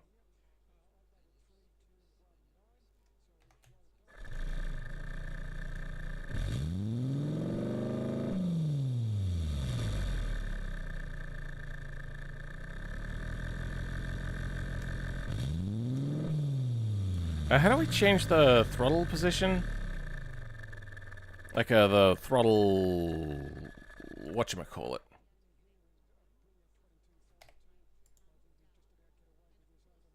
GitHub.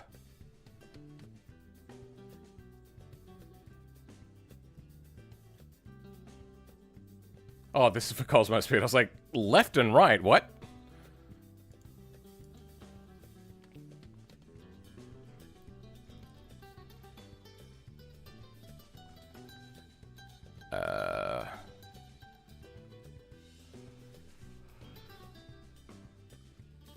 How do we do throttle?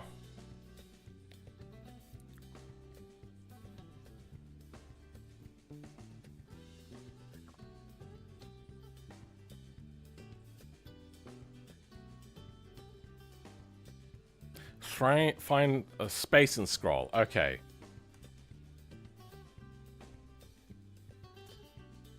There we go. Alright, we're gonna get to about 1,000, see what happens.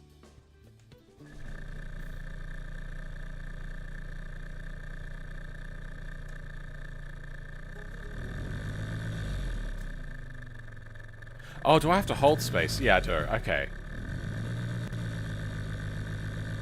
Okay, where does that sound go away?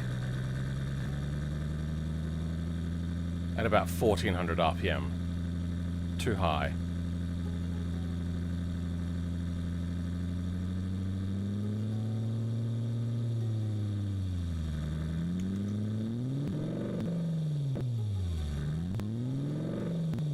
Okay, so what was it that we changed? It keeps on rearranging the order of my icons. That is so in... Oh my god, it just did it again.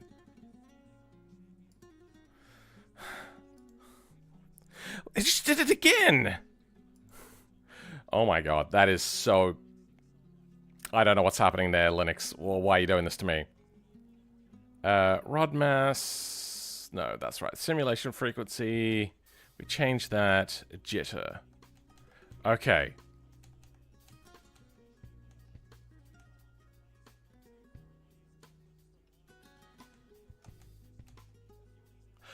Is HF gain high frequency gain? Oh, okay.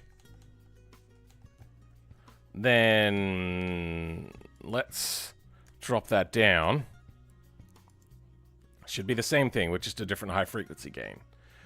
Okay, whilst we're waiting on that, we've got our dive in. So we're having a look here.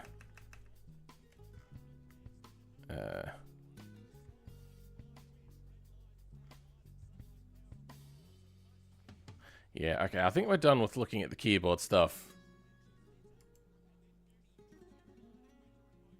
Alright.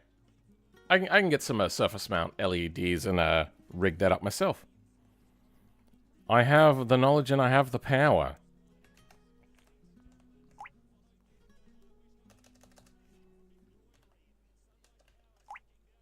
Oh. They don't even talk about RPM, huh?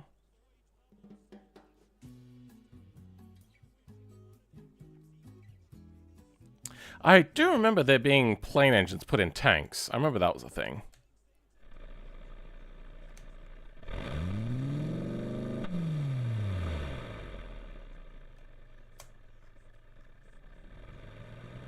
Okay, it sounds very tinny.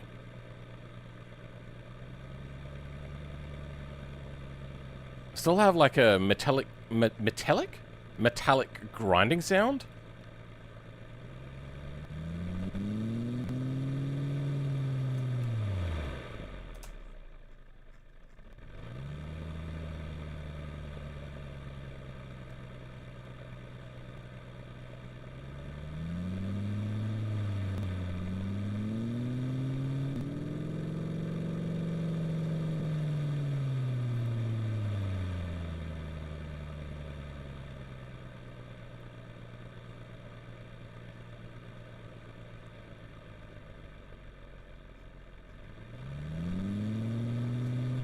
Sounds very hollow.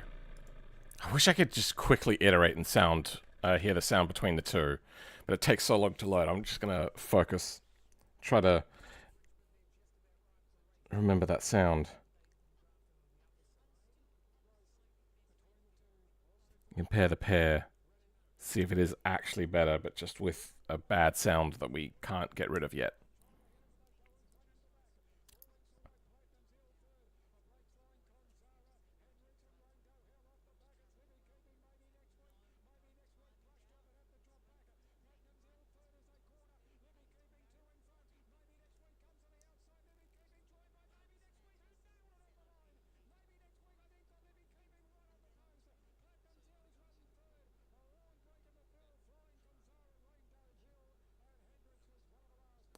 Come on, fuck me.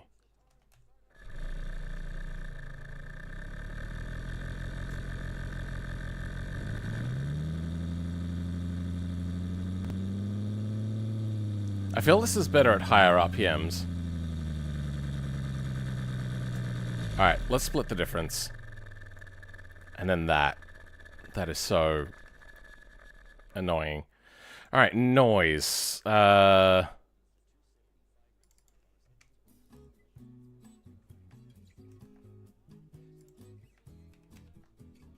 One, 5, 1, none.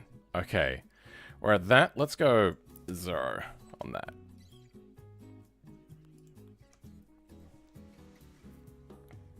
Have you been doing this last time I saw you, the sun was up?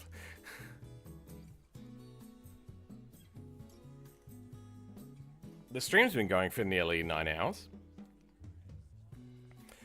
I sent 2 MR files on Discord. The first one was that is the one that sounds close to the real one. Yeah, I don't want to just rip somebody else's until I've at least given it a good hard go. What else we got? So there was those things.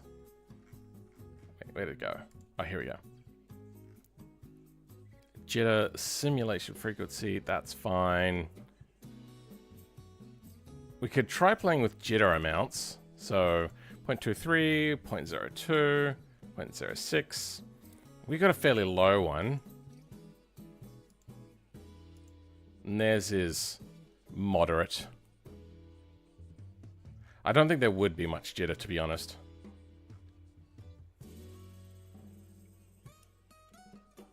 Alright, what else might we want to look at?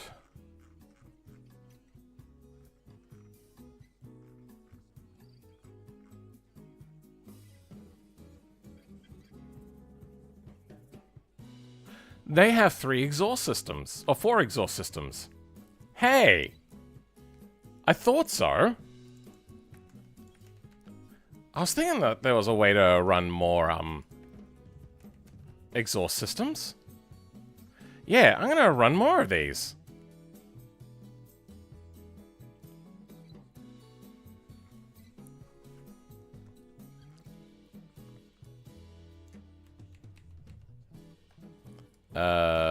Then, yeah, I'm gonna go 0, 1, 2, 3. And we might change sharp. Wait, what's the impulse response? Default 0. Yeah, we'll give it a try.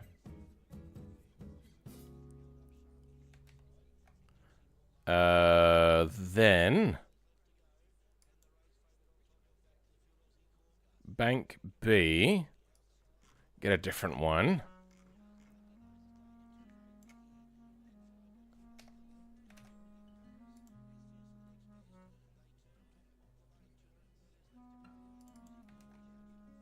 Exhaust 0.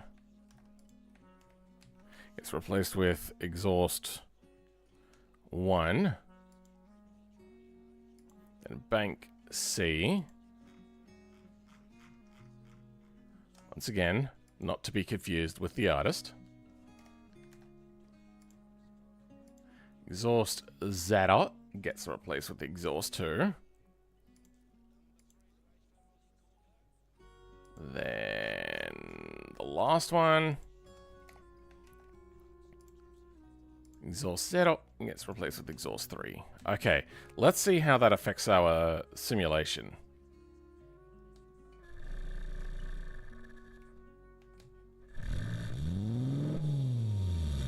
Okay, that's what it sounds like.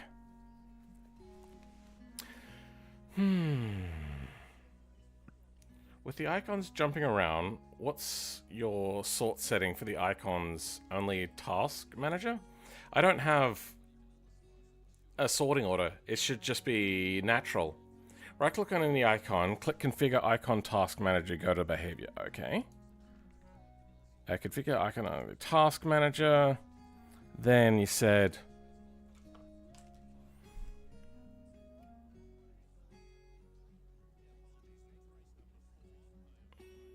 then go to behavior. Then you have yours set to manual. Yeah, sort manually. I think it's just a bug because it was doing it when it wasn't meant to. That was the problem.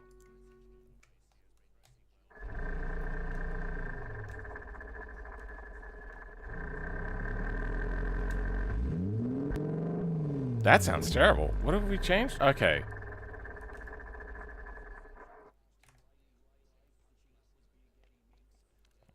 What I really want to do is have 7 exhausts. I know this is stupid, but that's what we're going to do. 3. And I'm going to rename these. Exhaust 0 becomes... No, we're going to have to go the other way. Exhaust 3 becomes 4.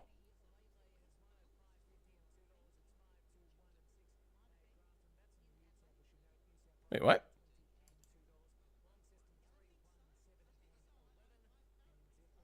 What did I do?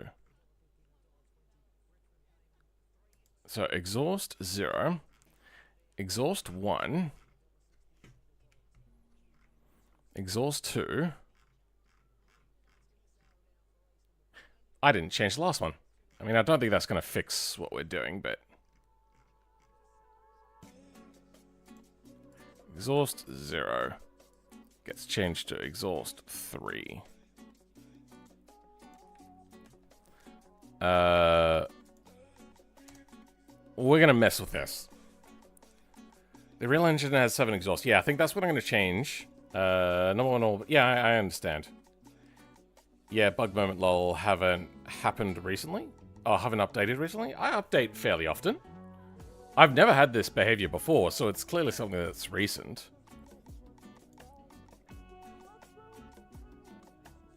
What did I just apparently open? Don't tell me I opened DaVinci Resolve. Updates?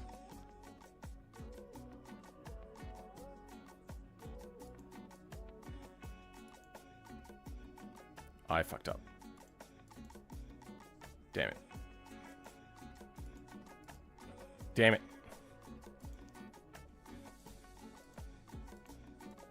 We'll update that in a bit, but I doubt that's the problem.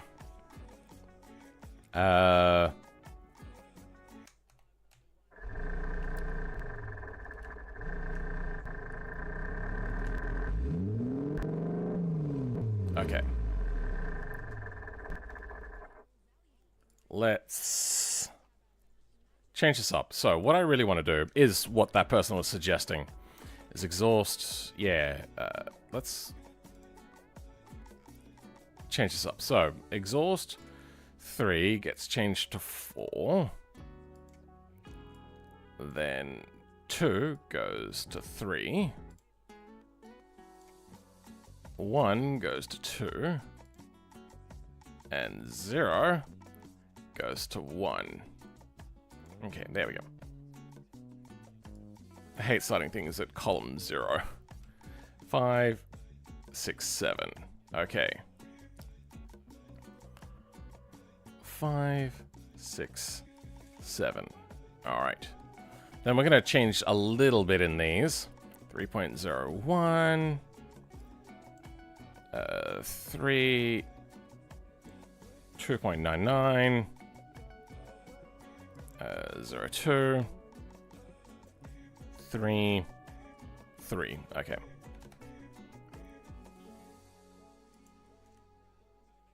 Then we have to start adding it into the banks. All right. 1, 2, 3, 4, 5, 6, and 7.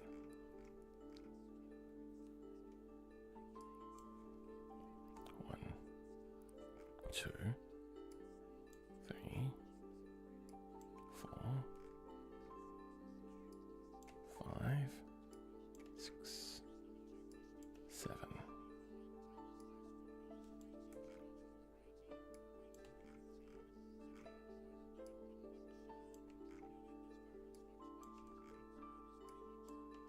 I probably should have made a version of this so I'm not like making like catastrophic errors.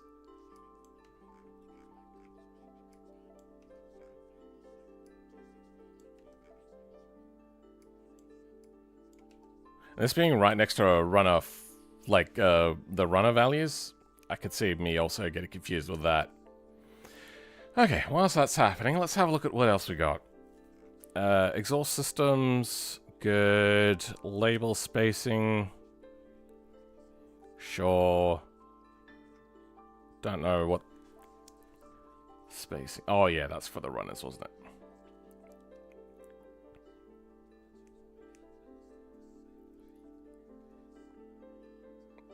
Oh, if I had set it as a unit, I could still then modify the value. Okay.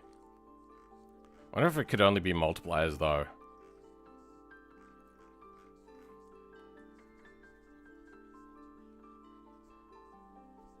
Only one intake, but that makes sense because there is only one intake.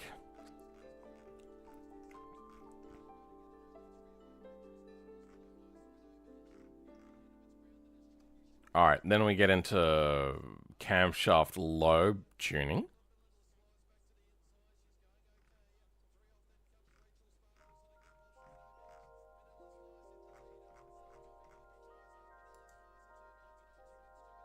Yeah, that's the stuff that was at the beginning. They're all identical.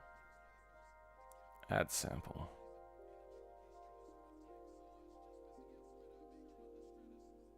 Yeah, we don't care about that. Don't care about that. Don't care about that. Don't care about that. Don't care about that. Okay.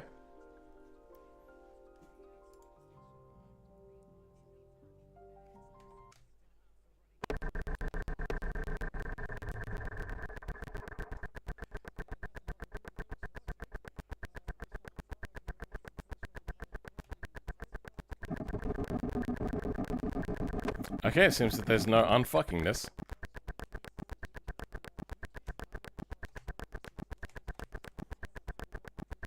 Alright. That is very unhappy. Frequency. Let's set this really low, and then we'll turn it up.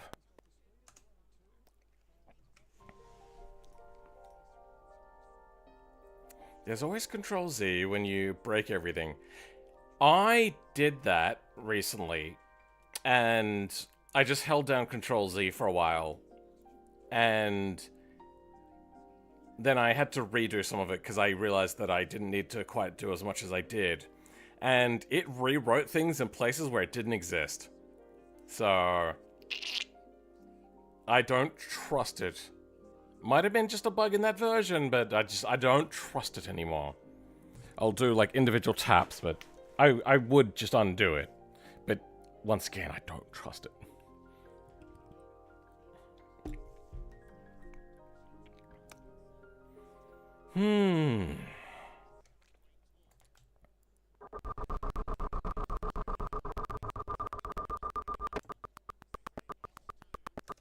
Okay, 400 it is. Sure, buddy. I think he was right. There is a slight possibility that 7 cylinders is too much. Oh, the real engine, there are 7 intakes runners. Yeah, we don't need that. Platform supercharger, I'm not sure how that would be coded properly. No, that'd be fine. You could do that, but you don't need to in this. Sound, which is all we're getting, is from the exhaust only in Engine Simulator, as far as I remember. But intake sound is something that's coming on the new stuff. Volumetric efficiency. Doubt that's very good.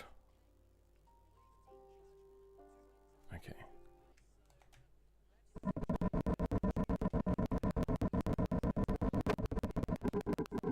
Wow, okay.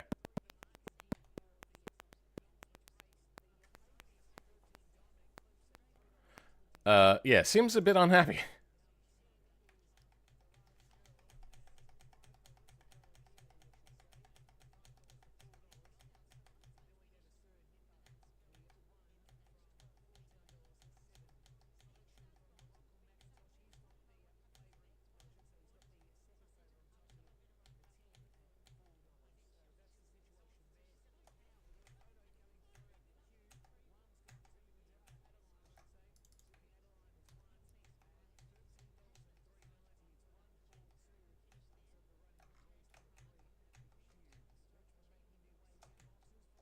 Okay. Do we even use exhaust 1? We don't. Alright, we can get rid of exhaust 1. We'll hold on to it for now, I suppose. I'll put you there. Okay. That should work things out.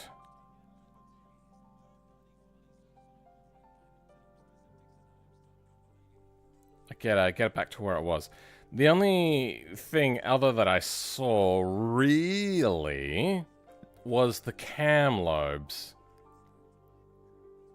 But that's such a pain in the neck. Intake lobe profile. Not here.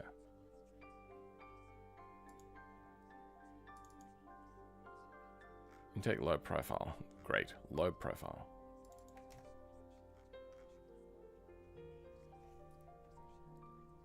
Low profile is equal to low profile. Thanks. Params low profile. Intake load profile. Oh my god, it's going in circles. Low profile lobe. Okay. Alright.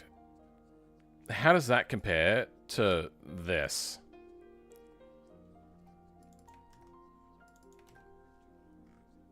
Uh, 0.9, 800, 100. Okay, so that's the same here. The GM lobe.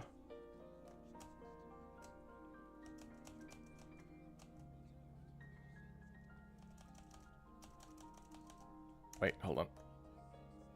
Oh, no, that is what I want. 1.1 lift. Okay, so that is a different value. Lobe. What's their low profile? 110, 700. Wait. Lift is 500. Oh, but it's in millimeters. Ugh. Yeah, these are written in thou. God damn it. Lift 800 thou. Good. That's in 500 thou. Ugh.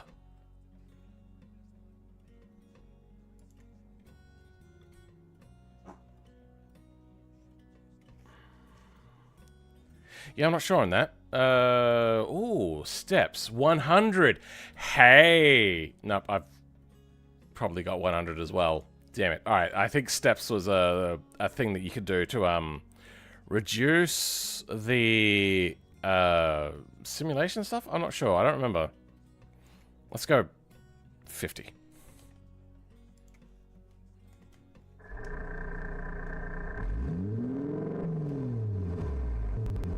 Oh, no, that's one thing to do.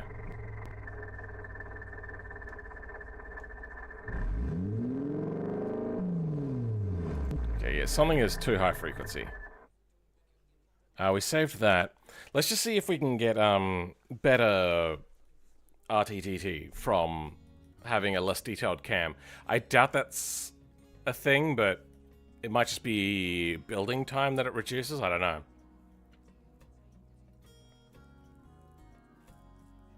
I know on a real engine, advancing the exhaust cam opening is so it is sooner, while the cylinder pressure is higher, it will make more noise. They do that here to make trucks sound cooler. Oh, okay. We'll see how it works. Haven't seen Engine Sim in a hot minute. It has been a while, I will agree. I wonder... maybe there is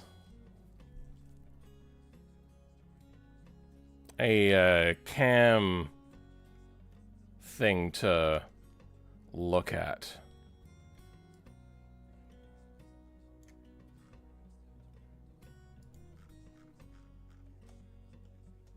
Like an advance amount. That's ignition advance.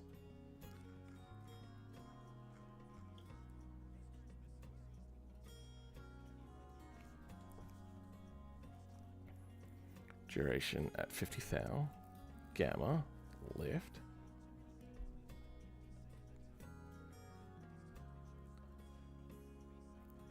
Lift 800. I remember there also being a stability issue with lift, right?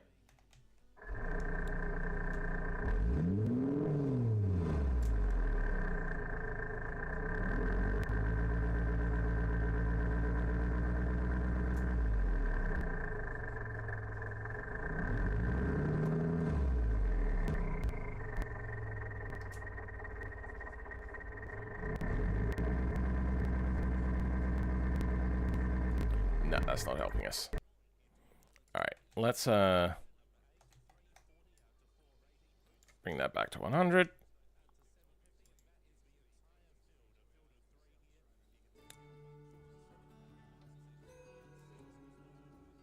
Was it duration or lift amount? Oh, I can't remember. Gamma 1, I think that's to do with the ramping. They got 1.1. Theirs is 1.1. Wrong place. 0.9. Okay.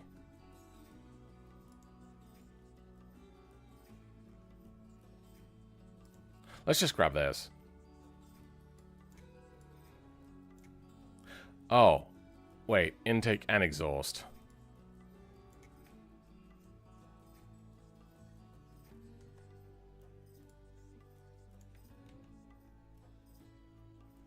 Where's the exhaust lobe?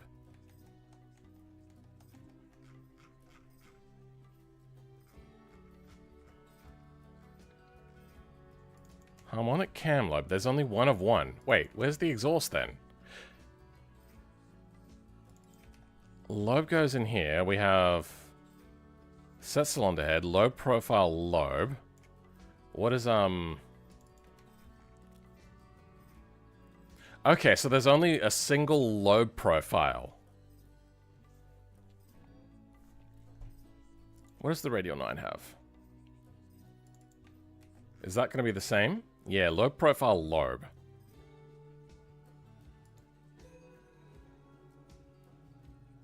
This one only has one. And this one has two. I might grab from the 7-liter. I like the sound of that. Because I just don't want to rip somebody else's stuff straight up. Okay. Got those. Then...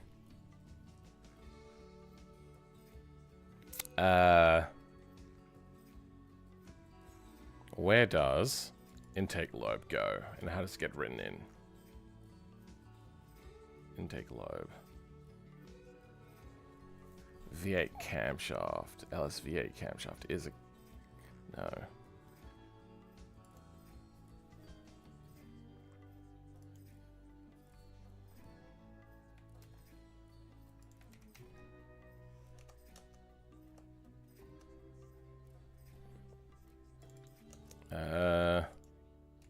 Okay.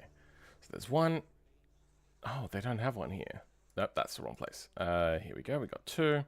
Then you have intake and exhaust lobe. That goes on just the cam. So, oh, is this only simulating one camshaft? Is that what I'm getting wrong? Okay. Let's go LFA V8 then. That'll have a little bit more stuff to it. That has two.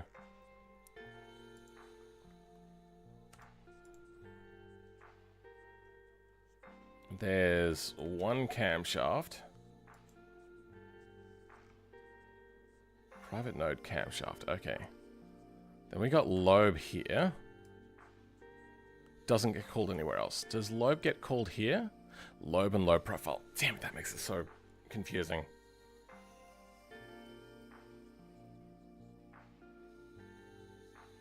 Camshaft. So we just want camshaft.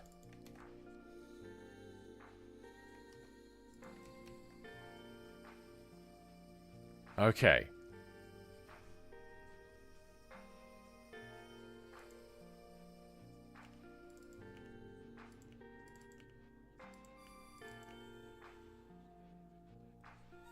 Okay.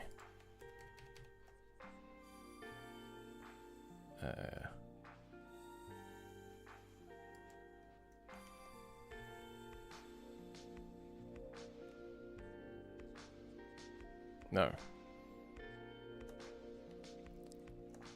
Damn it.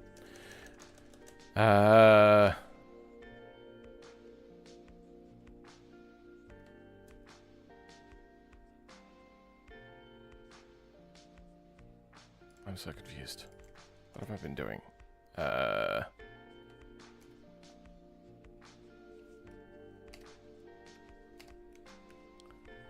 There.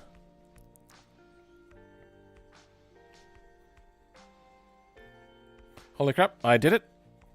Pure concentration. The car is incredibly touchy. Sounds like fun. So we have camshaft.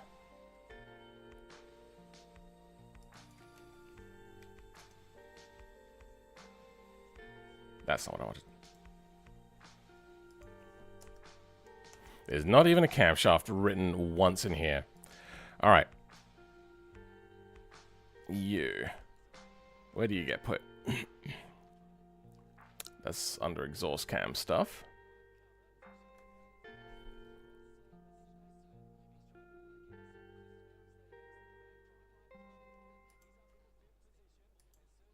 Did I delete something? What happened? Oh, no, here we go.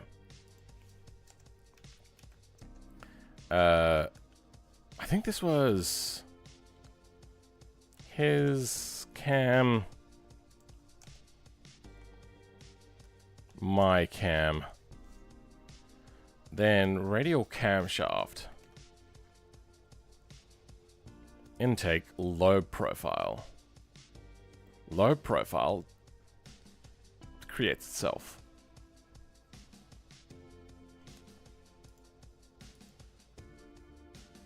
lobe profile. It's lobe.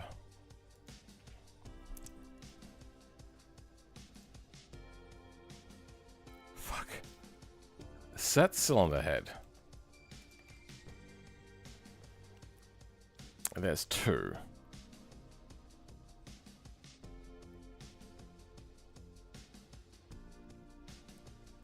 So it's just called radial head. Oh, okay, it's just pulled radial head. Then we have offset.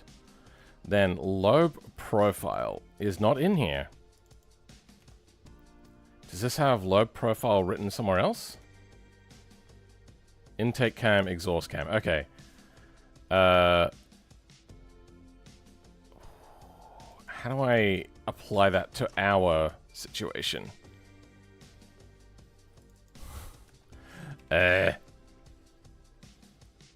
Intake lobe. Fuck me. Ah! I don't think this is possible. I think we might have to scrap this particular thought process. Intake, exhaust. Where do I put intake and exhaust?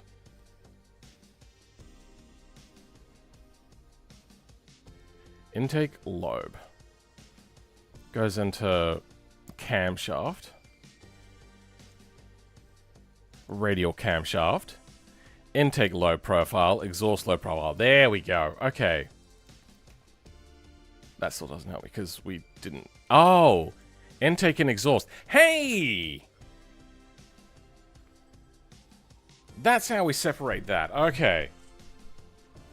Intake and exhaust. Cam. Parameters. Okay.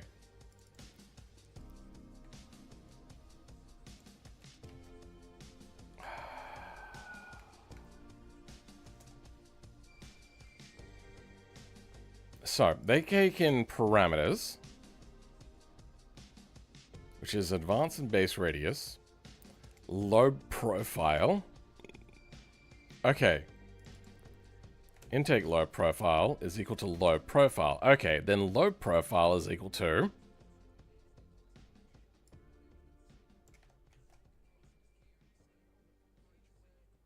lobe profile. Of course. Lobe profile. Lobe profile is lobe.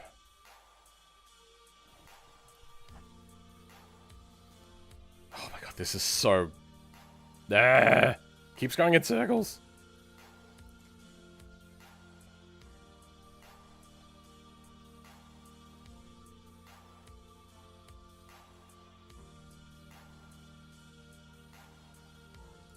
Yeah, what happens in cylinder head for them?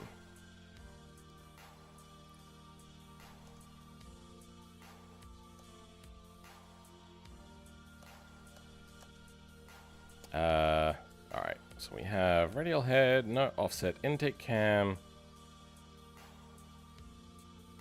So I can set it in here. Camshaft intake cam. Okay.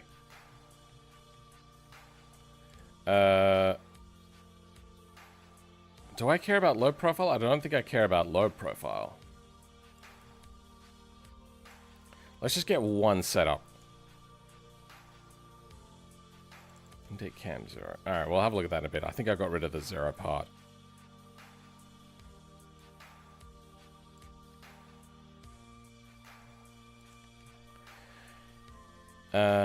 Intake cam 0. Alright, well where does intake cam 0 happen then?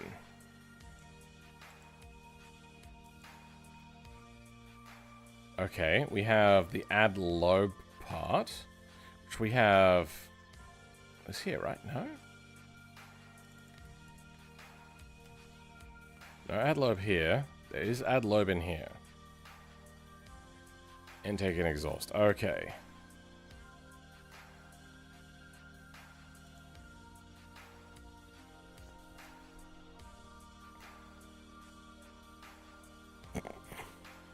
Am I dumb? Exhaust cam, add lobe.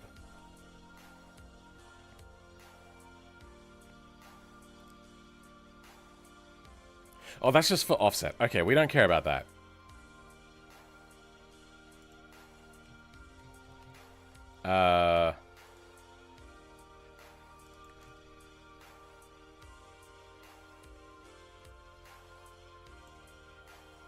head.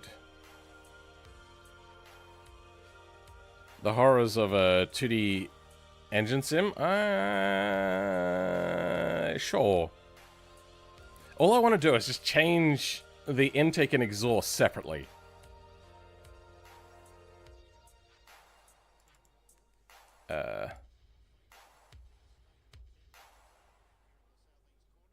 Camshaft. Dude, you're going to have a heart attack. I went to sleep watching your live stream. I woke up and you're still on the same stream. Yeah, that's just how I do it. I don't know if that's really a heart attack thing. As long as I get exercise elsewhere, which I do. Camshaft parameters. Camshaft in cam 0. Okay. That's what we're looking for. No, it's not. Alright, where does this then? That becomes intake lobe and exhaust lobe. Okay. Wait, was that the end of the list? That was the end of the list. And sleep, obviously. Please take a little bit more care of yourself, or a lot more, because we want you to make... Yeah, so I do get exercise every day. Sundays a little bit less, because it's kind of like my day off sort of thing, which you're meant to do intermittent anyway.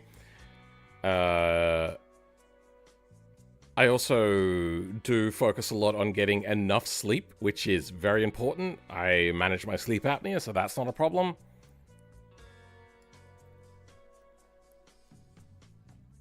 So I think I'm good. Low profile.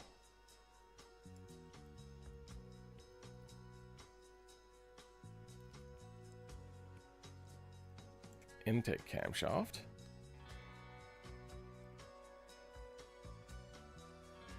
Okay, so we have exhaust cam and intake cam.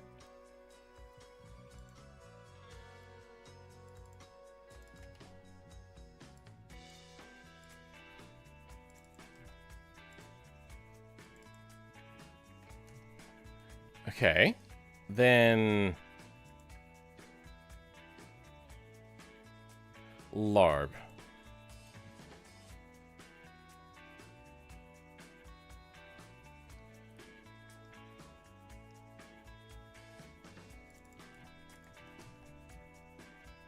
Because that's doing the rotation. So here he's got cam. Oh, then it has low profile inside of it. Hey, okay. Whoppa! And then low profile is... Wait, no, then I don't need this. I just need to... Wait. Camshaft. Low profile. Oh. Intake comes from low profile. Fuck me again with this. Low profile is cannibalistic. It keeps on coming up from itself.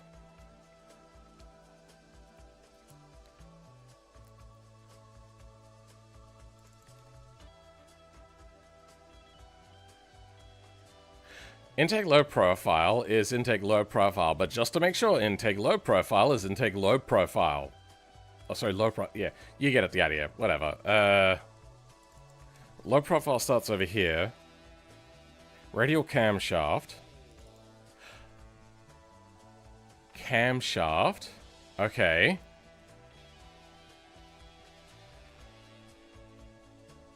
Radial camshaft. Ah. Fuck me.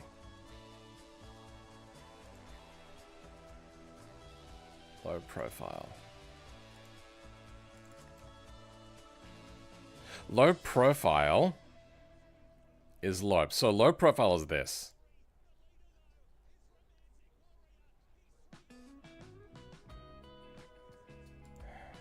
Intake. Okay, I think this might be what we want. Intake lobe. Intake lobe is that. Okay, there we go. That's how we do that. Okay, we've created our intake lobe, exhaust lobe.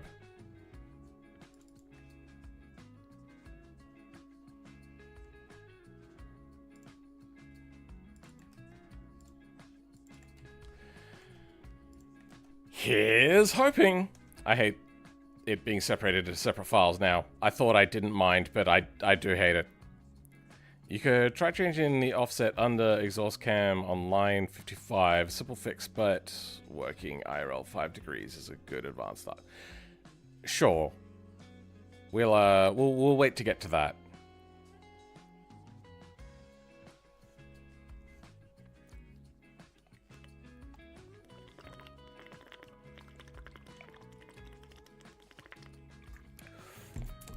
I wonder if I have an apple. I might go grab an apple in the next time that we do a reload. God, this has been excruciating to figure out.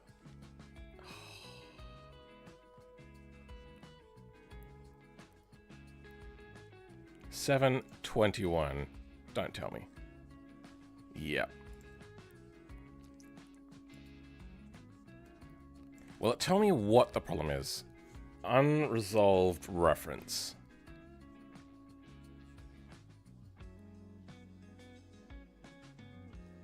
$33 and $33. Okay.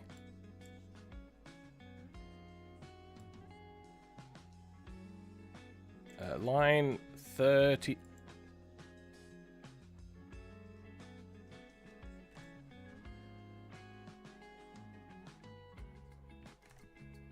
Oh, okay. No, line 33 over here.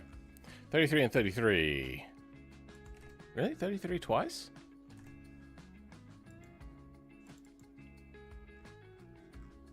In Take.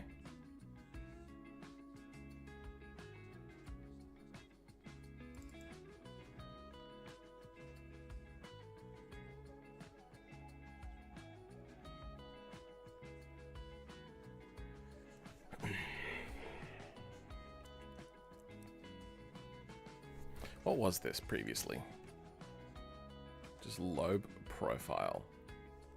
I really do hate you. I wonder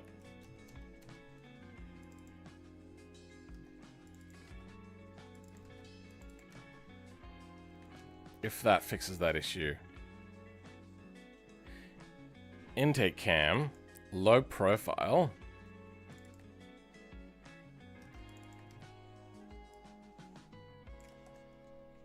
Okay, let's try that out.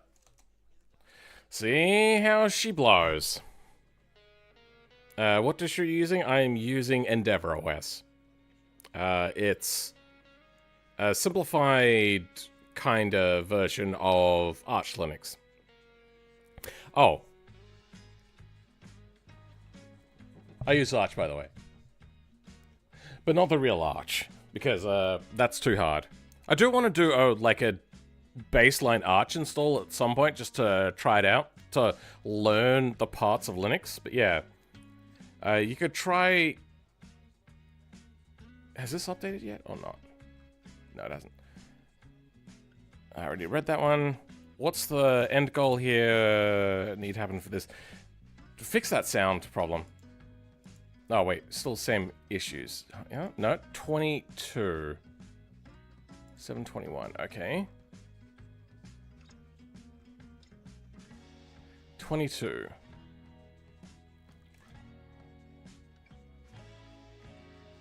Error input not connected. Okay, so we have lobe profile.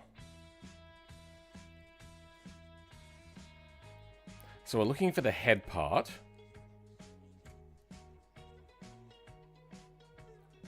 So we have radial head. They have cylinder head. Okay. Then valve train? No. He just declares inside of radial head.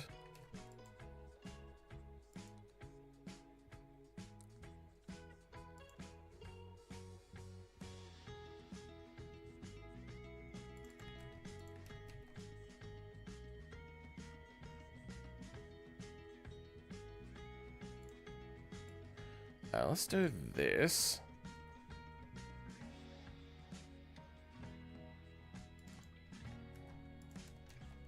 Okay, where's low profile in relation to creating this cylinder head?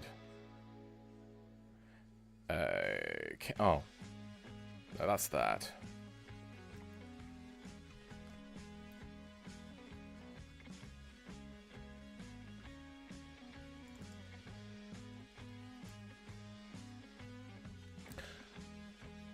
This is in the wrong place.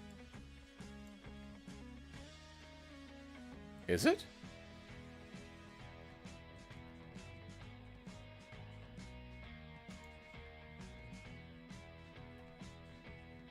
Add lobe. Alright, you know what? Fuck it. I give up on this. This is done.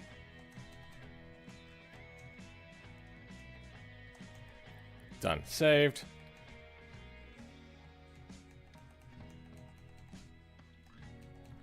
Done with the his and her camshafts. I can't figure out how to add a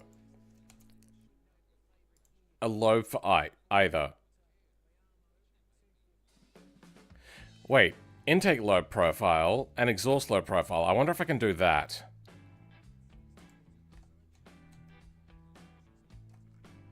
Yeah, let's try this out. So intake lobe profile. It's going to be intake lobe, then exhaust lobe profile is going to be exhaust lobe. Alright, let's try that out. This is still having to do its thing, so we'll wait for that. Arch is scary? I agree. Alright.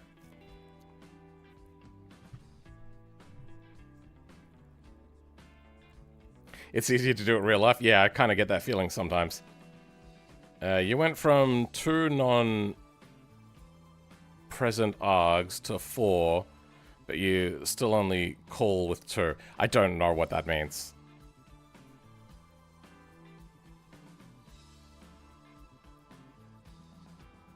MR files open, and none of them do it the same way for cams. Nothing is standardized. Yeah, it is really confusing. So this is the sort of stuff apparently that he's cleaned up a lot as well. 720, 3 times. Error input not connected. So lobe profile.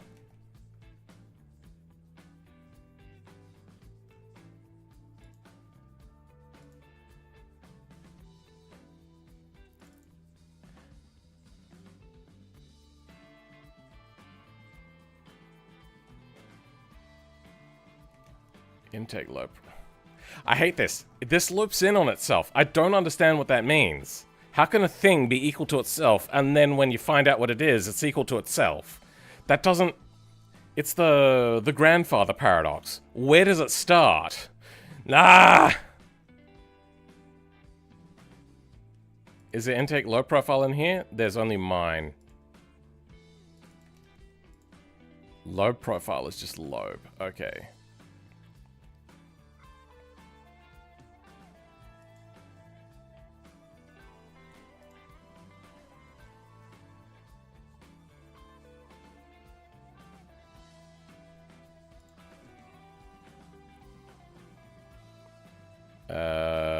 Oh, wait, no. This is meant to have just the intake cams and exhaust cams. Also, why is there, like, an intake cam without this and then without, with this line underneath? Is that a thing? Add lobe. No, this isn't where we add the height to the lobe.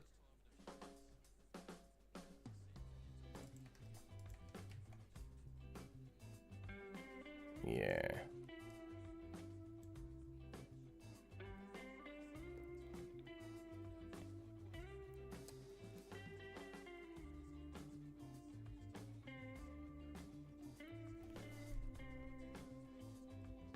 I see what's happening. I actually know what's going on.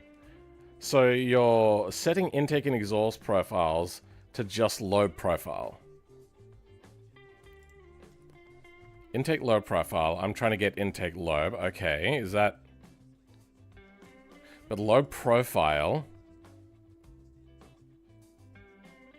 is the grandfather paradox.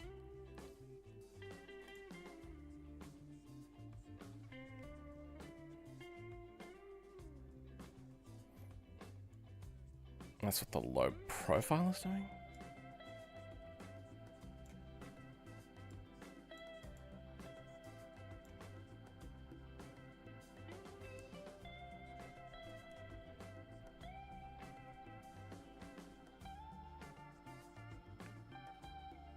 Probably setting intake load profile to be load profile. So previously it was load profile as this. But there's nothing here, just load, so it has to be load profile. So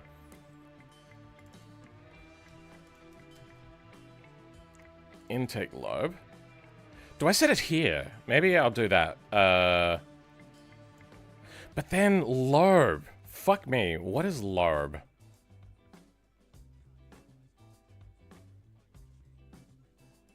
Alright, let's go intake lobe. Exhaust lobe. I think I did this one already, didn't I? What just happened?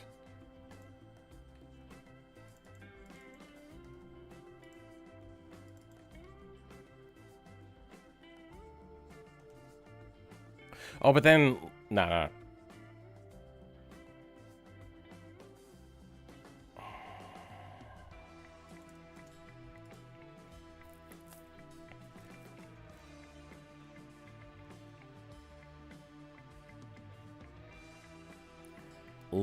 Line 30 is equal to line 28. Yeah. But 28 is equal to itself.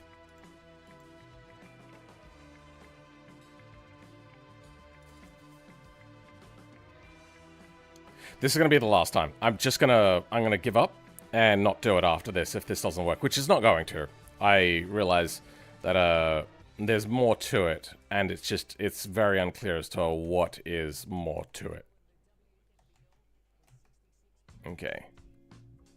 Ah, damn it, I saved. Fuck. Oh, no. Yeah, no, we got errors anyway. I don't care. We're done. We're not doing that anymore. I'm looking at others. Low profile is always followed by a type or set of parameters such as... That's fine. No, we're done. I'm not doing it anymore. That's not the problem. Why am I even resetting it? We want to play with, I think, the volume things for this. I think he was saying that this was what was changing the thing. So we have length 100 inches. Let's down that to 10.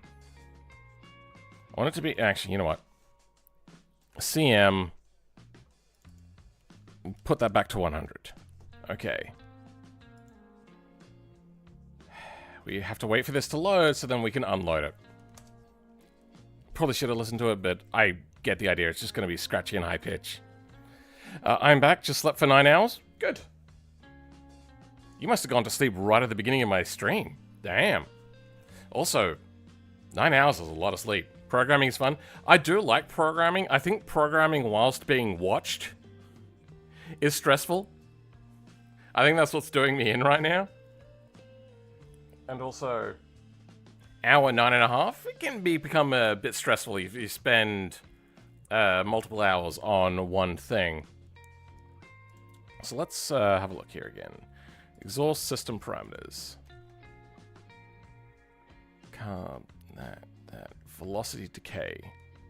Oh yeah, I changed velocity decay to 0, didn't I?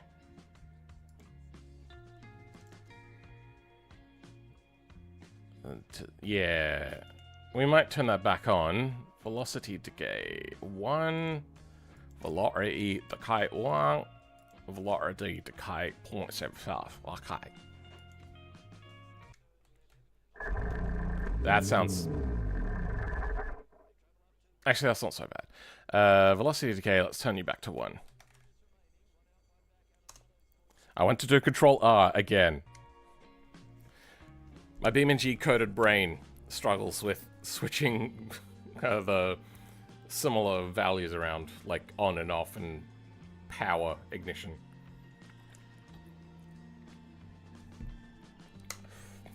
I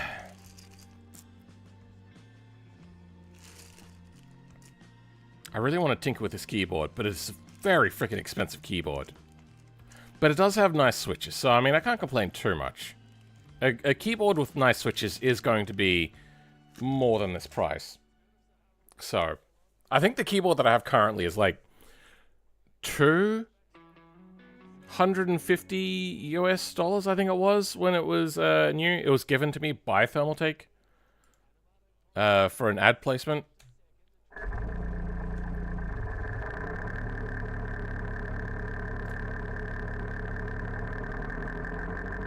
When does that crappiness go away?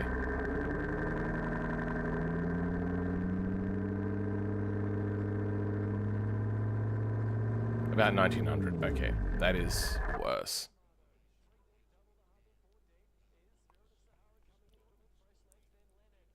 Was there a different velocity decay? I think there was. Velocity decay 0.75, 0.1, 0.1. Okay, no, there's not. 0.75. Let's give that a try. I doubt that's gonna be much of a clincher here. 100 inch on the exhaust, they reckon.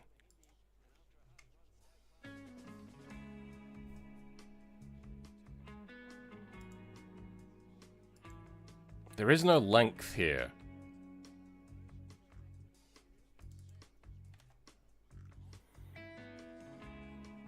Oh, okay. Oh, he's put it in the exhausts themselves. Okay. What did we end up doing with the exhaust? We got exhaust 0. That's all the exhaust. Okay. Let's replace exhaust 0 with exhaust 1. That just makes my life a little bit easier. Alright. Audio volume. There was that HL thing that we were messing with. That seemed to do a lot.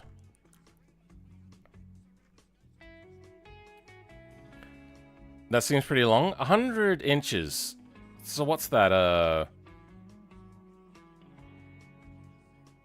3 and a bit meters?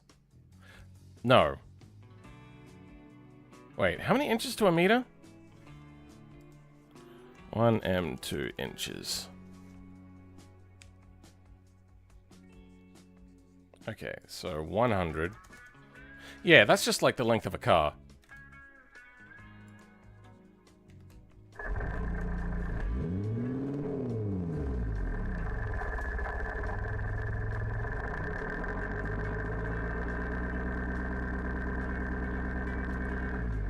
Too rattly.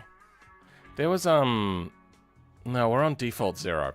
I wonder now about changing impulse response to something like mild exhaust.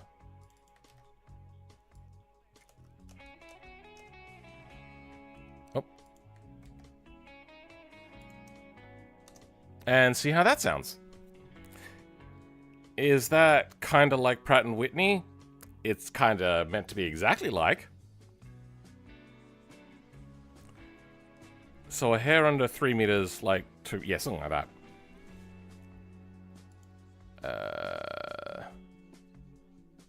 So what was it, 1? Yeah, 40 inches to a meter. For some reason I thought it was 30 inches.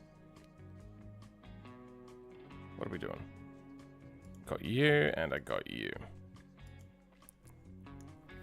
What else can we have a look at? Audio volume, length, impulse, response.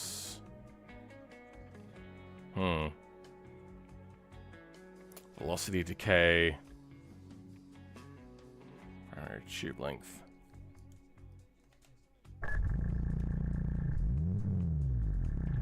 Oh.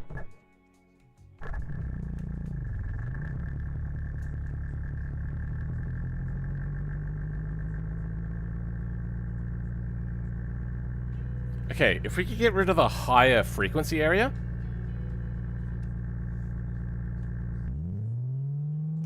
Nope. I kind of like that. It would just have to add like a sort of sound to it. Because that's kind of got like the bass you'd expect from an engine like that. Let's go minimal muffling 1, 2, and 3.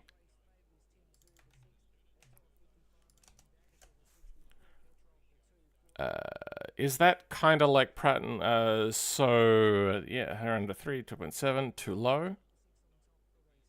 The problem is we're going to have to do some sound editing to get the poppiness back into it, because Engine Sim apparently can't really simulate that. We might try out this Wasp 28. Let's grab that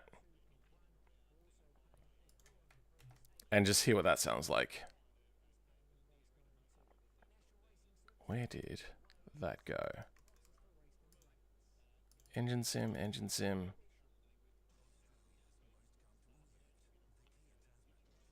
Assets? Engines. We'll just stick it in the root, that's fine.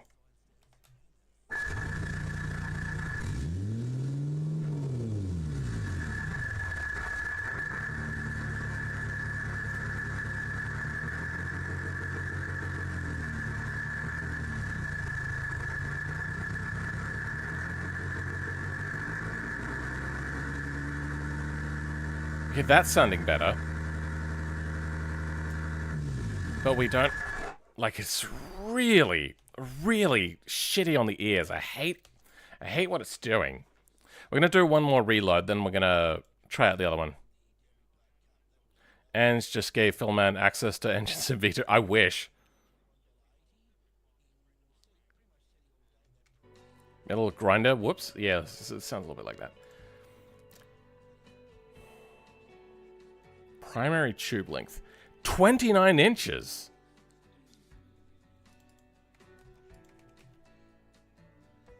Oh yeah, we downed that, didn't we?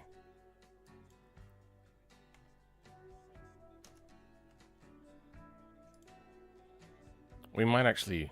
Nah, we're gonna listen to what theirs is.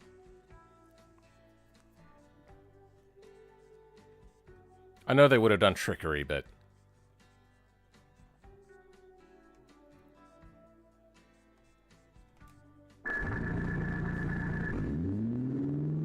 That did not fix the issue. Okay. Load Engine. Opane. Okay, let's see how this one goes for loading. I'm guessing also a really long time.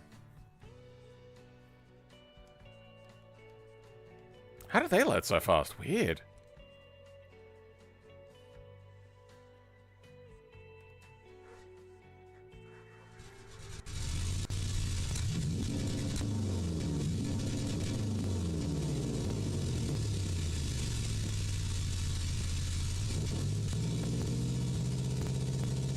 What's the engine simulation at?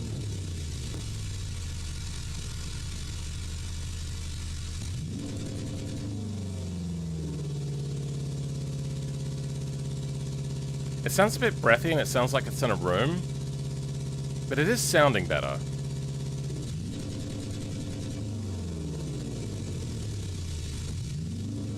It's very, very twitchy.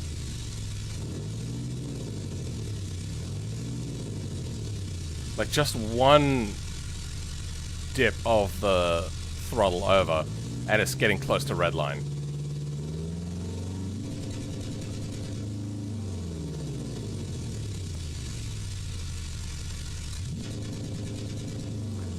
Yeah, that doesn't work very well. But, yeah, I get it. Load engine. I don't know how they'll load so quickly compared to mine.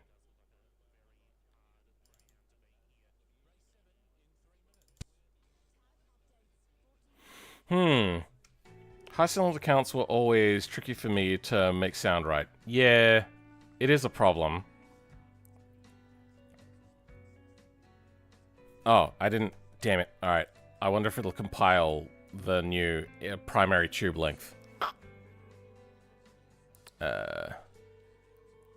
Runner length. 12 inches for their intake runner length.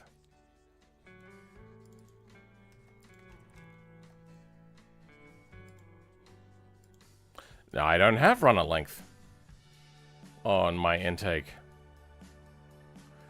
Is runner length... No. Alright, that's right. We're meant to be looking at this anyway. Oh, theirs is 30. I just happened to match that. Velocity response. Decay.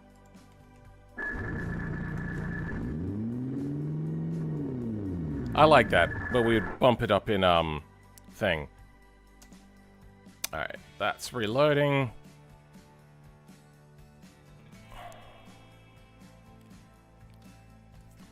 I haven't changed anything yet. No, I haven't. Primary flow rate. He's got that set high. Oh. Intake flow rate is really high. Maybe he was wrong about that. K-carb for runner flow rate. No, that's idle. That is different. Plenum volume. Yeah, what happens if I turn that up to be big again? And they've got a really massive intake. Okay, well, let's see what gets us away from...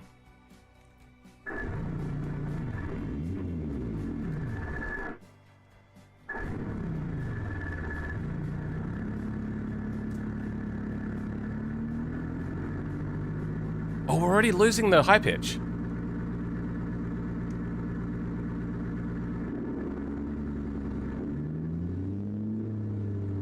Okay, it's still there. Well, okay, we just did some extra changes. Let's see how that goes down. I wonder if there's something to do with the type of crankshaft that makes it take a really long time to load.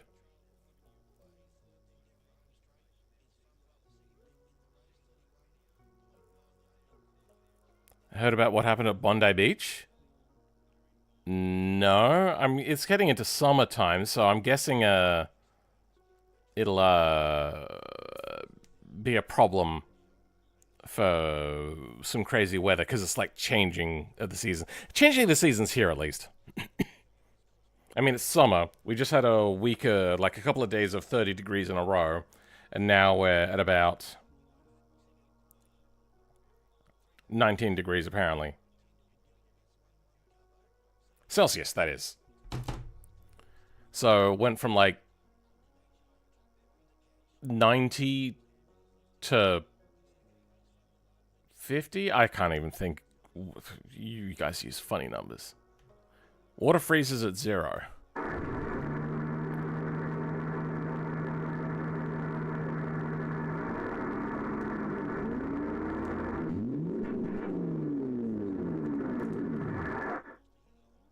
Huh. Plenum cross-section. So he has like a really large number. Let's times ours by 10.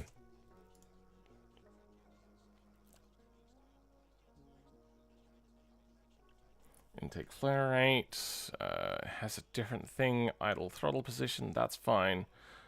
Throttle gamma. That's just to do with the ramping of the angle, I believe. Then velocity decay on the intake. There isn't one.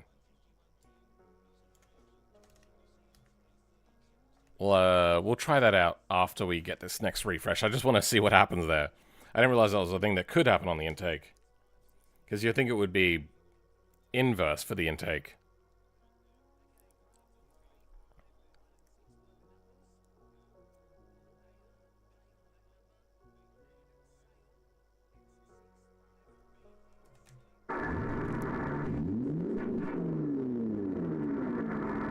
That's still really bad.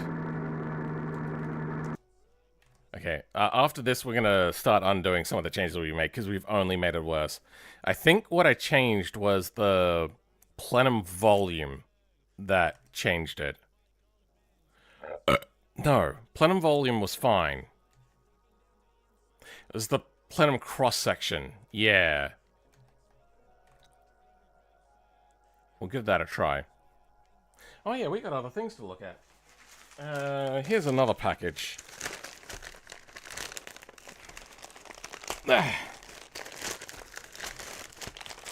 What else we got? I ordered so much stuff recently.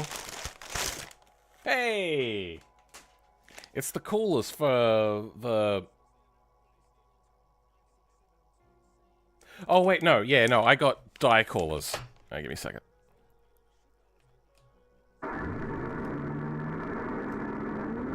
Oh, that sounds horrible. Oh, it makes my skin crawl.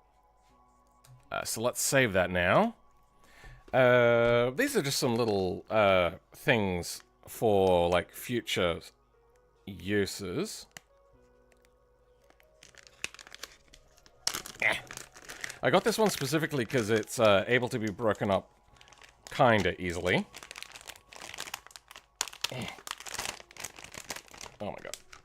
Struggling. There we go. This is a heatsink, but it's also got slits in it that way.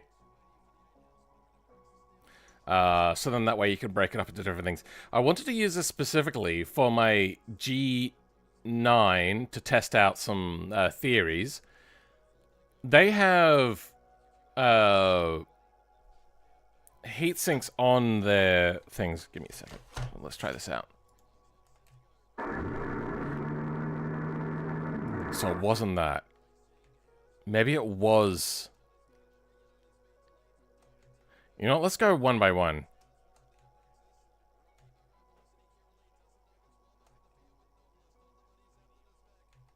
Let's try that.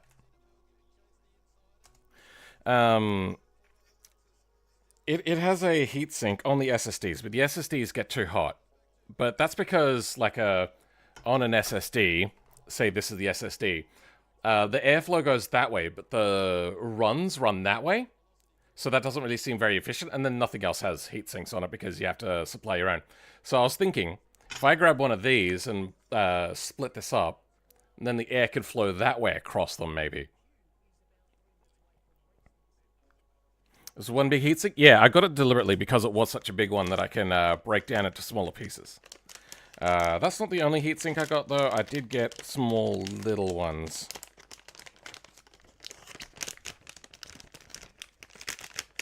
Oh, that's a pain to get in and out. We might have to find a different bagging solution.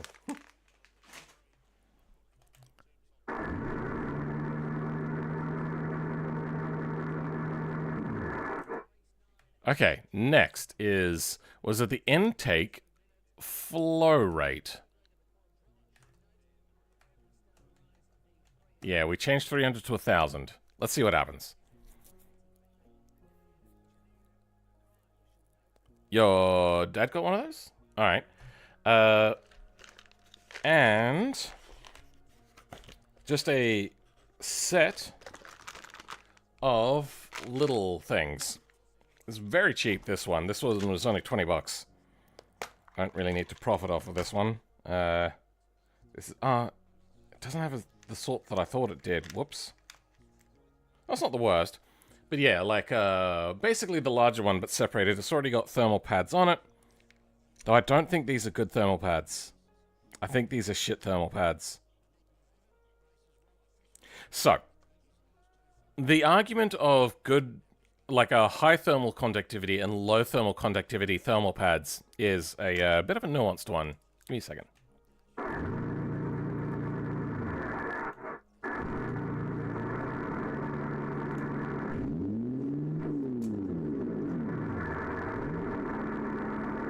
So that wasn't the issue. What was the other thing we changed? Primary flow rate in the exhaust? Okay. Let's give that a try. So, if you have one of the sorts of heat sinks, which is more common on GPUs, that has the main die sink, and then it has bridges out to contact the surrounding modules, usually is VRAM, but not always. You may want a little bit of cooling, but if you have too much cooling, then all of that heat will go into the heatsink, heating up the central processing unit on the graphics card. And that you may not want. So there you have to strike a balance, figure out what you're doing, how much airflow you want to try putting through it. But when it comes to these...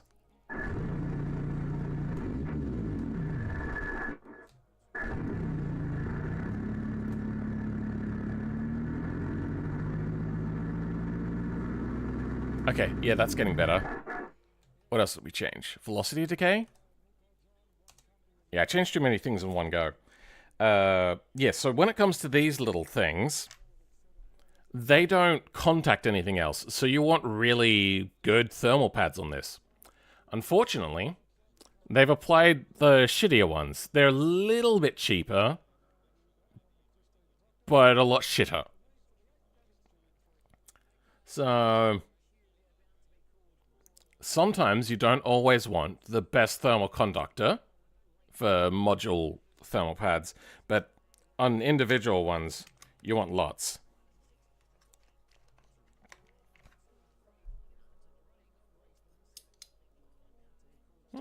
They fit nicely together. I just realized I've been on my webcam this whole time. I'm sorry about that.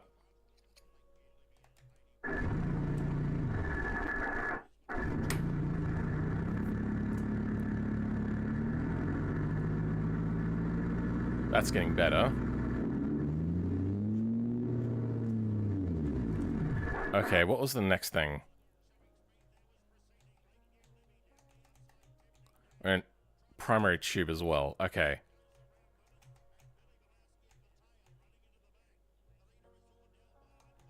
Let's go 30 on that. Alright, that'll be the last thing, and then we're going to start futzing around by re-implementing some of those intake things as well. Oh wait, that doesn't go there, that goes here. I have to wonder if the weird pitch thing is related to that one pipe resonating thing Ange fixed for 3D. I don't know what it is we're talking about. But it has to do with the simulation frequency versus flow rates. That's what he said, but I'm starting to maybe question that that's not the full story. Anyway, that's those looked at.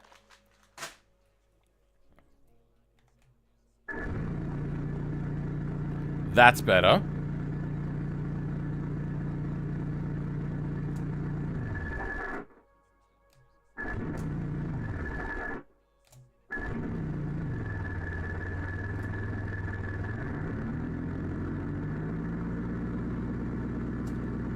Okay. Let's double that then. And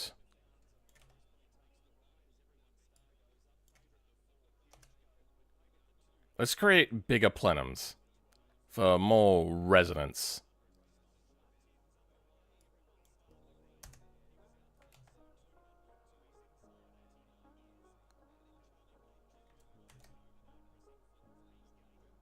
Okay. That's that. Now, I did have... That's a different thing. I have one more package to open. What? I suppose I could unbox my routers as well, because that's something I'm going to be doing soon. That's trash side. What do we got here? This is... The story of a girl.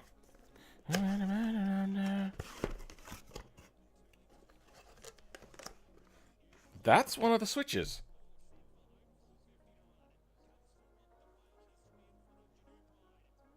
Then I have gotten asked backwards about some of my parcels. Oh, here we go.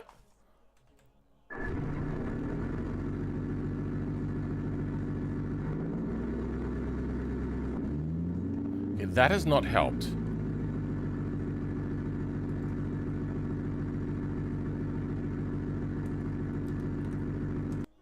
Let's try changing one at a time. So, if you don't know what a network switch is, your router probably has one in it. It would be very, very unusual for you to not have that. And basically, all your router does is takes in your outside connection and then turns it into, like, addressable things is kind of the way to think about it. So it can address to different computers.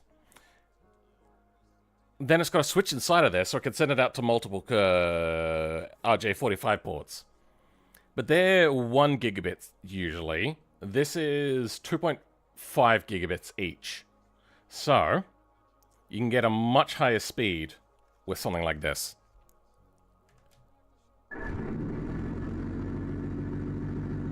Okay, that's helped.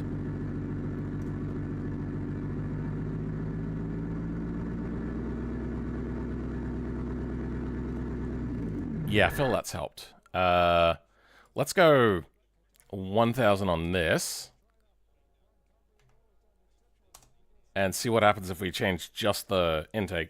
And then this also has special connectors, which I have never seen before in person. These are 10 gigabit connections, and I believe they are fiber optic. And I don't need that. But it's a nice to have if I ever want to mess with it, but I don't really need it.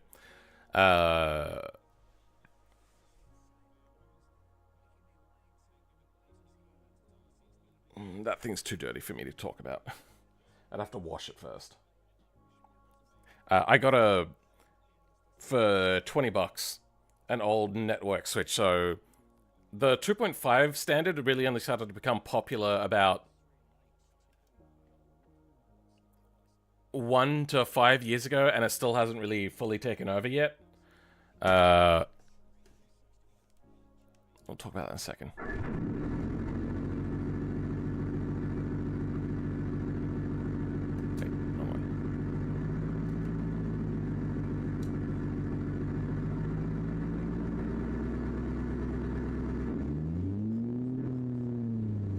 Okay. We have to be mindful, but that is doing better. What was that previously? It was 100. Let's drop this then down to 0.5 and give it an hour to reload. So, yeah, this is not the one I'm going to be using. I bought this one because this one is being passed along, but I got myself a 6-port, and I'm going to be testing out both of them in videos. If you want to go check out the Linux Man 86 channel, that's yeah, that's where I'm going to be doing reviews of these. So the thing about 2.5 gigabit switches is a lot of companies suck. They'll bundle them together with other really expensive things. So if you want that 2.5 gigabits, good luck. They're gonna screw you. So this one was pretty cool. This switch... give me a second.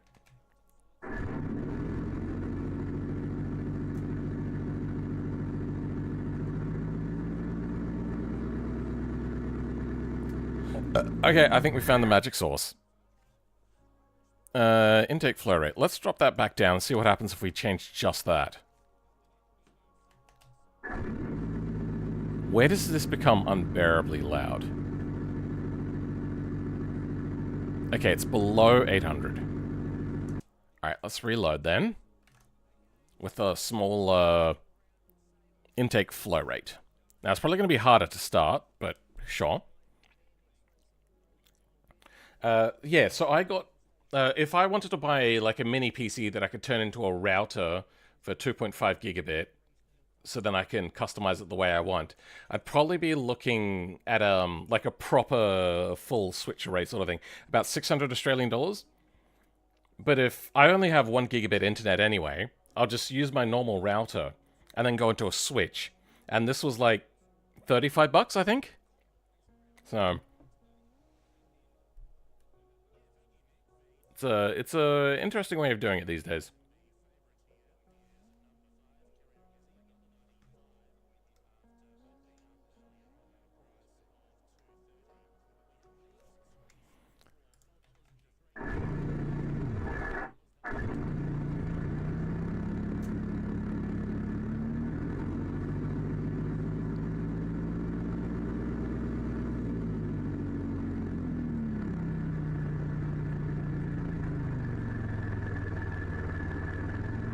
Okay, yep.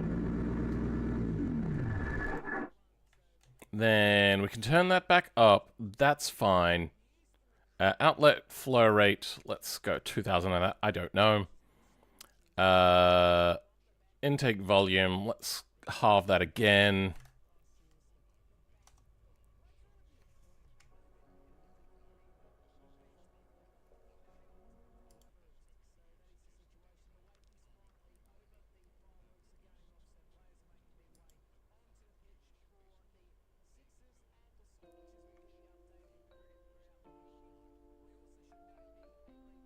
Oh, you guys haven't been able to hear the music the entire time.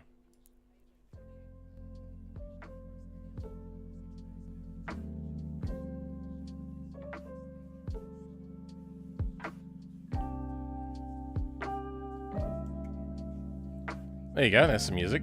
Have you guys been able to hear the game at all? Well, Engine Sim itself?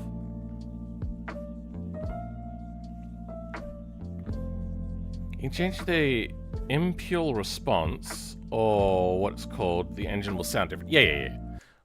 But they all had the same problem. Okay.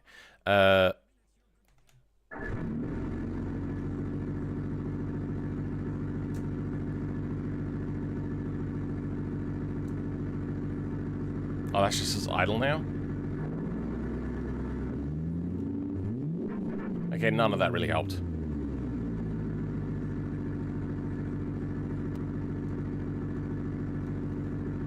Let's do just that on its own then. And we'll do just that one.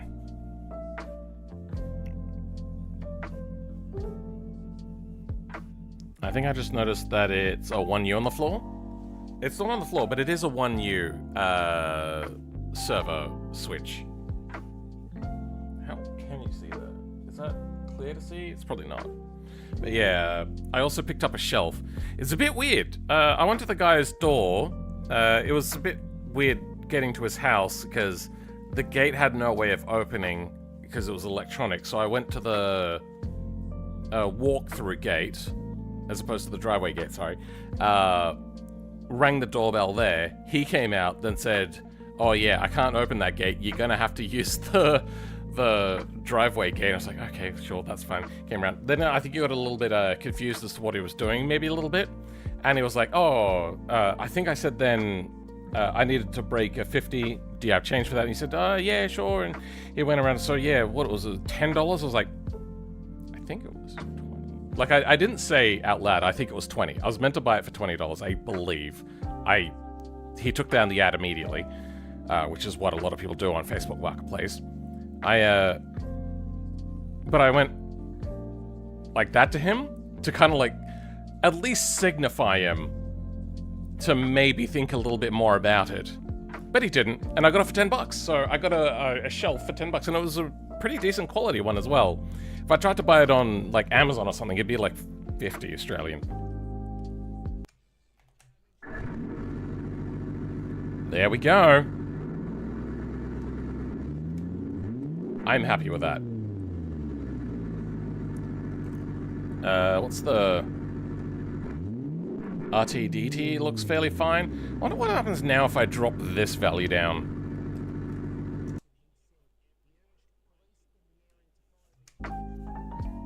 Also, Merry Christmas, people. I don't know why I said it with that accent. It just felt nice to say it that way.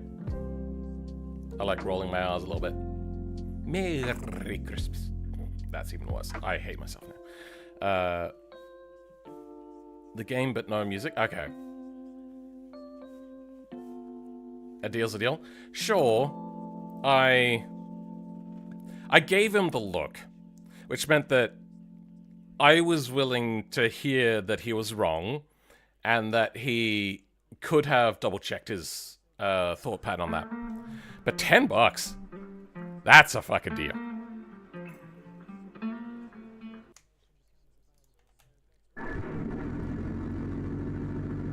That's made it worse. And it has not helped our RTDT. Let's go 1500. Primary tube length, 60 inches.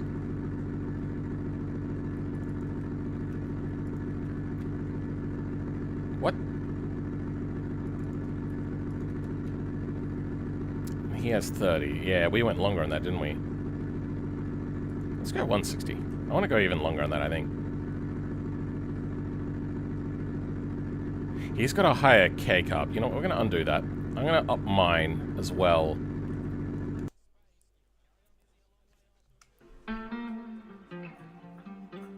What am I increasing frequency? Oh, will your PC go boom? No, it's right on the edge.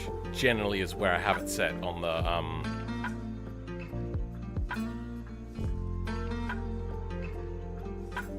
That's quite loud for me now. Right on the edge of thing. I'm gonna increase this as well to 5 now, because it is very, very quiet. I think we're at the point where we're going to start recording it, then next stream we will start dissecting it up, playing with some audio stuff, and then send it out to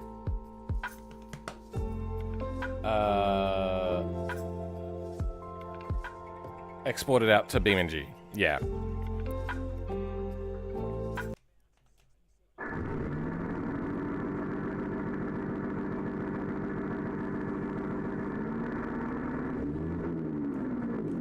I don't know what's happened. What did I change again? I changed, yeah, that.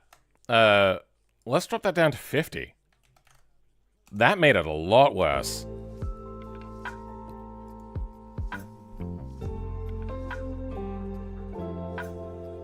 Oh,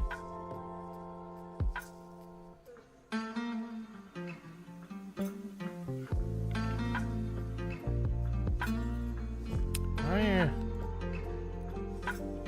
I still want to try reducing the weight of the engine to see if we get better game performance. Connecting rod parameters. Let's go 10 on that. Piston parameters. Let's go 10 on that. And we'll do that on the next one. See if I get any better RTDT. I tried to do an R2D2. That didn't work. You know what? I do have another little package here. A little tiny one. And I don't know what it is. I just noticed it. I think I know what it is.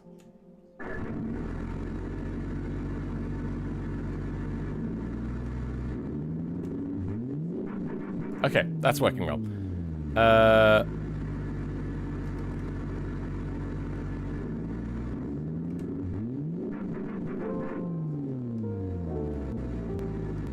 Yeah, if I increase it by 1 notch, it then starts to break down.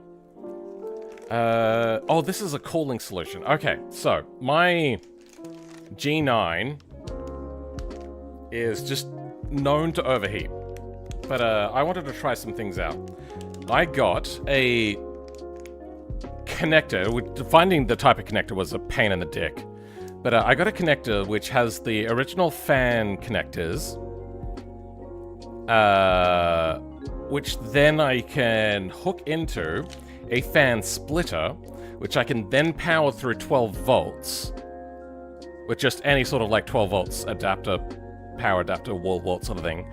And it will turn on the fans whenever and turn off the fans whenever,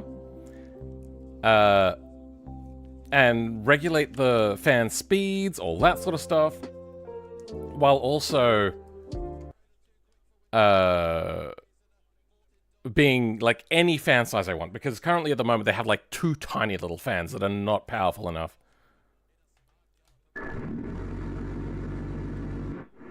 Oh. Okay, that's caused some warbliness that I'm not particularly keen on. And we don't have any better performance. Alright, let's undo that then.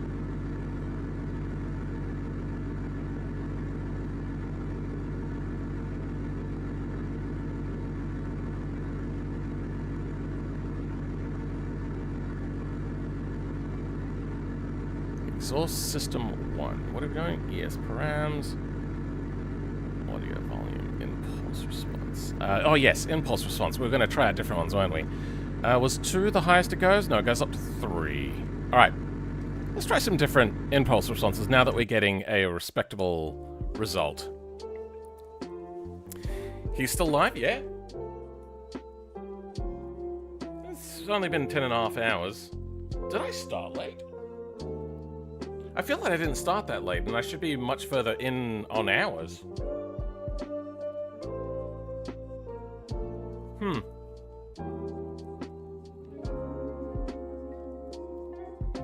How's the engine sounding? Oh, hopefully you just heard it. It's what we're up to. Actually, hold on. What did we just change? We got 3, okay.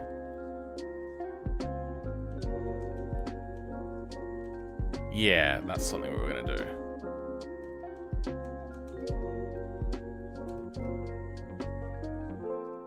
Did dropping that work for us?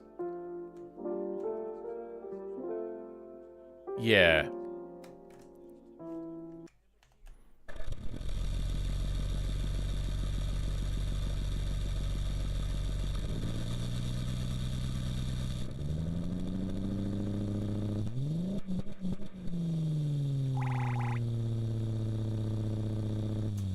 Don't know what that was. I did something apparently on Linux.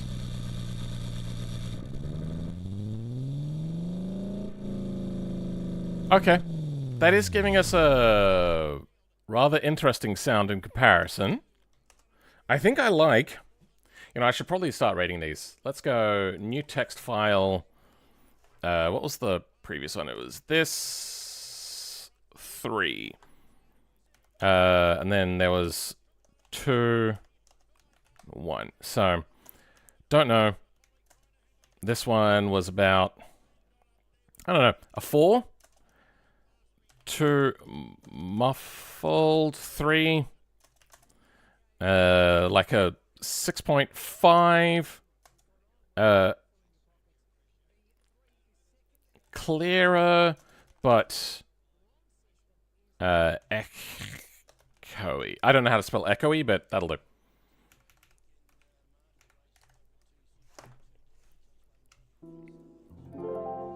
Oh.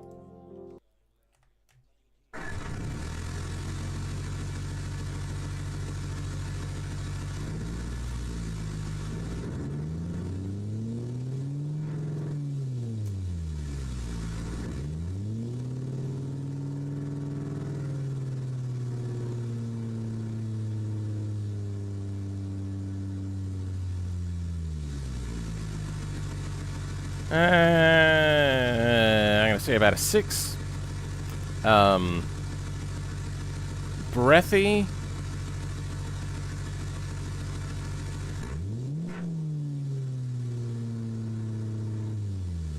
And like it's in a box.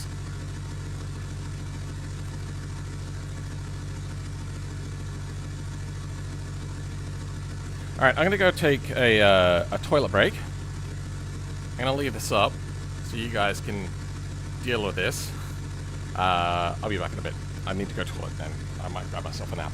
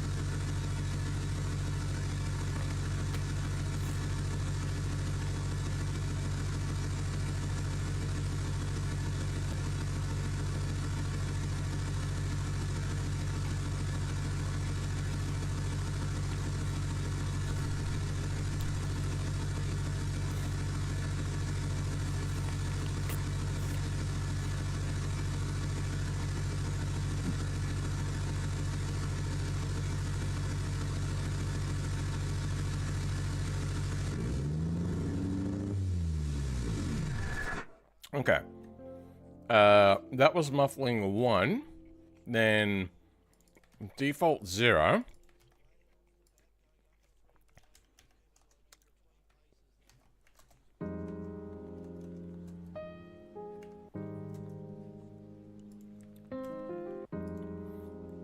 I should have refreshed it first, whatever.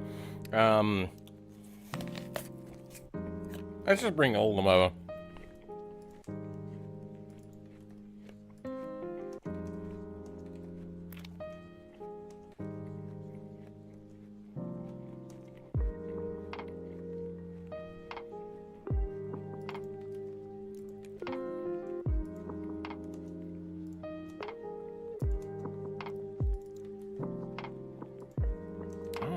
There's one that I didn't actually test earlier. Zero reverb.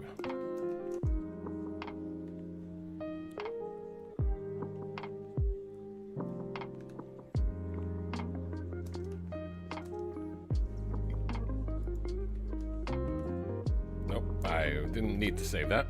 That was a mistake. Okay, so default 0.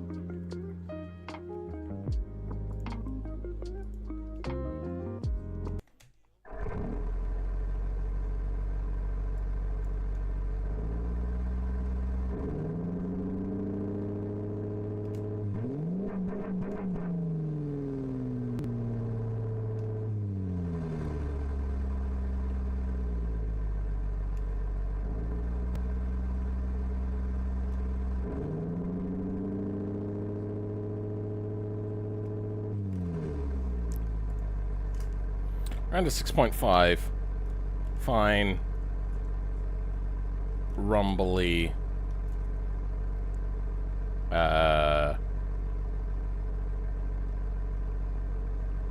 Breathy. A little breathy. Alright.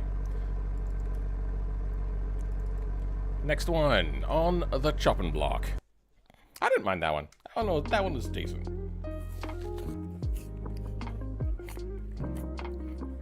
We'll compare some of the best when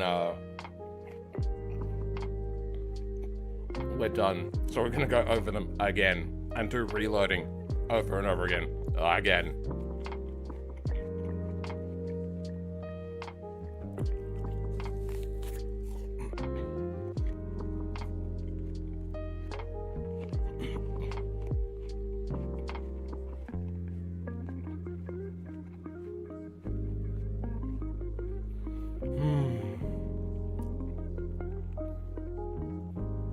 I loved apples as a kid. As an adult, I fell out of love with them. Now being medicated for ADHD, I love apples again. It's weird.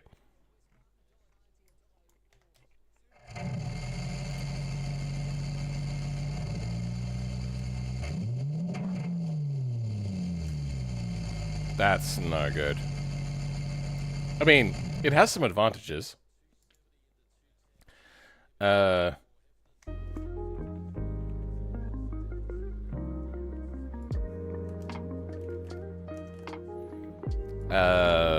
Like a 4.5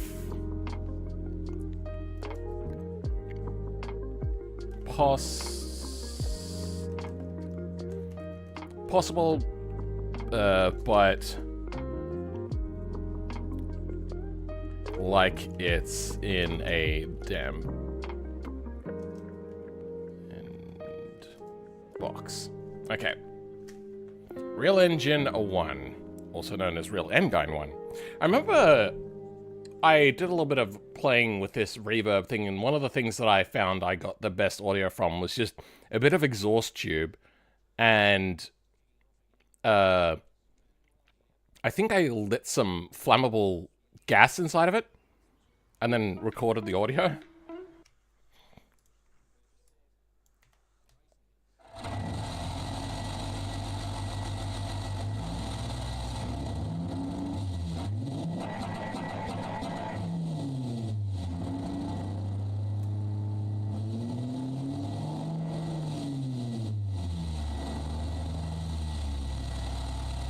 No, there's like a metallic sound in the background.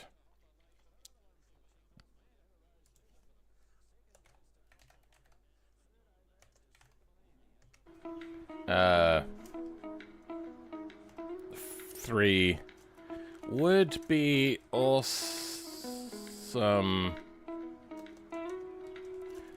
Oh, how am I spelling so badly now?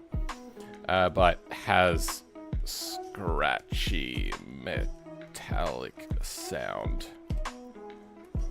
Okay. Coming along.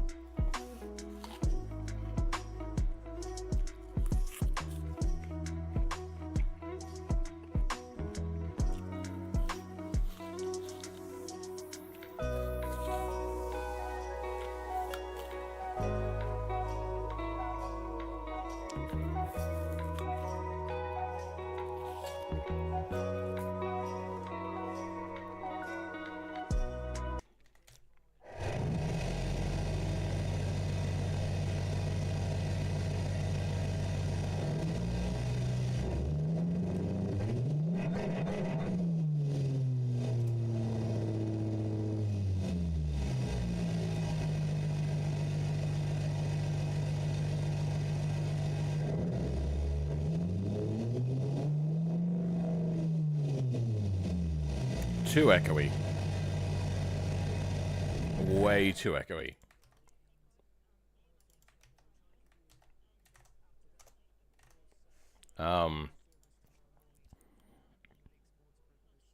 Three. No, 2. Way too breathy.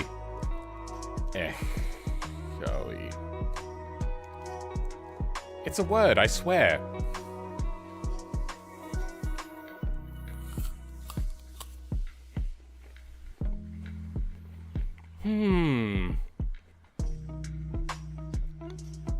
Oh, wait, no. I think the burning gases inside of the exhaust tube didn't work because it made it sound really breathy. And what I ended up doing instead was, I think clicking my fingers or tapping on the metal itself and then just taking out the high-pitch twang part. Give me a second.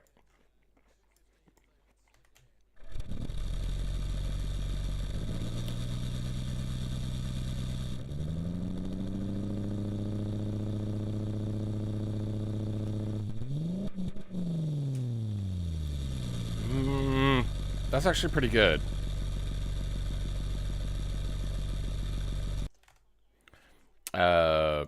Like a 7?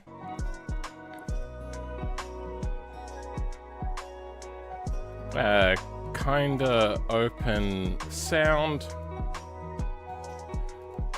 Though muffled still. And yes, everything was basically going to be muffled. It's just how much we're willing to hear about that. Okay. What? I bumped my keyboard. Bumped my keyboard up and the ES3D demo crashed. Engine Simulator 3D? There's a demo for it? Are we talking Engine Simulator 3D? Or is that a, something else? I haven't actually looked. I think I have Engine Simulator on my wish list.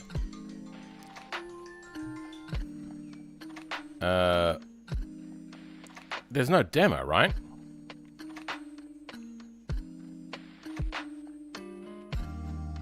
I did not even put... Oh, no, he has to put a video in. No demo here. Alright, so I don't know what you're talking about then.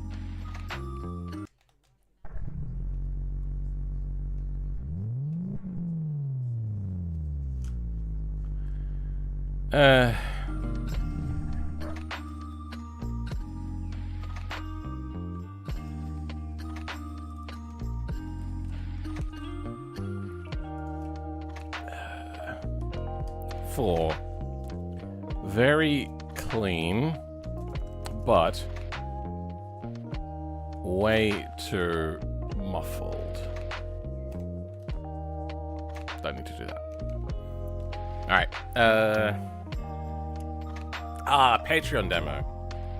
I should have specified it's quite old from when he did the video with the Hayabusa. Oh wait, are we talking about the...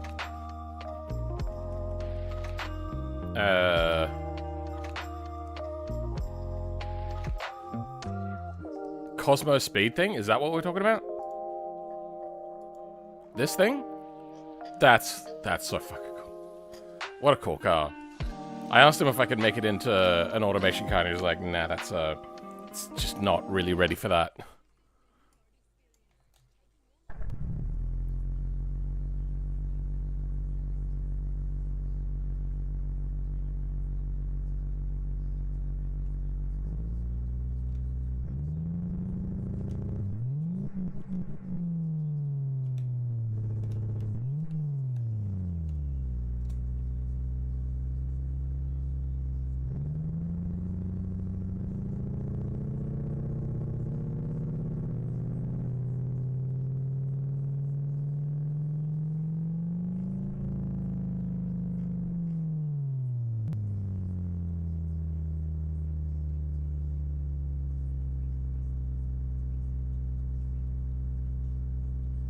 Okay, it's very clean, but it's also way too muffled. But I feel that I'd be able to bring out the sound on that.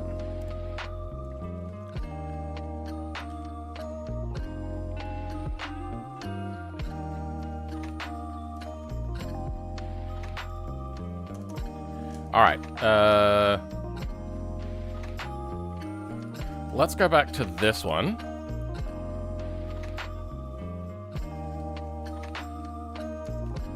All right, let's go here.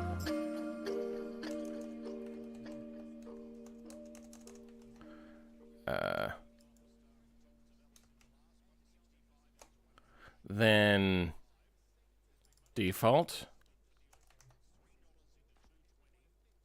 and sharp.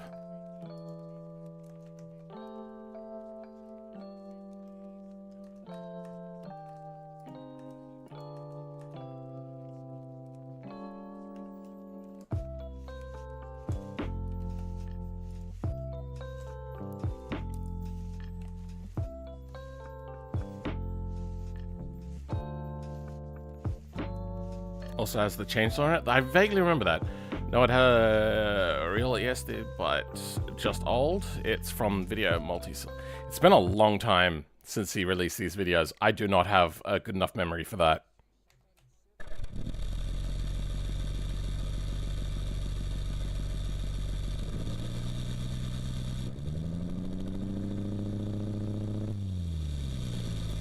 Usable, but muffled.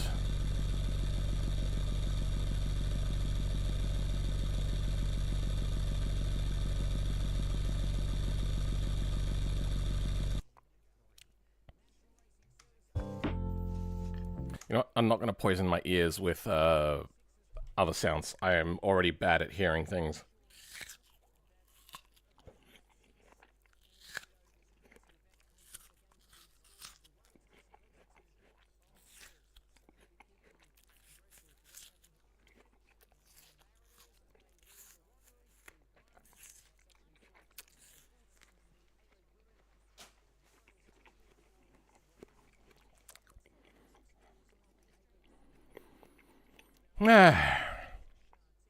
That was a good apple, though it is also my last apple. I don't have any more apples. I'm gonna go take my sleeping pills.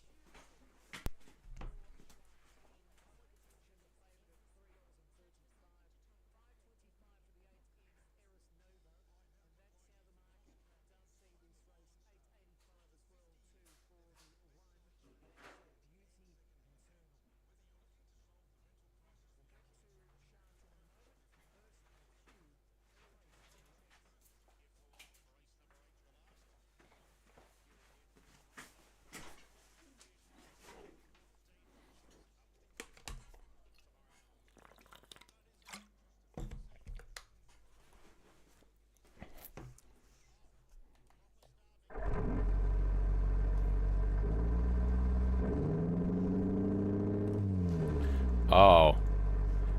Way less. Too bassy.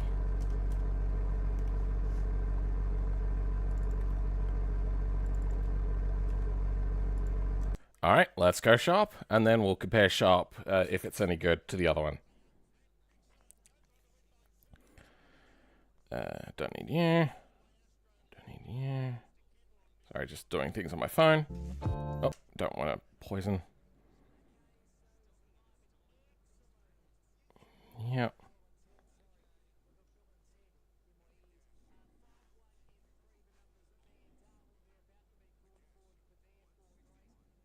Yeah, that's good.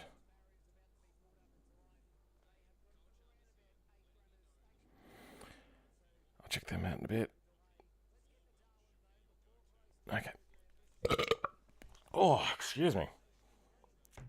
Oh, that was an acidic burp. That was unpleasant. There is actually another router to look at. All right.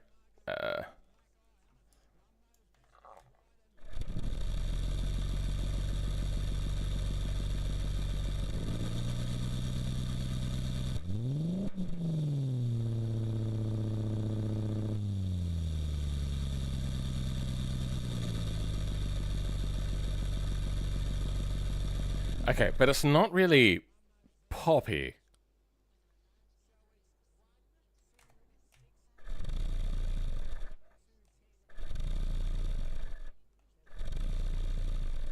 Oh.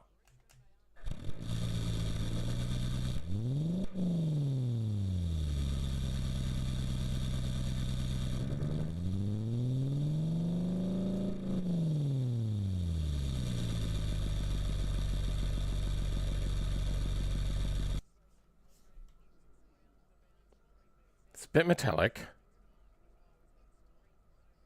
Very breathy. If I could run multiple sounds at the same time on the same exhaust, not on separate exhausts, I might have used that. Wait, maybe I go back on this. Then exhaust 2. That'll have sharp. And then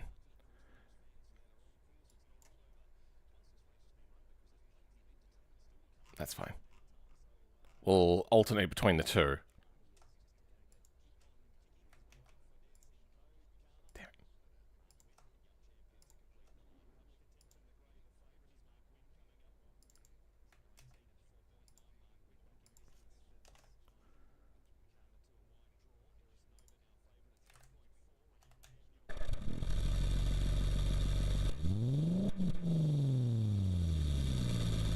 That is really hard to tell.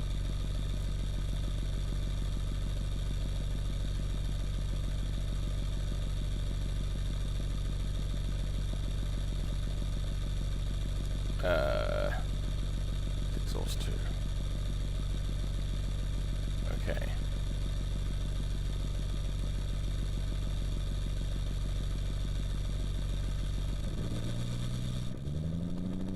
I feel it might just be that one, but let's play both of them side by side with alternating.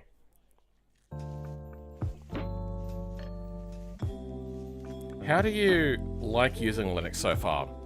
It has some pretty big advantages. It has some pretty big disadvantages.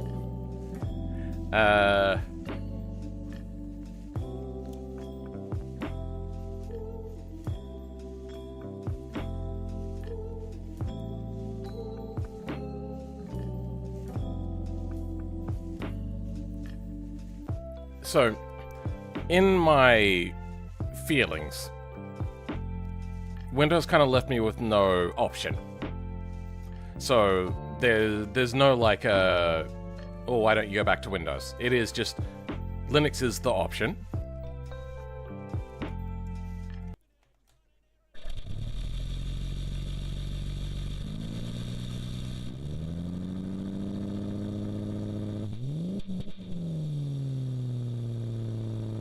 I'm not sure how I feel about the mixing. But it does give us a more whole sound. I just don't know whether I'm going to be able to pull out as much in the editing suite for the audio. But no, I kind of like that. I think that works.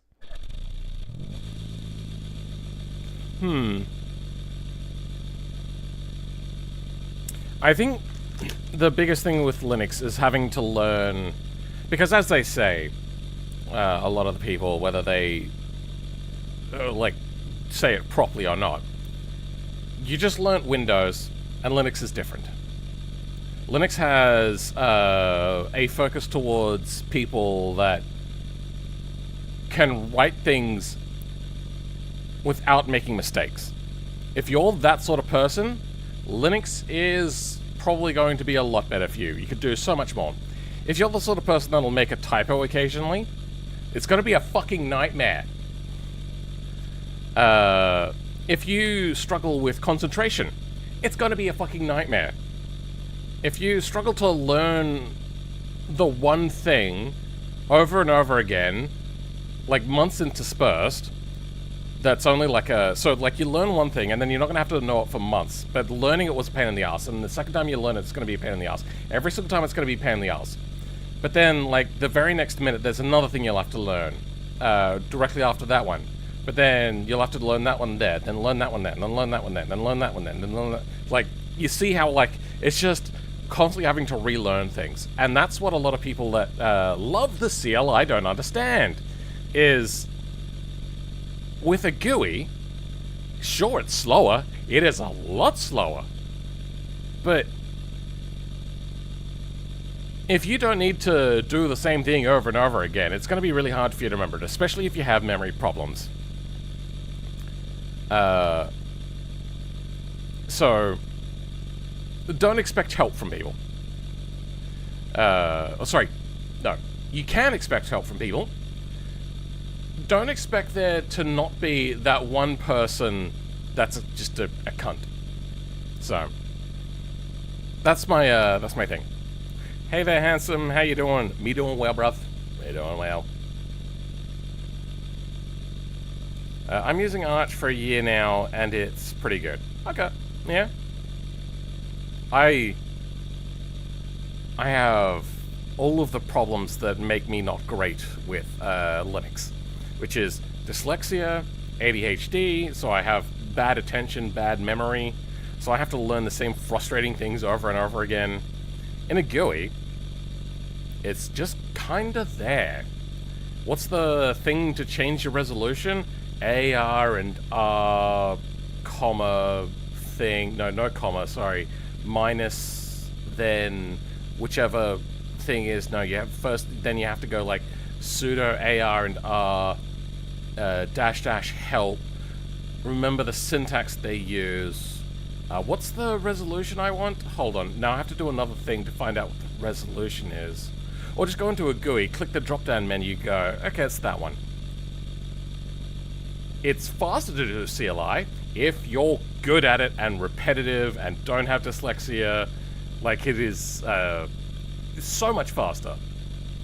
But for people that are not perfect like you, it can be a real dick of a thing. I appreciate... it changed order. I've got a bug at the moment with my taskbar. I just have to restart. It'll probably go away. I like the GUI here, even though it's frustrating to use. Every single time that I turn on that computer, which is my capture computer, I have to go to advanced, I copy the resolution of this monitor, then I go to this drop-down menu, because there's no other way of doing this, then go to the monitor I want, and then I paste it in there, then I hit apply. Then it says, do you want to save it? I go to save it. It says, you can't save it, and then I exit, and it works. If I do occasionally am able to make it save, the next time you plug it in, it's forgotten and you have to do it again anyway. Linux is has a hatred for multi-monitors. Now you may say, oh, it's just you have to get... No. Linux is just really, really bad with multiple monitors, and I think what it is there's people that are in charge of those, like, modules of those parts of Linux that really fucking hate people that have multiple monitors and make it their job to be terrible, a terrible user experience for people that have multiple monitors. Especially Linux Mint. Those people can go fuck themselves. They deliberately made it worse. Like, Straight up, worse. You cannot duplicate, what is this, task managers is what this called in Linux? Or taskbar from Windows? You cannot duplicate them, and there's just a bunch of things that are not duplicatable. If you want to pin something to your taskbar, you pin it to your taskbar. Great. It's not pinned to that taskbar. It's not pinned to that taskbar. I only have 2 monitors. That's a capture. I don't know why I did that. But anyway, you get the idea. The thing that frustrates me more is that was deliberately done by an absolute dick. Deliberately, because they must hate people that have multiple monitors.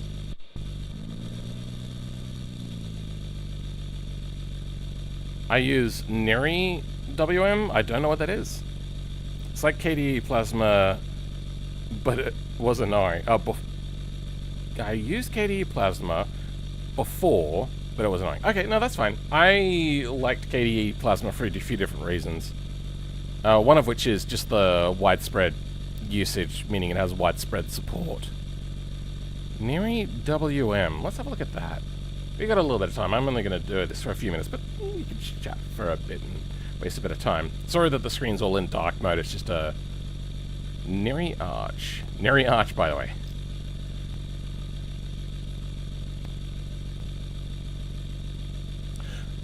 Is this one of those tile managers? Is that what that is? No, I don't like tile window things, but that's a personal thing. I can totally understand. If you don't have ADHD, or even if you do have ADHD, who knows? But if you have ADHD, this is the worst thing for being able to focus on your work. I generally I try to avoid multi things on a window, because it's way too easy to get distracted by things. I hate working with 2 monitors sometimes, because fucking websites will be like, let's animate this thing. But not just once, it's going to loop. But like every 10 to 20 seconds. That way, they're like, oh, what was that thing? Okay, well, I don't know what it is, so I'll go back to doing what I was doing. And then corner your eye, it happens again, you're like, what was that? ADHD sucks. And website people have no empathy. Anyway, what's the new tile manager that everybody went crazy for? It was, I can't remember. Was it Omaki? Oop.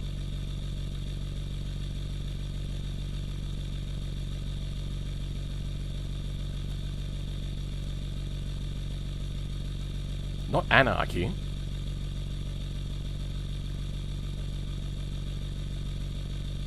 Matt. That's an R, not a G? Okay, yeah, C-H-Y, okay. Yeah, that sound was getting to me. Sorry if it was getting to you as well. I just thought people may want to hear it, but I can't deal with it anymore. Yeah. A lot of people were losing their shit over this. Let's go... Oh, what just happened? Goodbye to you. And... genre. Holiday.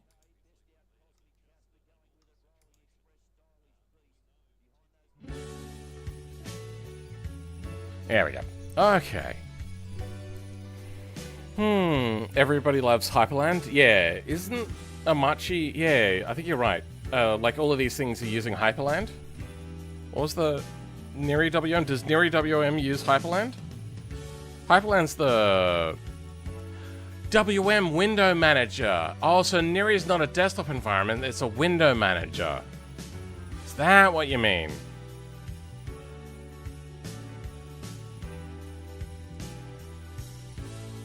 Oh, yeah, no, the scrollable window tiling compositor. I thought this was a huge, massive upgrade over the non-scrolling versions like Hyperland. No, I fully understand it, and I get it, and I cannot use it. If I could, I would definitely use Neri. No, yeah, you're right. The scrolling tiling window manager, yeah, absolutely fantastic stuff. I saw that and I was like, wait, they don't do that on the normal one? Like, that doesn't make sense. What? But, yeah, no. I totally get it. Oh, yeah, no, that makes sense as to why it's, like, off the sides like that. I don't know, maybe my brain just failed me there. I suppose it's because that's the expected behavior I had for tiling window managers. But yeah, brilliant work by the people that made that. Or whoever invented it, I don't know. I hate the borders. You know what I hate? Is, oh, hold on. Alright, I've got, like, window borders turned off. Oh, sorry, monitor borders turned off. That doesn't show up, huh?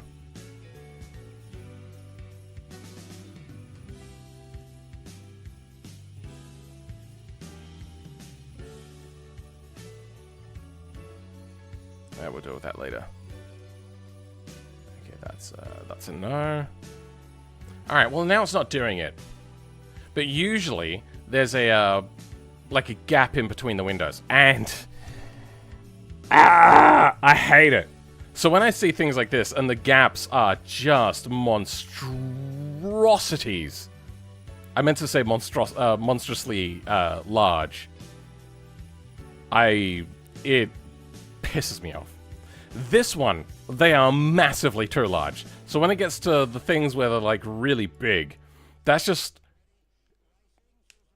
so dumb. I hate it. It is so distracting. I hate it. It's just the worst thing. How is this holiday? Here we go, Christmas Village. You can change the gaps in config? I know. Which is why I was like saying, like, why the hell would you have that? That is dumb. Like, what are you trying to see underneath? Your desktop picture? Sure. That's why I haven't set a desktop picture in Linux. And I generally don't set desktop pictures anymore at all. I used to do it back in the day, but you don't really need to do it anymore. The reason why desktop pictures are a thing of the past is back in the day, you would have a single core processor. You might have hyperthreading, but you're only going to run one program at a time. And then when you're running that program, you close everything else.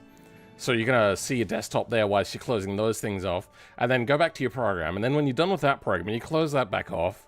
You come back to your desktop, and then you open up the next thing. But now, I've got so many things open. I'll open this up, and then I'll realize after a while, wait, you know what? I don't need Engine Simulator open anymore. I'm going to close it off. This, don't need this anymore. I'm going to close this off. I might, however, quickly just bookmark this.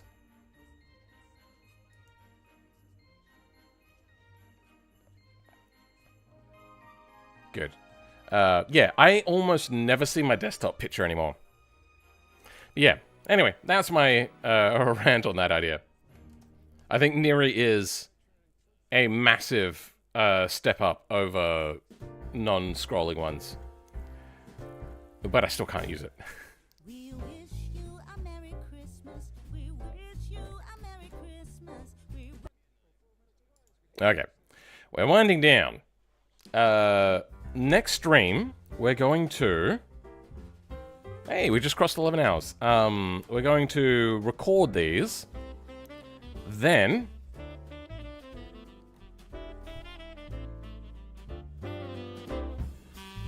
There we go. Bring them into DaVinci Resolve, and then process them, fiddle with some audio. Once we get the audio levels correct... Like, recording might take about 15 minutes to half an hour. Fiddling with the audio is an unknown. Then there's... the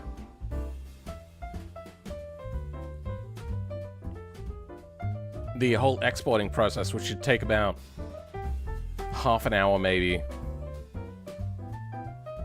And then getting it set up in BeamNG, maybe another half hour. So it'll probably be about, like... 1 to 5 hours, approximately, until we actually get it properly in BeamNG. Then I'm going to throw it all away, have one exhaust note sound, and then just play it on each cylinder. That way when you... That that was jarring. So when you break a cylinder off, I can stop the audio from playing, and yeah. I really should do it that way, but the thing is you don't get any sort of like harmonic resonances or anything like that happening. It's not really the best. The other option, which I considered, was getting a, what's it, a 6-cylinder? Does 6 go into 28?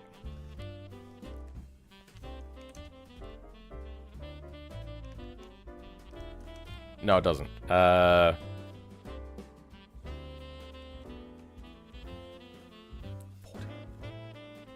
Oh.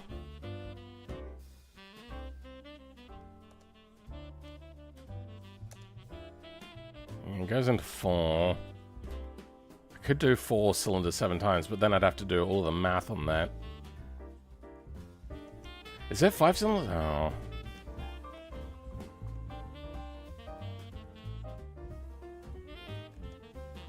Yeah, of course that wouldn't work.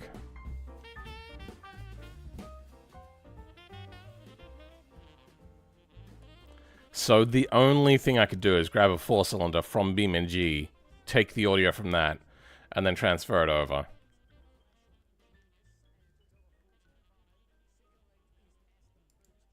Yeah, so that's if I was to try to utilize BeamNG's audio.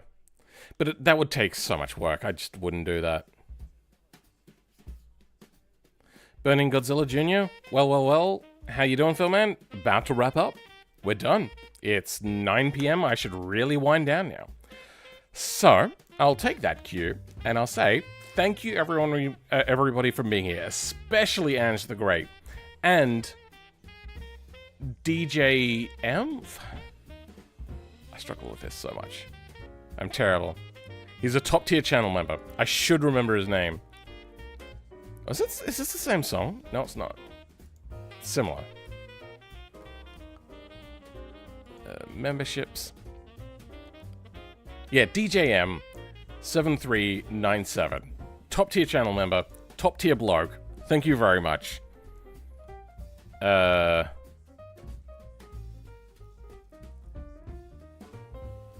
You don't know? Did you mean IDC, like I don't care? Anyway. DJM sounds like a good person. Top tier bloke. I enjoyed the 1 hour I have been here. Awake at least. What you can do is in a video, let me just quickly bring up something like this. You can right click on it and go loop. You can do the same with a stream, and you can just watch my stream on loop all week long until the next stream next week. That's something you're going to want to do, isn't it? I'm joking. All right. Thank you, Pisa. Thank you, Burning Godzilla, even though you just arrived. I'll give you the credit anyway. Medispiss? Okay. Holgzak, thank you for being here again. Super Gamer 04, thank you for being here.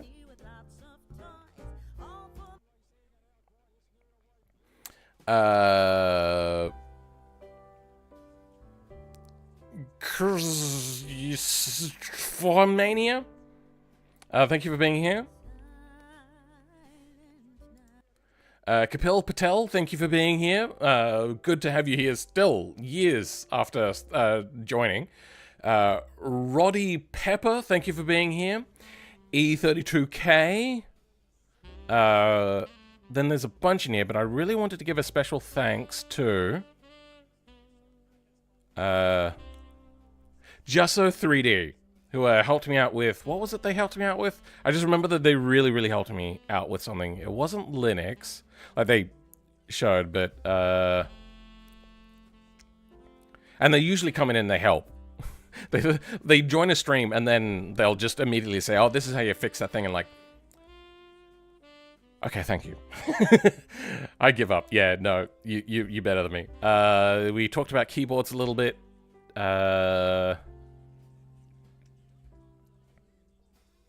French fries, hey, you came back. Who else we got in here? No, Jusso3D. Hey, Shivi was here. Yeah, we I saw Shivi. Alright, I can't see Yasuo's other things. Lots of chatting here from Tyre. Hopefully that's how you kind of say that name. And that's the end of the chat. Alright, I've lost what it was that they specifically helped me with. But they did help me out. Hey, Shivi, you are still here. Now I see your chat here. I was scrolled up looking. Shivi's been around for a very long time as well. God, a very, very long time. I work on automation F1 cars because you're the best. Cool. Thank you for stream, I'm guessing that's meant to be. You're welcome. Adam, great work. Thank you. It was very fun to watch. Also, insanely long. This is generally how long my streams are. I kind of expect it when people just like go, oh, I'm back again. And they never said they left. It's just like, yeah, sure, that happens. My streams are very freaking long. Good night, Burning. Thank you, Med. These are gonna close automation because it's desyncing the live stream. Oh, done with the live stream. Been here since early 2021. Really? That doesn't seem right. I don't think that I...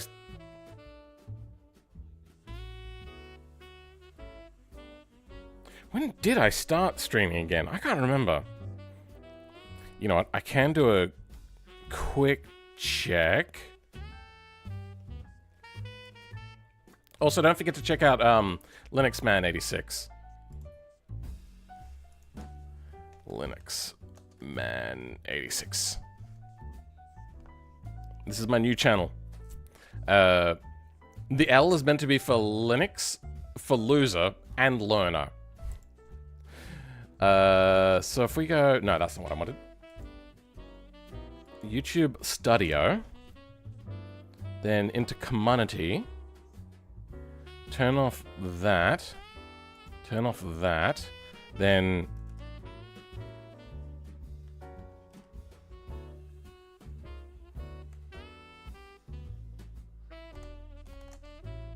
Damn it. Oh no. EIV 5422. Damn it. Alright, can I go in and edit this? No, I can't.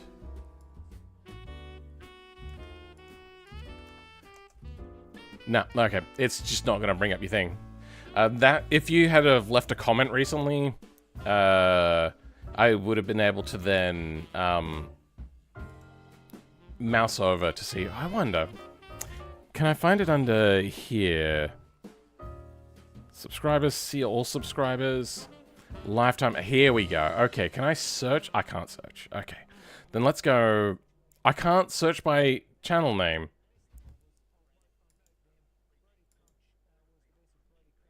Oh, there's gonna be way too many here. That's irritating. Why can't I search? As you made their subscriptions public. Not here. Next tab. I'm gonna find it. It's probably not in the first few pages because I started with 140 before I switched over.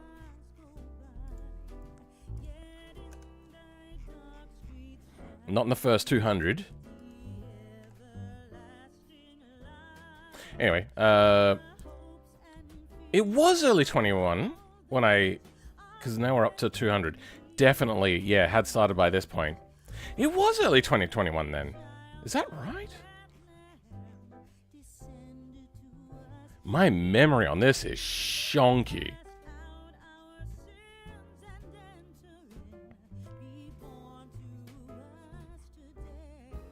So it was late 2020 when I rebooted the channel. The channel. Alright, I give up on that. I'll just take your word for it. I remember being subbed around 600. I think... Alright, you know what? We'll do that. Nope, no, hold on. Date subscribed. I'm doing it just for you, Shivi, because you've been here for so goddamn long. You're a nutcase. Okay, scrolling through to 600. I don't know why there's not like a download button for all subscribers, because that used to be a thing that you could do for other areas, like channel members and whatnot.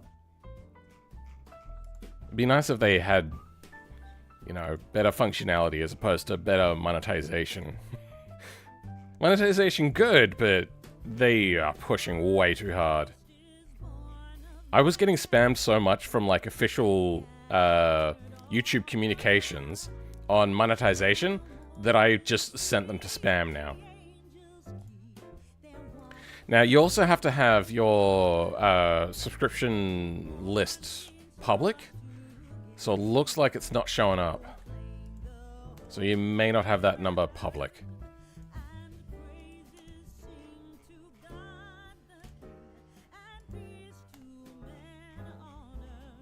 Yeah, nah, not happening.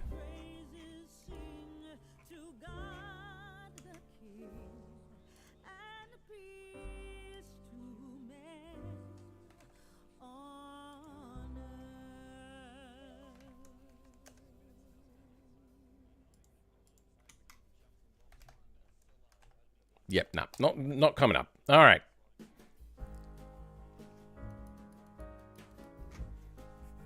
Peak live stream, I am assured. Might also choose Blender due to the automation thing.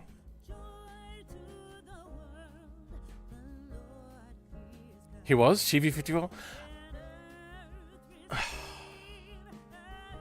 Really? 152? So it's just not with a 2-2 at the end? I hate. If you're trolling me. Have I been spelling that wrong? There's meant to be an E. God damn it.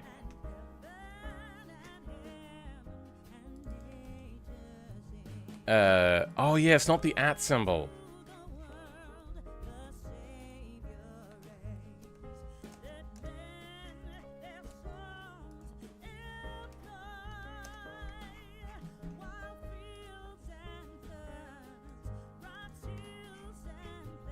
You reckon it was around 150? All right, let's do that then.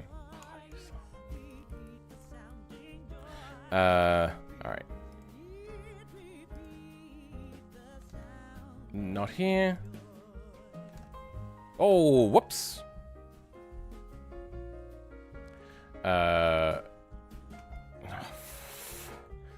Keep pressing the wrong buttons. What is happening with my mouse sensitivity?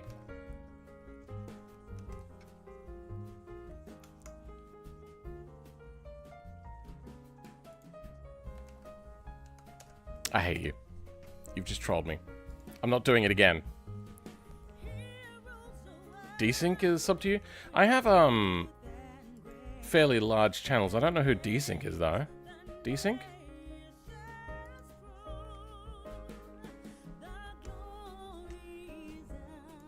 Who are they? I had a thought today. A lot of my videos I've done in games and stuff, like game glitches. I figured maybe I could make a vlog to give you like advice and like tips and tricks for the real world, you know, like real life glitches. I feel I've seen this guy So before. the first glitch is do an accelerated back-up into this ramp surface here, and we're gonna head towards the beach area. Just watch out for birds and planes when you're I flying. don't remember the video, Hit one bird. Now when you're turning around, just do it real but quick, something so about that accident. seems familiar.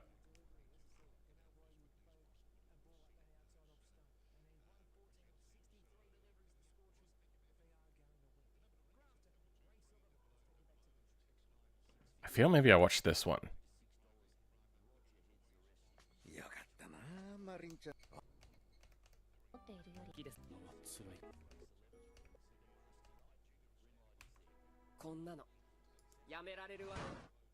Yeah, I think I have seen that one. It just gets people hit by cars over and over again. Who else we got in here? Anybody that I am unaware of? I don't know who this person is.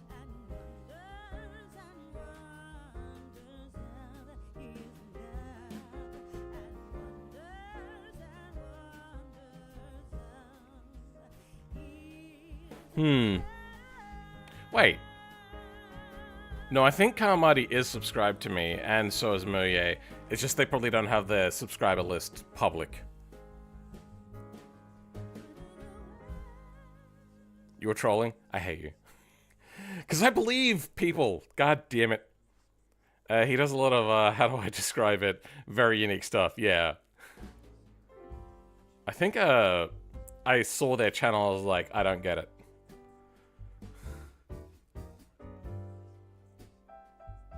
Okay, yeah, something is really taking up the internet right now. Alright, I think we're done anyway. I keep on, it's now like 40 minutes since I said I was going to stop streaming. Thank you everybody for being here. We're done, we're out. Okay, thank you. Goodbye.